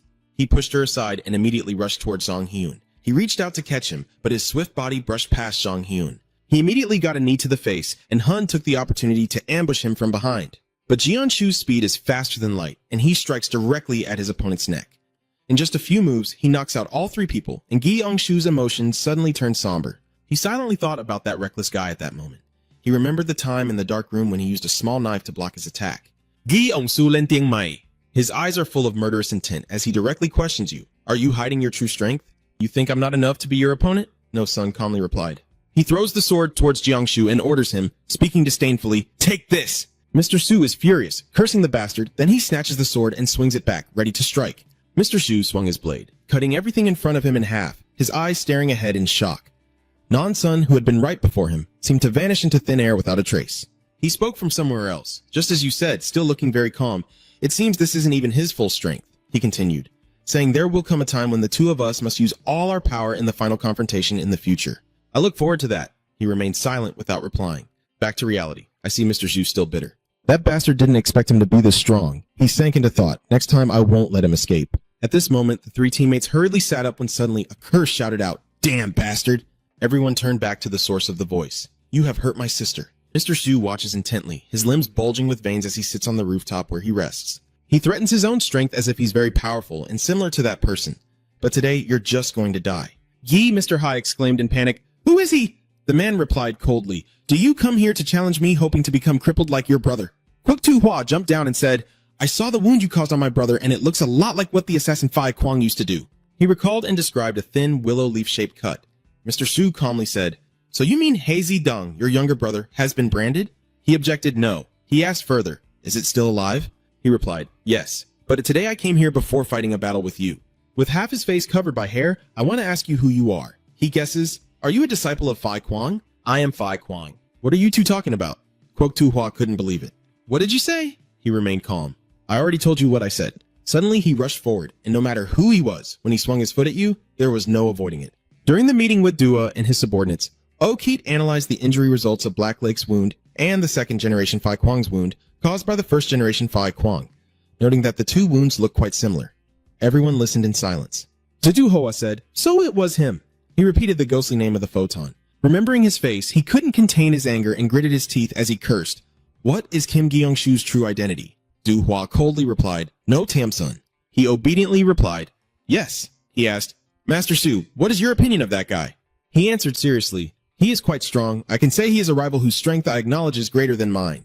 He then called someone else. "Kuk, how is Hoak Ho Tree's surgery going?" He responded respectfully. He subtly glanced away, and on the other side, Hoak Hook looked at Kwok Tu Hua, who was glaring at him with a murderous intent, his eyes full of implication, as if wanting to say something. Hoak Hook then spoke up. "Everything is going well. You can rest assured. He will recover soon." Du Hua nodded and said, "That's good. Then there's no need to choose to beat Dad again." Hoak Hook and Kwok Hua agreed to meet privately, and Hoak Hook said, "We need the third prince to recover." He continued, "So whatever happens, you prepare yourself. This time you owe me a favor." Then he turned away. "You know that, right?" He replied, "Thank you." He looked up at the sky and cursed silently. Kim Jeon-shu, that bastard. Returning to the fight, Kwok Tu Hua charged at Jeon-shu with deadly intent. He swung his leg to kick, but Jeon-shu quickly dodged, then swiftly spun around. Kwok Tu Hua kicks with his other foot, and this time Jeon-shu can't dodge, raising his hand to block. The powerful strike makes both of them stumble backward. Mr. Shu asked, "Do you seem to be Hak Ho-chi's brother?" He continued, "You and Kong Tam-sun look quite similar. Sometimes I just don't understand what you're doing. Even though you can't beat me, you still keep rushing in. Why not use that time to train instead? Of course, with enough effort, you'll get stronger." Mr. Shu threatened, "You guys are already coming here like this. Do you want to die?" Kwok Tu Hua said, "Before coming to see you, I already talked to Kong Tam-san. Remember that, when he was about to leave, Kong-san called back, 'Bak Ho-chi, are you going to see that cop?' He replied, 'Yes,' he kept talking. 'He's warning you carefully. He's not that simple.' Kong-san ordered that if you defeat him, don't deal with him because he's my prey. If you handle him, I'll deal with your little brother." Kwok Tu Hua coldly said, "You're overestimating yourself, Kong-san." "He's right, after all," Kong-san continued speaking. "You seem much more talented than your younger brother."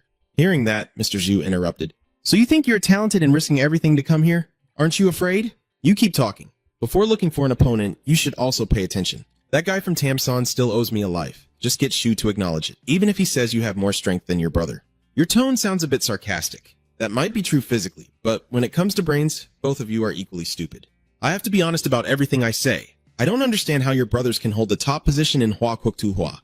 Mr. Shu casually said, "This is exactly the mistake of the Bodhisattva that will lead to his eventual destruction. So are you saying my brothers and I are all fools?" "You're mistaken," Kwok Tu Hua said sharply. "To get to where we are today, we've all worked very hard," he said coldly. "Anyone can put in effort," he continued. "You understand that, right? Remember what Mr. Shu reminded you of." "If effort alone were enough, many things wouldn't be unfinished," he replied. "No matter what you say, I won't listen to what you're saying." He mocked. "It seems you're scared. I remember the battle from the past and say, I have already tested your strength in our previous duel. You really do have more strength than your brother." Hoak Kwok Tu Hua reached out to his older brother above, despising him, and said, "But compared to me, it's still too much. You arrogant bastard, coming here today to deal with me is a mistake. You should have waited until your brother recovered if you wanted a chance." But he retorted, "No way," he continued. "Isn't it me or Tam-sun who should handle you?" And he gritted his teeth, saying it was my younger brother. Mr. Zhu looked incredulous. "What do you mean? That's definitely what I believe. He insists I will still believe he's my brother, will recover and defeat you." The dirty guy shouts, "What are you doing here today?" Suddenly he jumped up to kick him in the face, this anger for my brother. Mr. Zhu couldn't dodge in time and could only block with his hands. Kwok Hua uses more force, causing Mr. Zhu to fall to the ground, and his teammates anxiously try to run over. The captain, sternly, "Don't come any closer." He looked down from above and gritted his teeth, saying, "Seeing my brother hurt like this, I can't sit still." He replied, "Well then. So, you came here to vent your anger for your brother, huh?" He replied casually, "Yes, I did." "So you thought there would be a decisive fight, huh?" Shu Liang said coldly. "But now that we're here, we should make this fight worth it, right?" He continued, "But from now on, it will be harder for you to deal with me because I will be much stronger then." Kwok Tu Hua said, "Rest assured, I will take you down then." He suddenly charged forward. "But since you're here today, if I attack first, I don't want you to come back to that." His eyes look a bit panicked. Kwok Hua calls out, the shadow ghostly and swift. "Since when have you been behind me? You must be misunderstanding something about me." He kicked him hard in the waist. Kwok Hua gritted his teeth. "Today, I'm letting you off with your life." Gyeong-shu gritted his teeth in pain, forced himself to stand up, took a deep breath, and smirked. "I really was too careless." Kwok Hua continued to fight, calling Hua Lan inside Du Hua Pagoda. He replied, "Yes." He said, Gather those guys and get them together. It's time for us to choose the next star. Mr. Shu charged forward at a rapid speed, even his hair standing on end. Kwok Tu-hwa saw his movement and kicked in that direction, but luckily he dodged. Leaves scatter along the attack path as Mr. Shu crouches and kicks at his leg. But his kick had no effect. He still stood firm. Gyeong-su suddenly exclaimed, "Really as hard as stone, huh?" He looked up in surprise. In front of him now is a giant foot raised high, and in an instant he kicked Gyeong-su far away. Luckily, he still stood firm after the blow. Mr. Shu praises Tu-hwa. "Not bad. You haven't even given it your all yet, but thanks to you, the feeling I had in the past has come back." He's annoyed by your attitude, and his knee is coming straight at you. But don't get too cocky when Mr. Shu dodges it. Although his cheek was still slightly scratched, He Zidong, despite his bravado, felt that his opponent was quite tough to handle. But in this battle, he also exerted all his strength. Mr. Shu dodged a straight kick from Tu-hwa, then quickly raised his fist from behind and punched at him. He easily evaded and counterattacked with a straight kick to Mr. Shu's face. Everyone around watches anxiously as Gyeong-shu jumps back to keep his distance from the opponent. Tu-hwa seethes with anger. You, Gyeong-shu, also started to feel excited when fighting him. Not bad. Indeed, if you want to get stronger, you need to face opponents with real strength. But he looked up with a dangerous expression on his face. If I were you, I'd be careful not to hold back. This is what I realized when I faced both of you brothers. Tu-hwa closed his eyes and listened to each of your words. Huh? He can sense it. Just after a brief confrontation, he already feels the pressure his opponent exerts on him. Gyeong-su easily punched Tu-hwa in the stomach, catching him off guard. He felt this was a tough opponent he was facing for the first time. "Oh!" Mr. Shu exclaimed. "Your upper body is as strong as your brother's, huh?" As he thought about what to say, it was clear that his strength already surpassed that of his younger brother. Now I have the chance to face each one of them, so I can't let him escape. Tu-hwa looked at the scene before him. Then a memory suddenly appeared in his mind.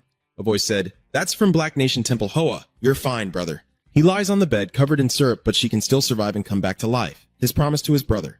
"Please wait until I recover. Then we will go find him." He stands silently beside his brother's hospital bed.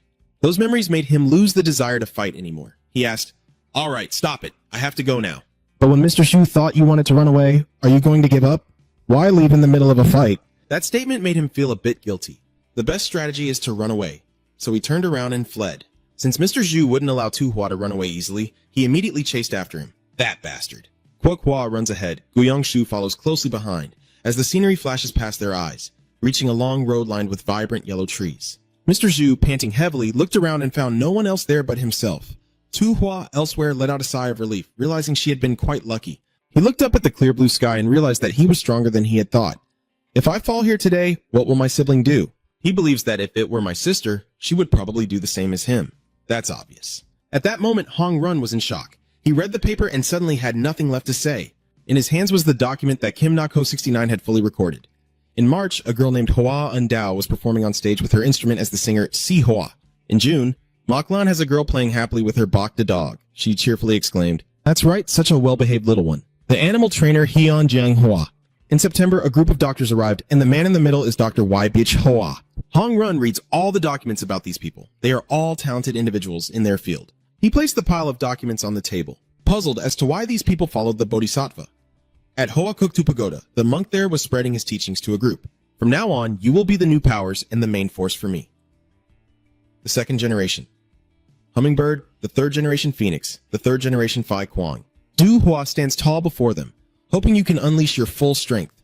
They revere him as a bodhisattva and follow his commands. Yes, bodhisattva. Suddenly, Kim Kyung-shu's group behind them heard someone calling his name. Kim Kyung-shu. Gi-young-hai with a slightly confused look asked him, "Are you really the Kyung-shu we know?" Her face clearly showed embarrassment. Mr. Gi-shu looked at them blankly for a moment. Gi-young-soo turned around when he heard someone calling him. Why all of a sudden? Are people asking about this again?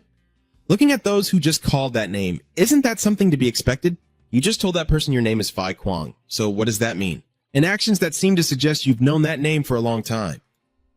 Mr. Hai looked at him with confusion.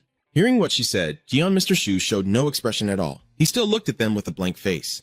"Ever since you woke up in the hospital, I've felt that you've been a bit different," she asked Gi-young-shu anxiously. "What exactly happened to you?" Hearing her ramble, he shot them a sharp look, no longer understanding what everyone was thinking. It's time to focus on training. She should follow those two and stop questioning everything. Seeing Ji-yeon-shu mention me, Hun and Sung Hyun both shouted, "We also want to ask that." Sung Hyun looked at him with a worried expression. "We suspect that you really are Kyung-shu," Heejin continued. He listened quietly without replying inside the police station office. Hong Jun said seriously to Gong-shu, "So Deep Fong is trapped now." The officer in uniform remained silent for a moment before replying, "Yes, that's right." Carefully, Mr. Shu continued speaking. So, how do you feel? That's the person who harmed your wife, Hongjun replied casually. Of course I am very happy. Hongjun recalls the Buddha case he created everything about. Those people were his victims. Then those victims became the perpetrators of this. In the end, Diep Fong was just one of his puppets. We must catch that man to bring him to justice and put an end to his evil deeds. If Diep Fong said he would surrender, then I don't think he's dead. It seems like Tung Hak did this to cut off all connections to him, Hongjun said as he handed me a set of documents. These are the materials he gave me regarding upcoming missions. I saw Mr. Shu pick up that set of documents and examine it carefully. His plans to counter the Bodhisattva are quite impressive. But this seems to be just a facade. I can't tell what he's really thinking inside anymore. He replied, That's right. He began analyzing by looking at the two cards.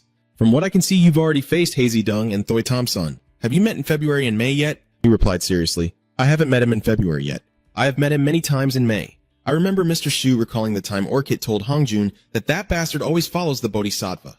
Every time I go to Black Country Pagoda, it's as if I meet him there again. Hongrun said, Of course, during this time we will join forces with Tung Hak to deal with the Bodhisattva. Hearing that, Gyeong Shu was quite surprised, but then calmed down, resigned. Seeing his surprised reaction to this decision, he reassured him, It's okay. After all, he's a policeman. It's better if we have a common enemy with him. Working together will be a bit difficult, but we'll manage. If both sides team up against the Bodhisattva, they will have a much better advantage. Remembering something, Hong nervously asked Guyong Shu, Do you have any news about Haktu after his failure? I have met his brother.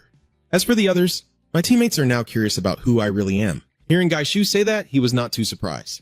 That's not surprising either. Now that they're finally asking who you are, they're too insensitive. But how did you respond to them? Hearing that, he hesitated before replying.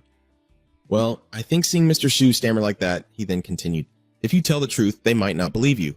Then I don't need to say anything, he said angrily. Of course, that's because of you. But if teammates trust each other, they will be happy and will wholeheartedly support you in the future. Trust is essential in human relationships, especially in our industry. Hearing Hongdu's words, he remained silent and deep in thought. At that time, Phi Kwang followed Hongrun's advice and told his teammates everything about his past.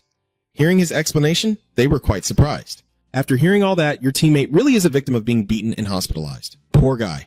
What are you talking about, Kyung Shu? Hijun and Seong Hyun are crying and sympathizing with you. Of course they didn't believe it, so Mr. Hai worriedly asked him, You've got a pretty serious head injury, right? Or you should go to the hospital for a checkup so we can take you there. Just listen to us, Hun says. Even though your stories are really good, they're not true.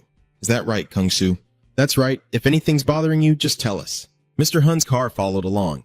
I'm only bothered by the strength of those people, Gi Ong-su replied. After hearing his words, they agreed that he should be sent to the hospital, as leaving him like this was not okay. I watched that scene not knowing what to do to stop them. So tiring. Gi Ong-su just stood there watching them talk, and finally he said, I've already told you all. Do whatever you want. Gi Ong-shu's words surprised them. Oh, so that's why those people came here. We need to practice pairing up with them. To prepare for the dangerous missions ahead, we need to train harder. We have to fight as if it were real. Jang-guk glared at them, even carrying an invisible pressure. The three of them couldn't help but feel afraid. What do you mean by that? Back Dong-ho and Lai Shang-hyun. Dong-ho sneers at his opponent, looking quite amused. Heejin's car tensely responds. Hello there. Choi Sang was surprised and confused. Sang shouted, blocking Hyun, not wanting to look at him.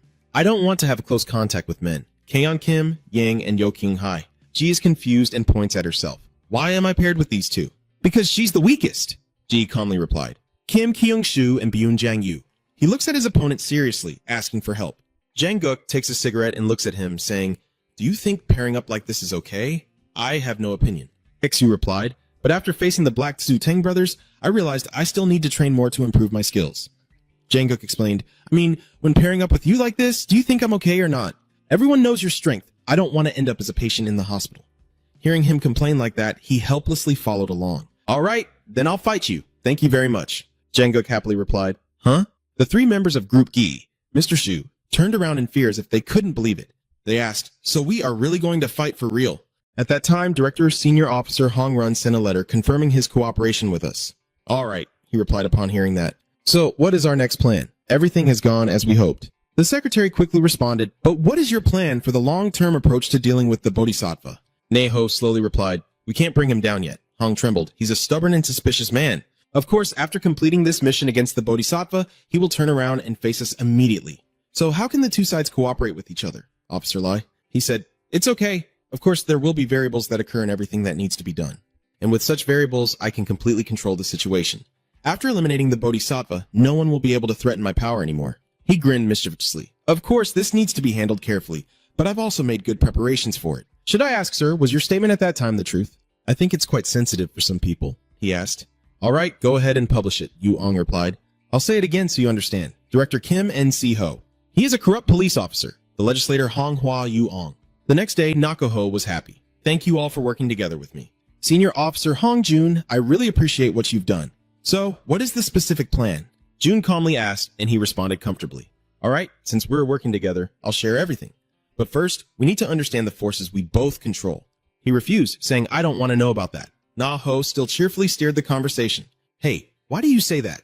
I always want to know what you think and how you act in this mission. Get to the point, stop beating around the bush, Run said irritably. He squints and asks, what is your dream? The senior officer trembles slightly. He looks back indifferently. I told you already. I don't want to share or get to know each other. Hao suddenly moved closer to him, lowering his voice. As for me, I want to become the president of the Republic of Korea. Jun was surprised to hear that. Becoming president? Na Ho admits that yes, even though the path to achieve that is very difficult, if I still served under the Bodhisattva, that road might be more open. The Bodhisattva and his power will help me get that seat more, but I've always been aware that I am a police officer. Moreover, the Bodhisattva is just a pawn of mine on this chessboard. Now, I have completely severed all ties with the Bodhisattva. If I could become president, I would turn this country into a wonderful nation. Jun listened silently and said, that's interesting. A president who is a criminal with the biggest crime organization in the country, there's nothing more to say. Hearing that, he was surprised and said, in the past, to eliminate the notorious masked criminal, I had to team up with the Bodhisattva to do it. Since then, I have received a lot of valuable information from the Bodhisattva about large-scale criminal organizations. Thanks to that, I was able to eliminate them all. Now only the Bodhisattva remains. It's time for us to eliminate him. Honestly, you're just like me. If you want to achieve your goal, you have to sell yourself to the devil to keep it. So just as you say, you laugh mockingly. So you are indeed a demon then. I have no denial of that. Nako opened his eyes wide and replied, the day I start my mission to eliminate the forces of the Bodhisattva is the day I will run for president. Then I will reveal all the crimes committed by the Bodhisattva and his followers. Now, do you understand? Let's eliminate them all together, he whispered softly. Although I also want to eradicate all evil, I will not follow your orders. We will not destroy all the victories unless it is necessary. Instead, we'll try to persuade them to surrender. As for the Bodhisattva and you will have to face judgment in court for what you have done. Naho just laughed loudly at that. He looked straight into Hong Run's eyes. After the leaf-sweeping mission, I see you've become much more capable. Now that you're directly slapping my face, I find it quite strange. Hearing that, I'm confident I can do what I say because I have a secret card that neither you nor the Bodhisattva will be able to guess. Ho immediately guessed. Ooh. So you're talking about that card being Kim Kyung-soo? If it's him, everyone already knows. Hearing that, he was not afraid and confidently said, even if they know, so what? In the end, good will triumph over evil. I will definitely win this game of chess. He laughed loudly at that confident look. That's good. That's the kind of person I want to work with. For now, we're on the same side, so let's help each other. From now on, handle everything yourself. First, master what you have and use it well when this mission begins. This is also the time I run for office. Now let's see how this game unfolds together. In the end, who will be in control? Mr. Jun stood up, turned around, and said to NC Ho, there's something I want to say. Although I can embrace evil, there is always one thing that sets me apart from you. Do you know what it is? You work for that big dream of yours to achieve your goal so you can become like them. But I am different. I am not like you. And there is a year and a half until the election day. During that time, everything was carefully prepared, everyone was training and getting the best for themselves. Outside the training ground, Dung Ho was attacking Hyun, making him keep crying out. Take a break already. Hearing that, he angrily shouted, hey, don't be lazy. Laziness is death. On Hun's side, it's no better. A man has to train hard to attack. Oh my. My dad is chasing the two guys running with me nonstop. Why is he chasing me? A loud collision echoes as Gai Shu and Jong-guk are seriously fighting in Hwa-kwuk. Busan looks down from above. So are these kids new Kwang candidates? In front of him are three masked people with serious expressions, and Zero emerges from a room after assessing their strength. Hwa-kwuk Tutu threw the two strangers into the room, adding a few more people. They screamed in fear. Oh! The person inside turns around with a mouthful of Zero. He looked at the two men with a terrifying gaze. Thank you very much. 6 months have passed like this, and it's time for NC Ho to turn around with a terrifying look. He told Officer Lai to prepare for the press conference immediately. She reported back right away. Director, according to the investigation, the percentage of voters supporting the new candidates has increased. This could very well be your perfect election cycle. But if you announce your candidacy too early now, many forces will target you. He ignored that and confidently said, it's okay. As long as I catch the Bodhisattva and destroy Hwa-kwuk's forces, I will have gained significant support. If we abandon this now, things might not turn out well. After all, we have no idea what Hwa-kwuk has prepared for this battle. Our job is to follow the plan carefully. I have already considered everything, Officer Lai gently objected. But on the battlefield, Senator Honghua John had already gained significant support from many sides. She has already publicly opposed you. That's right. Every statement I make and everything I do, that woman opposes and tries to go against. But everything ultimately comes down to two interests. So if the benefits are enough, other forces will also turn to support us. The truth is, as long as I complete this task, I will have considered myself victorious in this game of chess. Nakho smiles confidently. Let's go! At the subsequent press conference, he was standing among the reporters and speaking passionately. So, it's been 5 years since I took on this director position. I've accomplished many things, but there are also things I regret. My term of appointment is also coming to an end. And during this time, I can be proud of having eliminated many major criminal organizations. However, there is still a notorious large criminal organization remaining in our country. Suddenly, NC Ho loudly declared, I will wipe out that criminal organization during my term to restore peace for the people. I, Director Kim Nak-ho, declare that I will do my best for this noble mission. Along with this, I will also run for president. He said that while smiling as if he were the winner. It was a declaration of war against the Bodhisattva. June simply said softly, then it's already started. Botat's side listened to the declaration of war in silence. Suddenly, he called out, Lan! The person behind responded, yes. He ordered with a fierce look, get ready for the victory. The flower fight, Neho finishes her speech. Please follow my journey to eliminate this evil. The mission begins, Nio announced in a firm voice. Everyone, please pay attention. He turned on the projector and announced that he would now declare the winner, who will be responsible. The screen immediately shows her image. In March, cherry blossoms bloom. He looked uninterested right away, and there was nothing special about her. Then, the screen switched to someone else. In June, a petition for Sohai. Seeing her, Sohai immediately smiled excitedly and turned to ask him, she looks crazy. Are you interested in swapping opponents with me? Next, he shows another picture, this time of Jin Myung-hwan in September with chrysanthemums. He calmly judged him, truly not understanding that Dr. Duke's intention was to save lives, yet he was harming people. Naho continued to clearly explain the plan for everyone to understand. Alright, once the winners are eliminated, we will focus on the other guardians of the Bodhisattva. The image of Due immediately appears. After we eliminate Bodhisattva's henchman, I will hold a press conference to condemn his actions. The screen shifts to another image, and then everyone will focus their forces to attack Hua Kwuk. He smiled smugly. So, in the end, no one will be able to know about my relationship with the Bodhisattva. Suddenly, a voice rang out. Sir Director. Choi Hun approached him and asked if Beijang Gook's team was also involved in this mission. He then explained the situation to Choi Hun. That's right, for Naho, the most important thing now is to start executing the plan and deal with the rest later. The immediate goal is to eliminate the Bodhisattva first. So, let's just get along and forget about the past for now. We'll deal with it later. He nodded and said, I understand. Suddenly the door swung open and everyone turned to look. It was Officer Lai. Director, I have an urgent matter to report to you. Senator Hong Hua Yuong has contacted us. Naho was not very surprised and simply replied indifferently. Well, what does she intend to do? But he was not in a hurry to meet her. Naho advised her that she was busy now and to have her contact back later. Officer Lai hesitated and tried to persuade him. It seems like a pretty serious matter. I think you should contact her immediately. He still remained so calm. Oh, really? She asked directly, is the last mission the bureau chief did related to Hua Kwuk Temple? She asked about that, you know. Officer Lai's face showed clear fear after she finished speaking. Naho was momentarily stunned, said nothing, and stared at her wide-eyed.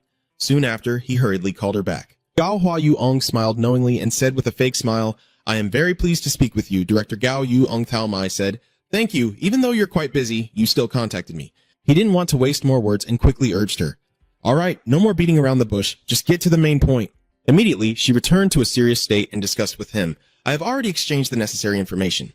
Ong Hua Yu, may I ask if the final task you need to complete is related to Hua Tu Kwuk? I contacted you out of curiosity about that. Naho didn't answer, only staring at her. He looked at her, lost in thought. It seems like she has found out something, which is why she contacted me like this. Naho begins to suspect. Or maybe Hongrun said something? It doesn't seem to be the case. So he chose to pretend not to know. Fine. I have no idea what you're talking about, she sneered. Really? It seems I might have misunderstood you. Nailho looked at her with hatred. That's right. Just looking at this woman makes me want to get rid of her. Hong Hua Yuong. She started as a lawyer, then became a reputable member of parliament. She always focuses on her opponent's weaknesses and strikes hard at those points. Moreover, her strength is in oratory and persuading others to follow her. He is trying to think of a way to deal with Hua Yuong, so I need to be careful not to reveal any weakness and quickly end this conversation. Neiho just pretended to be innocent and unaware to avoid her digging for more information. I don't understand what she said, but I'm sure that what she heard about Hua Kwuk Tu being involved with me is not true. She sneered and said, so Hua Yuong already had secret information, so you easily caught his weakness. But those are the details I directly learned from someone connected to him. How could they be wrong? He was suddenly at a loss for words. You mean your smile was full of implication? Exactly right. She immediately pointed out the person who reported this information to her. The person I mentioned is the bodhisattva he told me about. He is saying that you are targeting him and you want to go after Huaquac Temple. He quickly regained his composure and replied, I see. Suddenly he burst out laughing. Then Naho smiled cunningly and said, I see now that you don't hold back when questioning me back. So you are Hoadu. Tongue hack. She stepped closer to the screen and warned sternly, don't act so arrogantly just because Botat's message is lazy. Do you understand? But he showed no sign of fear at all. He still looked very calm as he listened to Hua Yuong say, just sit quietly in your place and no one will bother you. The woman glared and asked, what is your answer going to be? He no longer pretended and quickly removed that naive mask. All right, since you've said that, I will give you a reasonable answer. So Naho straightforwardly demands, join my side, Firebird. He chuckled softly and said, I now know your identity. My previous suspicions about you have been resolved. Hua Yuong listened seriously as he rambled on. Whatever related to underground forces or her constant opposition to me, just forget about it. He desperately urged her, join my side and together we can defeat the Bodhisattva. She truly couldn't stand him anymore, so she interrupted everyone. She said seriously, you must follow the law. Hua Yuong loudly read the legal documents, including laws on schools, roads, healthcare, and education. Everyone who has been educated and is aware should know that. Whatever role you have in society, you need to fulfill that role well. Remembering the box from Dua, she slowly said, our role is to follow what the Bodhisattva says. His deep, haunting gaze lingered in her mind, making her unable to help but speak sternly in reminder. That's what I need to tell you, Tongue Hack. Once again, Hua Yuong asked him to confirm that this was the last chance given by the Bodhisattva. He should think carefully because turning back now means losing everything. Do you understand? But he still refuses to listen. I understand what you said, but I decline. She also doesn't want to waste more words with Naho. So who broke the law? She unbuttoned her collar to show him the tattoo on her body. Hua Yuong Duong looked at him with sharp eyes. That person will have to face punishment. This conversation is just an investigation, and since the two are talking via video, there's no real tension. Naho calmly said, thank you for revealing your identity to me.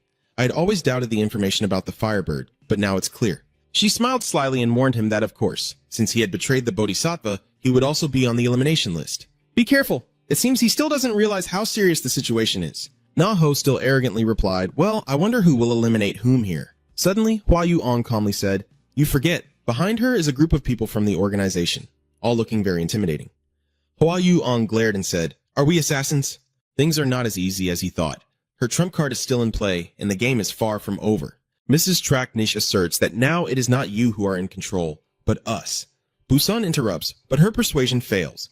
As soon as she finished speaking, his face changed color. Hua Yuong continued, Hua Guozi, before you carry out your plan, let me kindly warn Naho that we will attack you. Naho laughed out loud and slowly said, I bet his eyes were wide with terror, looking very frightening with a sarcastic tone. Are you crazy? Hua Yu snapped back irritably. You're the crazy one. She warned that if she dared to betray the Bodhisattva, there would be no other choice but to die.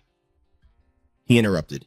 Naho mockingly said, if you think you can kill me, and everything will stay peaceful, you're mistaken. He confidently said, if anything happens to me, the police will definitely not leave it alone, with a tone full of warning, knowing many consequences would follow. And of course, if she sacrifices herself, the Bodhisattva would surely eliminate her. He seriously warns, this is an undeniable truth, yet she stubbornly persists despite knowing the ending will be the same. She hesitated before Hawaii Ang responded, my role in the organization is just to fulfill my duties. I will remain loyal to my assigned role. She tiredly said, all right, that's all I have to say for today. Tongue hack? He looked a bit surprised. Hua Yang simply said, we will have many more encounters, then hung up, leaving him alone in his room. Suddenly, there was a knock at the door. Sir Director, a female officer hurriedly opened the door to report that many intruders had already entered outside. It was an attack by Botat's subordinates. On a quiet, peaceful night, as the cicadas sing, he couldn't stop laughing. He even exclaimed, this is just too much fun. Is that a joyful smile or one of fear? Still, he happily praises it. Good, he remains calm in the current situation. Naho thinks through his scheme, now I have a way to get rid of that damn Bodhisattva. This final game will decide whether I am the winner or not, depending on how I respond and counter Mr. Botat's strategies. Naho sneered and muttered to herself. All right, let's see. Come on, everyone. Come here. Hong Son is ready for the upcoming battle. Hua Yang is playing with the spinning top. She asked Yan, so the entrances are now open, right? She frowned and ordered, then sent in a few more assassins. He immediately obeyed. Yes, this man is vice president of the Poison Flower Society, Y Tran. The command is given. Enter. They nodded in response. Yes. He turned to look at Hua Yang. Those kids aren't very strong. Is that okay, boss? Hua Yi nodded satisfactorily. All right. She calmly said, they only have a role. Hua Yang looked at the group ahead with disdain. They're just prey. Yang Chan burst out laughing. So, with that role, I hope they can fulfill their duty and buy us a little more time. But attacking the police station like this is definitely a bit risky. She remained calm, of course, since our roles had been decided beforehand. He worriedly said, if we attack the police station like this, they won't leave us alone. And whether we succeed or fail, we probably only have one outcome. While Yang said, so she raised an eyebrow at Yan. Are you afraid? Yang Chan smiled and replied, I'm determined too. Fighting alongside the guild leader is my honor. Before we go to the other world with her, we need to bring Tung Hak along. This is his destiny. Hua Yang moved forward and ordered him to go. Let's go. Yang Chan wondered, why don't you wear a mask? She shook her head and said no thanks. The night sky was illuminated by the full moon's light. The blade stained with syrup like a mark of the night wind for a silent but ever-present crime. Syrup drips beneath the police officer's feet as a figure quietly and mercilessly walks away down the corridor. Huakuk was delighted because striking down enemies always made him happy. Suddenly, a dog rushed from behind him, but he simply turned around and easily kicked the dog in the head. It whimpered in pain, tears welling up, and ran back crying to its owner. Peenie's voice rang out, oh, don't hit the little one like that. She sat down holding her little dog. Huakuk recognized it belonged to Hoa Mao Don and reminded her, all right, be careful. Watch out for them. Suddenly, she noticed something and spoke up. Well, I'm managing and controlling them just fine. Behind her, her pack of guard dogs was tearing people apart one by one. A few police officers rushed out, aiming their guns at them, but were quickly taken down by Kong San's basic moves. Those officers met the same fate as the vicious dogs earlier, with only one left struggling to hold on. Just a moment ago, he was still at the gun range, and the next he vanished into thin air. Kong San moved swiftly, leaping high and flipping through the air. After a skillful loop, he lands successfully on his own. Mandu praises him. They really are incredibly skilled. Even the police officers who showed up have been completely overwhelmed. They immediately left, so the first floor is done. Now, this is the current situation of Kinaho. He asked the Black Crane team, so, how's it going? Are you dealing with the intruders? Choi Hun replied, yes, those are the assassins sent by Hoakwuk Temple. He ordered coldly, we need to eliminate those troublemakers quickly. So Hai raised her hand to ask for permission, excitedly asking, can we use weapons? Naho glared, nodded, and replied, that's right. He reminded us to turn down the volume. Naho confidently said, once we're done here, we'll head to Huakuk 2 to find that Botat. He ordered, let's go. Naho, full of ambition, said, show them what power really is. All three replied, yes, the black team will act. One after another, the sounds echoed loudly through the sky. Gunfire echoed everywhere in the police station. The gun gradually revealed itself. The ones firing shots in the police station were the 4 cold-blooded individuals who took down each person one by one until they were all lying flat. Wiet Thong Kong San widened his eyes, looking very fierce. Once armed, all members of Huakuk are in much greater danger. Naho observes everything from another room. Of course, Kim and Ho also knew about this. In front of him was the display showing the conflict. The situation is becoming more tense, but the gunfight between the two sides at that time would have many unpredictable variables. Kim and Si-Ho allowed the situation to unfold this way, hoping the police could eliminate some Huakuk members before Black Crane engaged in a confrontation with the Munts. Countless mysteries are gradually revealed, bringing danger ever closer. But Kim and Ho never expected that this variable had already been blocked by a card he couldn't have foreseen. The space falls into a terrifying silence as the police station is in complete chaos. The two officers had to take cover behind the wall to avoid the hail of bullets from the enemy. Meanwhile, Phai Kwang III relentlessly swept through with his spear. One of the officers reported that the enemy was advancing, gritting his teeth as he muttered, take them down! But before he could finish his sentence, he was hit by a fatal bullet. Tung Hak, the 2nd generation, and Phuong Huang, the 3rd generation, cooperated, taking cover on either side of the wall, exchanging glances that conveyed seamless coordination. Suddenly, something rushed in like the wind, and in the blink of an eye, she cleanly severed the head of the remaining officer. Done, the victories truly coordinated with each other too well. Neho remained in that stance from start to finish, focused on the screen. After watching the battles, he was utterly surprised. Seeing everything unfold, his face also began to show signs of worry. This is not good. They are coordinating too well. Then, at the press conference with Sohai Choi Hun and Mi Hwan present, Naho boldly declared that although the enemies are all monsters, our team still has a chance to win. To strengthen his team's confidence, Naho also emphasized that one of the Black Tudong brothers was injured, and the 38 Guang had just formed without experience. He revealed his scheming thoughts clearly. The winners don't trust each other at all. If they fight for survival without trust, they will only fail. On the other side, the winners are also very serious in their preparations. This time, Mandu stood among the crowd, directly assigning roles. This time, I will take on the role of commander for the mission to assassinate Chief Kim and Si-Ho. Then, she laid out the demands and training plans. To ensure this goes smoothly, I will train everyone to fight as a team seamlessly, but Cherry Blossom and Cuck Flower oppose it. Fight as a team? I don't like that, she explained in detail. We will be fighting alone, so this is completely not suitable for me. Manju was quite surprised by this statement and repeated alone, but she quickly asserted her authority. I will lead here, so listen to me and don't resist. This mission cannot fail. He still listens attentively to those words. Even if he doesn't like it, you still have to fight each other, understand? So this mission has a side task. Whoever takes down Tung Hawk will be rewarded. He had no choice but to nod in agreement. Alright, then No Sun steps forward to represent the group and share his opinion. So we need to train together better to fight more smoothly. But Mandu, he confronted her and questioned whether she thought she could command this campaign. Not stopping there, Kong Song got close to her face and whispered, "Show your true strength. We only look forward to the best person leading." Feeling cornered, Mandu shouted to attract the attention of the others. "Stop making noise." She even took off her angry mask and told everyone to be quiet. The others were extremely surprised to see Mandu's true face. Was that the senator in the pink robe? She ordered everyone to listen to me now. At this moment, Mandu had to reveal the reason. This is the responsibility the Bodhisattva entrusted to me. Everyone, stop the noise. The mission must be accomplished without fail. Do you think I'm not strong enough? You'll find out when we fight on the battlefield. But since I've become a senator, my way of thinking isn't simple at all. She confidently asserted that I know how to achieve victory better than anyone here. Then, Mandu immediately mentioned her tactics. When fighting, I won't wear a mask to show my determination to defeat Tung Hawk. Standing between heaven and earth, she continued to speak, saying, "Let me repeat. From now on, everyone will have to fight under my command. That is my answer." "Alright, we'll do as you say." Then Sun drew a gun and aimed it directly at Nao, who was observing from the room. Just then, the screen suddenly lost signal. He thought of her extensive experience and muttered, "Fighting as a team is quite troublesome, and it seems they've become more united." Then Naho turned to call Officer Lai about a few matters. "Officer Lai, you have something to do." She politely replied, "Yes." Officer Lai was a bit surprised to hear his plan. "We can just use rubber bullets to injure them. I want them to face justice, but to wear them down, the Black Crane should use live rounds." After saying that, Naho intended to close the matter. "Alright, he's changing course to seek help. Now, contact Hong Jun." Naho moves to another room. At this moment, he is on a phone call and needs assistance. Hong Run gritted his teeth and asked, "Are they attacking the hideout?" Hearing this, he sighed and said, "It's really hard to predict. What should we do now? Should we wait for him to attack before countering or go rescue now?" Hong Run replied briefly, "We need to rescue now. Each card representing a victory appears. If they manage to defeat Tung Hawk, it will be more difficult for us." The other side responds, "We are ready. We are just waiting for the command." Seeing that, he temporarily felt reassured. Alright, does he really want to team up? He confidently continued, "Then join forces and destroy them. We're eager to see it happen." Chief Sang Ho, Dung Ho, and the others stood nearby listening intently, saying, "They will have to face defeat." After ending the call, Mr. Su and the group entered the office again, where Nao's voice echoed, "Director, now Officer Lai is reporting that the station has agreed to support us." He nodded. Na Hole K stood up, rubbing his back and complaining that he was tired, really old now, but soon his face revealed his inherent evil nature. "Now I will fight too." He believes in his ability to win.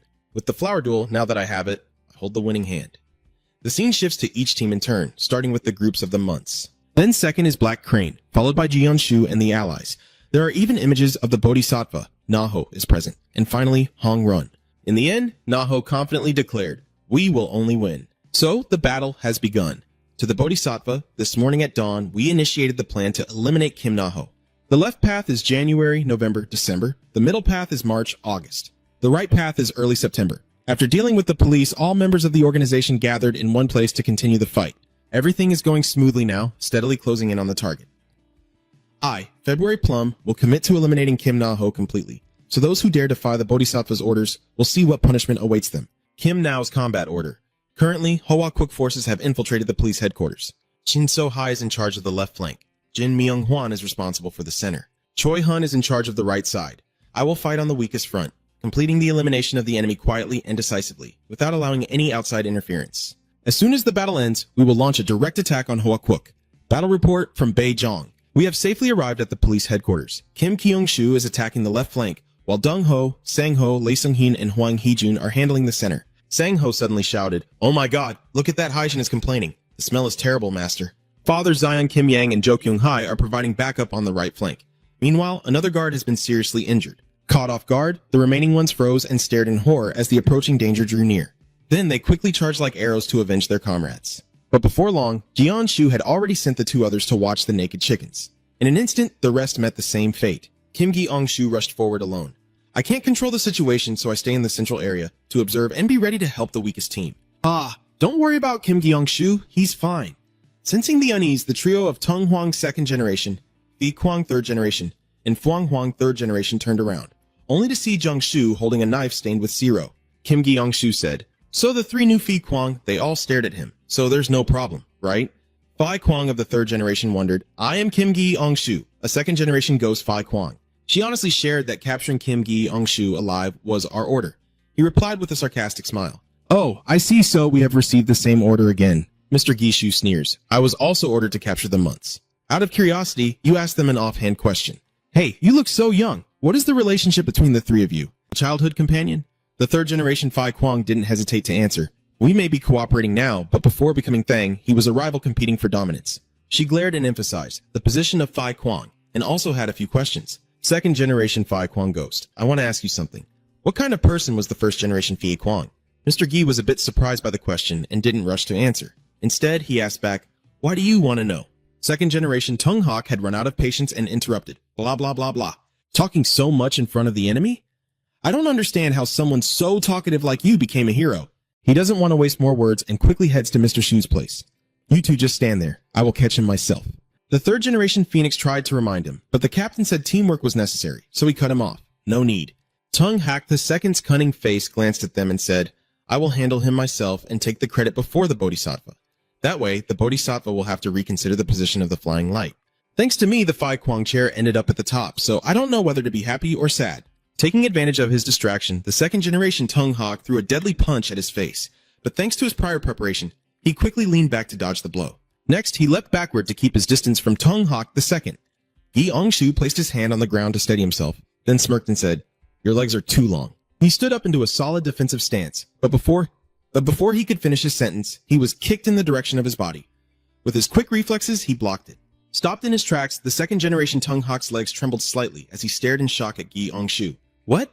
You pulled back your leg and taunted him a few times. Your skinny legs are so thin that even a toothpick would sigh when looking at them. Enraged by the insult, he shouted and pulled back his leg to charge forward for an attack. Mr. Shu suddenly delivered a kick to his waist, catching him off guard, then quickly struck his thin arm with another kick. Mr. Shu kept attacking relentlessly, leaving him no chance to defend himself even once.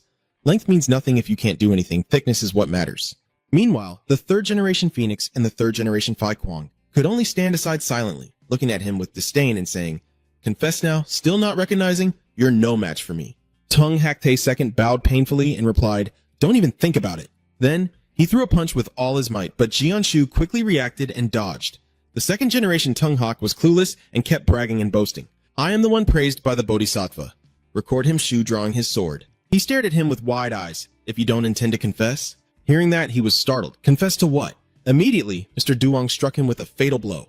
Then he was done for. The cut on the second generation Ko Tung Hawk was so deep that his blood splattered everywhere. Mr. Shu stepped closer to the other two. Phi Kwang in his third year wondered, So aren't you supposed to capture us alive? Your order? He smiled knowingly, then interrupted her, indicating it wasn't about capturing them at all costs. And then Mr. Shu casually spun his knife before continuing to explain. The maximum is to capture alive. The maximum? He asked seriously, What's it going to be? Do you choose to surrender or not? He frowned with a fierce look and urged them on. Move now. I won't ask again. Along the long corridor, Guyong Shu stood still, quietly watching the two people facing him. Phoenix of the third generation and Phi Kwang of the third generation. In response to Jian Shu's request, Phoenix of the third generation raised his hand to volunteer. He took the initiative to step forward, surprising Phi Kwang and will do it. She nodded at him, then looked at Phi Kwang and asked, What are you going to do? Thinking of Dua's cruel face, Phi Kwang shivered involuntarily, but she didn't answer and only hesitated, asking if turning herself in would get her punished by the Bodhisattva, or if she refused, he would handle it. Gyeong-su immediately admitted honestly, That's right. However, I also understood Phi Kwang's worries. To reassure her, I added, Don't worry about that bastard because I will deal with him. Phi Kwang Doiba was silent for a few seconds before asking, Between you and Kong Son, who is stronger? Gyeong-shu was about to answer when he suddenly noticed Fong Huang Doiba doing something strange. Without hesitation, with the knife already in his hand, he swiftly slashed a sharp blade across Fong Huang Doiba's neck, striking the main artery and causing blood to spray everywhere. It turned out that while Gyeong-shu's attention was momentarily diverted to Phi Kwang Doiba, Fong Huang Doiba had secretly retrieved a gun hidden in his coat pocket, with the intent to ambush him. If that was the case, Gyeong-shu would show no mercy. He gripped the handle of the knife tightly and struck more than a dozen blows into the body of Phoenix 3, leaving deep wounds stretching from his neck down to his feet. Looking at Phoenix 3, his body riddled with injuries, collapsing onto the cold floor like a broken doll, Jian-shu smirked and said, Well, it had to be done. It seems you've completely lost faith that those enemies can turn around. How can you surrender? I will also stay here. Having witnessed the fate of the third Phoenix firsthand, it would be a lie to say the third Phi Kwang was not afraid, yet she still tried to remain calm, raising her hand to say, Then she voiced the question that had been burning inside her since meeting Jianshu. I have one question to ask you. If you really are the second generation of Fai Kuang. The moment she uttered those 3 words, Guyangshu suddenly charged forward with a knife. Although the third generation Fai Kuang didn't expect the first strike, her quick reflexes allowed her to lean back and dodge it. But her spirit couldn't help but be affected. Seeing her succeed in avoiding it, Guisu became even more excited. Facing Jianshu's skilled knife techniques and knowing she couldn't fight back empty-handed, the third generation Fai Kuang decided to pull out the knife hidden inside her sleeve. And so, the close quarters battle with the small knife began. The counterattack from the third generation Fai Kuang neither surprised Jianshu nor shook his confidence. Instead, he showcased his knife skills by twirling it in the air, catching the handle with his other hand, and thrusting it straight into Fai Kuang's face. Fortunately, she managed to block with her blade just in time, or both the eerie mask and the face behind it would have been destroyed. Her speed even earned praise from Gai Shu, who admitted she was better than those before. But Fai Kuang III couldn't be happy. Instead of provoking him, she remained determined to beg. Please listen to me. The soul scraped against the floor as Gi Ongshu spread his legs to steady himself and knocked away Fai Kuang III's knife. In that moment, he coldly replied that even if he listened, it would just be a waste of time, wouldn't it? Fai Kuang III still hadn't recovered after losing her weapon. I stared wide-eyed at the knife once again aimed at me. Just in the instant before the sharp blade touched her mask, she hurriedly shouted, I am the daughter of the first generation Fai Kuang. Sure enough, this sentence made Gi Ongshu startle and pause. What? Seizing that opportunity, Fai Kuang III turned and ran away quickly.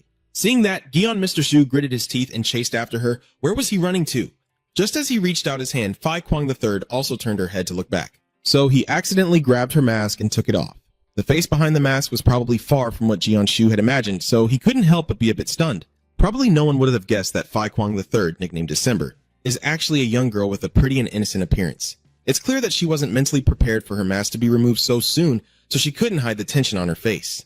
The atmosphere suddenly became completely silent. A few minutes later, Mr. Shu slowly spoke up. She didn't match Fai Kuang's expectations. Mr. Shu was so angry his face was full of veins, teeth clenched tightly, completely different from what she predicted. How dare she lie? His reaction clearly scared Fai Kuang into breaking out in a sweat.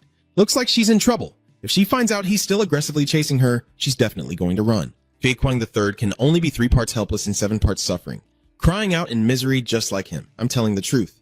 At the same time, in another corridor, Sohai stood in front of a deserted passageway feeling both surprised and uneasy. Why was no one there? Meanwhile, on the side of the No-San duo and the first generation of Cherry Blossom, they are also exploring around together, though the first generation of Cherry Blossom is a bit noisy, constantly complaining. She fanned her hand fan and coquettishly asked, My legs hurt so much, carry me. Seeing that Kong-san remained silent and didn't even look at her, the first generation of Hoa Andao annoyedly warned, Don't underestimate me. Suddenly, Kong-san's footsteps stopped, and he quickly reached out to his teammate, pinning her against the wall, then pressed his body close behind her. The first generation of Hoa Andao asked in surprise, What's going on? Then Kong-san just softly snorted to remind her to stay silent. From his careful gaze, only a pitch-black corridor at the turn directly ahead could be seen, and Mi-hwan, just glancing, had already guessed their actions. Glancing at the soldiers waiting with him, he couldn't help but marvel at their sharp senses and silently recalled his recent conversation with Jungkook. At that moment, Jungkook held up a human-shaped badge and mentioned August Kong-san. In short, he confirmed that he was Bo-Tat's secret weapon. Then, based on his understanding of Sun, Jungkook made a few comments. The strongest is the first generation Kong-san, a show-off who flaunts his strength, handling wins and contenders for the month.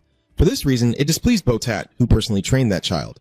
Thanks to rigorous training, the child quickly succeeded in defeating the first generation Kong-san, and then the succession happened swiftly, making him the second generation Kong-san. From then on, Jungkook also pointed out that the special thing about the second generation of Kong-san and Fi Kuang was that they were directly trained by the Bodhisattva himself. Sighing softly, he continued, Since then, August has become a secret weapon, never revealing itself to others. Mi Eung-hwan hesitated and asked, The reason he told that story was because Jungkook didn't hide anything and openly revealed that, because of him, he emphasized every word that he was an extremely powerful person and needed to be very careful. As the memory ended, Mi-hwan secretly peeked out to see why he was here. Unbelievable. Neither the first generation of Huan Dao nor Kong-san are any less cautious, so just a small sign from Mi-hwan's side would be enough for both to charge forward together.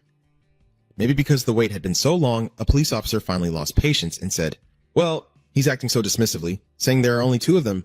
Isn't it just a matter of rushing in and taking them down? Hey, idiot, it's 2 people. The police officer just can't understand because he doesn't know the opponent's skills. Since he didn't have the time to sit down in detail about Kong-san and the first generation of Hua Andao, Mi-hwan could only imply that there are monsters capable of changing the entire situation on their own. Being experienced, he understood very well, and I have personally witnessed 2 such people. Although now both are on our side, it's only Choi Hun and Jungkook. Standing not far away, the first generation of Cherry Blossom tilted her head in curiosity, feeling a bit annoyed. What's wrong? Is there something over there? No, Sun replied. If there's an enemy? She responds indifferently.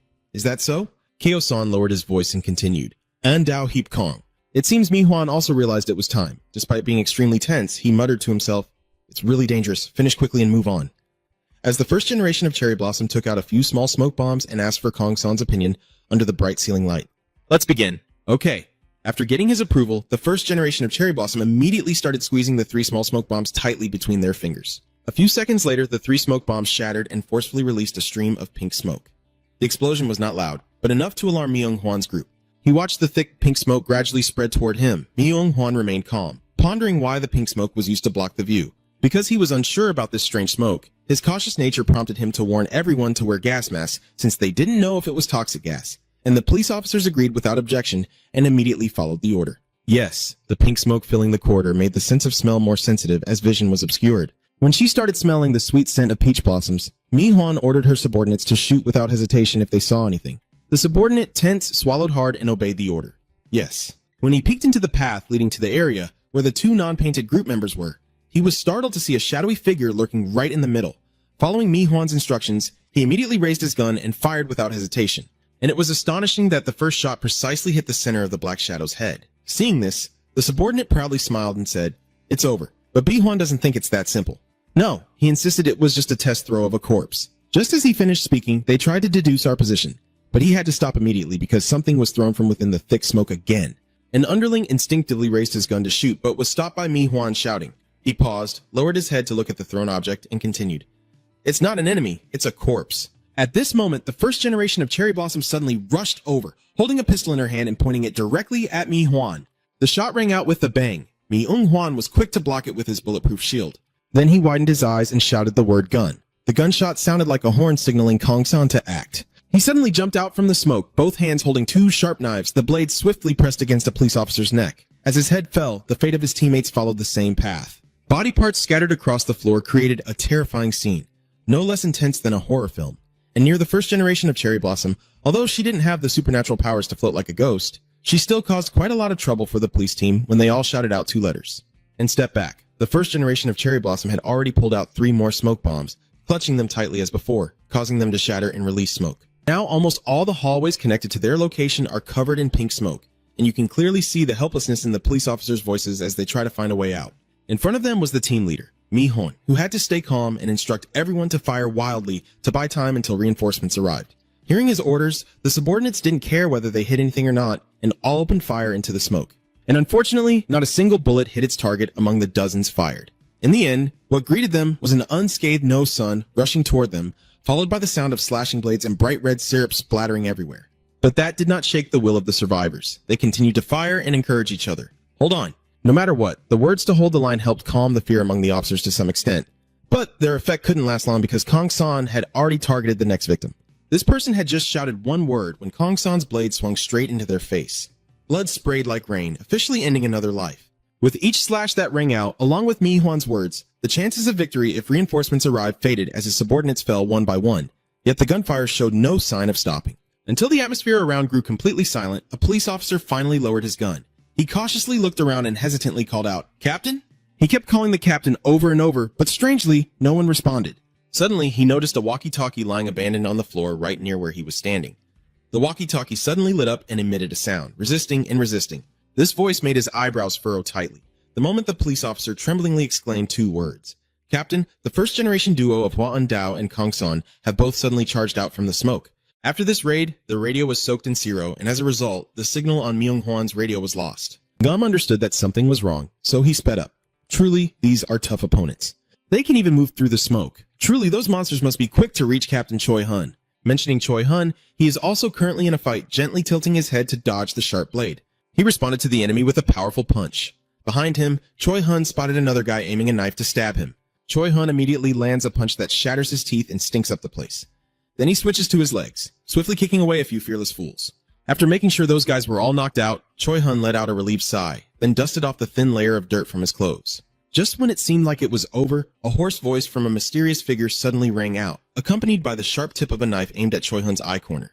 Not only that, the attacker also threw the knife at the same time.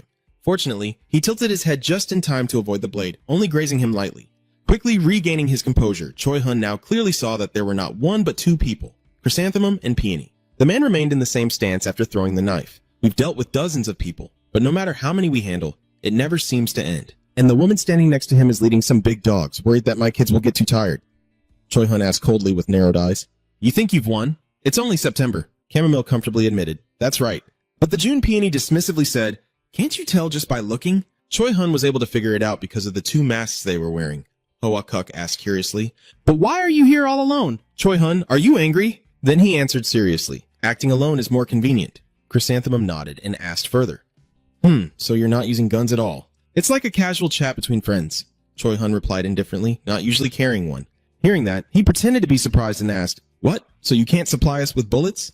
Choi Hun just grunted in response. As a beast trainer, after spitting out the three words useless at Choi Hun, Peony squatted behind her dogs, gently rubbed the black one's head, and ordered it to bite him. As she finished speaking, the black dog crazily charged at Choi Hun with its sharp teeth, and in an instant, a loud noise erupted. Faced with Hoa Mao Don's wide-eyed shock, Choi Hun spoke, finally gripping the black dog's jaws with both hands, his expression cold to the point of terror. Yet he remained calm and continued. I wonder how strong you guys are to make the director so cautious. Hoa Mao Don stammered in surprise. Aren't you going to let go? As he forcefully pried the black dog's mouth wider while hesitantly speaking. Let's see what you've got. Choi Hun challenged Chrysanthemum and Peony.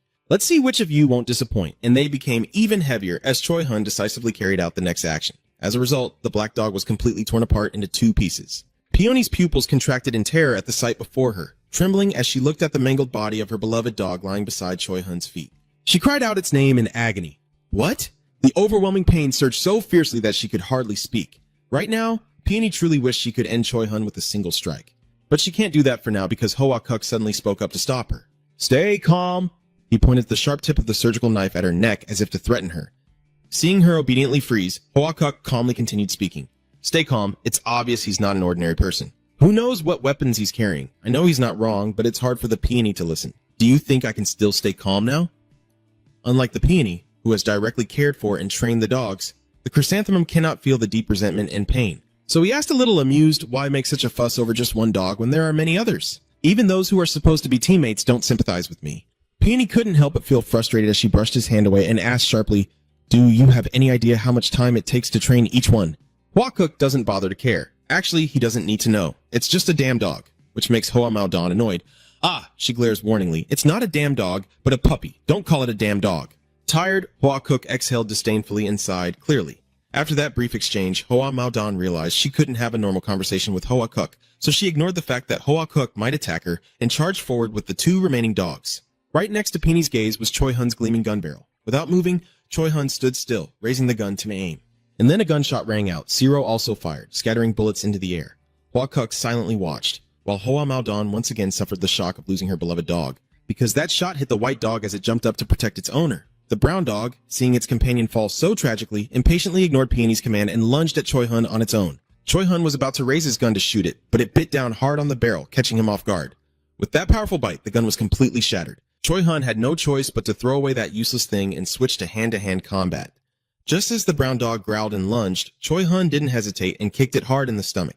The brown dog howled in pain and could barely stand as all four paws touched the ground. It seemed the wound was minor, so Peony continued to focus entirely on holding the white dog and expressing her sorrow for it. Ignoring Hoa Kuk's arrogance, I already told her. She keeps calling. Gently stroking the soft white fur, now cold to the touch of the body it covers, she tearfully said, Are you suffering because of me? I won't forget you. Seeing this scene, Hoa Kuk is helpless. Oh my god. He put his hands in his pockets and seemed ready to leave. Dealing with idiots like animals is truly exhausting. Take care of yourself. I will join Kwang now. Before truly disappearing, he sneered and left a few sarcastic words. I am a doctor treating humans, not a veterinarian dealing with animals. It seems even Hoa Mao Don's teammate can no longer stand her. A fickle person who loves to rely on tools to deal with people. What a cruel irony. In response to Hoa Kuk's coldness, Hoa Mao Don just snorted coldly and said, I don't like you either. Choi Hun revealed his regret and disappointment in his voice. So my teammate has left, so now it's one-on-one? Hoa Mao Don sneered and corrected his way of addressing him. Teammate, I've never considered that guy a teammate at all. As if to remind Choi Hun of the newly rekindled feud between them, Peony boldly declared, My only comrades are dogs. She emphasized her answer. So this isn't a one-on-one fight, but a two-on-one. Choi Hun immediately pretended to agree. I see. Moreover, through some kind of magic, he managed to figure out how Hoa Maodon named her 3 dogs. But her dog names are really strange. And what about her? Could that one be Gang? I didn't expect Choi Hun to be so clever. Although a bit surprised, Hoa Maodon still nodded in praise. That was quick. Then she suddenly revealed additional information about the 3 dogs. By the way, the one you handled was the 9th, she continued. And the last one is the 12th, the brown dog. Only Gang is the first one. Hearing that, Choi Hun clicked his tongue and sighed. So it's the strongest then. No wonder its bite force is not ordinary. But Hoa Maodon denied it. I glared and stood up. I am the strongest because I am their leader. Understanding what she was about to do next, Choi Hun replied indifferently. With that, true to his readiness to face it, after those 2 words from him, Hoa Maodon and the brown dog charged forward. Choi Hun calmly slid one leg back and kicked the brown dog away, just as Hoa Maodon threw a punch. She frantically punched at Choi Hun's face, but unfortunately all were ineffective because he crossed his strong arms in front of his face to block. But defense isn't always effective, so instead of throwing another punch, Hoa Maodon suddenly switched to using her foot. She kicked upward, hitting Choi Hun right in the chin. Choi Hun cried out in pain and quickly grabbed his injured spot. But taking advantage of that, Hoa Maodon hurriedly swung her fist again. And this heavy blow truly landed on Choi Hun's cheek, almost twisting his face to one side. Not stopping there, Peony launched another punch, aiming straight at Choi Hun's abdomen. Still, those hits weren't enough to bring him down. She watched him clutch his stomach in pain and asked with a smirk, "You want to win this badly, but is your strength only this much?" Choi Hun remained silent without answering. Then suddenly he shouted loudly and ran away, turning his back. Seeing that, Hoa Maodon just let out a triumphant laugh. If you turn your back and run away in front of the dog, as she said, the dog will become even more aggressive. The brown dog fiercely chased after Choi Hun and opened its mouth wide. Just seconds later, a loud noise rang out. Now, the brown dog had successfully bitten down hard on Choi Hun's shoulder. Choi Hun immediately calmly took off his shirt and threw it behind him, which indeed helped him escape from the brown dog. The peony is a bit unbelievable. Wow, she threw off her shirt and ran away. What kind of man is so rare to encounter that she could easily let Choi Hun go? So she ordered her brown dog go after him quickly, and a thrilling chase scene unfolded. Amidst the chaos, there are even desperate screams from Choi Hun. The feeling of being in control only makes Hoa Maodon even more excited. Hurry up and chase him, he's ahead. Choi Hun is still desperately shouting, but his expression remains strangely calm. It seems he's just pretending, not truly scared. The chase continued until the brown dog suddenly sensed something, quickly rubbing its paws to stop, pulling the peony along and making her freeze as well. I asked nervously, "Gang, what's wrong?" And it just growled a few times in response. I don't know if the peony understands, but she has truly stopped and gazed after Choi Hun's increasingly distant figure. Choi Hun, meanwhile, continues running down the long corridor, and only at the end does he turn right. At this moment, hidden behind a corner, he leaned against the wall, catching his breath to regain his strength, then let out a cold snort. Seeing the reinforcement squad already waiting here for who knows how long, he felt quite annoyed that his plan had failed. "You caught a strange scent, huh? Smarter than your master." Spreading his palm for a cop to place a brand new gun in it, Choi Hun said with frustration. "If only it had gone a bit deeper, I could have cleaned it all up. What a pity." Holding the fully loaded gun, Choi Hun began to carefully observe. Meanwhile, he heard Peony's steady voice. "Gang, what's wrong?" He suddenly appeared, holding the gun high. This should be enough. As soon as they saw Choi Hun, both the Peony and the brown dog couldn't react in time, and then a gunshot was fired, spraying syrup and causing the mask to fall off. Third generation Fai Kwang panic-stricken, she ran wildly while shouting, and the one chasing her was none other than Jian Shu. He shouted angrily, "Aren't you ashamed? Stop tarnishing Fai Kwang's reputation and obediently shut up." Fai Kwang III stubbornly turned around to defend herself, claiming she was really his daughter. But Gi Angshu quickly interrupted. "Stop joking around. I told you she doesn't look like it." Suddenly, he saw someone was Jong-guk. Mr. Gi loudly called the captain. Reacting instinctively, he immediately turned to look at Kim Gi Angshu, while he kept calling out to the team leader. He continued chasing Fai Kwang Doiba, constantly warning Jong-guk that he couldn't let this girl get away. Watching Kan Tree Duat chase after, he understood immediately. Just as she jumped up to change targets, Fai Kwang of the third generation raised his hand to block Jang-guk, but before he could act, she was caught off guard, and his large hand grabbed her jaw. Jang-guk mercilessly threw the third generation light blade onto the cold floor. She struggled to break free from his grip, but failed. Jang-guk remained silent, staring intently at Fai Kwang III, and she looked back at him with an annoyed and suspicious expression, asking who this monster was. Jang-guk looked up with curiosity and asked, "This girl is Gi." Mr. Shu quickly explained simply, "She's one of the enemies I'm dealing with. By the way, let me give you a quick update on the situation. The left side has been cleared, only this little one remains." He was very surprised, as expected, very quick. Mr. Gi Shu glanced sideways at the naive one, quickly dealt with the girl, then turned away. But suddenly, a voice shouted to stop, begging desperately. "Please, don't hurt me. I have a lot to say to you. But you still clearly set boundaries with harsh indifference. I have no issues with you at all," while Jong-guk is quietly thinking of a way. Suddenly, he speaks up and comments, You look quite young. How old are you? Life's third light pretending not to know. Did Mr. Shu lift his foot to kick her? Who does she think she can talk back to? She immediately obediently replied, I don't know. Jang-guk looked up and said, don't deal with her. Just keep this girl. I feel a bit annoyed and oppose, knowing when she might stab me in the back and what she might bring along. Mr. Zhu quickly ordered to deal with it immediately, but before he could do anything, a pack of fierce dogs suddenly appeared. They aggressively charged at their prey, and he stood silently, watching the dogs. What is this? I have no idea where these four-legged creatures came from. I don't know. In another location, the fierce battle caused Hoa Maodon's mask to tear apart along with a drop of fresh syrup. Taby was shot in the shoulder, and as she dodged, a dog tried to leap up, pushing Peony inside with all its strength. Choi Hun remained suspiciously calm, continuously firing his gun at her. Hoa Maodon quickly hid behind a nearby wall, then let out a frustrated sigh. That dog really is a troublemaker. Only now does she finally breathe a sigh of relief. Because I lost quite a bit of syrup, Hoa Maodon started to breathe heavily, his face beaded with sweat. Atia quickly suppressed the pain, muttering in frustration, that man was lying. Peony felt furious thinking about that gun, saying he wouldn't use it but still carrying it. Behind Hun were quite a few people, all following to support him, saying acting alone would be easier. Yet he still brought others along. I slowly took an item out of my shirt pocket and said, you really can't trust people. The thing Hoa Maodon took out was a flower-decorated whistle, the only thing you can trust. After finishing, she forced herself to blow a few times. Outside, a truck was already parked there. Inside that car, there is also an iron door. Looking inside, you can see the fierce dogs starting to riot violently. Then they all growled loudly together and returned to the headquarters. The pack of dogs continued rushing toward Mr. Zhu and him. Suddenly, he realized something. The dogs weren't there to tear him or Jang-guk apart, but ran straight past. This raised a question in Jian-shu. What's wrong with these dogs? Suddenly, a loud shout echoed through the air. They kept causing chaos all over the headquarters, making Jian-hia Hyong Cheon jump in fright and shout out loud. From afar, Hoa-kuk also faintly heard some sounds similar to that. As expected, the four-legged crazed creatures charged straight ahead. He grumbled, annoyed, it's so chaotic. Breaking off ties was truly the right decision. Not far from where Choi Hun is standing, the noise of the dogs signals they are rushing in. People behind raise their guns to defend as something approaches. He was momentarily stunned by the scene. They were so numerous and fierce, like they wanted to tear Choi Hun apart. As soon as the dogs arrived, a piercing scream echoed here. They are extremely aggressive, charging at the police and tearing at them mercilessly. He shows no fear as he fires his gun loudly at them. Don't panic, stay calm. They were hit by many bullets and collapsed to the floor. Everyone gradually regained their composure, calmly holding their guns and fighting. Soon, they were almost all taken care of. Choi Hun had also taken down a few on his own. He fights more fiercely, immediately pulls a knife from his pocket, and charges forward, slashing several times at them. Suddenly, Choi Hun was startled by the situation in front of him when a gloved hand punched towards him. She seized the moment while Choi Hun was distracted by the dogs and caught him off guard, then suddenly charged forward. Suddenly, a loud bang echoed, and the peony was surprised, eyes wide open, realizing that a security guard had blocked her punch.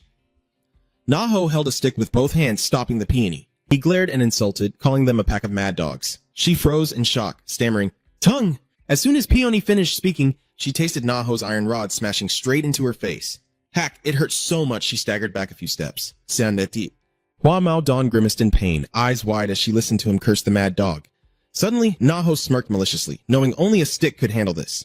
Hua Maodon, furious, charged forward with a fist like a bullet tearing through the air, while Naho also held a weapon ready to fight. Without mercy, he punched straight into her waist, catching her off guard. Peony clenched her teeth in pain from the relentless sting, when suddenly a fierce dog appeared, lunging to attack Naho. Then another deafening explosion rang out. Without a hint of fear, Neo punched the dog directly in the face. At that moment, Hua Maodon took the opportunity to punch straight at him. With extraordinary agility, Naho quickly dodged. That action left Peony so shocked she stared wide-eyed as Naho, with a sinister smile, gripped her neck with one hand and swung the iron rod with the other. He gave a mad smile, raised his hand once more, and struck down with all his brutality. Peony gritted her teeth and endured as syrup splattered across the chaotic battlefield, while he mercilessly lifted the iron rod and swung it powerfully at her beautiful face. She was knocked far away, Nao's eyes like bullets ready to annihilate Hua Maodon. With that powerful force, Hua Maodon lost her footing and fell. After the hard fall, she rolled on the floor. Hua Maodon still wanted to resist. Seeing that, Naho turned and asked, "Have you finished handling it?" They replied, "Yes." The dogs in the Zero Pool scene are all dead, their bodies covered in tragedy. He has a sharp face. So there are only two left. With the face determined to protect its owner, the dog looked furious. It charged forward without fear, its sharp teeth bared, ready to fight back. Peony looked at the dog with worry, and suddenly it was struck in a weak spot by Nao. Syrup flew everywhere, but Naho threatened, saying only one is left now. Under the bright light illuminating the entire room, Hua Maodon managed to stand up and dragged herself over to Naho. Damn it, he's still standing there wanting to keep fighting. Does he, with an arrogant attitude, not realize he's no match for me? The fury in her heart clearly shows her true nature. Once a dog bites, it won't let go even if it's choked, Naho mocks. I'm not a dog, I'm a mental case. Dogs are them. The peony remembers the past, tears streaming down as she begged everyone not to leave, always betrayed whenever she opened her mouth. Everyone else walks away, leaving Hua Mao Dan behind, her lonely figure gradually disappearing, unlike humans who only know how to abandon. At that moment, no one was around her to catch the mouse squeaking for help. Suddenly, the peony looked into the distance with tears streaming down her face. The peony has found 3 tiny scared puppies, seemingly caught in the same situation as her, and she is surprised and can't believe her eyes because they look so pitiful. Then she took them in and they grew together on a path of companionship, never betraying their master.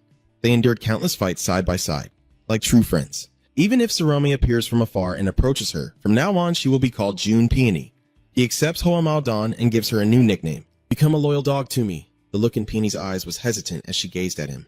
Since then, she was the only one willing to sacrifice everything, and I was determined to become his dog. At that moment, he made his decision. Is that so? Then justice is distorted by power, and he has become a demon rushing towards her. This time, Hoa Mao Dan fought fiercely, swiftly dodging the rapid attacks, her large eyes seeming unable to react to the fierce assault. He lifted his leg and delivered a powerful kick to her chin. This powerful move made her hair fly wildly and her body lose balance. Once again, she was thrown forcefully to the ground. The peony is in extreme panic, her pupils wide open, as she rushes down from above with a weapon in hand. Naho strikes fiercely, the room's lights shining brightly, as he ruthlessly presses her hand against the floor and attacks. A scream shatters the silence, brutality blending together as the peony screams in pain. He calmly says, if he were a dog, using power to spread fear, he should do so on all fours. Even so, he was shocked and panicked by the scene. The rage inside suddenly erupted as she opened her mouth wide. A set of teeth hiding the anger inside him reveals surprise. The words seemed to insult her deeply. Now you really look like a dog, just the way I like it. Naho laughed at the pain of the weak. Do you want to crawl under my feet? There are many dogs at the police station. At the same time, the peony shows a strong mentality shifting from enduring insults to cold resistance. Dog. An explosion is about to happen as she awakens her instinct to fight back, never biting her owner. She rushes to his side, delivering a powerful punch to avenge her companion. Seeing the peony like that, he was caught off guard and couldn't react in time. The awakening revealed a sinister smile from the peony, along with large, round teeth. Naho fiercely resists the decisive swing of the stick, her pain and inner turmoil tearing apart after the attack. Zero clenches his teeth.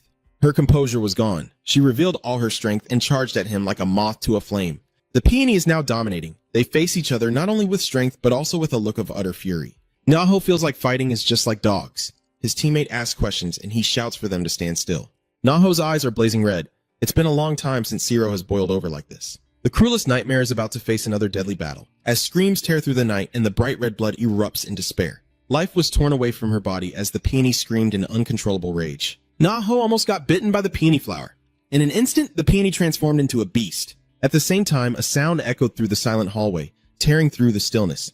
On this side, Choi Hun stood in shock, his right hand striking forcefully, followed by a sharp object descending from above with Naho's strength and an overwhelming, ruthless expression. The aftermath of the attack leaves her mouth covered in syrup, with broken and unstable teeth piercing through. Despite the injuries, he retaliates fiercely with a powerful kick to the peony, knocking her away from the beam. Naho clenched the black cylinder in her hand as shards flew everywhere. In the tense moment, Naho forced her down to the floor and decisively struck with a dagger. At the end of the battle, Peony Zero spat in his face, her cold eyes tired as she looked at him. Naho shoved the iron rod straight into Peony's mouth. June is the peony month. Naho's face is full of satisfied smiles. Among all the women I have ever met, stand up, resolute with a hateful gaze, you are the most dog-like person, even more than my wife. Choi Hun and the guard standing opposite watch the scene of the peony being defeated by Na, and he skeptically asks Naho. It's over, he calmly said to her, looking down at her. The peony was pierced through the mouth by his iron staff. Naho slowly said, the woman is like an animal. He then raised his iron staff and said, to be sure, the syrup stick should be pulled out of her mouth. Then a series of violent sounds erupted. The peony syrup splattering before the stunned eyes of Choi Hun and the guards opposite. Naho held out his hand in front of him, his face now covered in syrup, his pupils terrifying. Naho opened his mouth and said, give me the gun. Choi Hun obeyed, handing the gun to him and lowering his voice. Yes, chief.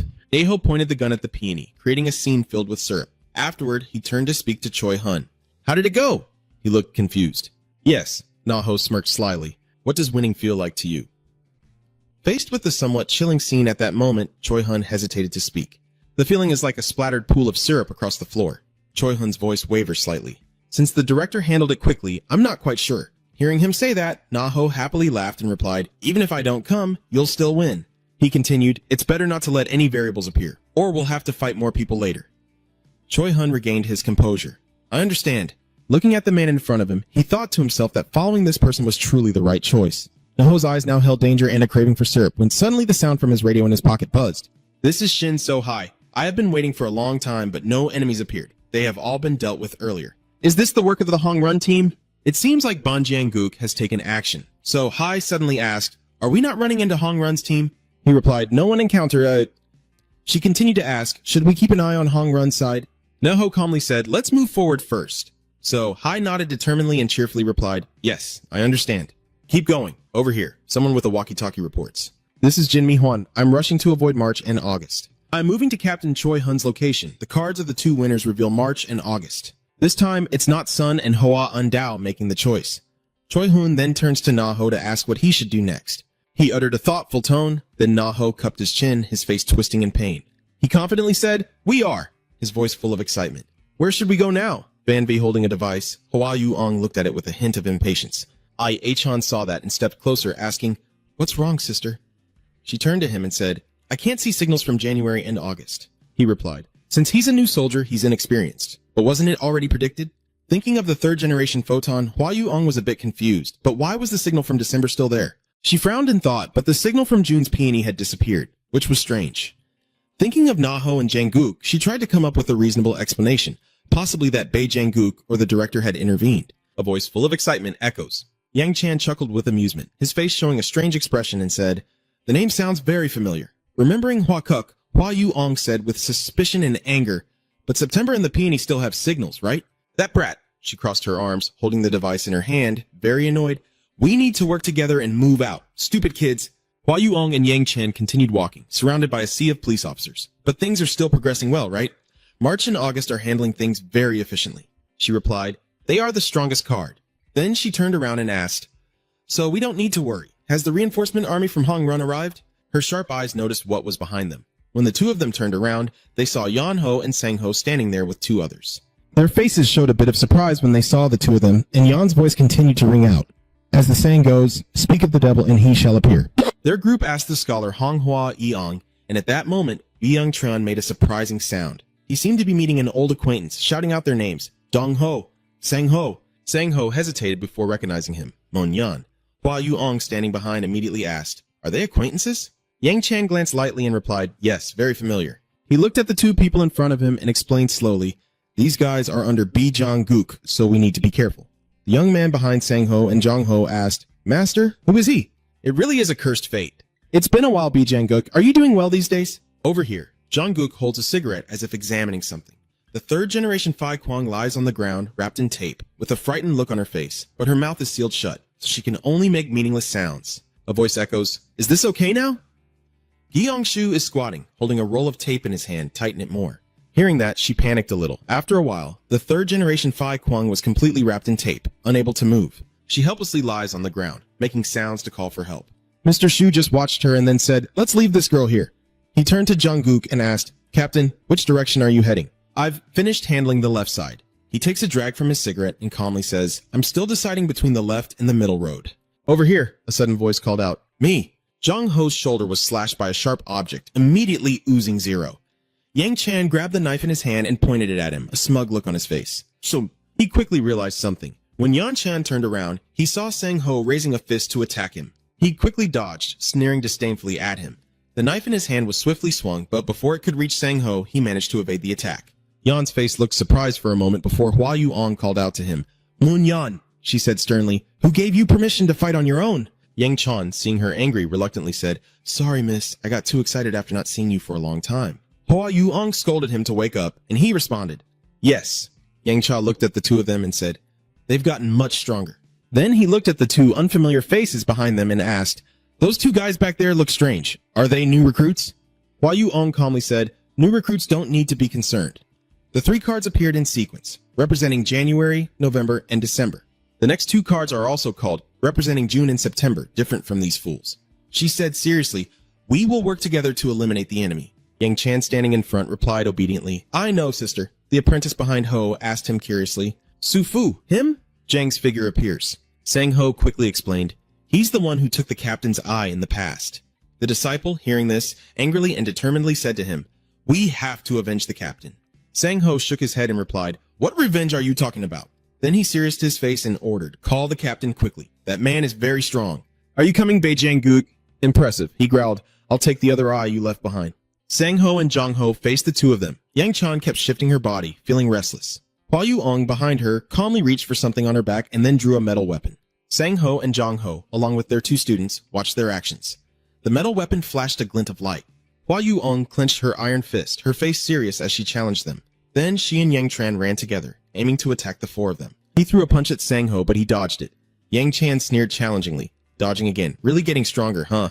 Sang Ho's face grew grim before his attack, his voice echoing again, very different from before. Now Hyun and Seon Hyun were terrified, running and shouting. Behind them is the Yuong flower. She runs at full speed, her face full of murderous intent, silently signaling from this side. She swung a steel fist toward them and said, just a bunch of amateurs. The two students screamed in fear. At this moment, their faces are filled with fear as a voice from the past echoes, to be honest. Jong Ho seriously crossed his arms and said to Hun and Seong Hyun, you two are even better than us. They looked confused when they heard his words. Huh? Jong Ho continued seriously. Both of them have studied martial arts and were trained by Kim Gi-on and Mr. Shu, so their skills are very well developed. Since we are a defensive team and train constantly with the captain, we should become good at defense. Suddenly he pointed out, but the two of them had a major problem. Back in the present, their screams echoed through the hallway. They were chased by Hua Yu-ong in fear, and she contemptuously said, you cowards. Suddenly, Hua Yu-ong swung an attack at one of them and shouted, die! Zero was thrown wildly through the air, the man's eyes wide as he took in the scene before him, a strained voice breaking out. Damn it!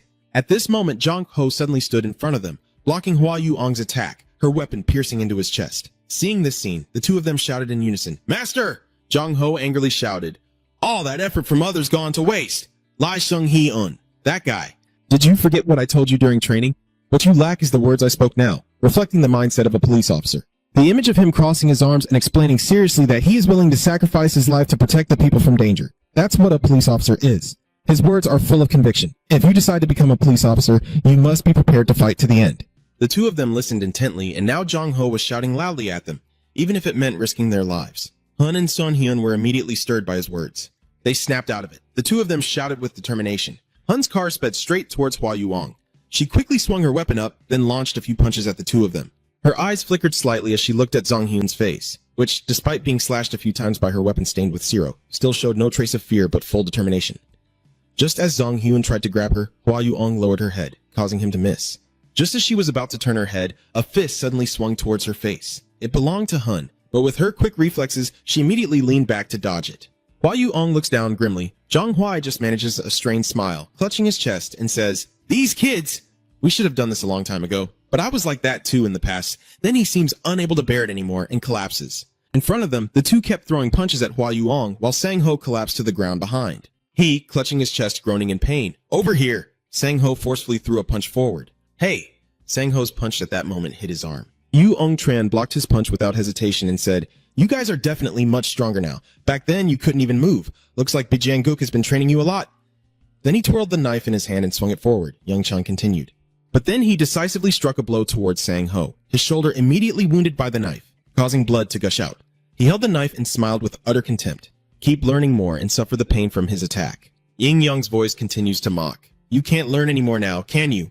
Mr. Hyun's car reaches out with determination. He grabs Hua Yu-ong's shirt. She immediately grabs her weapon and strikes his chest with a punch. Hyun cries out in pain. At that moment, Hijun's towering figure rushed forward and he tried to kick her. The scene of flowers flying in the air, Yu-ong swung her fist directly at his leg. Zero quickly shed tears and she said seriously, you're moving better. But then she rushed quickly towards the two of them, only adding about 5 more minutes of survival. This is enough. Suddenly, a punch lunged forward, passing through Hun and Seon Hyun and heading straight for Hua Yu-ong. She immediately became alert. With such force, Hua Yu-ong was quickly thrown aside by Jong-guk, and the punch came at a very fast speed. He quickly threw a fist toward Oi-chan. He raised his hand to dodge the attack but couldn't do anything, and he was swiftly knocked away by Jong-guk. Yang Chan sneers and says, ha, as expected, Ho unexpectedly called Captain Jiang-guk. Still with that cold expression, he stammers as he calls the captain. Jang Ji is standing in front of them, checking on everyone. Are you all right? He responded to him. It's okay. And what about Dong Ho? Is he dead too? Dong Ho lay on the ground in pain and replied, not yet, not dead yet. Yang Chan sneered and said, hey, Bijanguk, it's been a while since we last met, hasn't it? Still smoking his cigarette calmly, Jang-gook said, "An acquaintance?" Hua Yu-ong stepped forward and asked, "Are you here already?" The strongest trump card of Hong Jun.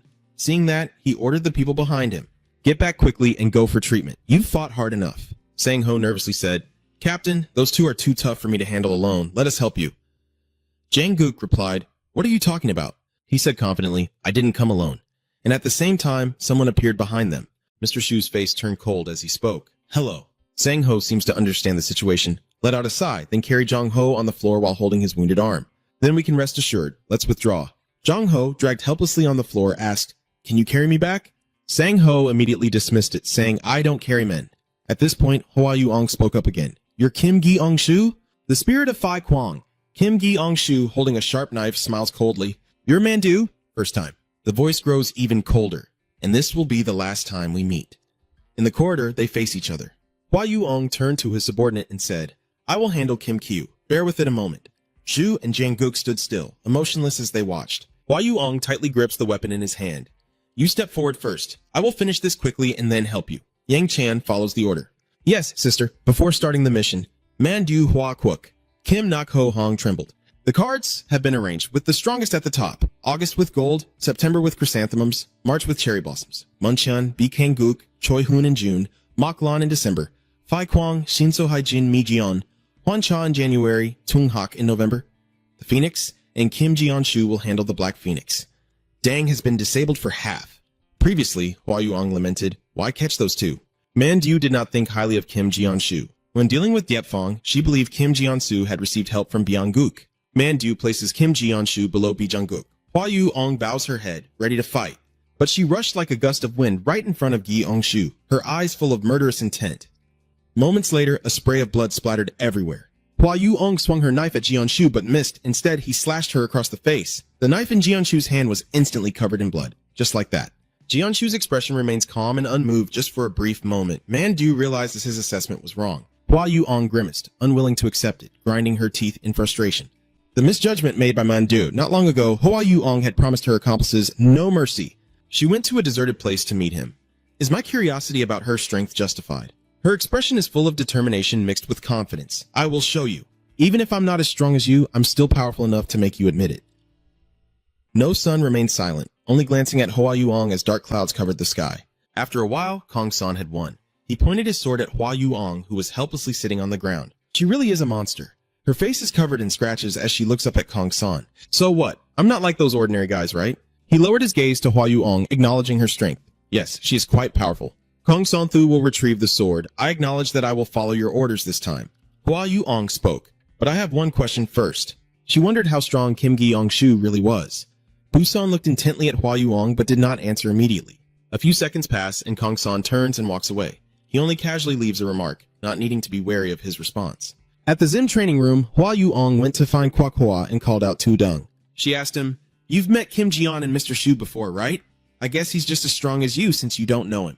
Kong San says. Guo Tsu Hua, who is training, glances over at Hua Yu-ong. "Oh," he answered with a stammering voice. "No, nothing special." This only makes Hua Yu-ong more curious. "What is it? Then why didn't you deal with him?" Kwak Hua hesitated. He is in a corner where Hua Yu-ong can't see, his eyes already filled with fear. "My brother will handle him." Hearing that, she frowned in anger and scolded, "You fool! When you're sure you can handle it, you shouldn't let Hua Yu-ong finish speaking before Kwak Tu Hua interjected. He sat down and confidently assured her, "My brother will definitely do it." So I forgave him. And Tu Dang's response. Returning to the present, Hua Yu-ong, having just been hit, immediately stepped back to keep her distance. Yan Chan, in disbelief, turned to look at her sister. While he was distracted, a punch suddenly came straight at Yan's face. He reacted quickly and narrowly avoided Zhang Guo's attack. He scoffed slightly and asked Yan, "Want to lose an eye?" Yan didn't care, merely letting out a cold snort. Gi Ong-su silently thought that while facing Hua Yu-ong, he had predicted that victory would not be cooperative. He reflected that this was not a mistake enough to turn the tide of the game. Jeon-shu's thoughts suddenly stopped when he met Hua Yu-ong's resolute gaze. He slightly bowed his head, gripping the knife tightly.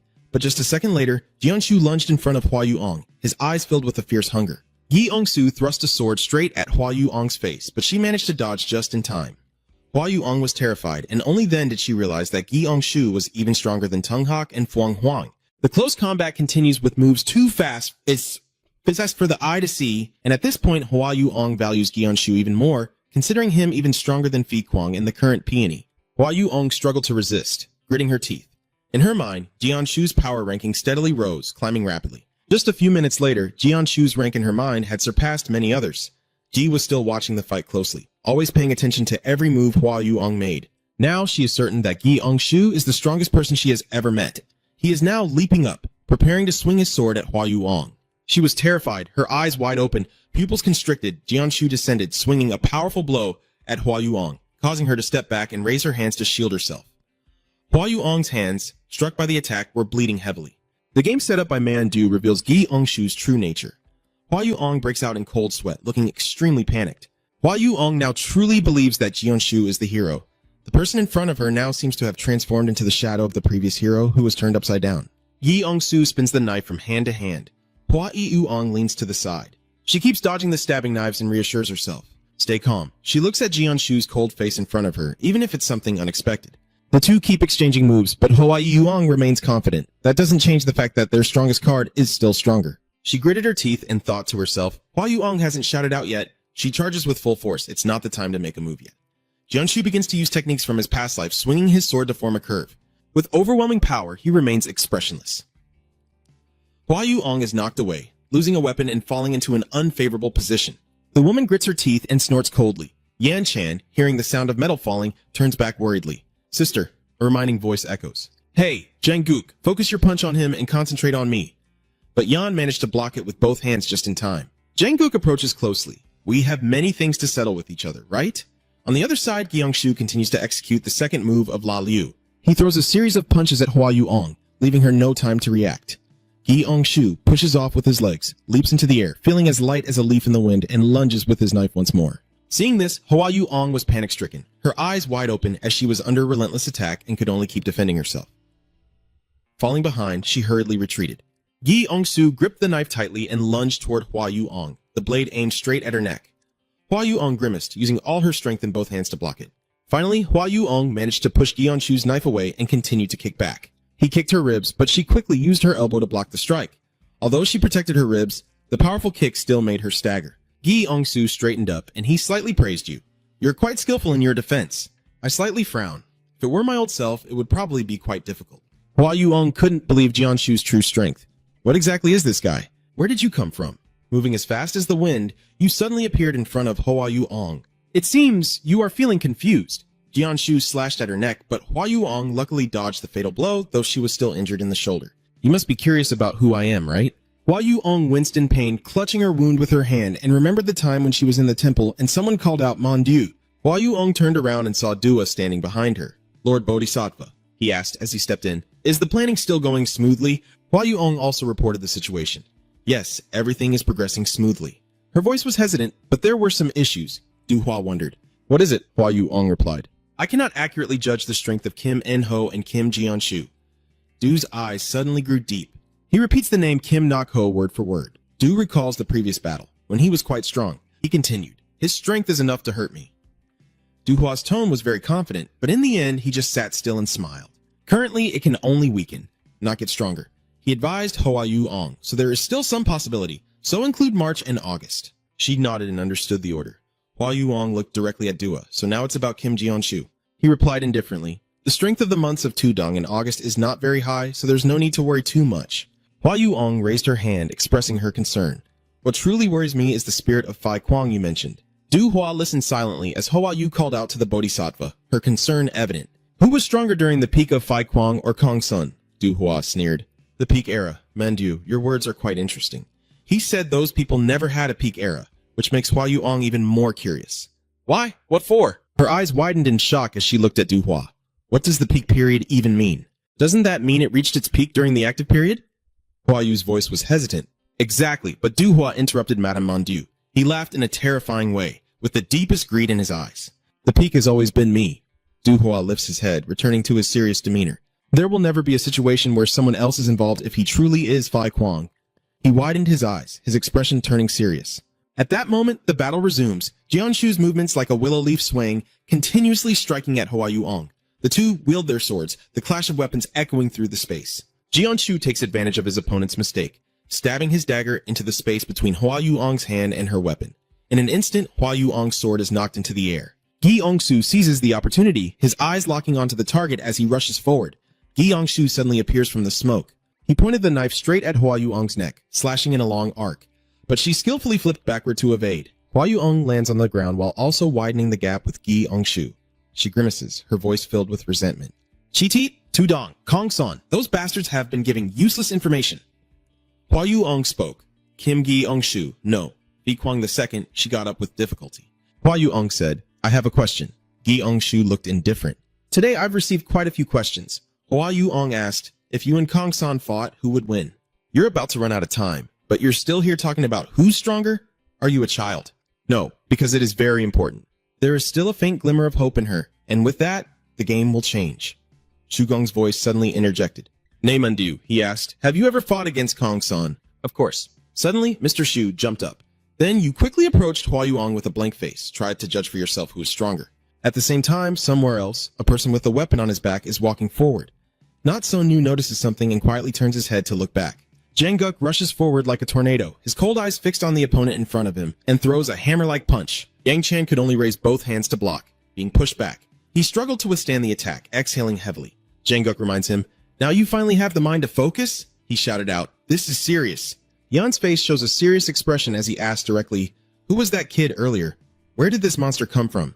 Before he could finish speaking, another punch was thrown. He simply responded, and it seemed the punch landed squarely on Yan's face, distorting his entire expression. Yang Chan was knocked down and fell to the ground. Jang-guk showed no mercy and moved closer, ready to kick. Warning, you still have time to care about other things, right? He kicked his leg down hard, but the other person quickly snapped back to avoid the kick, exhaling in relief and nodding in agreement. That's right, Yang Chan, holding a knife, begins to fight back. That's why my nose is burning right now. He swung the knife quickly at Jang-guk, but he was able to dodge it easily. The knife slipped to the side. Yang Chan didn't give up, continuing his attack, swinging the knife out of Jang-guk's hand. He swung his knife again across the old man's neck. Seeing the situation, Yang Chan stepped back, shaking the Mai branch in his hand. Looking at that face, it seems your stupid fighting style still hasn't changed. He mocked Jang-guk's scarred face, saying he looked like a ragged son-in-law. Jang frowned in annoyance but said nothing. Bai Jang-guk and Mon Young-chan face each other with deadly intent, recalling a past incident between them. In the recent mission of Bun Jang-guk's Special Forces team, the Rapid Response Unit is escorting a group of people when a man in a red hanbok emits a strange laugh. Boo-hoo-hoo. He is wearing a traditional Korean mask on his face, observing the situation. At that time, Byun Jang-guk fought to protect his teammates and lost an eye to the Yan technique. He stood between Sang-ho and Jang-ho, who were injured in the shoulder and arm, despite blood still flowing from his right eye. Back to the present, he continues to provoke. Looking at him now, do you think sacrificing an eye that day was worth it? Yang smirked and continued. I don't think so. Your skills have improved, but you're still far from the standard. Jang disagreed. Everyone has moments of weakness, and he braced himself to strike. Even so, if you have to wait until your skills improve, he quickly dodged the knife and flashed past in front of you. Unexpectedly, syrup still splattered everywhere, and a scratch from the blade had already appeared on Jang-guk's face. Seeing this, Yi Young's face lit up with delight, growing even more reckless. Are you sure your body is still intact? He remembered when Mr. Shu asked him, frowning, is the captain a pain fanatic? A person who feels satisfied and pleased when suffering pain or being mistreated. Jang-guk was confused and puzzled, then replied that if anything, it was actually the opposite. Mr. Shu waved his hand to explain, no, I wasn't really asking. You're reminding me, it's because of the captain's way of fighting that I asked like that. Keep fighting like that, and sooner or later your body will be destroyed. Jang-guk sighed and took a cigarette. Compared to constantly trying to protect the body and enduring the pain of losing someone important, I'd rather let my body get injured than suffer the pain of losing someone dear. Gi Yongsoo interrupted, saying, I used to think that way too, not caring about my body and hurting myself. He was surprised by this and remembered the phoenix, then continued, but when his body was destroyed, he could no longer protect the important people. Jang-guk suddenly shouted and asked, so how did you do it when your body is still okay now? Mr. Shu casually replied as if joking, I have sealed myself and come back to life. He was even more confused but didn't ask any further. Jang wanted to know what he should do, so what am I supposed to do now? Do I need to change my way of fighting? He crossed his arms and answered simply, I don't know anymore. I've been living like this for decades. Maybe things would be worse if I changed. The old man calmly replied, so I guess I have to die and come back to life too? I was a bit at a loss for words and gave a piece of advice. I think you should go back to reality. Yang Chan kept slashing relentlessly. More wounds appeared on Jang-guk's face. He keeps swinging his sword, while you dodge Yan's attacks, but your face is covered with more and more cuts. Your knife skills are still the same as before, aren't they? He kept sighing. Luckily, neither of them stopped attacking each other. Yang Chan keeps swinging his sword while Jang-guk keeps dodging. He disdainfully mutters, luckily, I'm still as bad as ever. Janguk recalled what Captain Gi and Mr. Shu said, that when facing someone much stronger, you can still control the fight without getting hurt, right? He has acknowledged it. That's right. If I can avoid it, I will avoid it. Jang Ji continues, I will try to avoid as much as possible to minimize injuries if the opponent isn't too strong. Hearing that, he immediately suggests a solution. Then the captain needs to raise the standard for strong opponents, right? He wondered. What do I do? Suddenly, a knife slashes toward my face. Janguk quickly jumped to the side to dodge, terrified beyond words. Seeing Mr. Shu holding the knife stained with zero, he reminded the standard of strength from the captain from now on. Janguk's face showed surprise at Jianshu's words, his whole body radiating killing intent as he completed his statement. It's me. Therefore, Yang Chan is now very surprised. He quickly counterattacks, rushing forward like a gust of wind. He clenched the sword handle tighter, then launched a series of continuous slashes. Janguk could easily dodge all of those attacks, his whole body emanating killing intent. Yang Chan was confused by the situation. What? He charged forward and threw a punch at him, causing Yan to scream in pain. He spat out a mouthful of cough syrup. Janguk stared intently and began to explain. Yang Cha charged at him with eyes full of anger, yet he could still dodge without getting tired and continued speaking. Janguk delivers a powerful punch that sends him flying. Yan Chan keeps spitting syrup, gritting his teeth. I'm furious with you. Both of them keep charging at each other, his hand clenched tightly, ready to unleash his strength. Yang Chan's face was the next to take a hit from Janguk's punch. He warned him, things are no longer the same as before. Janguk's eyes are now filled with seriousness. I no longer need to give you flesh and receive bones in return. He sighed softly, fortunate that you are still the same. The battle continues to grow more brutal, no longer just a few punches or simple strikes. Now, with his incredible speed, Janggu seemed like an unstoppable machine, wildly unleashing a barrage of punches directly at Yanang's face. Despite his jaw growing numb from the pain, Yan stubbornly endured, clenched his teeth, and suddenly prepared to fight back. No matter how despicable he looks, Yan still shamelessly spits out a disgusting saliva towards Janguk. Without any unnecessary move, Janguk easily dodges the vile mess, determined not to give Yan a chance to strike back. Janguk decisively kicks him in the ribs, feeling the bone-shattering pain instantly, and can't help but feel angry. Yang Chan begins to grimace in discomfort, his face full of blue veins, but he still maintains the upper hand in the confrontation. With an increasingly cold expression, Janguk struck again with fierce force.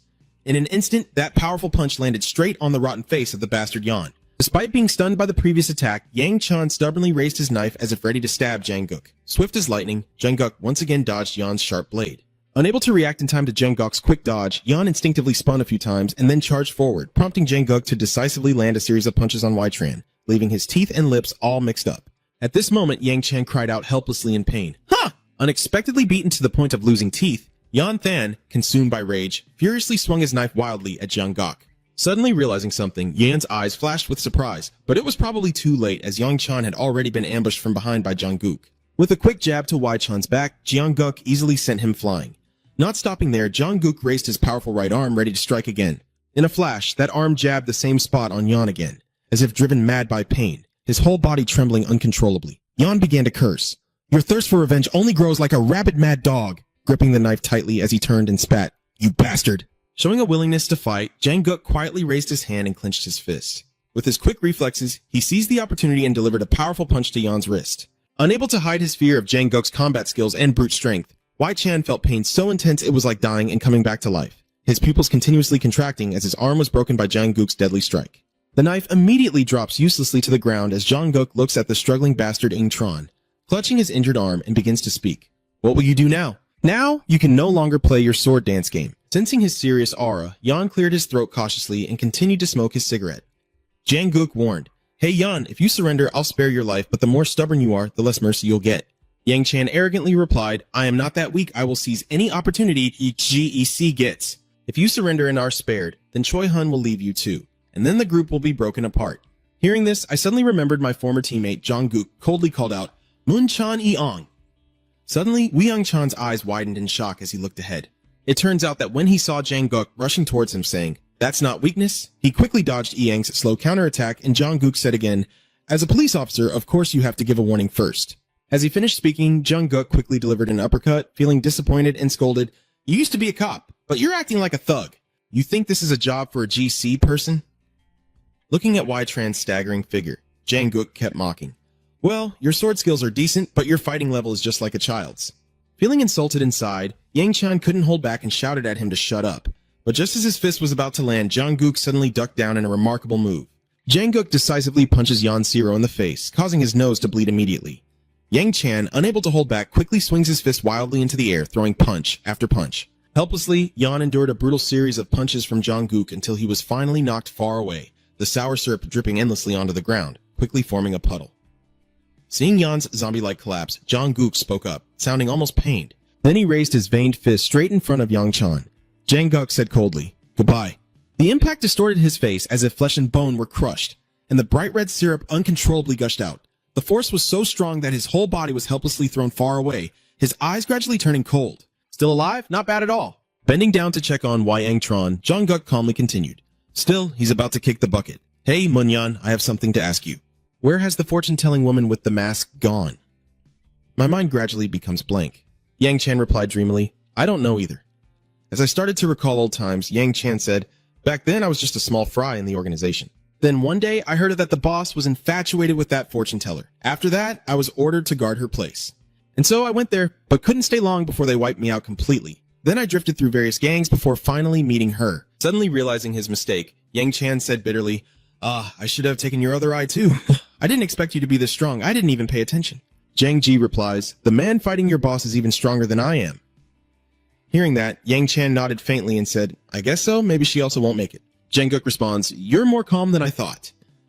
Looking aimlessly at the burning, brightly lit ceiling, Yang Chan calmly says, from the very beginning when we rushed in here, we didn't think about retreat. Even if she can fight, she definitely won't do it easily. You should go and withdraw now, that would be better. No, actually, it will only hinder more. He will know how to handle it himself. Catching my breath, Yang Chan sighed and asked, what does it feel like to take revenge on the one who took your eye? I can't help but look down on you, Jungkook said indifferently. You seem to be misunderstanding something. I'm not chasing you out of hatred. I'm simply doing my job as a cop because you're a criminal. You think taking one of my eyes makes you special? You're just another worthless scum, so don't act like you're anything important. Trash. As soon as the words left his mouth, Jungkook also stood up, ready to leave. He's dead, huh? The fight on Jungshu's side continued fiercely, with a murderous glare immediately swinging the sword to attack, moving at a terrifying speed, like a raging storm that barely missed Hua Yuong as he dodged to the side. However, her neck was still grazed, causing a splash of blood. Hua Yuong skillfully spun her leg. In a flash, she spun around and kicked Jianshu from behind, but he was still faster and quickly bent down to dodge. At the same time, Ju quickly lunged forward. He successfully struck her chin with his elbow, and before Hua Yuong could fall, he grabbed her hand. Immediately, Jianshu skillfully spun the knife upward, delivering a fierce stab into the restrained arm. Blood splattered wildly across his emotionless face as a scream of agony erupted. Not stopping there, he immediately pulled the blade out boldly, ready to strike again. However, the next slash from Hua Yuong was pulled back in time to avoid it. She gritted her teeth in fury and swung her fist at Jiangshu. A terrifying shockwave erupted as her punch landed squarely on his head. But no, she thought she had the upper hand until she panic-strickenly realized that Hua Yuong's punch was easily blocked by Shu, and that the blade had been smoothly and rhythmically lunging up with deadly intent all along. Hua Yuong immediately realized the disturbance on her panicked face. Jianshu's other hand flashed like lightning, slashing across the gap between her two arms that were desperately trying to block. Zero spreads across her body like blooming pink apricot blossoms, while the demon in front of her keeps advancing in a frenzied attack. Hua Yuong desperately roared like a beast, her fist clenched and raised, but her decisive punch missed. Jianshu gently tilted to one side to dodge, seizing the golden opportunity as his powerful hand gripped the knife, ready to strike. Seizing the moment, a bold stab pierced straight into Hua Yuong's stomach while she stood frozen in shock. Hua Yuong helplessly spat out a sip of syrup and still hadn't stopped. The murderous intent in Jianshu's eyes as he decisively and forcefully pulled out the old dagger. A punch straight to Hua Yuong's face sent saliva flying like water, knocking her back helplessly. A loud fall left her staring at the ceiling in pain. Hua Yuong lay there helpless, clutching her face and stomach, trembling like a fish out of water. Meanwhile, he slowly approached with a cold expression. Mr. Xu looked down at her with a disdainful, icy gaze, as if she were something cheap and worthless. Are you mocking her furious attitude? It seems like you're gradually reaching your limit. Then Gi Yongshu casually asked, what should we do now? Gi Yongshu is clearly referring to the no sword and seriously asks, who do you think is stronger? Hey, second generation Fai Kwang. A chilling, haunting assassin's aura swirls within her, and she says I cannot know because for her, she must always look up, as the two people before me are like an unbeatable entity, an enormous wall beyond measure. Hua Yuong staggered as he tried to stand up and said, you have to reach a certain level to be able to tell. With my current level, I can't tell who is better. Mr. Xu calmly observes, you're quite good at self-awareness. Now, I understand why you always sit in the final scene position. She sneers and continues. Even the gods would be amazed. Despite having experienced it myself, I still find it hard to believe.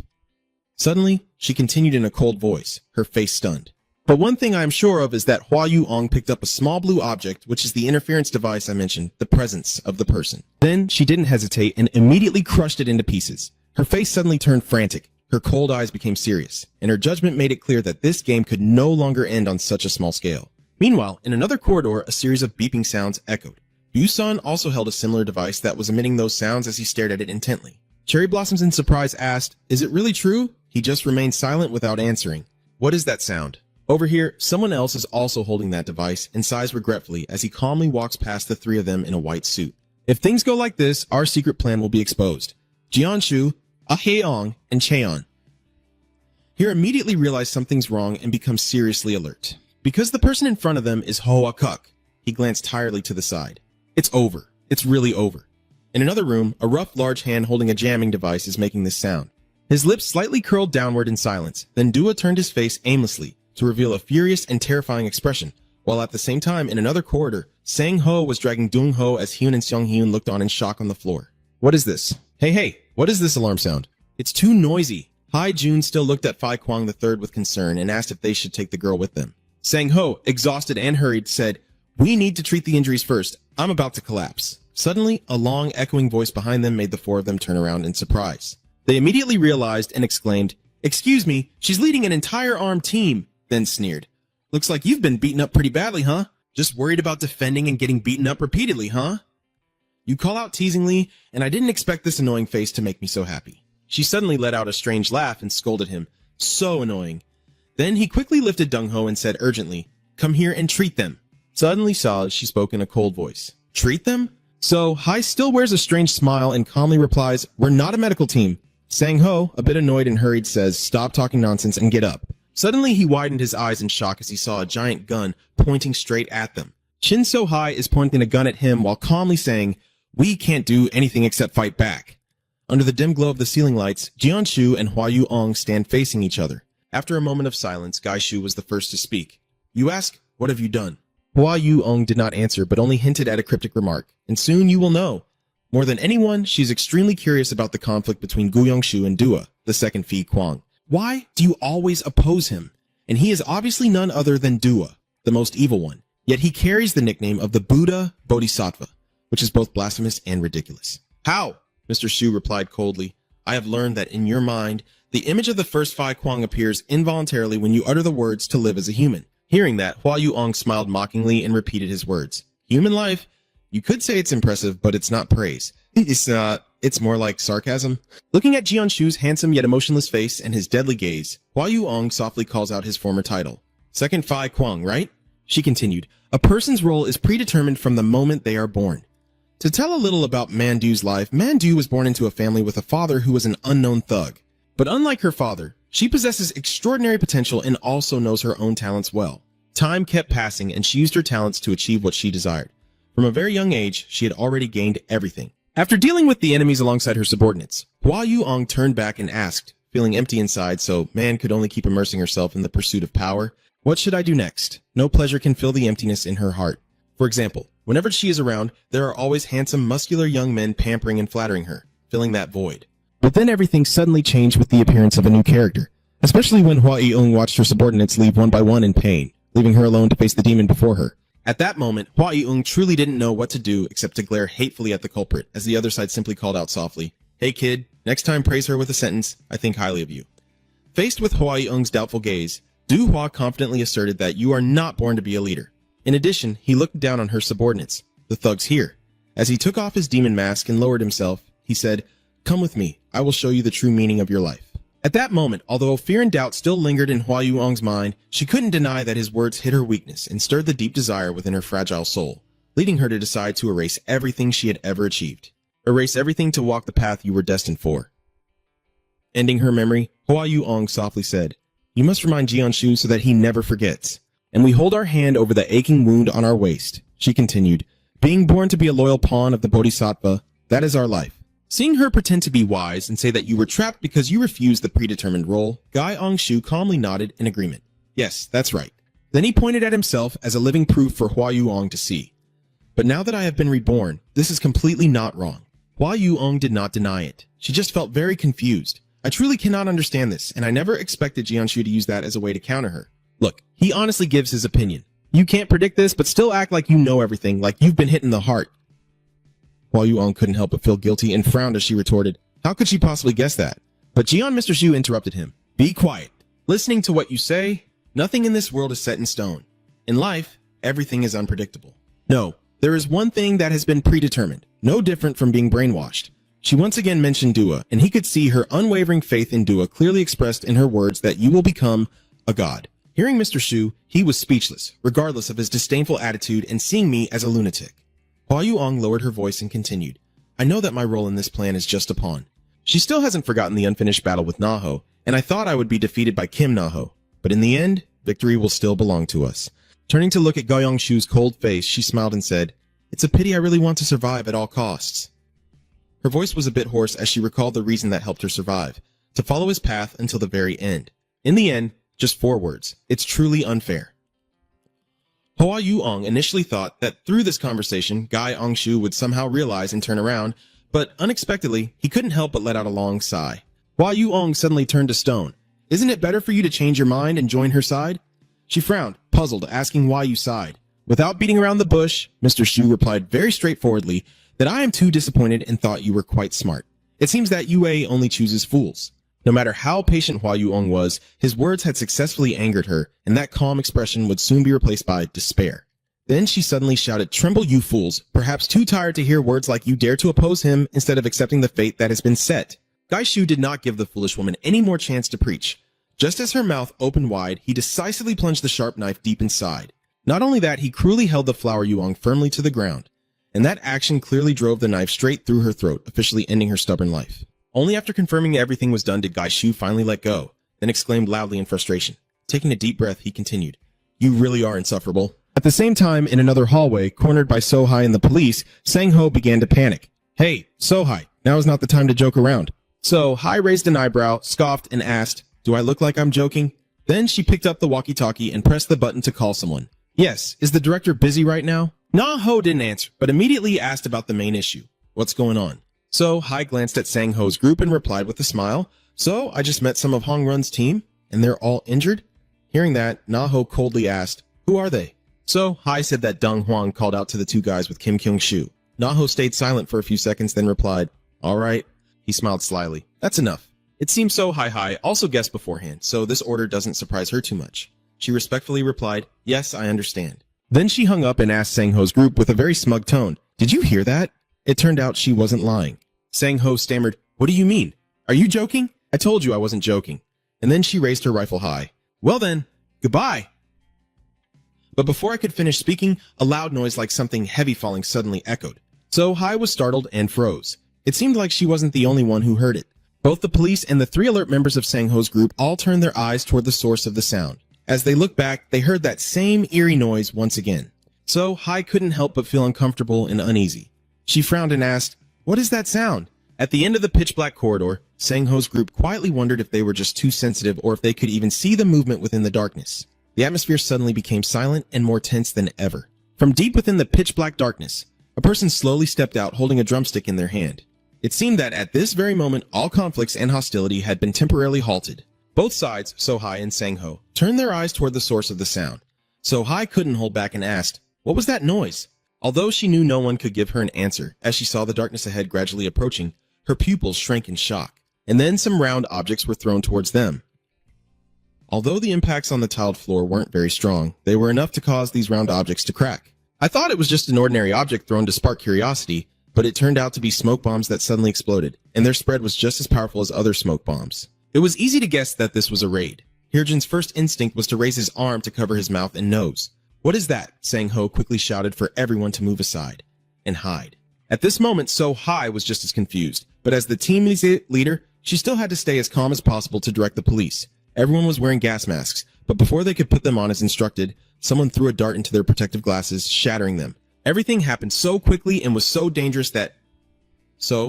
I could only stare in shock as she watched 2 police officers fall to the ground at the same time. But right now, she has no mood to be sad or mourn.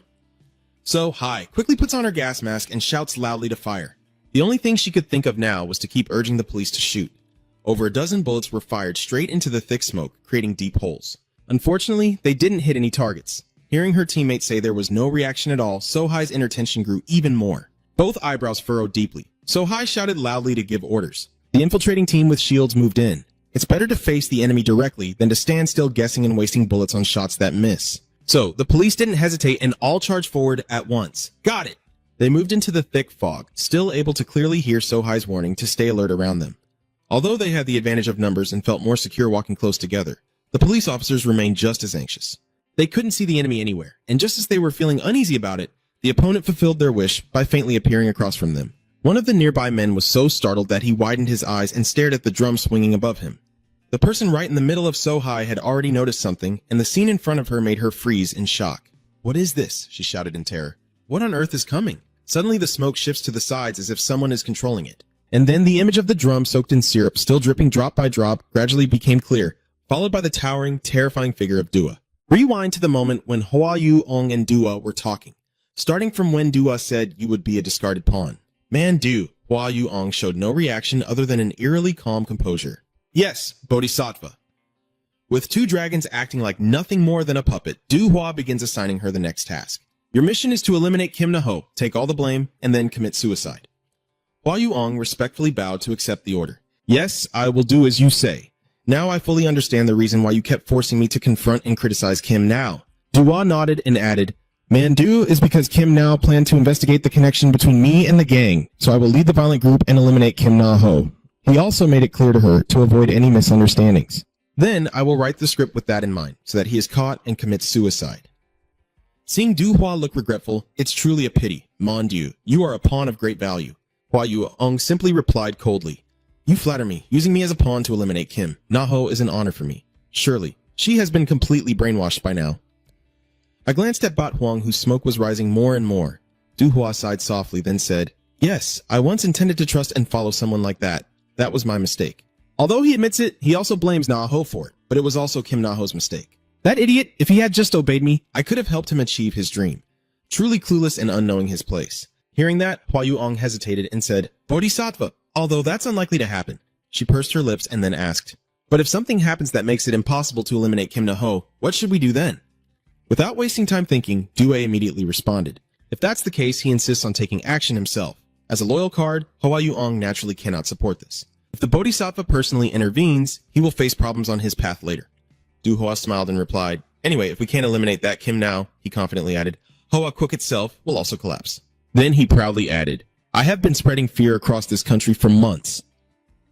Du has never felt guilty about treating others with his own falsehoods. And when I am the only one who can control that fear, I have appeared as a symbol of hope for this country.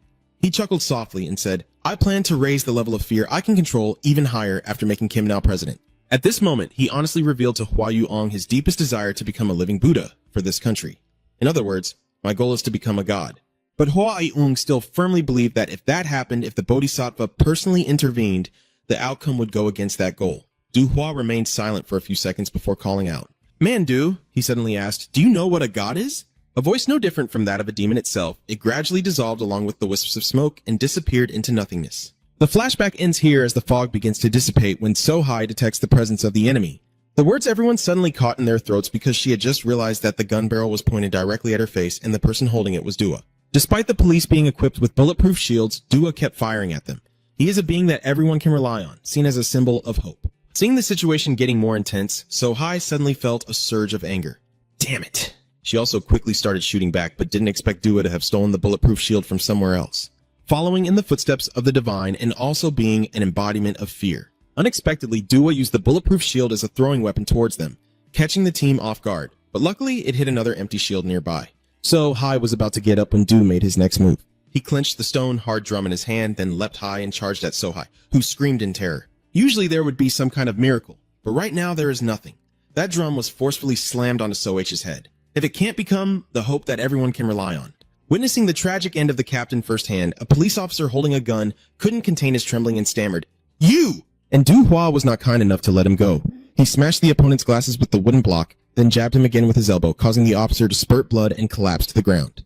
With the hypothesis that if he cannot become a hope-giving god, Due has decided to become a god of fear. That is why he has crazily used the gong, which is also the weapon that turned him into a living bodhisattva for many people. To take on the remaining police officers, few would have guessed that just a single gong would be enough to make GEC unstoppable, from close combat to facing continuous gunfire. After using the bulletproof shield, Do immediately threw it directly at a police officer in front of him. His eyes were filled with hatred, his face like a demon incarnate. Then, for a brief moment, the sounds of beating, gunfire, and syrup splattering erupted all at once. Sang-ho only dared to stand hidden in the corner. What exactly is going on here? He kept hiding like that until everything was quiet again before he finally dared to peek out. And then, those eyes quickly widened to their fullest. The muzzle dripped syrup drop by drop, while Dua stood towering amid a pile of scattered corpses, Sang-ho frozen stiff. It wouldn't be an exaggeration to say that Dua is the figure feared by everyone in this country. Not long ago, after Hong-run explained the plan, Dong-ho and Sang-ho were left confused. The reason is that the leader of the assassin organization is actually Yu Hua. Hearing this, Sang-ho was extremely surprised. Really? It sounds like a crazy story. Dong-ho frowns thoughtfully. It must be right. Could the director of the security bureau really be lying? Sang-ho kept thinking and found it even harder to believe. Are you sure you believe it 100%? It sounds too unreasonable. Dong-ho reluctantly looked at him. If the superior said so, then it must be true. But until they saw it with their own eyes, Dong-ho and Sang-ho hid behind the wall, sneaking a look at the scene outside. Du single-handedly took down the group of police officers who stormed in trying to attack him. Dua's face was covered in syrup and sweat, and he even wore a strange smile. Dong-ho and Sang-ho gasped, their eyes wide with fear as they trembled at the scene before them. Without anyone telling them, both of them seemed to be spiritually connected, immediately recognizing the harsh truth and realizing their own future. Seeing Dua's deathly pale face, anyone could confirm that their fate was to stay here. Despite being injured, Dong-ho still firmly spoke up. Sang-ho, I will buy us some time. After hearing that, he hesitated. What? After thinking it over, Dong-ho quietly confesses. Whenever there's a chance, you keep bringing up marriage and women. But you must survive and get married. I have nothing to hold on to anyway. He insisted firmly, urging Sang-ho to go, saying, I will risk everything to buy time. But he refused to give in. No, you can't do this. You idiot, now is not the time to act tough. Don't let him finish speaking. Sang-ho quietly said, it's not about looking cool, and stop swearing. He angrily shouted in his friend's face. If you can't protect your most important friend, how can you protect your future wife? Dong-ho's face stiffened like a goose when he heard the declaration. Then I might as well give up. I will sacrifice myself like a real man. Seeing the two adults arguing loudly like that, Hun was scared and stepped in. Master, we also want to fight alongside, he growled. Mr. Hun's car also hesitated before saying, I also, but was immediately dismissed by the gasoline fumes. You must survive. Hearing that, Hun firmly objects. We can't do this. Mr. Hyun's car raised his hand to voice his opinion. But suddenly Sang-ho angrily shouted, Police officers Hwang Hee-jun and Leong Hyun, this is an order. He frowned and gave the order, while Dong-ho, standing beside him, also sternly shouted, As a police officer, you must obey your superior's orders.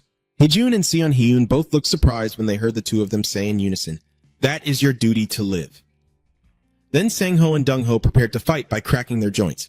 Sang-ho sighed softly, We still have to repay the captain. It's so embarrassing. Dong-ho chuckled and said, Just look really cool like a man. Both of them share the same thought. Dong-ho said seriously, Don't tarnish the reputation of the original special forces. Hun was moved to tears. He cried out loudly, Master! Suddenly Shung Hyun raised his hand to interrupt again. I apologize for cutting in. He blinked and said, But that person is gone now. The three of them immediately went outside to check. Sure enough, Dua had completely disappeared. The four of them stood there, stunned. They looked around in confusion. Meanwhile, in another scene, two men dressed in black charged at Jang-guk's with knives. Jang-guk threw a strike at them, knocking one down in an instant, then dodged as he raised his fist again. The next punch shattered the face of the next man in black. The black-clad man was knocked back by Jang-guk, who then sneezed on the spot, looking at the two fools lying on the ground, making Jang-guk frown in thought. Even after defeating the leader, their morale still hasn't dropped.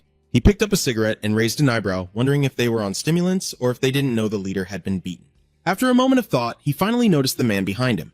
That man was none other than Kim Shu, and he, like him, was lost in deep thought. Seeing that, Jang-guk couldn't help but ask curiously, What's wrong with Officer Kim Kyung-shu? Then he let out a long sigh, his face darkening with suspicion, saying, Something's not right. I have a bad feeling. Hearing that, Jang-guk looked at him for a while, then hesitantly asked, Is it my fault? Meanwhile, a middle-aged man in police uniform was holding a walkie-talkie. Na-ho kept staring at the phone as if waiting for something. Seeing that he was acting strange, Choi Hun couldn't help but wonder. What's going on? He replied in a deep voice. I haven't heard from Shu Hai at all. The radio in his hand was completely silent. Na-ho, unwilling to accept it, called again, Shin Shu-hee. Is something wrong? The other end of the line fell completely silent because of the police following. So-hai had all logged out. The silence on the other side made Niall panic and shout, Shin Shu-hai answer. He didn't know that the Sohai he was searching for had bloodshot eyes, foaming at the mouth, and had already passed away. Shinshu! He desperately calls again when suddenly a deep voice from the phone calls out his full name. Kim NC shouts. As soon as he heard that voice, Naho's face instantly darkened, and he fell completely silent. Naho remained still, afraid to utter a word. The person on the other end calmly asked, "Where are you right now?" Naho continued to remain silent and still. Even Choi Hun looked at him with confusion. The person on the other end, losing patience, answered sharply, "Go ahead, Kim Nakho." Finally, unable to stay silent any longer, Naho calmly said, "Yuhua, the person on the other end is none other than Dua. Which quarter are you in now?" Naho was confused, unsure whether to answer or not. Duhua walks softly, smiling leisurely as he goes. Since June, the peony has bloomed, so heading in that direction should be fine, right? Hearing this, Naho immediately burst into a mocking laugh. What is going on? You went to the trouble of dragging that heavy body all the way here? In response to his teasing, Duhua calmly said, "I just want to hear a few words from you." What do you mean? Ask away, I will answer. After causing all this, do you still think you can seduce me now? Dua, pretending to be mysterious, replied softly, "No, I need to meet in person to hear it." Naho was just so pleased. Is that so? What is this? Dua angrily clenched the radio in his hand as he heard Naho mockingly speak. Your excuses? Dua's eyes turned cloudy with rage. The walkie-talkie instantly disconnected, leaving Naho stunned for a few seconds. He walked away grumbling. Still as tough as ever, huh? After finishing his story, he immediately hung up, still wondering if I was still under his command, recalling his disheveled appearance when he saw Dua in the pouring rain. Naho clenched his teeth in silence and said, "Ah." Everything's changed since then. Suddenly, Naho drew his weapon and muttered angrily, "All right, come on, let's see who dares to bet everything and face me." He roared fiercely like a beast. Just wait and see. At the same time, Dua was also searching for him. Naho roars arrogantly from the other side, saying, "Let's see whose mouth will utter excuses." Hongjun has received the current situation report from Dongho and Sangho. He spoke seriously into the radio. Has he arrived? Sangho looked at a pile of bodies scattered on the ground and nodded. Yes, he came, wiped out the entire Shinshuhai team, and then disappeared. Hearing this, Hongjun immediately asked worriedly, "Are you guys okay?" Sangho hesitated for a moment, unsure of the reason. Sangho said with confusion as Dua ignored us and went straight ahead. Hongrun exclaimed in shock, "Do you not know you guys are there?" Sangho shook his head and replied, "It's not like that. We even made eye contact with him. It was really terrifying." Then Hongrun nodded and said, "I understand. I will report to Captain Bianguk." Next, there is no definite plan. Sangho anxiously asked him, "What should we do now?" Hongrun thought for a moment, then instructed Sangho and everyone not to leave their current positions. Continuing to guard the bound woman, he obediently replied, "Yes, I understand." Hyun and Heejin's car stare intently at the third-generation pilot woman tied and sprawled on the ground. Then Hong runs out of battery on his phone. He sits in silence in the room, wondering, so it's fortunate, but to leave her behind and go? Why is that? Outside, the vast forest is about to fall into darkness, he silently wondered. Is there anything else out there? Hong trembles unknowingly in the quiet forest of pigs and birds as if guarding something. The current location is the central corridor, including Dongho, Sangho, Heejun, Seon Hyun, and finally Fie Kwang from the third generation. In the middle of the corridor are Ja, followed by Jianguk and Jianshu.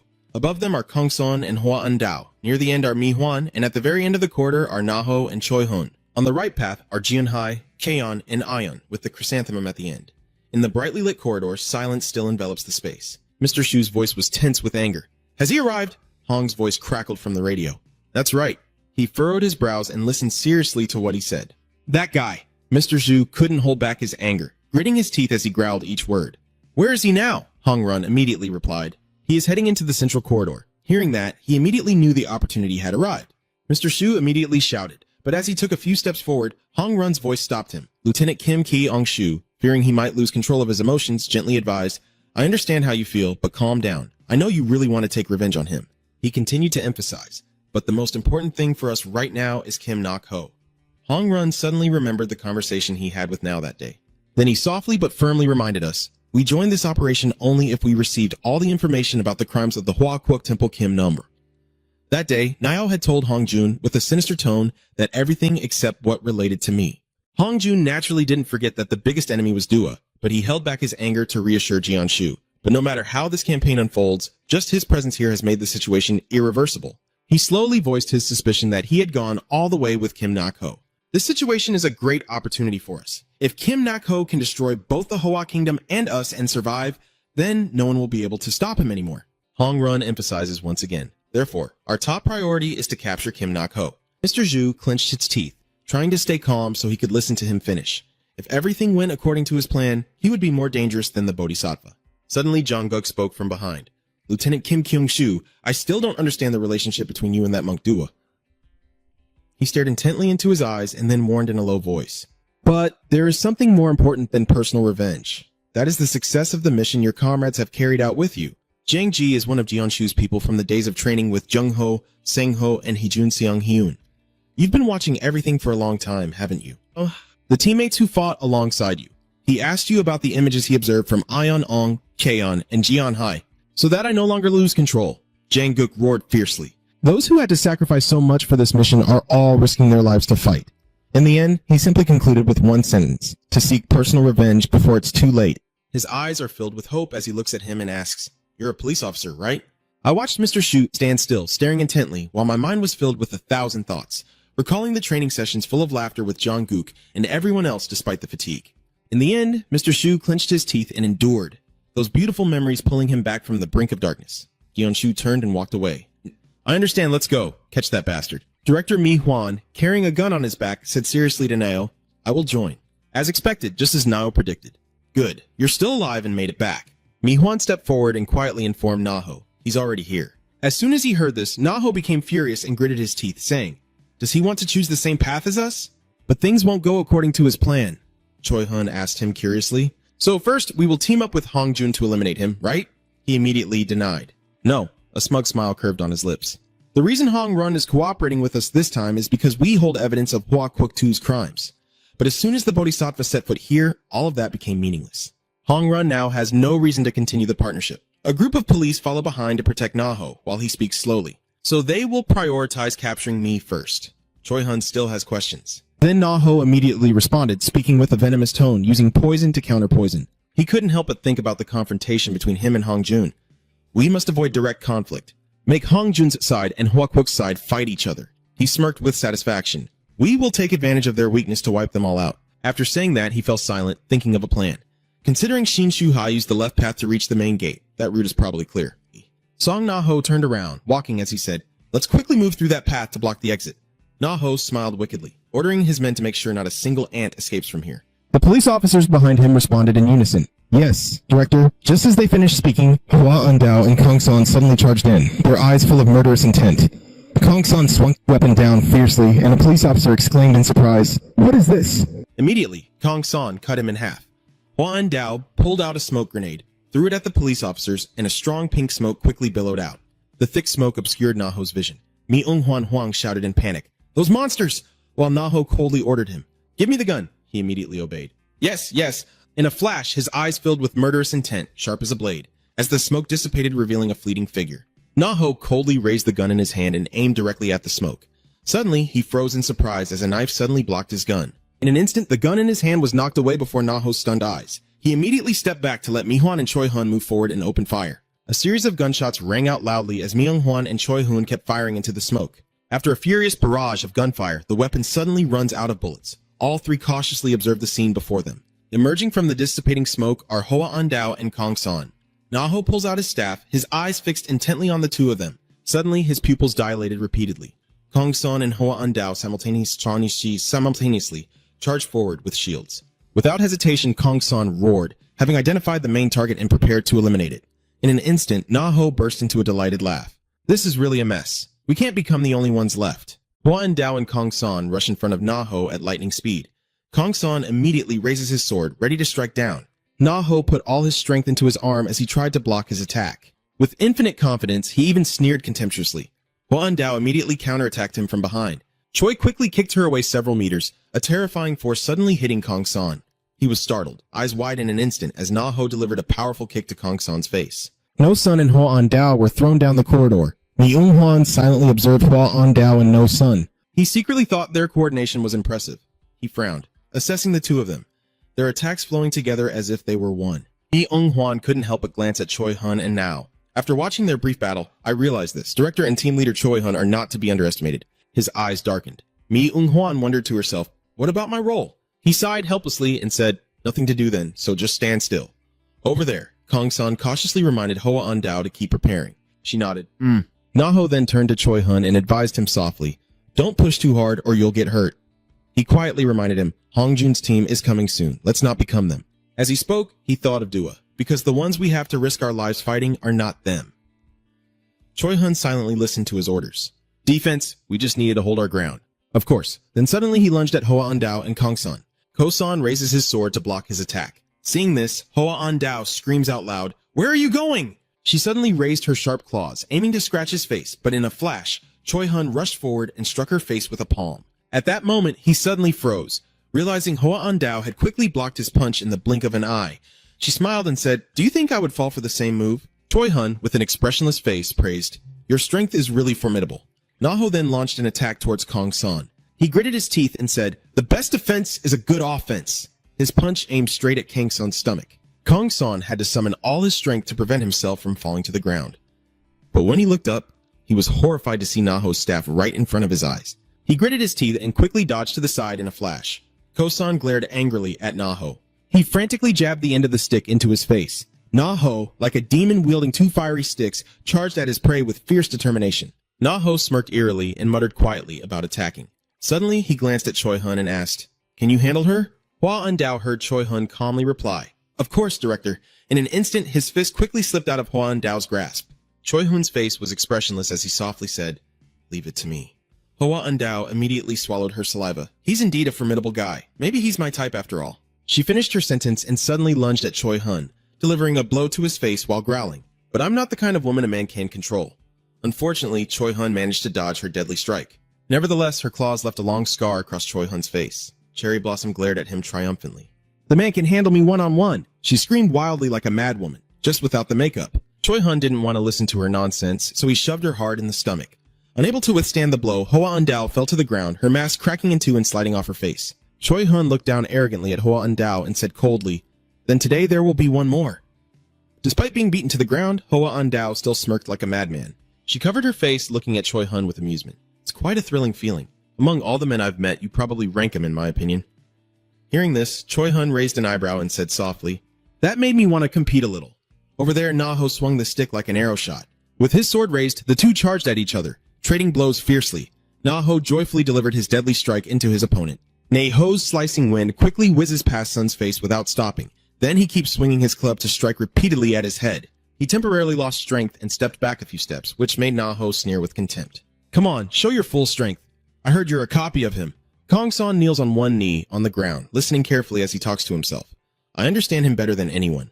Naho mentioned Dua on that rainy day. I fought against him then. The unarmed person who lost." Naho raises his sticks in front of Kong-san.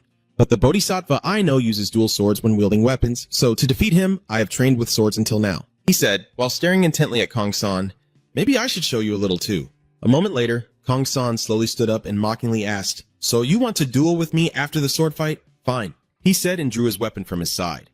Kong-san's sudden action stunned Naho, his eyes widening in fear. Kong-san held two swords in his hands, radiating a terrifying power just like Due during the rainy afternoon. Kong-san roared angrily, "I will show you." Oh, Naho was so terrified that he burst into laughter. That real feeling made him tremble with fear. BTSD is attacking again. He swallows his saliva, trying to steady himself. All right.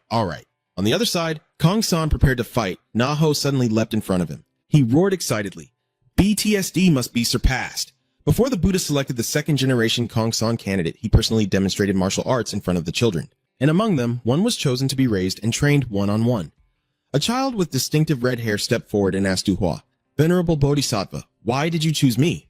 That day when I performed. As he looked at the children, he realized that the others were trembling with fear. Under Duhua's intimidating gaze, he hoarsely said, "You are the only one whose eyes are full of admiration."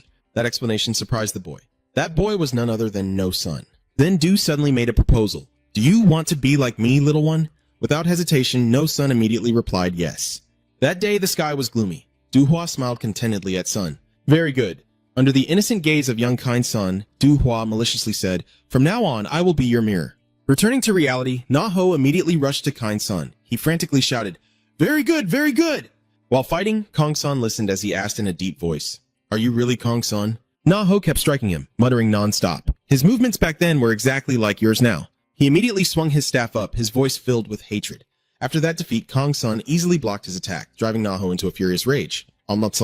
I have never given up my desire for revenge against him.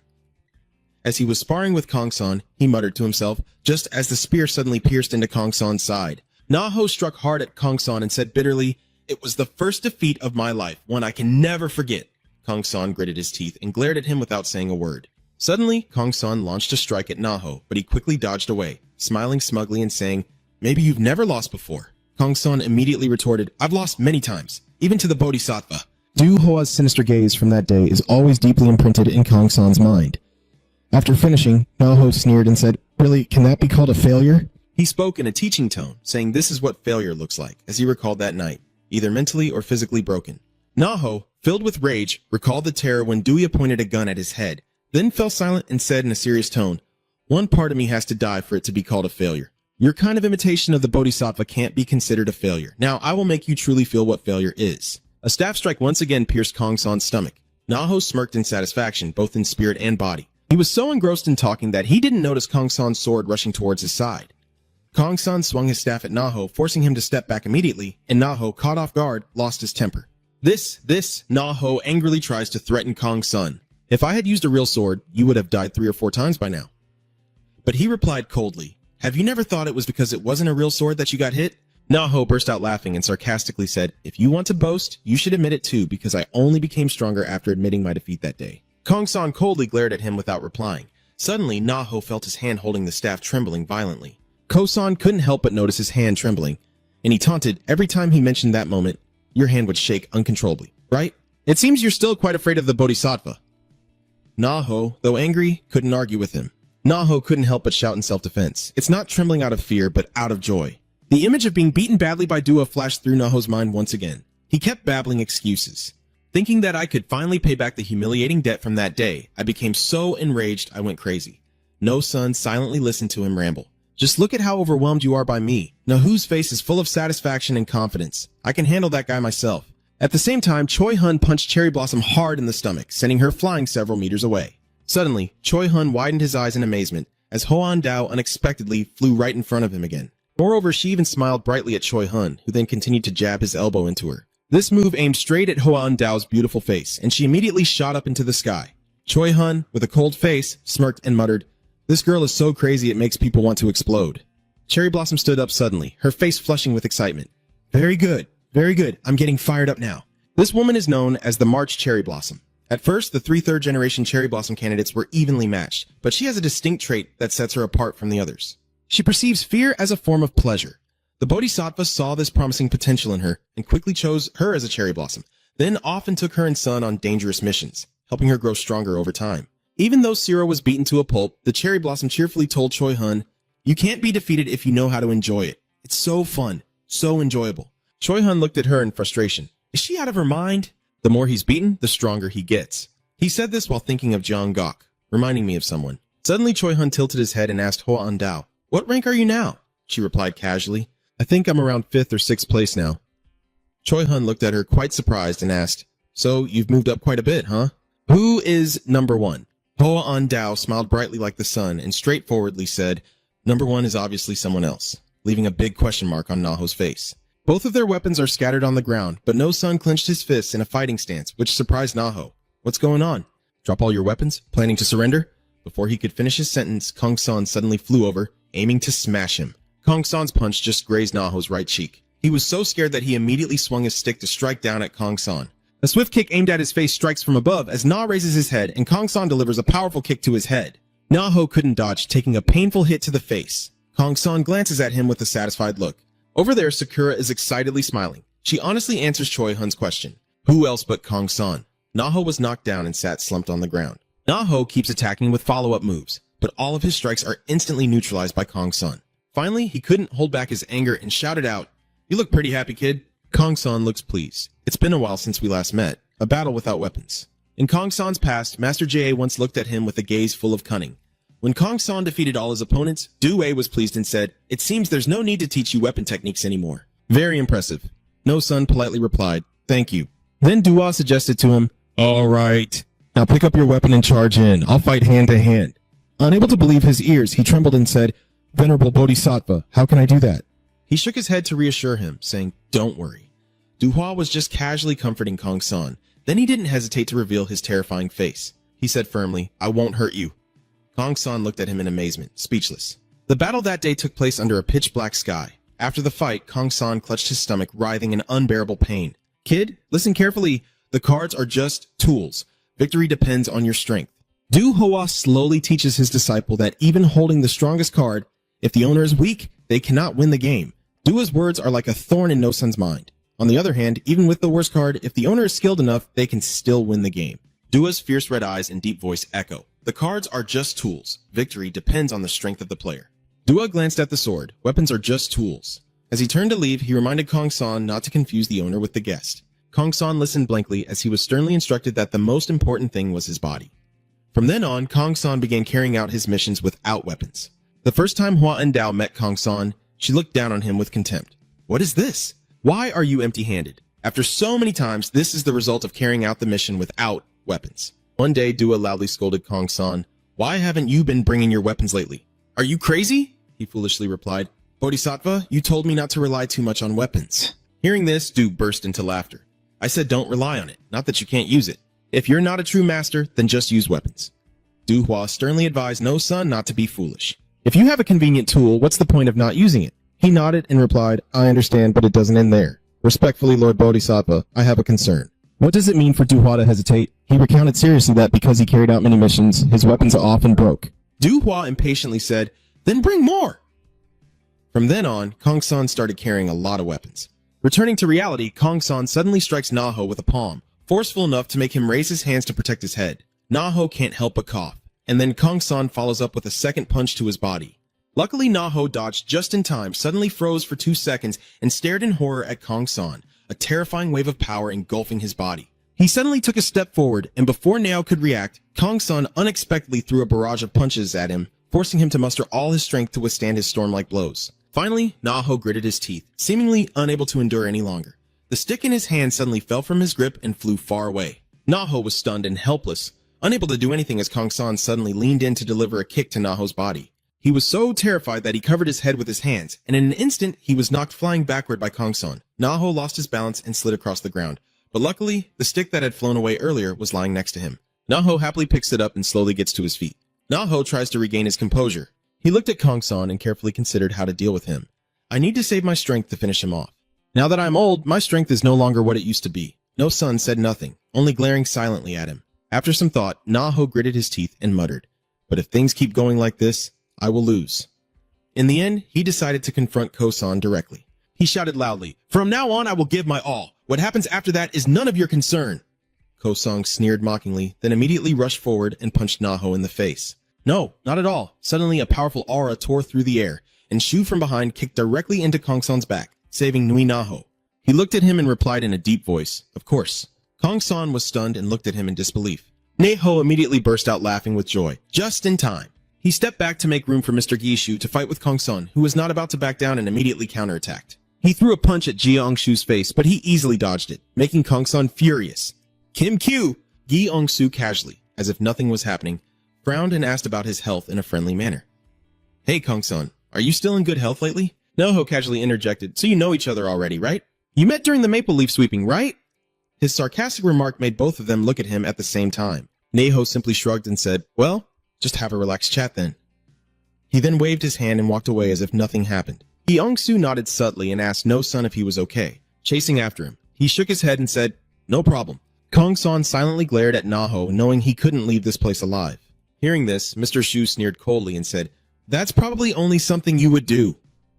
Jungkook slowly approached from behind, observed the situation, and asked, are you Kim Kyung-shu? Do you need my help? Mr. Zhu declined. No need, Captain. Go catch the scorpion. As Jungkook passed by Kong San, he coldly said, I understand. Seeing that Kong San had no intention of fighting him, Jungkook couldn't help but feel confused, wondering why he was just letting him go. It's him, right? Ko-san remained silent, just tilting his head to glance at him. Jungkook secretly guesses who injured Kim Kyung-shu at that time. They lock eyes for a moment. So now you also think it's time for us to fight, huh? He tilted his head and challenged, you'll have to try to find out. Suddenly, Kong San curiously asked him, have you already fought, mon dieu? Gi-ong-shu replied in a deep voice. Yes, before we fight, I have one question. Gi-ong-shu frowned and repeated, mon dieu's words between us who is stronger. Then, Gi-ong-shu immediately assumed a fighting stance. Ko-san did the same, clenched his fist cautiously. Alright then, make your decision and challenge the Phantom Phi Kwang to see who is the strongest card. Jian Shu's card or Kong San's, who will be the strongest? Choi Hun found it hard to believe, but he kept a cold expression.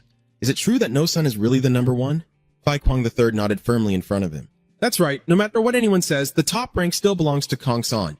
He repeats, the top rank is Kong San. Choi Hun asks her, I heard from the bureau chief that someone named Phi Kwang is also called the strongest. Phi Kwang III just smiled and replied, as for you, Phi Kwang, I didn't even let her finish her sentence before Choi Hun cut in. Alright then. His face darkened even more, revealing a terrifying expression. Forget all that trivial stuff. Anyway, if GC gets her, I'll be number one for life, right?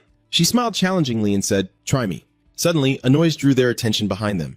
Naho ran over excitedly and called out, Hey Choi Hun! Choi Hun was stunned. Even the director of the Three-Sided Light Bureau recognized who was in front of him. She exclaimed, Tung Hak. He asked, have you caught the non-saint yet? Is Naho rushing over? No. He happily announced it to Choi Hun. Kim Kyung-shu ran into No Sun. It seems they still have a lot to talk about, so I stepped aside. He was a bit surprised to hear that. Naho continued, Let's go now. Suddenly, Phi Kwang from the third generation rushed towards him. She said sharply, Where are you going? But immediately, Naho raised her stick and easily pushed her away. Zero from Phi Kwang's third life was pouring out like water, and her face darkened with disbelief. Who is she? Falling hard to the ground, exclaiming second class. Second class? What is she saying? Choi Hun didn't really want to care about her, so he just said, Just a crazy woman? Choi Hun, seeing that expression, remained very cold. It would be better to just catch her and move on, but bringing her along would be a hassle. At this moment, Phi Kwang, who had been sitting quietly, sat up and touched her face as Naho's voice echoed. It's okay. He glanced at the tall figure behind him. That guy will keep her here forever. He's standing tall and facing them. The tall figure startled her a little. Choi Hun quickly recognized Captain Boon Jung-guk. Jang-guk also greeted back. Choi honored Naho, a bit impatient, pushed him aside and urged, Save the greetings for later. Let's talk after we get back alive. Choi Hun was surprised but quickly agreed. Yes. At this moment, Phi Kwang from the third generation slowly got up from the ground. Jang-guk recognized her and asked, Are you the girl? He still has that icy cold expression, Kong San's companion. She recognizes him and responds with a smile. Are you Jung-guk? Today, many guys made it onto the rankings. Jung-shu and Kon are now engaged in a fierce battle. Kong San swung his fist at his face, but Jian-shu dodged it. Though the punch still grazed his cheek, the wound immediately oozing blood. Gi Ong-shu was not to be outdone, swinging his blade at him. The knife scar on the mask leaves a mark. Gi Ong-shu's face remains cold as he prepares to strike again. How is it? Is this different from last time? Do you feel it's time for us to have a proper fight? Kong San also stopped and did not deny it. Yes, your movements have become more natural. He continued, I felt you still weren't used to using that body back then, when suddenly Mr. Shu spoke up. Can I ask you something? He glanced at him with curiosity. Why didn't you fight me back then? If you wanted to get rid of me, it would have been much easier at that time. No Sun spoke slowly, then from him. He spoke more seriously. I felt something that was almost like myself. Then, he turned to Jian-shu and asked, You feel the same way, right? He nodded in agreement, yes. Gyeong-su lang lung noitip. And that's why I feel very uncomfortable. But what does that have to do with what happened back then? No Sun hesitated a bit. Oh, he recalls his master after training under the guidance of the Bodhisattva master. No one is his match anymore. No Sun also remembers that card. But I heard that someone named Phi Kwang also trained under the Bodhisattva master, just like me. And he wants to know who is the best disciple. So I sought him out for a final showdown, but his body was severely damaged at the time, so I gave up on the idea. It was then that Jian-shu realized the source of the discomfort he occasionally felt was a person. He continued, I also observed the one fighting the black ghost. He stared intently at him, and I felt the same discomfort. No Sun's voice grew even deeper. But if back then I had fought you when you weren't in your best state, and he had continued speaking, maybe I would never be able to shake off that restless feeling. Hyung-soo calmly said, You are very obsessed with strength, aren't you? No Sun does not deny it. Is there anything wrong with that? He seriously affirmed that strength is the truth, that the strong can have everything and become anything. Gi Ong-shu is no different from him. I never said that was wrong. Then he assumed a stance ready to continue the fight. I also pursue strength like him, even though our goals are different. His eyes behind the mask narrowed, as Sun didn't continue. Then I also have something I want to ask. He voiced his doubts. Kim Kyu, are you really the second generation of the Flying Light? Jung-shu did not deny it and immediately replied, Yes, you want to know more again. What do you think? He replied, I also think you are a second generation Phi Kwang. He glanced at him coldly. If not, your existence cannot be explained. Mr. Gi sneered and replied, The others only believed me after getting beaten, but you're different. Not Sun immediately rushed toward him. So what happens now? Gi Ong-shu quickly raised his hand to block his attack, then was pushed back several steps by the force. Still not stopping, he kept launching stronger attacks at him. With a fierce look, Kong San asked, Are you in your best condition? He continued to attack, seemingly curious as he asked, between Fai Kwang and Kong San, who is the stronger card? Kong San charged forward, his eyes behind the mask shining brightly. Kong San punched Jianshu hard in the stomach. He couldn't dodge in time and immediately opened his mouth in pain. Jianshu was forced to retreat by the blow. Kong San feels very proud of this scene. Today there will probably be a clear answer. He sighs softly. You really make Mr. Shu remember Dua, and he sighs just like that teacher too. He continued, if I had fought against someone from the Fai Kwang era, I might have lost as well. Kong San was a bit surprised. What? He said sarcastically. Just fought a little and already talking like that.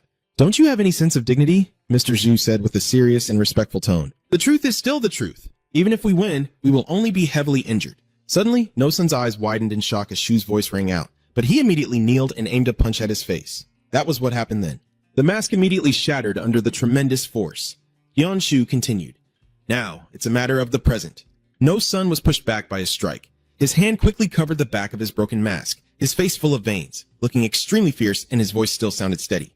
You will regret not killing me when you had the chance. Jianshu's face is full of murderous intent as he seriously says, because now I'm even stronger than when I was just a hero. Finally, the time has come for those teachings to shine. A genius with innate exceptional talent or someone with a special gift, a genius can achieve anything they desire. In the country of Hoa, there are two prodigies, and images of Kong San and Jianshu in their childhood appear. Their talent gap is almost non-existent. The type of talent they possess is also similar. Those two geniuses face the same enormous wall right in front of them, which is Dua. The cold, icy light of the metal flickered continuously as Jianshu launched agile strikes with deadly intent towards Kong San, but the knife was immediately blocked. Kong San crouched down, trying to minimize injuries by dodging the attack, then punched towards Jianshu. He immediately raised his hand to block and slightly furrowed his brow at that move. Jianshu quickly bent down to dodge his attack again. He raised the knife in his hand once more. In that instant, the knife appeared right in front of Kong San, startling him a bit. He quickly turned around and narrowly avoided Gang Shu's attack. Then Kong San threw another fierce punch at him. He glanced and saw that his opponent's foot stopped right next to his face. Kong San punched straight at his face so fast it created a strong gust of wind. Immediately, Mr. Zhu stepped back a few paces to separate Kong San from him. He sighed deeply.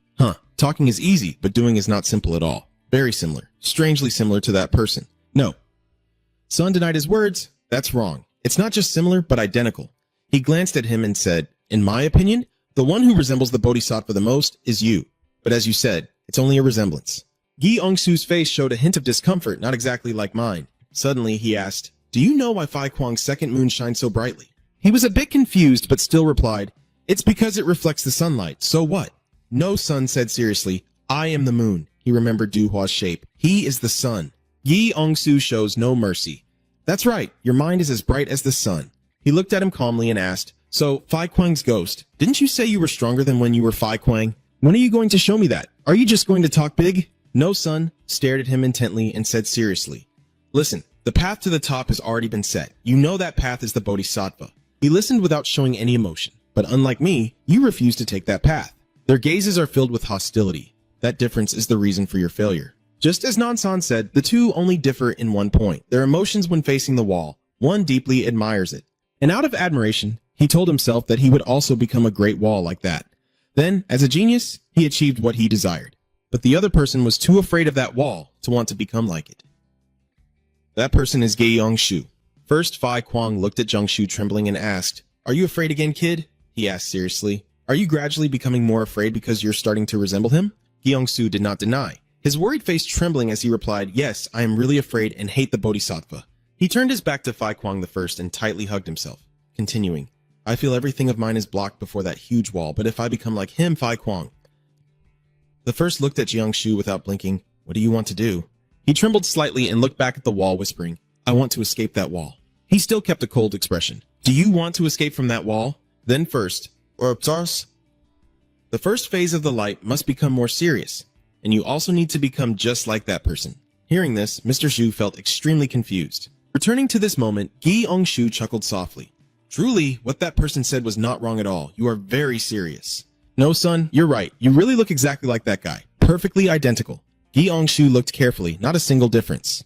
He calmly replied, is that so? Do you realize now? He continued, anyway, I never expected to look this perfect. At this moment, no son spoke up for me. He said with a serious look, he's talented. Going back to the past. Lord Shu of Gai suddenly returned and told first-generation Fai Kwang that I had to become like the Buddha. He looked unwilling and said sharply, I already said I didn't want to. Can't you hear him? His voice echoes. Do you know what the first thing to do when you want to destroy a building is? He calmly said, it's the building's design. Firstborn Phi Kwang added, to demolish a structure safely and effectively, you must understand its design and how it was built. He looked at him intently and said, if you want to destroy something, you have to know its design inside out. Do you understand why I say that? Yi Ong-soo is now like engraving each word into his mind. First, learn from that person. Then become like him to understand him fully. The first life of Phi Kwang became more serious. And then returning to the present, Kong-san widened his eyes at Jia Ong-soo's surprise attack, and he swung his fist forcefully towards him, leaving Kong-san stunned. The voice of the past generation echoed, shatter him with your own hands. Mr. Gi's cold face said, fortunately, you are exactly like him. After taking a powerful blow from him, Kong-san painfully spat out Zero, once admired by two geniuses who vowed to become a great wall like that, and he achieved what he desired. The one who always feared that wall then swore to himself that one day he would break it with his own hands. At this moment, Jian-shu has pulled out the bloodstained knife, and the open wound on Kong-san is bleeding. He is also gradually achieving what he desires. The card symbolizing him now has a hole right in the center. Kong-san panicked as the wound on his stomach oozed Zero Gi, and Jian-shu seized the moment to rush at him. He swung the knife in his hand, and Kong-san stepped back to dodge. He grimaced and put all his strength into the punch. Kong-san's eyes, which had been fixed on Jian-shu, suddenly saw the image of a willow leaf. He stared in amazement as Jian-shu suddenly disappeared before his eyes. Then, unexpectedly, Jian-shu lunged from the ground, catching Kong-san off guard. He didn't have time to block and immediately took a knife strike to the shoulder. Jian-shu pulled the knife out right after stabbing, and blood flowed with the movement. You're really surprised to see him suffering in front of you, huh?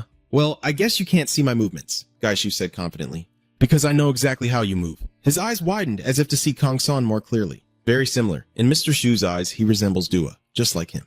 He remembers when he was a child, I was the same, trying every day to become more like him. Jian-shu continued, his voice full of bitterness to crush him. You see Kong-san glaring, but what about you? You only live to become his perfect copy. Jian-shu's eyes suddenly grew deep, not thinking about what happened afterward. That is your limit. Kong-san, after a few minutes of silence, he finally spoke. Your face, Kong-san, seems to show a glimmer of hope as you speak in admiration. That's truly amazing. It seems he looked at Kim Gi-ong-shu with admiration.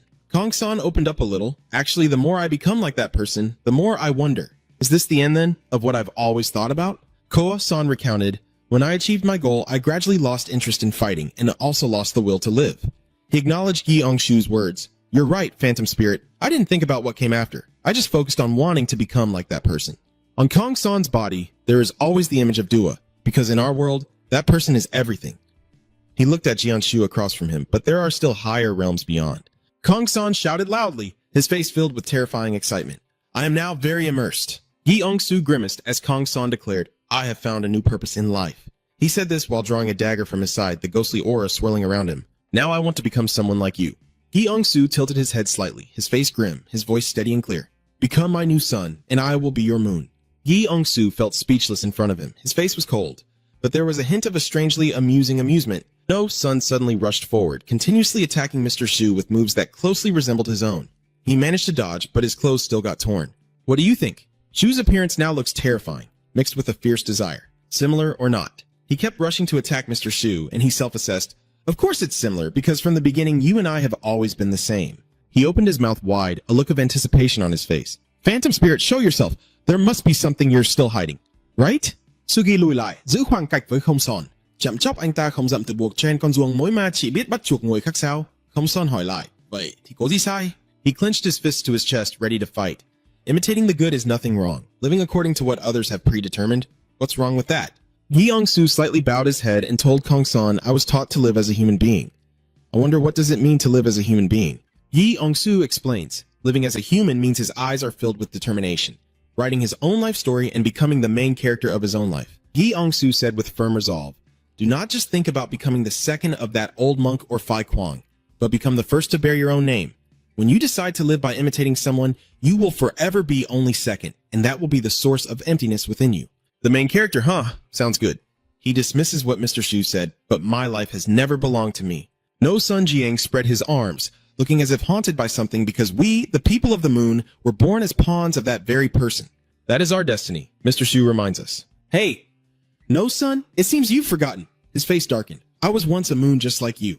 Kong-san remained silent, his eyes widening in disbelief. Mr. Gi-shu remembered the past, when I also lived like his pawn. thinking he was the entire world. His voice slowed down, but Gi Yongshu recalled the image of a man, only different because now there is someone beside me showing me a different world. His tone is clear and distinct.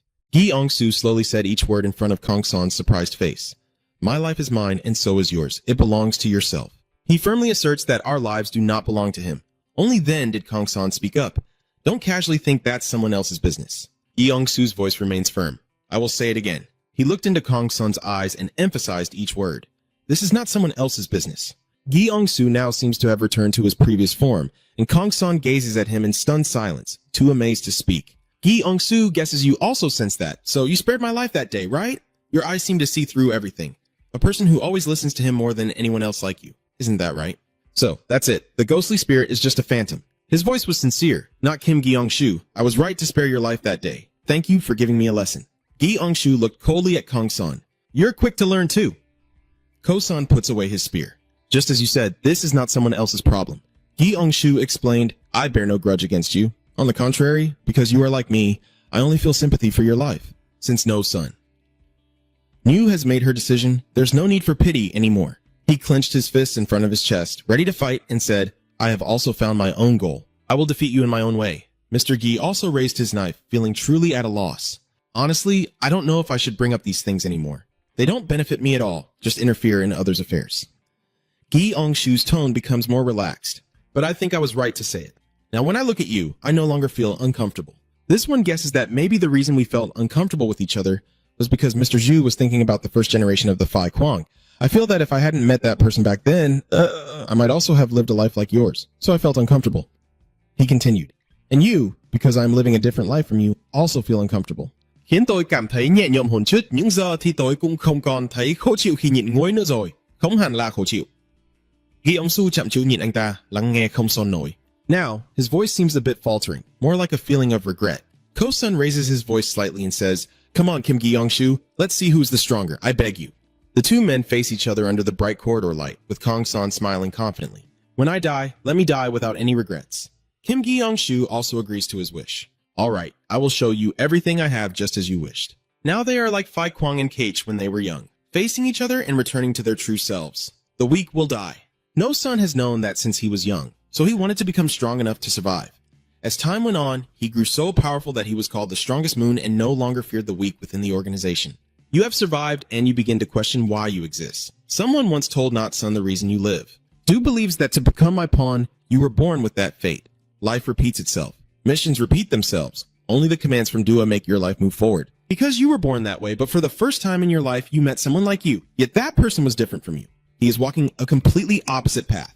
You are curious and have countless questions to ask. And so, for the first time in your life, when the two of you fought each other and saw the unique gaze of Gaisu, you disobeyed Dua's orders. That was the first time in your life.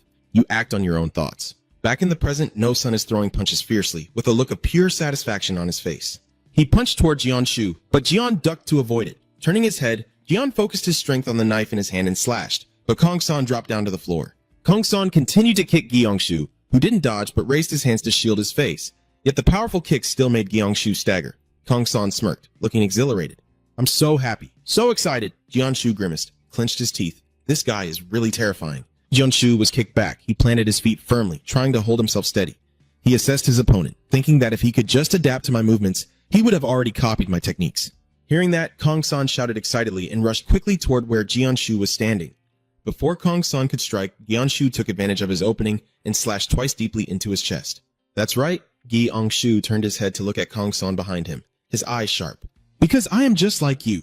Before you got injured, On Ni Kong San was coughing up blood. If we had fought like this from the start, I might have been in trouble. Gi Yongshu suggests, Kong San, surrender. And Tianqi asks if you are now awake and says you don't need to stay here. Kim Gi Yongshu, I am now acting according to my own will. He recounted, my original mission was just to steal the gold, but instead I ended up fighting you. Kong San makes his choice, his expression determined. I will stay here and fight you. Jian Shu just silently looked at him, and No Son said to him, and because you helped me realize something, I will also give you a piece of information. He revealed that Kim Gi Yongshu, the third generation of the Flying Light, is actually the daughter of the first generation of the Flying Light. Jian Shu looked skeptical, which didn't seem like her at all. Kong San guessed it might be like her mother. Jian Shu agreed. It made sense. Hong Jun's daughter is the same way. No Sun provided Jianshu with more information, and the Bodhisattva also said that after this battle he would leave the country. Jianshu also wasn't surprised. After causing such chaos, it was only natural. Although Kong San's eyes are a bit dazed, he still wants to keep fighting. Maybe it's because he's drunk too much syrup, so he's starting to feel dizzy. Stop talking and just end the fight. Record what Shu asks him, with a voice tinged with regret. Is it really necessary to go that far? Bung Sun frowns, looking alluring. Alright, the final destination on my path. The two of them start rushing at each other again. He continued, I will decide for myself. No Sun didn't hesitate. Looking back, even when I listened to that person and carried out the mission, I didn't feel anything. He recalled his previous judgment, thinking it was just an order that had to be obeyed. I thought that was the only way to go, but now I understand. At this moment, our eyes are locked on each other, both of us launching continuous attacks. While throwing his punch, Kong San thought that this was not the only possible path. His punch was almost aimed at Jianshu's face. Jianshu reacted quickly, skillfully knocking Kong San away. He thought to himself that this path was not predetermined by others and that it was up to him to choose it. Gi Ongshu focused his strength on his feet and jumped up, and Kong San realized it was a decision he had to make himself. Gi Ongshu swiftly passes by Kong San, leaving slashes and willow-like moves stained with a syrupy hue on his body. Kong San grits his teeth, blood pouring from his wounds. Even on this final path, being able to choose it is truly fortunate. Blood gushed out, spreading across the floor, Non-Sun lying in the pool of blood, his eye sockets sunken, gasping for breath. Gi Ongshu stepped closer, looking as if he had reached his limit. No, Sun was still wondering why at that moment he was curious. If he wanted GC, someone could have done it quickly a long time ago, but he kept avoiding fatal wounds. Gi Ongshu bowed his head and looked at him because I promised to show you everything I have. When Kong San heard that, he sighed and said, You're really gentle. Gi Ongshu recalled the time he punched him, and you also had chances to hurt me. Ha Tam looked at Kon lying on the ground, but you didn't do the same. No Sun explained, because you said you would catch that person. He looked up at Gi Ongshu, the same smile still on his face. If he gets injured, that chance will decrease. Is that correct? Mr. Gi responded. That's right. He's asking for Kong San's opinion. What do you think? Can I catch him? He answered vaguely. I'm not sure anymore. Could Sun really think that Du Hua would lose? I can't imagine that happening. His voice faltered slightly, but Kong San looked at the figure before him, and I can't imagine you would lose either. He warned him sincerely. Kim Gi Ongshu, be careful. You think you understand that person. Kong San's tired eyes suddenly flashed with a deep shadow, but that person definitely has things they have never shown us. There are things he's hiding. Mr. Kim Gi always listens to him speak. He replied, I will remember. Keo-san said what he had always thought. I thought that if I died, I would just be like the other moons, falling under the next candidate's hand. He continued saying, amidst my words of gratitude, perhaps I was born for this encounter. Kong San closed his eyes, a faint smile on his lips, looking incredibly satisfied. GC, I'm leaving. Thank you very much. Kim Gi nodded, and he also agreed with Kong San. All right. Jianshu bowed and plunged the knife into Kong San's chest, fulfilling his wish. Jiangsu says his farewell. Goodbye. Not Sun. A life without Sun ends beneath Jianshu's blade. Byung-kook is Hong Jun's strongest trump card. Cherry Blossom, one of the most powerful cards of the Bodhisattva. Both of them, hearing from Hong about the danger of their opponent, knew that neither was an easy adversary, so they decided to go all out to face each other. But Jang-gook looked at the woman in front of him, pondering. The opponent also carefully observes this man. Jang-gook, with a cigarette in his mouth, looks puzzled. Why isn't he charging in? Both of them get stronger the more they get hit first. After a moment, Mr. Jiang stood with his feet shoulder-width apart and said, You go first. Cherry Blossom immediately responded politely. I'll let you have the first move. But Jang-gook still didn't change his decision, prioritizing women first. Hearing this, she also began to think. I am a supporter of the Neutrality Society. While No Sun and Kim Kyung-shu were fighting, they were just grappling. When suddenly someone called the captain. As soon as he saw the newcomer, Jang-gook responded, Lieutenant Kim Ki-ung-shu. Are you a bit surprised? Did you win? Su quickly replied, yes, that's right. His face shows no emotion as he announces that No Sun has been defeated. This statement made Hua An-dao open her eyes wide in shock. What? Is Sun already dead then? Hua An-dao seems to doubt it, her voice tense. Don't lie, there's no way he could have done it. But Mr. Gi is very patient. I will say it again. He squinted, his eyebrows slightly furrowed. No Sun has been caught. At this moment, she could only stay silent. After a while, Hua An-dao quickly rushed over and shouted loudly, Don't talk nonsense! But unfortunately, she was immediately struck by Jianshu. The punch landed directly on her stomach, causing her hair to fall loose as her body collapsed onto the floor. Then she slowly sat up, trembling and groaning as she looked at the man with the knife scar in front of her. Hua An-dao guessed that she had been hit like this before. The image of a very familiar chin appears, immediately making Hua An-dao furrow her brows in fear. Who are you? But at this moment, Mr. Shu once again raised his fist, aiming straight at the opponent's face, thinking that if he kept hitting, he would eventually remember. He lands another punch on the other side. I remember you like to be hit. Keep getting hit and eventually you'll remember. As she endures countless attacks, Cherry Blossom's thoughts continue to rise. I've felt this way somewhere before. This girl is someone who once saw pain as pleasure. One day, she suddenly wondered how it would feel to be hit by Phi Kwang. So she started bothering Phoenix. You are very close to Phi Kwang. Not long after, when still a Phi Kwang, Gi Angshu put his hands in his pockets and spoke. Hey, Cherry Blossom, why do you keep bothering Phoenix? And Cherry Blossom gently raises her wings while wearing a mask. Well, I suppose there are some reasons for that. After hearing the advice, he calmly responded. Stop it, she's asking a provocative question. What if I don't like it? Hearing this, Jianshu's tone turned ice cold. So I will make her stop. Meanwhile, Hoa Un Dao slowly removed her mask and replied, I've been waiting for that. And that day, Hoa Un Dao lay motionless on the floor, whispering. It hurts so much, tears streaming down her face beneath the mask. That man is truly terrifying. I've never felt pain like this before. Returning to the present, Cherry Blossom is still enduring countless attacks. She covered her head with her hands and shouted, It hurts so much! It hurts so much! Cherry Blossom's body was covered in bruises as she screamed. Stop, stop, stop, please! At this moment, she covers her mouth, frightened and guessing. And Phi Kwang! Mr. Su immediately takes it seriously. That's right, Huan Dao asked again. Are you really Phi Kwang? But Phi Kwang is already dead. Yet Gi Angshu seems to like violence. Does he need to be beaten more to believe it? As soon as the words finished, she stammered, No, I believe you. Stammering and with syrup in her mouth, she says no pain. Hearing this, Mr. Zhu frowns, his eyes emotionless. Yes, he has already done it. In the bright darkness, she hurriedly replied, Don't. She straightened up and shouted, Don't lie! There's no way I didn't get sealed. After hearing that, Gai Angshu was utterly helpless. If you don't believe it, go verify for yourself. Her eyes remained unchanged. No sun was already chid. Opposite her, Hoa An's tears kept flowing uncontrollably, and she hurriedly ran away shouting, No paint, her mouth gaping as she called out, No paint. Seeing that, Jane Guk turned around curiously. What's going on?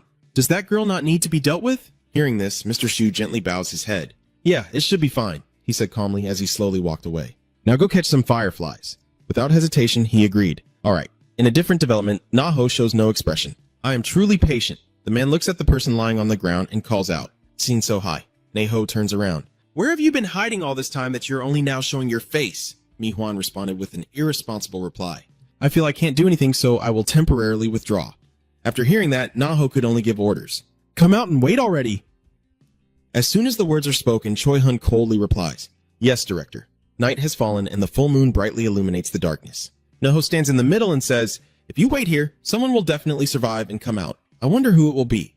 He slightly lifts his lips and says, We'll just sit here. Suddenly, a voice unexpectedly rings out saying it should be about defeating enemies on all sides. It turns out Orisit just made that remark, which doesn't seem to fit the current situation at all. Seeing that, the other person immediately called Lan Thao. Naho turned around and asked, Where have you been hiding until now? As soon as he finished speaking, he simply replied, I just went to tidy up.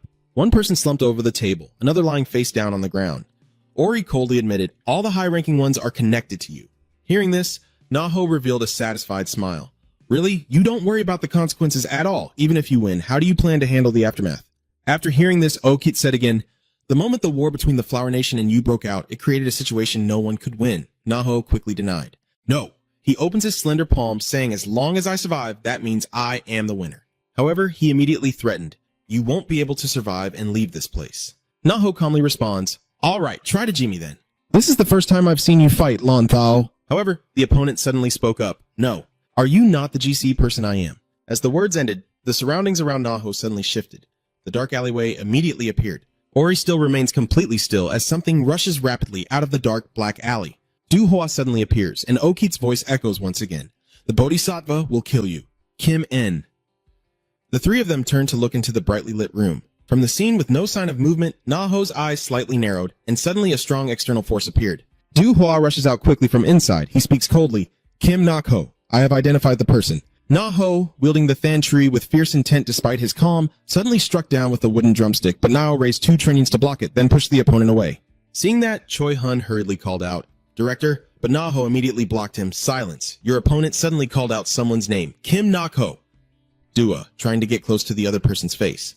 I believed in you. As I fought, I listed your combat skills and ambitions. Du Hua raised the wooden drum once more and struck it forcefully. Only then did he answer the question. It's hard to find a man like you anywhere. That's why I chose you. Those two objects slide against each other, but now just one more step is needed. Just one more step forward. Du's face wrinkles as we have now reached the dream we aimed for. The wooden gong seems to be pressed firmly against the metal hammer but still hasn't weakened Na-ho. His eyebrows furrowed deeply and his eyes flashed with anger. Yet, because of regret over the past, he ruined everything. Truly the height of foolishness. The fool is actually you. Do, now that Na-ho is at a disadvantage, you speak as you said. He looked into the wrinkled eyes of the man in front of him. A man like me. Na-ho swung his hand sideways, knocking the wooden drumstick away. He smirked and said, Demon Lord, how could I forget the defeat that day? And it is you, Hua Kwuk-tu, who are the ones ruining everything. However, Due still quickly retreated to avoid it. Seeing that, Nayo did not give up. I'm not finished yet. Turn around and I will destroy all of you here. Kim Na-kao laughed fiercely, saying that as long as I survive, that's enough. His father was also a police officer, having arrested countless criminals, with a 100% confession rate in the cases he handled. With a brilliant and impressive career, he was respected by everyone. Kim NC-ho admired his father so much and also wanted to become a police officer. His father had also taught him his own investigative methods. But when Kim NC-ho became a police officer, everything changed dramatically. His father was accused of abusing his authority during investigations. More than half of the cases he handled were retried and the criminals declared innocent. Kim Ho's father took his own life.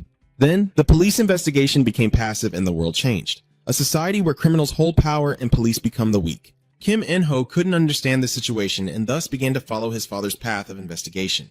Kim En-ho became a police officer to make criminals fear him like his father, but his actions also brought him countless disciplinary actions and criticism. Cornered and alone, Kim En-ho relentlessly pursued a criminal organization. The organization was the Mask. Kim NC-ho risked his life to catch the Mask to prove his way of investigation was right. His wife frowned slightly, displeased. Please, stop it. After hearing that person's accusation, I heard you used violence on the suspect again during the interrogation. Na-ho still calmly replied, he clarified without admitting anything, just trying to think of other ways. Her voice suddenly rose. How could anyone still investigate like that now? If they are truly innocent, what should be done? And Na-ho only responded with a cold tone, which is a pity. He turned back and continued. If they catch 100 meters of the criminal, even if one person is innocent, it's okay. Sweat dripped down the wife's forehead, and they started shouting at each other, saying it's no big deal. You are just like your father. Why bring my father into this? And even your family isn't on his side. The only one who truly understood him was none other than Du Hua, who gently spoke up while standing before the man sitting on the ground in the heavy rain. So that's why you've been causing chaos everywhere. The only person who could have gotten close enough to our mask organization to this extent is probably only you. After hearing the other person say, Kim Na-ko, I have a proposal for you, Na-ho immediately became curious and asked. Hearing this, he quickly got to the point. But you also know that this country is deeply divided by politics, gender, region, age, and so on. So I want to unify this country into one under the banner of fear. In the heavy rain, he stood solemnly, so it can be said that you and I share the same nature. You also want to use the fear called authority to unite people. As soon as the words finished, Na-ho suddenly denied. I am not fear. My thin eyebrows furrow constantly and I slightly curl my lips. I am justice. Meanwhile, the opponent watched intently. After a moment, Dua tried to persuade them, even though our paths may be different. With an unchanged tone, but the ultimate goal the same, Dua, as he removes his mask, Sass concludes, join me. Then he established the Hoa Nation and spread fear across the country, while Kim En-ho exploited this fear to strengthen his position within the organization. Sun bites.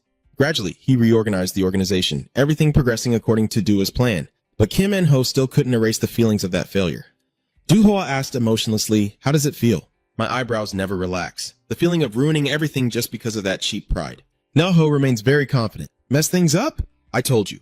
Only you are the one who failed. He slightly bows his head. I lowered my gaze, and from that day on, I let go of my pride. I have cooperated with a criminal like you and followed all your orders. As Na-ho recalls the painful past, he continues, but I have never forgotten. Then came the moment Du approached him, bringing back the atmosphere of that day. Na-ho's eyes widened in horror as he brandished the metal club in front of him. Today, I will eliminate you and the entire Hoa Kingdom to cleanse the failures of the past and stand at the pinnacle of this land. Then he growled, calling Choi Hunjin Myung-hwan. After hearing the orders, the two of you will take responsibility for Lan Thao's area. Orchid, with a fearless stance as a prey, spoke up. Oh no, am I actually outnumbered? Meanwhile, Dua still maintains a serious expression. If you are willing to live and bear your pride forever, perhaps you would have achieved your dream. Na-ho slowly advances. I have thought about it a lot. I have been thinking about it my whole life. Just as you said, that path is definitely easier. He looked at the hesitant person opposite him, but Na-ho grinned wickedly. I was born a man, I can't live like that. He observed the surprised face of the other person. You understand that too, Dua? After a long silence, Dua suddenly sneered and cursed. You idiot! Na-ho also didn't hold back and responded to the man. A commanding voice echoed in reminder. If you have no more self-respect, you're just a corpse. Kim Nak-ho has been trained in all kinds of methods since he was a child. From martial arts techniques to controlling opponents and exploiting fatal weaknesses, he has no rivals in the martial arts world. But that time, Dua was the first to completely overpower him. His incredible movements, overwhelming physical ability, everything was several levels above Kim Nak-ho. After hearing that Tinhwa mainly uses dual swords, he started training with dual swords to confront him. But through the battle with Sun, he realized that martial arts is the main fighting method. Although he guessed wrong, Kim Nyo felt relieved because his physical strength would surely decline with age. The two men continued to fight each other fiercely. Neiho charged forward with Than Trui, but Dua still easily blocked the attack.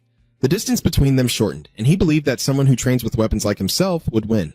Na-ho reveals a cunning smile. Dua holds a small object in his hand, swinging it side to side, just needing to pay attention to the wooden rattle he's holding. As that thought crossed his mind, Na-ho suddenly was struck on the head, his eyes flickering with a hint of panic. Meanwhile, Dua continued to rush forward, and Na-ho, refusing to give up, grabbed his spear and shouted loudly, "Is this old man losing his mind?" Du's eyes flashed with a murderous red glow. He bent down. This scene left Nao extremely amazed. Before he could regain his composure, he was punched in the stomach by the opponent, causing siro to spurt out from his mouth. Kim Nak-ho once again misjudged the situation. The scene shifts to a moment in the past, where someone is being fitted with a cool oxygen mask. Thanks to Cook's medical care, he has delayed his body's aging as much as possible. His fighting spirit is incredibly resilient, and his eyes are full of courage. His eyebrows furrowed, but Kim Nyo was the same. At that time, Na-ho struck the weapon in his hand hard on Dua's head. He had also risen to a high position and received all kinds of advanced medical technology, delaying his aging as much as possible. But even stronger than back then, Dua was unharmed despite being struck repeatedly by the metal truncheon. A cruel, sudden smile appears, and this scene makes the opponent's eyes show a look of panic. He headbutted Na-ho's stomach once again. The police hat immediately fell off his head, along with a bunch of siro scattering everywhere. His body was thrown far away. After a moment, Na-ho sat up with a thud. This bastard's muscles are even stronger than when he was young. Na-ho bends over, trying to stand up. "What did you do? Why are you stronger than that day?" "What are you doing?" A few dark shadows appeared above, each with muscular arms. One of the masked men spoke. "He's lifting weights with us." Seeing that, Na-ho immediately turned around, sweat pouring down his face. The two Dong brothers were met with another voice. "Sorry about this. Actually, claiming we're outnumbered is because we have the larger side here." Na-ho suddenly chuckled sarcastically, his tone full of irony. Now, it's truly surrounded on all sides, isn't it? And Du-hwa, just poking at that wound, has already broken his spirit and wants to give up now, right? But Na-ho only replied coldly, "Giving up? I have already sacrificed a lot to stand by your side." His tone is very arrogant, aiming to change this country. Then the image of Nao's wife appears, along with their family including Hunso, his comrade, and a man of our faith. Na-ho raises the club in front of him, his mouth trembling but his face still showing a terrifying expression. But that surrender was to protect only one thing. Dua looked at Na-ho with an arrogant expression and continued, "That is how I defeat you." Without hesitation, Na-ho immediately charged forward and swung that rigid object. "I've never given up on defeating you even once, but I got punched in the face by Du-hwa and it hurts so much. Is that so?" Another blow lands on the other cheek. "Then let me make you give up by force." So Siro kept spitting from his eyes and mouth. "I've met many people like you." Meanwhile, Du's eyebrows have never stopped furrowing. "Those who refuse to be my pawns and dare to resist me." Finally, he charged at Na-ho and delivered a powerful kick. He still looked at Na-ho with a piercing gaze. Do you know what happened to them in the end? They all ended up dead. As he spoke, a powerful blow struck Na-ho's body again. Foam spilled from his mouth and Dua's tone was merciless. "You are just one of them." He kept attacking, but after all, you are the only one who pushed me to this point. Your hand trembling as you grip it tightly. That's something to be proud of. Even though you ruined my plan, the outcome will remain the same. Then Du punched Na-ho hard in the chest. "Because I will become the god of fear, remembered by this country forever. After abandoning you, I will leave this country and prepare for a new beginning. I plan to team up with you to become a symbol of hope for the nation and unite everyone. But now that's no longer possible." As he looked at Na-ho lying sprawled on the ground, he added, "Look from the underworld and you'll see many people crying. Under the bright night sky and shining moon, he stood upright, but they will understand anyway." Du-ho's mouth revealed a sinister smile, because to achieve something great, sacrifice is necessary, isn't it? Is that right? Kim Nak laughs. The other person whispers, "Sacrifice." Images of Na-ho's wedding day with his wife flashed before him. He turned around and said, "I'm leaving now." The wife gently reminded him, "Be careful, my love." Suddenly she sat on the chair and called out to herself. As he touched her big belly, the wife added, "You haven't said hello to the little one yet." So Na-ho also followed suit. "Dad is going to work now, my love. I have to go to work today too." Na-ho's face now looks very different from the gentle expression earlier as he says, "Hurry up! You're the culprit, aren't you? Very diligent." The pliers and hammer covered in syrup are scattered on the floor. Na-ho looks at his palms and exhales slowly. He continued to look at the person tied to the chair and commented, "This one is really stubborn." Suddenly there was a knock at the door outside. Then it slowly opened. Sergeant Kang Hoon-shok quietly stepped in. "Is it all done?" After hearing the answer, he said, "Still not yet. It's been a long time since I met someone as stubborn as this." He asked further, "Do you mean he is the mask maker?" Hearing this, Na-ho replied seriously, "Yes, that's right." He glanced at the other man and added, "I believe this is the one who made the mask for the organization we're after." Na-ho observed the man with the runny nose, the lion mask, taken from the last battle, and his way of making masks was exactly the same.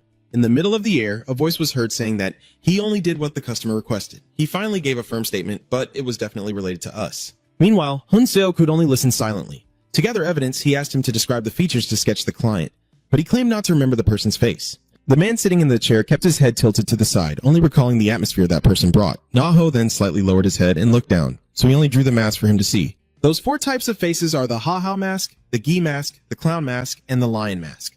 But Hun-seok still frowned, and after a moment, he suddenly said, "What if Hun-jae-ok looks at the person next to him and this person is completely innocent?" After asking, he fell silent again and Na-ho said nothing. Then he gently called, "Hunak?" Na-ho tilted his head slightly and asked, "Have you ever seen him be wrong?" As soon as he finished, Hun-seok let out a sigh and replied, "Never." Hearing this, Na-ho arrogantly turned his head, waved goodbye, and left. "So he'll come back tomorrow, and until then, keep an eye out so he doesn't get caught." Hun-seok quickly agreed. "I already told you." Na-ho also gave a polite glance. "Thanks." Hun shifts the gear. He turns his head once more. "Yes, see you tomorrow," returning to Na-ho's familiar house. As he took off his shoes, he looked a bit curious. What's going on? After hearing him ask if I hadn't slept yet, the wife suddenly put on a look of pouting anger. "Why did you come home so late?" Na-ho calmly explained as he entered the house. "I was busy with some work, so I came back late, and the other party was very worried." "Is something wrong?" After hearing that, he quickly added, "It's just police work, catching bad guys." The wife stammered, "You?" Her eyebrows furrowing tightly. "You're not torturing them again, are you?" Na-ho replied somewhat displeased. "What are you talking about? That's not true at all." As she finished speaking, the wife hesitated, but then seriously questioned why her brother had the smell of syrup. Hearing this, Nao's eyes flickered slightly. Then he immediately cut them off. Someone was in a traffic accident, so he helped take them to the hospital, which is why there was that smell. Don't ask for too many details. Na-ho reminds the person in front of her that with your current condition, this isn't the time to be telling such stories. But your wife keeps questioning you. It's really not true, right? But he was already very annoyed at this point. That's not true. Just as the other person was about to mention someone, the father was interrupted by him. "Enough." Na-ho furrowed her brows in a sarcastic way. "You're really from a journalist's family, always asking questions." He said it wasn't true. Kim En-ho's wife used to be a police reporter in the Social Affairs Division, initially investigating and tracking Kim En-ho and having a confrontational relationship. But strangely, the two of them were attracted to each other and got married. When accepting Kim No's proposal, she only set one condition. He must not investigate the case using violence. At first, Kim En-ho also followed her words, but after his father's will, he broke that promise. In the end, his wife could only silently watch Na-ho leave. The dark sky is still bright. Hun-seok puts one hand in his pocket. "I've been watching all night. You look at the person in the white shirt trembling, but he's in a very unstable state. Don't overdo it today." After listening, Na-ho replied slowly, "All right, thank you." Then Hun-seok turned around and placed his hand on the other's shoulder. "See you tonight." Na-ho also readily agreed. Yeah.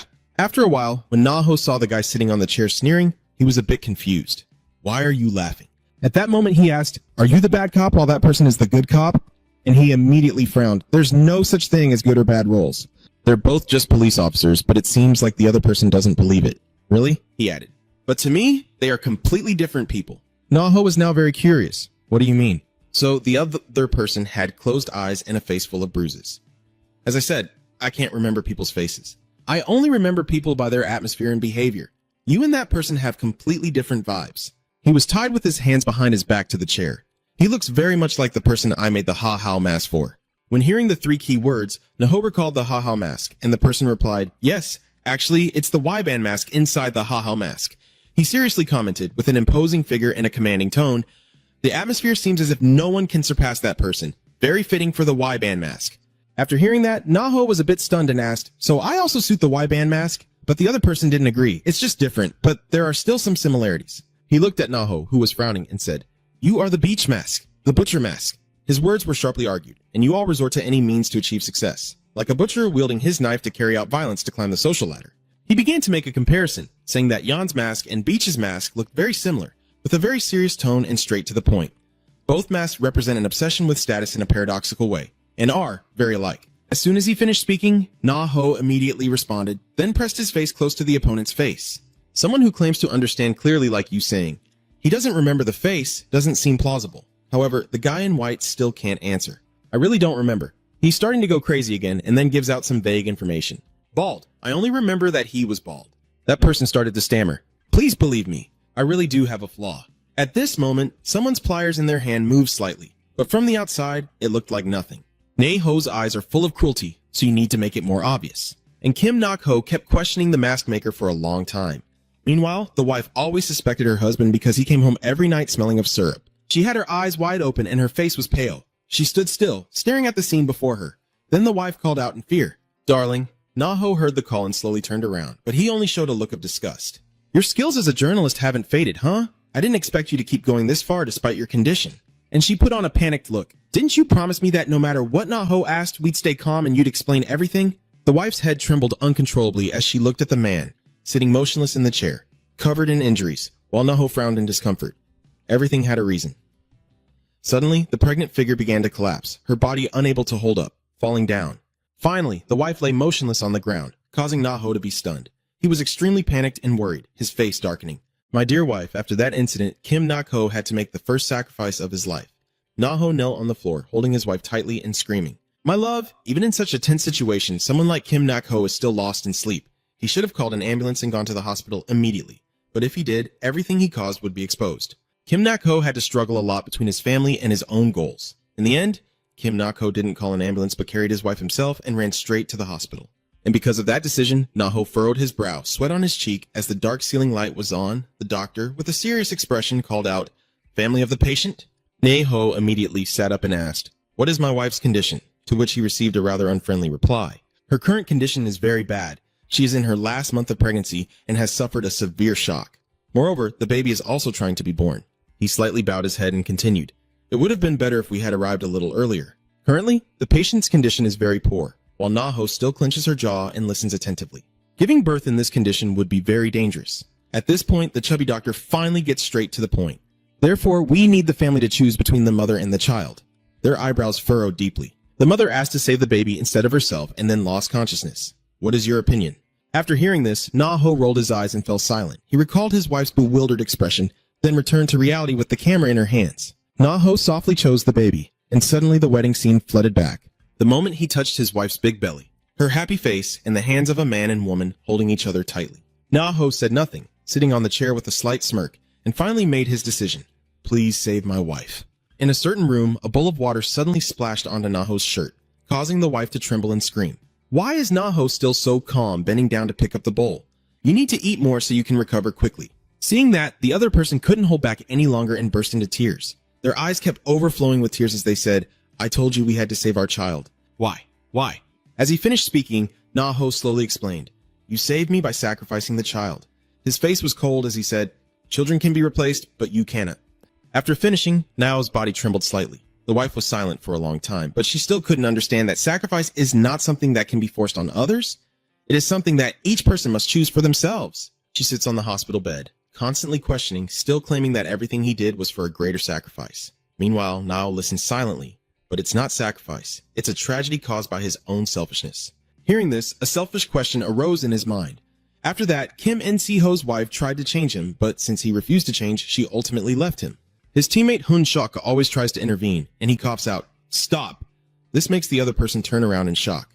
What do you mean? He tries to persuade him with all his might. The more I do these things, the more I see you changing. Na Ho immediately got annoyed. What are you talking about? All right. Hun Suk frowned. Report to the higher-ups what we've done and accept the punishment. Even if he refuses, I will report alone. What are you talking about? As soon as the words were spoken, Hun So naturally spoke up. I'm sorry, brother. He quickly turned away, leaving Nao stunned. It's time for him to stop now. As he looked at the other's back, Na Ho's face showed cruelty. His eyes rolled back with no emotion as he glanced at him. Suddenly, a sharp object stabbed into the back of Hun Suk. He trembled, glanced back, clenched his teeth, coughing. Why did it have to come to this? And the other person only said sternly, Hunzak? He speaks in a threatening tone. You've come this far. You can't turn back now. His eyes are bloodshot, his voice dark and sinister like the Underworld. But you'll understand him, right? Meanwhile, Hunzak could only tremble before collapsing to the floor, lying motionless in front of him. Behind Na Ho was a man in white, his eyes slightly open, whispering, with a mask covering his face. And so Kim Nak-ho sacrificed his family and comrades for his own goal. In the end, the only person left by his side was himself. Do-hwa showed an evil expression. Kim Nak-ho, why don't you answer? He stood up straight and said, isn't that what I asked before? For a great cause, sacrifice is necessary, right? Na-ho also glanced at him and repeated 2 words, sacrifice. The image of the wife with tears streaming down her face appears once more.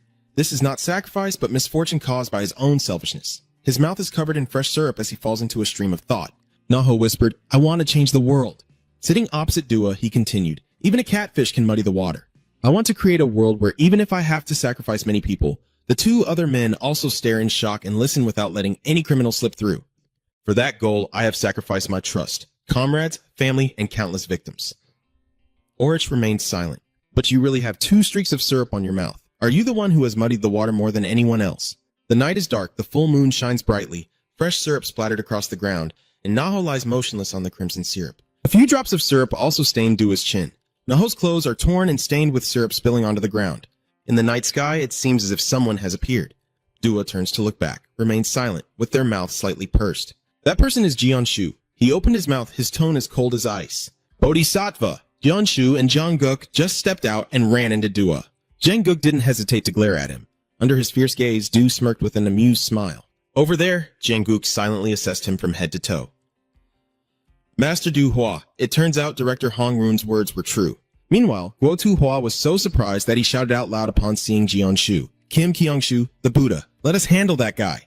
Hak-kwuk-tu also was no less surprised, but Okit raised his hand to stop him. Calm down, Brother Dang. Ori's cautious voice echoed, focus on the enemies first. Choi Hun's eyes cold as a blade. On the ground, Na-ho, with the head covered in syrup, looks very miserable. Mi Eung-hwan, unable to stay calm, wants to rush over to check on his condition. How dare you! As he shouted the word command, suddenly from behind Choi Hun, someone rushed forward and slapped him across the head. Immediately, Mi Eung-hwan fell to the ground, hitting his chin and losing consciousness from the pain. Okit and Kwak Tu-hwa couldn't help but feel confused by Choi Hun's actions. What is this? Choi Hun tilted his face to look at the 2 of them with a cold gaze and said, I want to follow the strong. Please let me come along. He recounted his past, saying, I initially followed Captain Beyond Goats because I thought he was the strongest person in the world to me. I learned from him and gradually grew stronger. Choi Hun's voice was a bit disappointed, but after many missions together, I realized his weakness. He realized that his biggest weakness was his humanity, meaning he was too emotional. And that was also the moment Choi Hun met Na-ho. Devious and ruthless, Na-ho made him an intriguing offer. Throw that away soon and follow me, Choi Hun. Then you will know who is truly the strongest.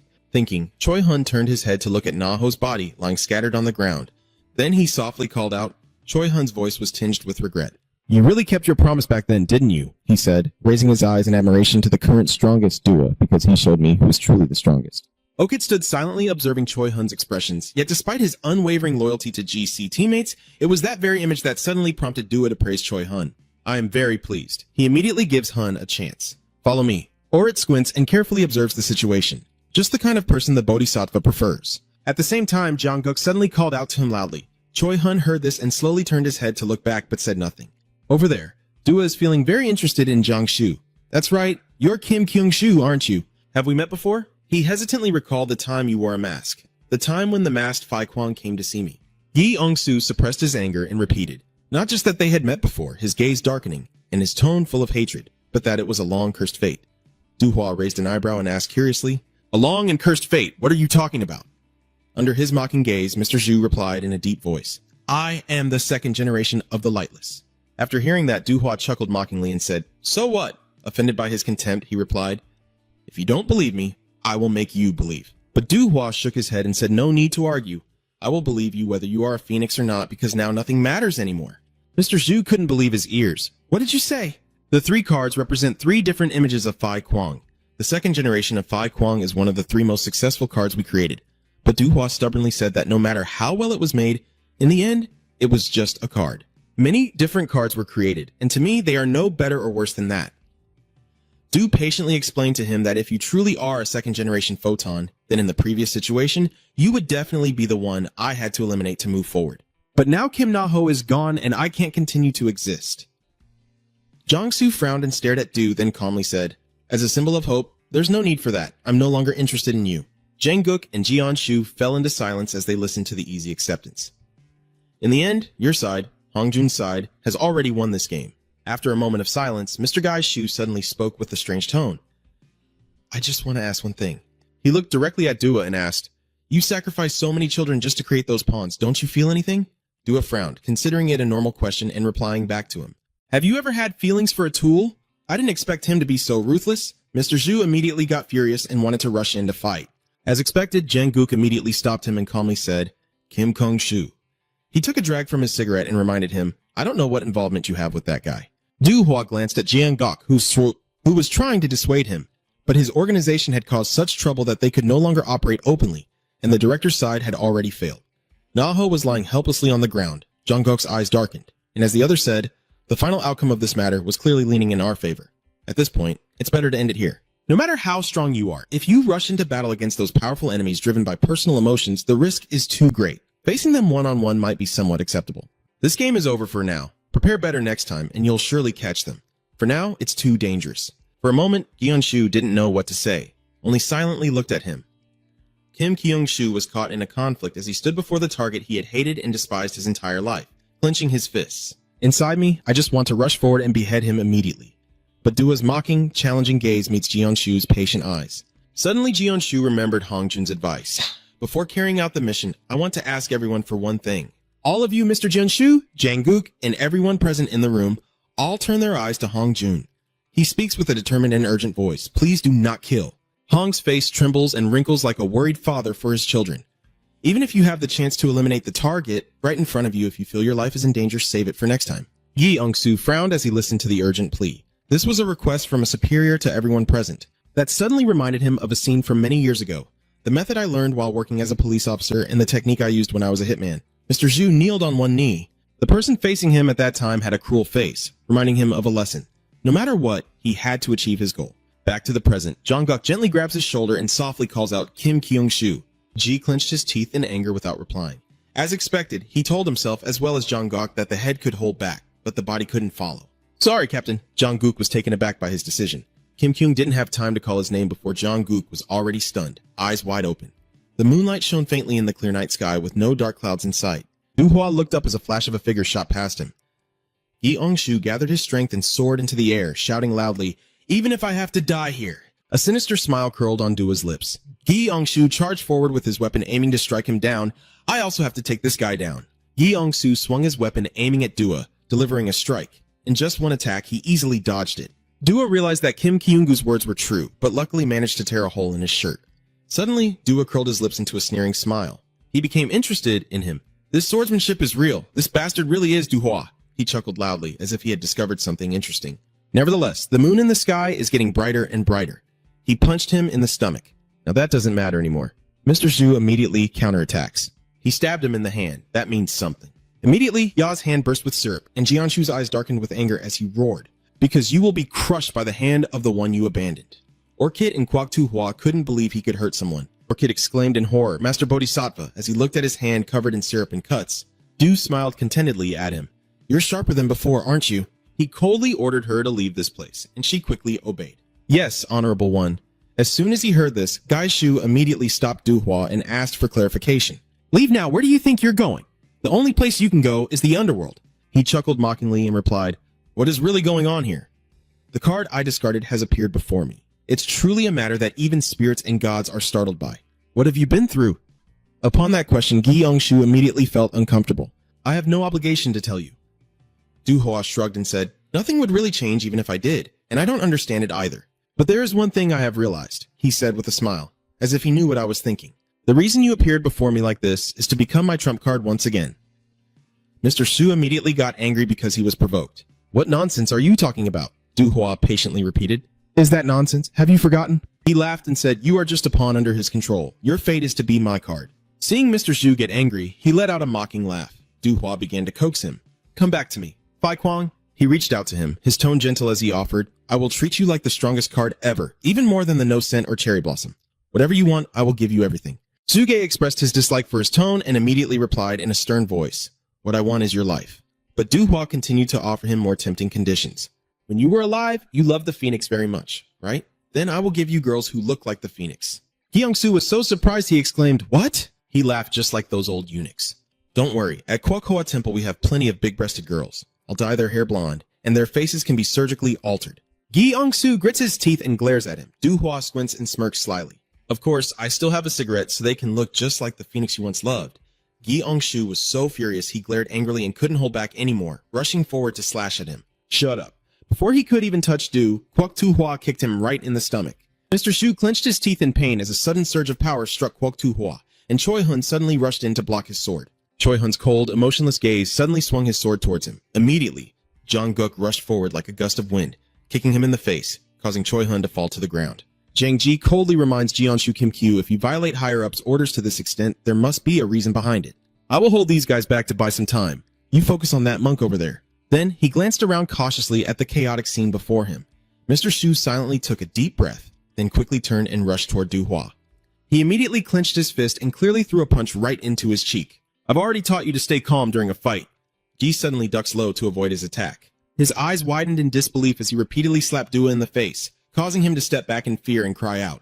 Aren't you listening? Mr. Shu continued to charge at Lien Huang, swinging his sword at him. The swift strike cuts down towards Dua, but he easily blocks it. Not only that, he also loudly scolds you, saying that overall, you have really improved physically and skill-wise. Gi Yong-soo clenched his teeth in fury as they clashed fiercely, the tension in the air reaching its peak and pain piercing to the bone marrow. Jeonshu ravingly wants to crush him. This battle is enough to feel like his internal organs are being twisted. You are like a lightning bolt rushing straight at Dua, but Kim Kyung-soo feels nothing at all. He moves so fast that even his eyes can't keep up with his next move. Seizing the opportunity, Gai Shu desperately swung his sword at Dua, but the only thing Kim Kyung-soo felt was that he appeared completely unfazed by each blow, his eyes burning with madness and fury, driven solely by the rage and hatred surging within him. Dua was so amused that he chuckled mockingly. He not only immediately counterattacked, but also sneered. You're truly amazing, aren't you? You're gradually closing the gap with me, but you immediately dodged to the side. Du-hwa clenched his fist and punched upward, his face drunkenly saying, the more like this, the more it seems you're also reaching your limit, huh? Gi Ong-soo's determined voice echoes, even if I have the will. As long as Ji is with you, you openly admit it. I am also ready to fight. Du-hwa immediately breaks into a wild, excited smile. Ah, how long has it been since I last felt the tension of a fight like this? He charged at you so quickly. Excellent. Fi Kwang, are you my masterpiece? Tu Lao immediately leaps forward without hesitation. And as Fi Kwang's sword gets closer to Dua's neck, Dua quickly dodges, and the two face each other directly, clashing. Ji is hit squarely in the face by him, while Fi Kwang continues to press closer to the chit. He clenched his teeth trying to hold on. Mr. Shu immediately swung his sword to counterattack. A fierce storm raged around the two of them, while nearby, another man watched the scene and was also approaching the chit. On the ground where Naho had just fallen, only Zero remained. Naho struggled to stand up, like a demon rising from hell. He threw a punch straight at Ju, but he ducked down to dodge it. Naho squinted at them. Jong-soo makes his move. Du-hwa tilts his head to dodge. Naho's eyes widen in surprise. Oh, that was close. He turned his head to the side. So Choi Hun finally chose that way, huh? That's just like him. Naho seems to realize something and looks around, his gaze stopping on Haeguo Temple statue sitting motionless in the corner. What is that guy sitting there doing? He sighed quietly, his whole body exhausted and powerless, feeling like he was about to fall apart. Naho watches as Dua frantically attacks. That bastard is stronger than before. But maybe because he hasn't fought seriously in a while, his knockout move seems a bit rusty. He watches the two focused in battle as Nio slowly crawls away carefully. After all the wounds are fatal. If not treated, they will die immediately. Taking advantage of his turn to face away, I will quietly slip away. He is focused on their powerful attacks. After all, this is a fierce battle between dragons and tigers. Now I understand why Hong Jun said that was the strongest card. Naho watched Dua's hammer rushing towards Gyeonshu, but luckily he still managed to narrowly avoid this powerful punch. Neho, frowning, assessed Dua's side, which still seemed slightly ahead. He looked at Dua's calm and playful expression. Dua remained very composed. Meanwhile, Jiangshu's face was filled with resentment, his eyes seeming ready to tear Dua apart, while Kim Jeonshu was overwhelmed by emotion and no longer maintained his composure. Naho silently observed them, recalling his conversation with Hong Jun. Kim Jeonshu is just like him. Naho was silent then, listening to Hong Jun speak. He also bears a grudge against that bastard. Like him, he will stop at nothing to get revenge. His voice carried a sense of worry. That's why I was concerned. Hong frowned and looked serious, worried that he might also become like him. Nio just gave a faint smile, not really caring, though he did have quite a lot of hair. At that moment, Nio was still focused on watching Jionu fight, but he was willing to sacrifice his life for Gua. He secretly acknowledged that Hong Jun was right, as someone suddenly appeared in front of Nio, seemingly reading his thoughts and countering him. But he's not like him.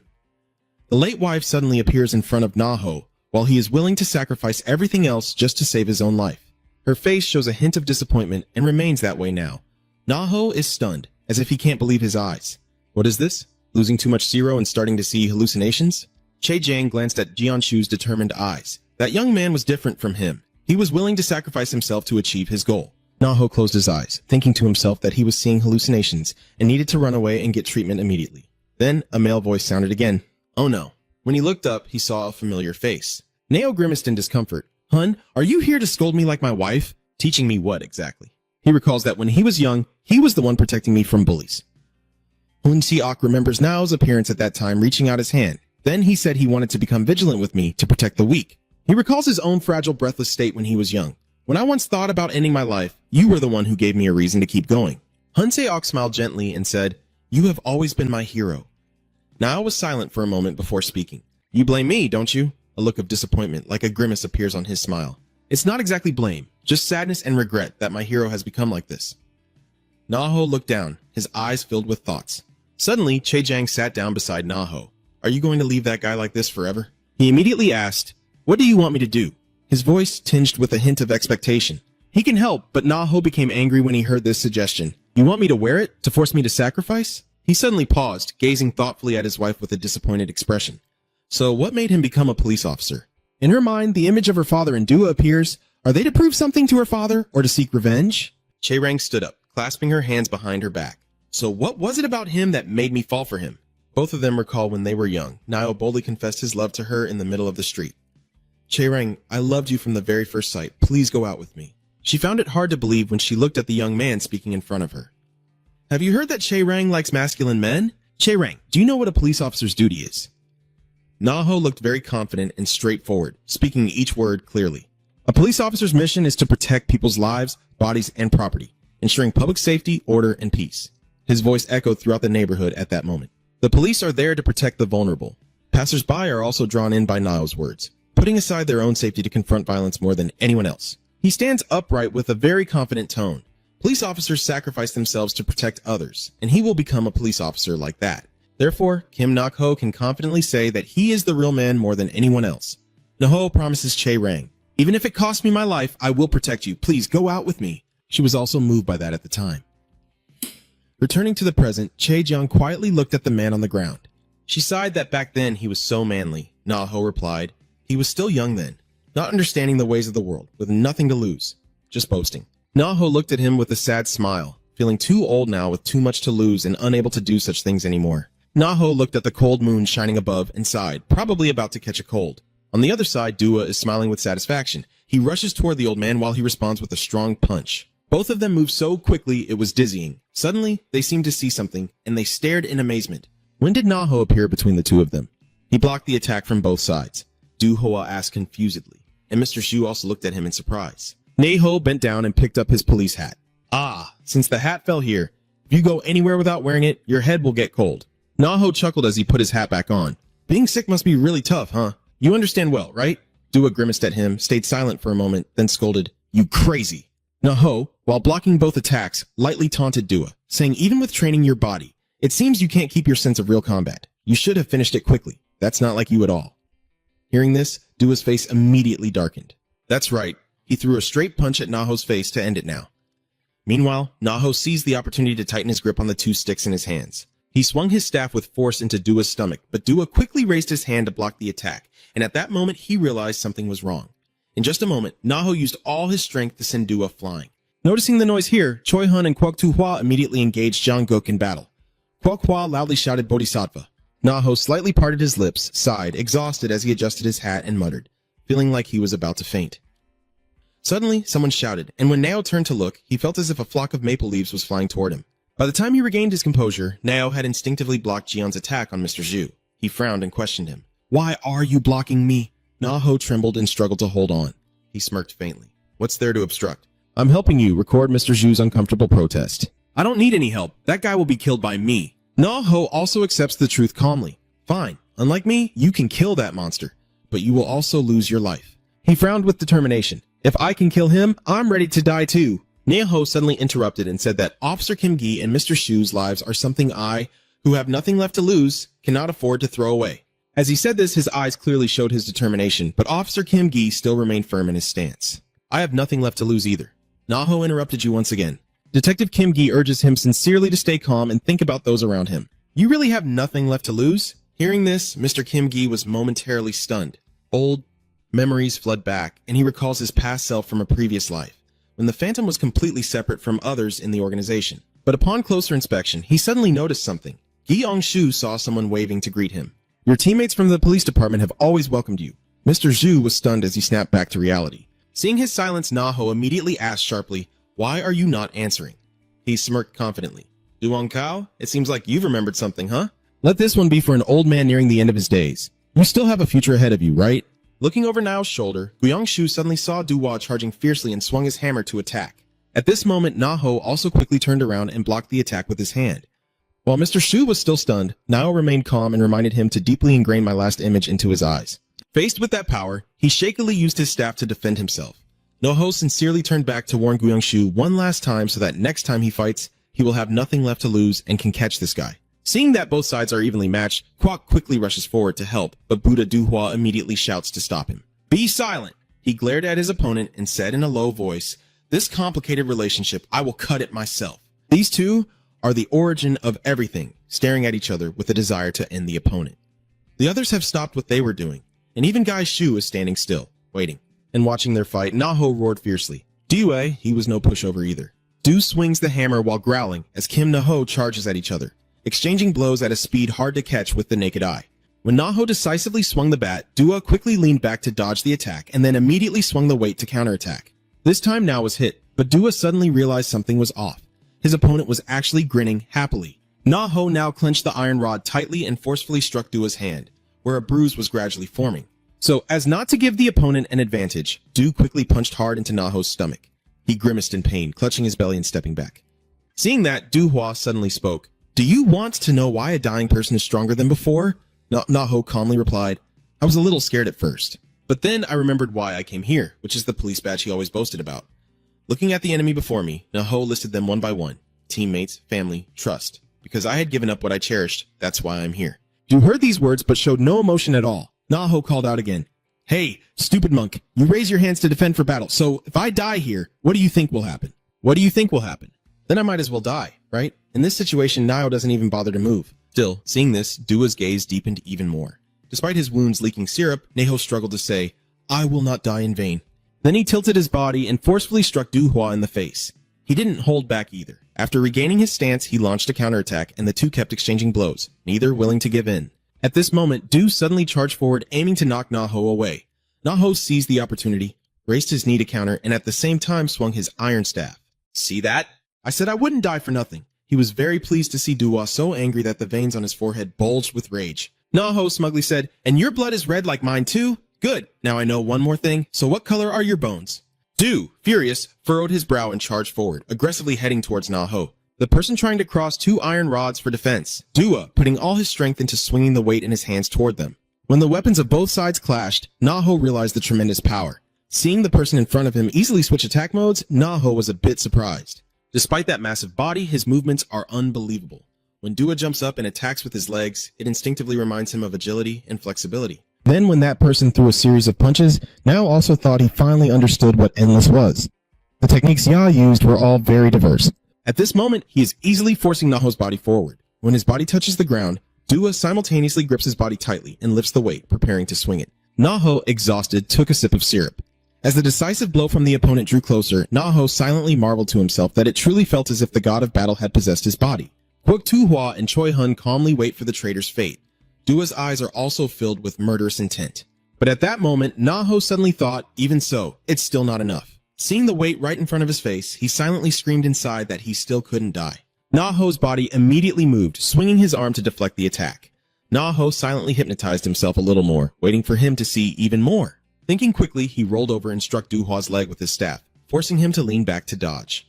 Mr. Kwong clenched his teeth, determined to respond to Kim Naho's effort. Kim Gi, Mr. Shu also memorized every move of Du Hua, frowning as he silently analyzed that his techniques are now even better than before. Watching the two sides exchange blows without a clear winner, Mr. Shu quietly thought to himself. Still, it was all part of the plan. He stared intently ahead.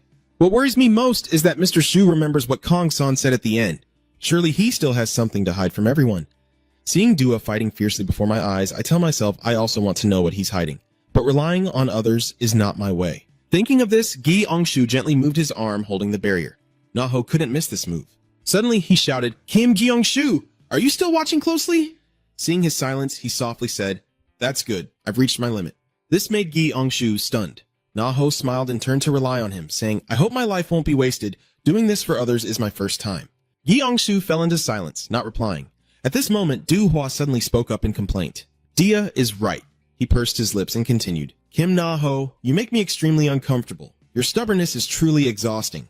Seeing Na-ho still maintaining his arrogant attitude, he muttered helplessly, "All right, now I will truly end this." Hearing this, Na-ho immediately looked up. He caught Dua, who had discarded his weapon, causing Jianshu to also gape in astonishment. Dua, with deadly intent, gradually lowers her stance. Na-ho is a bit stunned, preparing to strike with a punch. Really? He looked at the person before him and quietly wondered, is this someone who only uses flashy moves, but chooses such a basic stance? Thinking this, Na-ho immediately heightened his alertness. There must be something different. It definitely isn't an ordinary straight punch I have to defend. Suddenly, something swept past on the ground. This time, Na-ho's prediction was wrong. Huh? What's that? Really just a straight stab? When he used the iron rod to block, it was already too late. The pain radiating from his distorted face made him silently groan in agony. Na-ho was completely overwhelmed by the blow, only able to think to himself that such immense strength had been knocked away. Ne-ho's weapon was knocked away. Jianshu frowned nervously, realizing he had never taught me basic martial arts when I was Fai Kwang. Back then, Dua said that basic techniques were only for the trash who weren't chosen to train. Those with innate talent were born with it and didn't need to practice. Back then, I naively thought it was real. Now I suddenly realized that move couldn't be mastered after just a few tries. Ne-ho, panting, looked at his red hands, trembling as he questioned, "What is this, Dua? Why didn't you use this technique from the beginning?" Na-ho raised an eyebrow in defiance and asked, "Maybe you have a reason for not using it." Du-hwa bluntly cut him off. "Shut up!" Hearing that, Na-ho immediately realized and muttered softly, "Quiet? Not even a moment for me to speak?" Try to think a little. Seeing Mr. Zhu on the side also focused on judging, it's really strange. That move just now. He recalled Dua's stance and wondered how many years of hard training it took to master it. Na-ho stared intently at the person opposite him and said, "You always say that people have a predetermined destiny and memories flood back." Back then, Dua kept trying to brainwash Na-ho. Lately, Kim Na-ho, you seem to be thinking differently, but no matter how hard you try, the crane will always be the crane. Don't dream of becoming a phoenix. Na-ho lifted her teacup and replied, "Don't worry." Back to the present. Na-ho looked surprised at Dua's tall figure and questioned him. "You said that, and Gaishu also believes that in Hua country, the Bodhisattva trusts talent absolutely and looks down on effort. If they show no talent at all, he will ruthlessly eliminate the possibility of He Zidong and Zidong surviving. Dua justified that because they have the talent to survive, not because of effort, and that everyone's life is determined by fate. So now, Gaishu and Na-ho can't help but wonder why he's hiding his most basic and even his strongest technique. At this moment, Dua's attack once again closes in on Na-ho. He strikes without mercy. Seeing that Na-ho doesn't react, Due nervously whispers, "Really, this guy is making me so angry." Tran Na-ho spoke, causing him to frown. If he was furious, his face would be bloodied, but he still kept provoking. "If you want to vent your anger, just hit me more." Na-ho moved his face closer to Dua's eye level. "You can hit me more, but I can show him even more." Seeing Dua's eager face, he continued, "Stop pretending to be bored. I'm really reaching my limit. Let's support each other a little." The scene of their first meeting appears. Na-ho gritted his teeth and charged forward. From the very beginning, we started with this kind of relationship, didn't we? When Na-ho swung his fist, he met Dua's defense, and he muttered to himself as he put all his strength into the punch. That's strange. Really strange. Facing an equally matched opponent, he questions their perspective. Humans are born with a predetermined fate, and those who say talentless people are trash. Yet you are threatened by the most basic thing. When he said this, Na-ho couldn't help feeling a bit triumphant. He looked at Du-hwa and asked, "Do you really think you were born to become a god? But in reality, you only have ordinary talent like everyone else, right?" Then he said, Na-ho relentlessly throws punches while Du-hwa blocks them calmly and replies, "I don't care what you think." He was about to unleash his deadly move, with a mocking tone in his voice. After all, that was his last thought before you die. Then Du decisively punched Na-ho in the stomach. He opened his mouth and spat out a mouthful of blood. I lost track of how much blood I had lost. The pain gradually numbed, but Na-ho's body instinctively urged him to keep fighting. Time seemed to pass very slowly, and he could feel every move of his opponent. As he took the next hit, Na-ho wondered, "Is it time for me to die?" At this moment, Du-hwa, with intense suspicion, asked, "Kim Na-ho, do you have any last words?" Na-ho helplessly lies on the ground, coughing up blood as he endures a barrage of punches from Du-hwa. Meanwhile, Na-ho vaguely thinks to himself, Denial, is that it?" Remembering the past, he realized that I want to live to do what is right and beneficial for the world. For me, the most right thing is the work my father did. So I want to become someone like my father, but a changing world has denied me.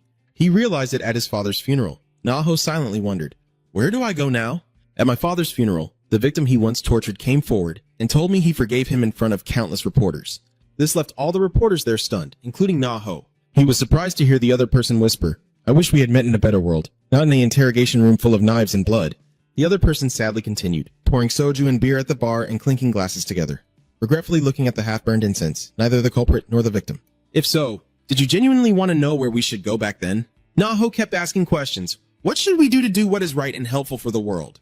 The other person couldn't answer these questions. Na-ho realizes that what is right or wrong depends on the social circumstances at the time. Even if I believe what I did was right, when society changes, it can still become wrong. Facing the dark world, he whispered to himself, if that's the case, I will no longer bend to society but make society follow my actions. I will change this country. The memories gradually fade away, leaving Na-ho injured and lying on the ground, with a hollowed out spot in his chest caused by Ya's fist. The moon high above casts faint rays of light down on the world. Na-ho lies there helplessly, slowly opening his eyes, trying to see everything. Memories flood back as Mr. New hears once again the victim's answer. What truly benefits the world? No one can know. Still, that person firmly believed that no matter how much the era changes, some things will never change. He turned to Riku advise Na-ho that no one can live alone. Cherish your family, cherish your friends, cherish your community. Value the people around you and you'll know where to go. That place is right here. Neo seems to have found the figure he wanted to see. He looked at the young man in front of him, Sergeant Kim Gi, with a frown. Na-ho whispered softly, avenge me and don't just look straight ahead. Because I only looked ahead, I didn't notice what was around me. Na-ho's crooked smile suggests he may have lost the precious things nearby. He looked at Mr. Shu and continued, if you want revenge, that's fine, but don't become like me. Then Na gradually trembled and closed his eyes. His words make Kwok Tu-hwa and Choi Hun also pay attention before leaving me. My wife once said that someone who can't take care of a family can't take care of the world. Cherish what is around you. Lieutenant Kim Gi, Mr. Shu, and Jong-guk also paused to listen to those words. Na-ho's voice gradually harmonized with the past, and that is what life is truly about. He smiled contentedly. Hearing these words, Mr. Shu was so shocked he couldn't speak. Looking up at the bright moon in the sky, Na-ho muttered, so it turns out my fate was sealed from the beginning. His eyes grew dim. Na-ho wondered, is my life full of mistakes now meaningless? Suddenly someone cut him off bluntly. Not exactly meaningless. Na-ho's wife gently said, people grow up by making mistakes and fixing them. She continued to advise, as long as someone looks at you and feels something, that's enough. Hearing that, Na-ho chuckled softly in self-mockery. So is that so? He hesitated and asked, but your wife is still alive, right? Could it be that at this moment the other person softly replied, I am not a ghost, just an illusion created by you. Na-ho whispered softly, so it is? That's good. He told her he can now rest assured and fall into hell. But then Na-ho suddenly changed his tone, catching the other person's attention. Still, he casually joked that men shouldn't go into hot places, but he still felt worried. This leaves his wife speechless and helpless, truly his Ha's style. The sky above grows brighter and brighter, and Du remains silently standing still. Kwok-hwa and Choi Hun also watch seriously, while Jong-guk's face shows clear tension. At this moment, Jung-shu lightly presses his lips together and silently thinks, Kim Na-ho. Jung-shu looked at the body gradually growing cold, and finally he concluded that the person was dead. The performance is over. Standing before Na, who has fallen, Due remained silent for a long time, but his face was filled with sorrow. Just then, an object inside Due's shirt gently vibrated. He took out the device and muttered to himself, seeming ready to leave. Then Du-hwa signaled Kwok Tu-hwa and Choi Hun. Let's go. Suddenly, someone coldly called out to him. Hey, you damn king! Du-hwa glanced at Mr. Shu and asked, what is it? He asked cautiously, planning to continue. Mr. Gi immediately denied it. No, I just realized something. He said seriously, putting his life in the hands of someone like him is extremely foolish. So Gi Ong-shu looked up at the sky, then Ha made up his mind. Next time we meet, I won't risk my life, but will only take yours. Get ready. Du listened to this challenge and felt a bit contemplative. He slowly turned to leave when suddenly he heard this call. Gi Ong-shu. As he turned, he saw Kwok Tu-hwa throw something at him. Take it. Gi Ong-shu reached out, opened his hand, and found it was a playing card. Gi Ong-soo silently watched Du's group leave, suspiciously glaring, not understanding what that guy was planning. Na-ho's body on the ground had already started to stiffen, but later at the police station, Hong-run showed clear joy, repeating over and over, so lucky, really lucky. Looking at the familiar faces in the room, Hong-run softly muttered, everyone made it back alive. We've all been through a lot. After a moment, he solemnly summarized that the plum blossom in February was damaged by Mr. Zhu. Deputy leader of the Ice Flower Gang, Mun Yan, was defeated by Bun Jeong-guk. The June Peony was defeated by Kim Na-ho. No Sun in August was taken down by Kim Ji-yeon. The cherry blossoms in March were also dropped by Kim Now. After Song Sui was betrayed and Jin Myung fell into despair at the hands of the traitor, Hong Jun Mu suddenly remembered a problem. What about the September chrysanthemum? Has it been taken care of yet? Cha stepped forward nervously and replied, still not having caught him. Mr. Shu glanced at her and nodded in agreement. That's true. He frankly admitted that his skill with the short knife even surpasses mine. But I still have one question. Without a weapon, he shouldn't be much of a match against so many people. Who was it that dropped his weapon? Kaon pursed his lips and replied, from the beginning, we couldn't fight him for long. She said that while they were fighting, he received a message somewhere and hurriedly left the scene. Then Mr. Shu suddenly realized and slowly listed. So now at Kukwasu, only March, April, July, and September are left, right? Jang Guk suddenly turned to Hong Run and spoke. Anyway, officer, are you still okay? With the current situation, you probably don't have much time either. Hong feels troubled, but admits that dozens of hibiscus flowers have fallen because of this incident. Restoring order in this chaotic situation won't be easy. But don't worry, leave those complicated matters to me. I will do my best so that the elders can focus fully on destroying Wag's remnants. Be careful until action resumes again. You've all been through a lot. Let's end it here. He paused, looked at Jiangshu, and called out, Kim Gaisu, stay a moment. What? You're so busy and you're still calling me? Hong Run seriously replied, I need to hear an answer from you. The man asked sternly, are you Kim Gi-ongshu or Fi Kwang? What? Why are you asking suddenly like that? Hong Run slightly pursed his lips and said, so let me ask again to make it clear. He stared intently at Gi-ongshu and asked slowly, are you a police officer or a hitman? In your opinion, what do you see yourself as? Before this question, Mr. Gi-shu hesitated for a long time outside, where a fire was lit and someone was sitting there grilling meat. Are the two of them really going to meet? They will come for sure. The other person asked suspiciously, what if he thinks this is a trap and doesn't come? This person replied to Kung Traknik, no, it will definitely come. Just then, a figure approached from afar, and upon seeing Gi-ongshu, an arrogant person shouted, see, I told you he would come. Kwak Tu-hua said to Hak Kwak Tu-hua nearby, I told you he would come. Then he raised a skewer of meat and asked, do you want to try a piece? I heard it's very high in protein. Gi-ongshu surprisingly agreed and told them, all right, let me sit with you. The campfire crackled softly as Gi sat across from the two others, slowly skewering meat. While eating, he asked, is this bird meat? Kwak Hua confirmed. That's right. Mr. Gi then asked again, are you the one who cooked it? He looked at the skewer and muttered, if he cooked it, maybe he poisoned it too. Hearing this, Hak Kwak Tu-hua immediately scolded, you bastard! Seeing this, Kwak Tu-hua has to step in and warn you. Calm down, little brother. He took off his mask and continued. Shu Gi-ong looked at this action with some confusion, while Kwak Tu-hua added darkly, it's a matter for later. Look at this, Kim Gi-ongshu. Don't worry and just eat. These guys aren't the kind to resort to dirty tricks. They just want to have a meal with you. Gi-ongshu frowned and replied, but I don't think we can sit across from each other and eat peacefully. Hearing that, Kwak Tu-hua interjected, I initially just intended to fight, but after witnessing that battle, I feel like talking to you for a bit. He asked suspiciously, talking? Suddenly, Kwak Tu-hua asked an unrelated question. Kim Ju, you're the second generation of Fi Kwang, right? Mr. Shu replied honestly, yes. He then asked seriously, what do you think of the Bodhisattva? Even if it's confusing, he still answers, why ask something so obvious? He is worthless and not worth mentioning. At that moment, Kwak Tu-hua interjected, I'm asking about this battle. He looked straight into Jianshu and spoke honestly. Until now, we believed in the Buddha's teaching that human fate was predetermined from the start. But after witnessing this battle, I began to think maybe that's not the case. That final attack of the Bodhisattva is the culmination of a lifetime of effort and time. What do you think? Mr. Gi-shu put down the skewer and replied, you're asking like that probably because you want to say that if you try especially Huska, you can definitely beat me. Seeing how sharp you are, that guy can only stay silent. Gi-ongsu's lips trembled slightly, but he confidently asserted that there are some people who, no matter how hard they try, still cannot do it. Kwak Tu-hua, eating, commented, that was a disappointing answer. All right, I understand what you're thinking now. Keep eating. Gi-ongshu glanced at the two masks of the Chiho brothers placed side by side and asked them with confusion. But aren't you guys going with that monk? Ben calmly replied.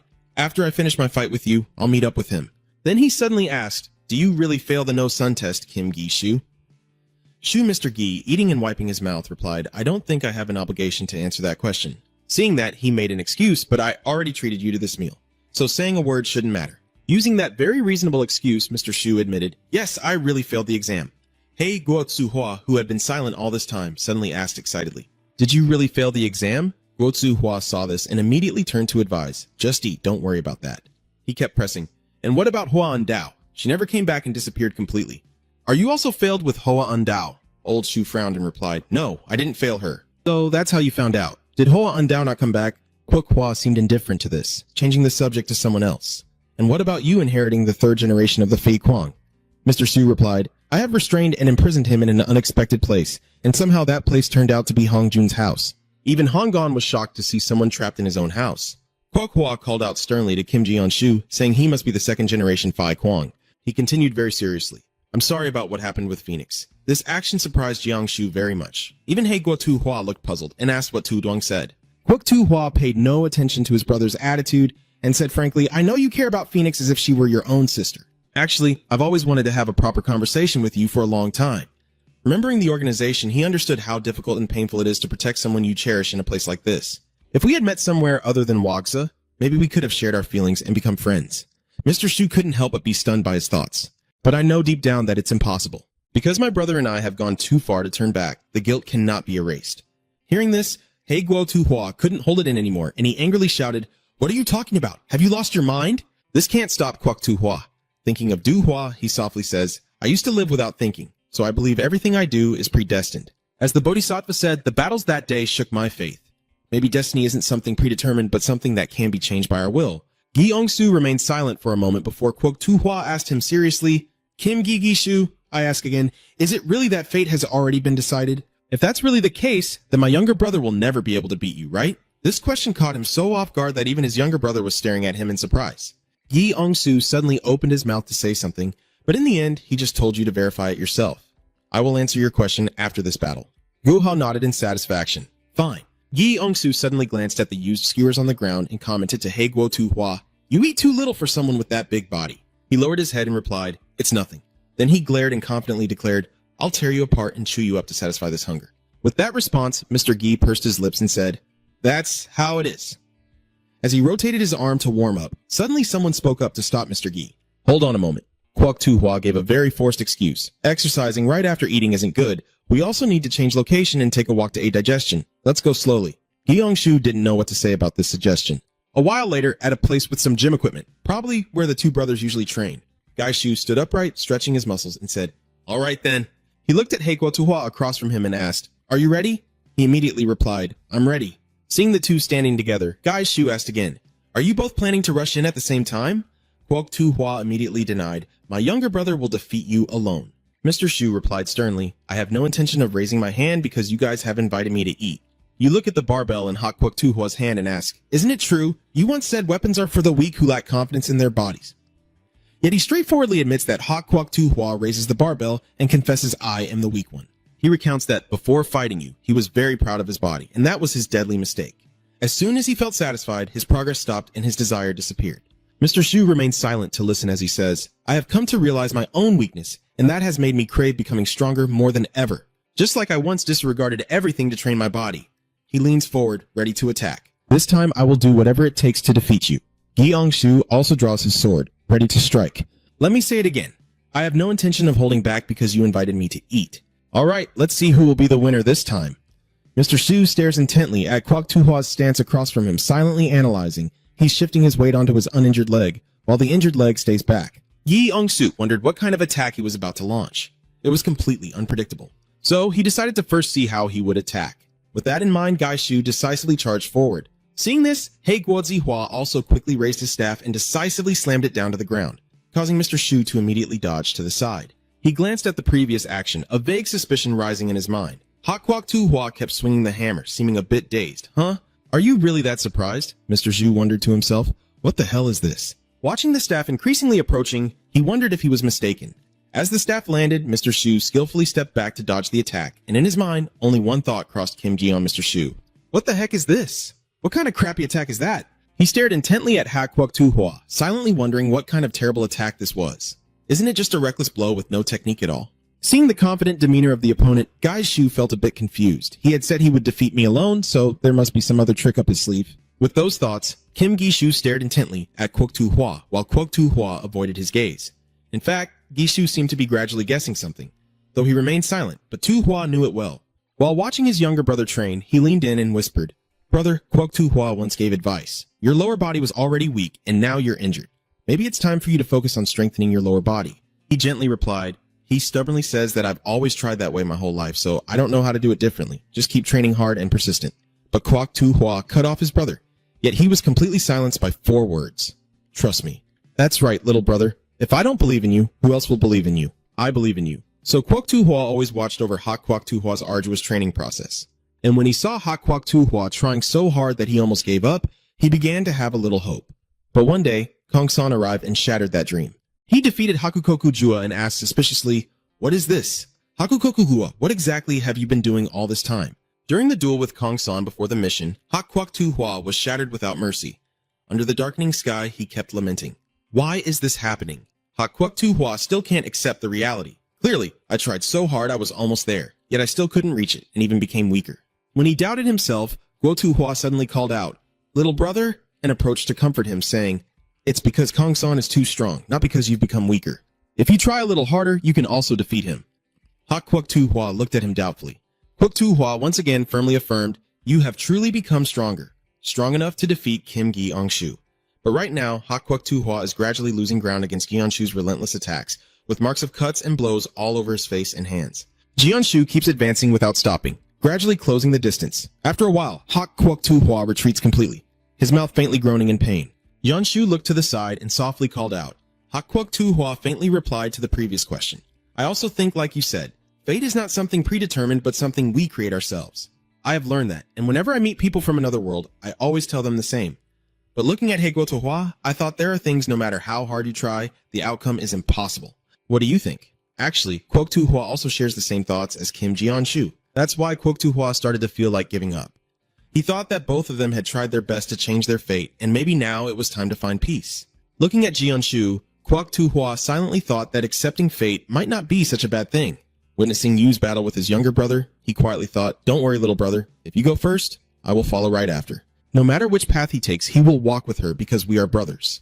Suddenly, Kwok Tu Hua's eyes widened as he saw Ji-on-shu's sword slowly pressing against his brother's neck. He suddenly felt an overwhelming sense of panic. For a moment, he moved away from his position. Suddenly, Ji-on-shu was kicked away by someone. He frowned and looked up. The one responsible for what just happened is Kwok Tu Hua.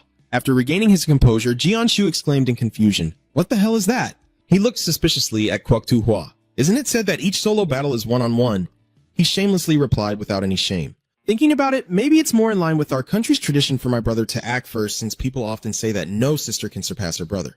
Gi-young-soo coldly replied, "It's fine with me. It's not a problem because both of you will end up dead anyway." The only one objecting was Guo Tu Hua, who asked his brother confusedly, "What are you talking about?" "The battle isn't over yet," Kwok Tu Hua interjected in silence. "Hey, if you keep fighting like that, you'll be done for." Kwok Tu Hua stubbornly argued, "There's still skills you haven't had a chance to show me yet." He was once again silenced by his brother. "You can't do this." That statement made Black Kwok Tu Hua turn to stone in an instant. He looked at Ji-ong-shu and then made a suggestion. "Then let's work together to take down that bastard." But once again, his brother objects. "No," Kwok Hua firmly ordered. "Actually, you should step back and leave. You can't do this." He was stunned by Kwok Tu Hua's refusal and remembered that even when asking for chicken and protein, he always indulged his little brother. Compared to the present, he couldn't help but feel resentful.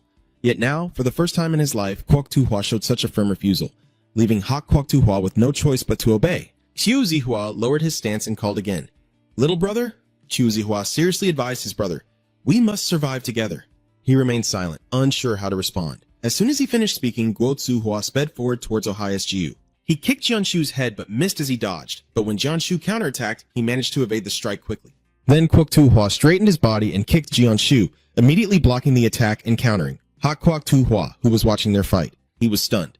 Guo Tu Hua hesitated and called out, "Brother, the diverse techniques and fighting moves you use, which I have never seen before, whether during missions or training." Is he surprised to realize that his brother is so strong? Gi-ong-shu, who is fighting both of them, is also just as surprised. Strange. The gap between the older brother and the younger brother is this big, but I remain unshaken and keep rushing toward the enemy. Gi-ong-soo straightforwardly remarks that his cursed talent has also held back his older brother's abilities, luckily always slowing down to keep up with his younger sibling's pace. Right? It seemed that question struck a nerve with Kwok Tu Hua, distracting him long enough for a blade to slash across his chest. Gi-ong-shu quickly spun around, advanced forward, and swung his arms in rapid strikes, leaving a heavily wounded Kwok Tu Hua behind. Mr. Gi-shu calmly remarked, "The bowl is big, but there's too little water inside." Suddenly, someone rushed forward, startling him as instead of water, Kwok Tu Hua boldly launched a kick at Gi-shu. He confidently declared that it would be enough to fill it with the blood spilled today. Taken by surprise, Gi-shu let out a soft cry. He swung his arm just as Kwok Tu Hua jumped down. Without hesitation, Gi-ong-shu slashed across his body, but Kwok Tu Hua dodged it and then spun around to launch a counterattack. At this moment, a sudden gust of wind swept across Kwok Tu Hua's face. his vision darkening as countless willow leaves seemed to rush toward him through the pitch-black space. Kwok Hwa's eyes widened as Jianshu slashed across his neck, blood slowly trickling out. Jianshu calmly remarked on their survival instincts. At least in this way, they were as alike as real brothers. Kwok Hwa clutched his neck and nodded, then suddenly charged forward to kick Jianshu. That strength was so powerful that when Jianshu raised his arm to block, a tear appeared on his shirt and the two continued to fiercely exchange blows. After a while, Kwok Hwa temporarily retreats, but he stubbornly mutters, "I will survive with my brother." Gi Angshu coldly replies, "Then you shouldn't have provoked me in the first place." He watched as the two kept fighting over and over again, his eyes wide in disbelief as he realized he was gradually being pushed back. Seeing his face tense up, he suddenly charged forward, worried that if this continued, Gi Angshu would soon grow annoyed and frown. This bastard's ability to escape from his deadly trap is truly astonishing. He always manages to dodge every lethal strike by just a hair. "Why did you suddenly stop, Gi Angshu?" He boasts and taunts, but it's not as easy as you think. "Are you getting impatient? Just try hitting me 100 times and see." After saying that, he moved closer and pressed against Jianshu. "As for surviving, I'm more confident than anyone else." He quickly raised his hand to block his attack. Gi Angshu muttered irritably, "What a troublesome type." Suddenly, he let out a soft groan as Gi Angshu looked confused at Kwok Hwa rushing angrily toward him. Even Kwok Hwa was stunned and called out softly. Gi Angshu's younger brother interjected coldly, "Contrary to your wishes." He lowered his voice mockingly, "Your brother is rushing to beg for a passing grade." Then he rushed to Kwok Hwa's side. In an instant, red sparks flew everywhere and Gi Angshu was stunned and stepped back. But Kwok Hwa charged forward to take the hit for his brother. He silently glanced at Jun, who was puffed up. Guozi Hwa was protected behind him, still not understanding what was happening. He was stunned and let out a sound of surprise.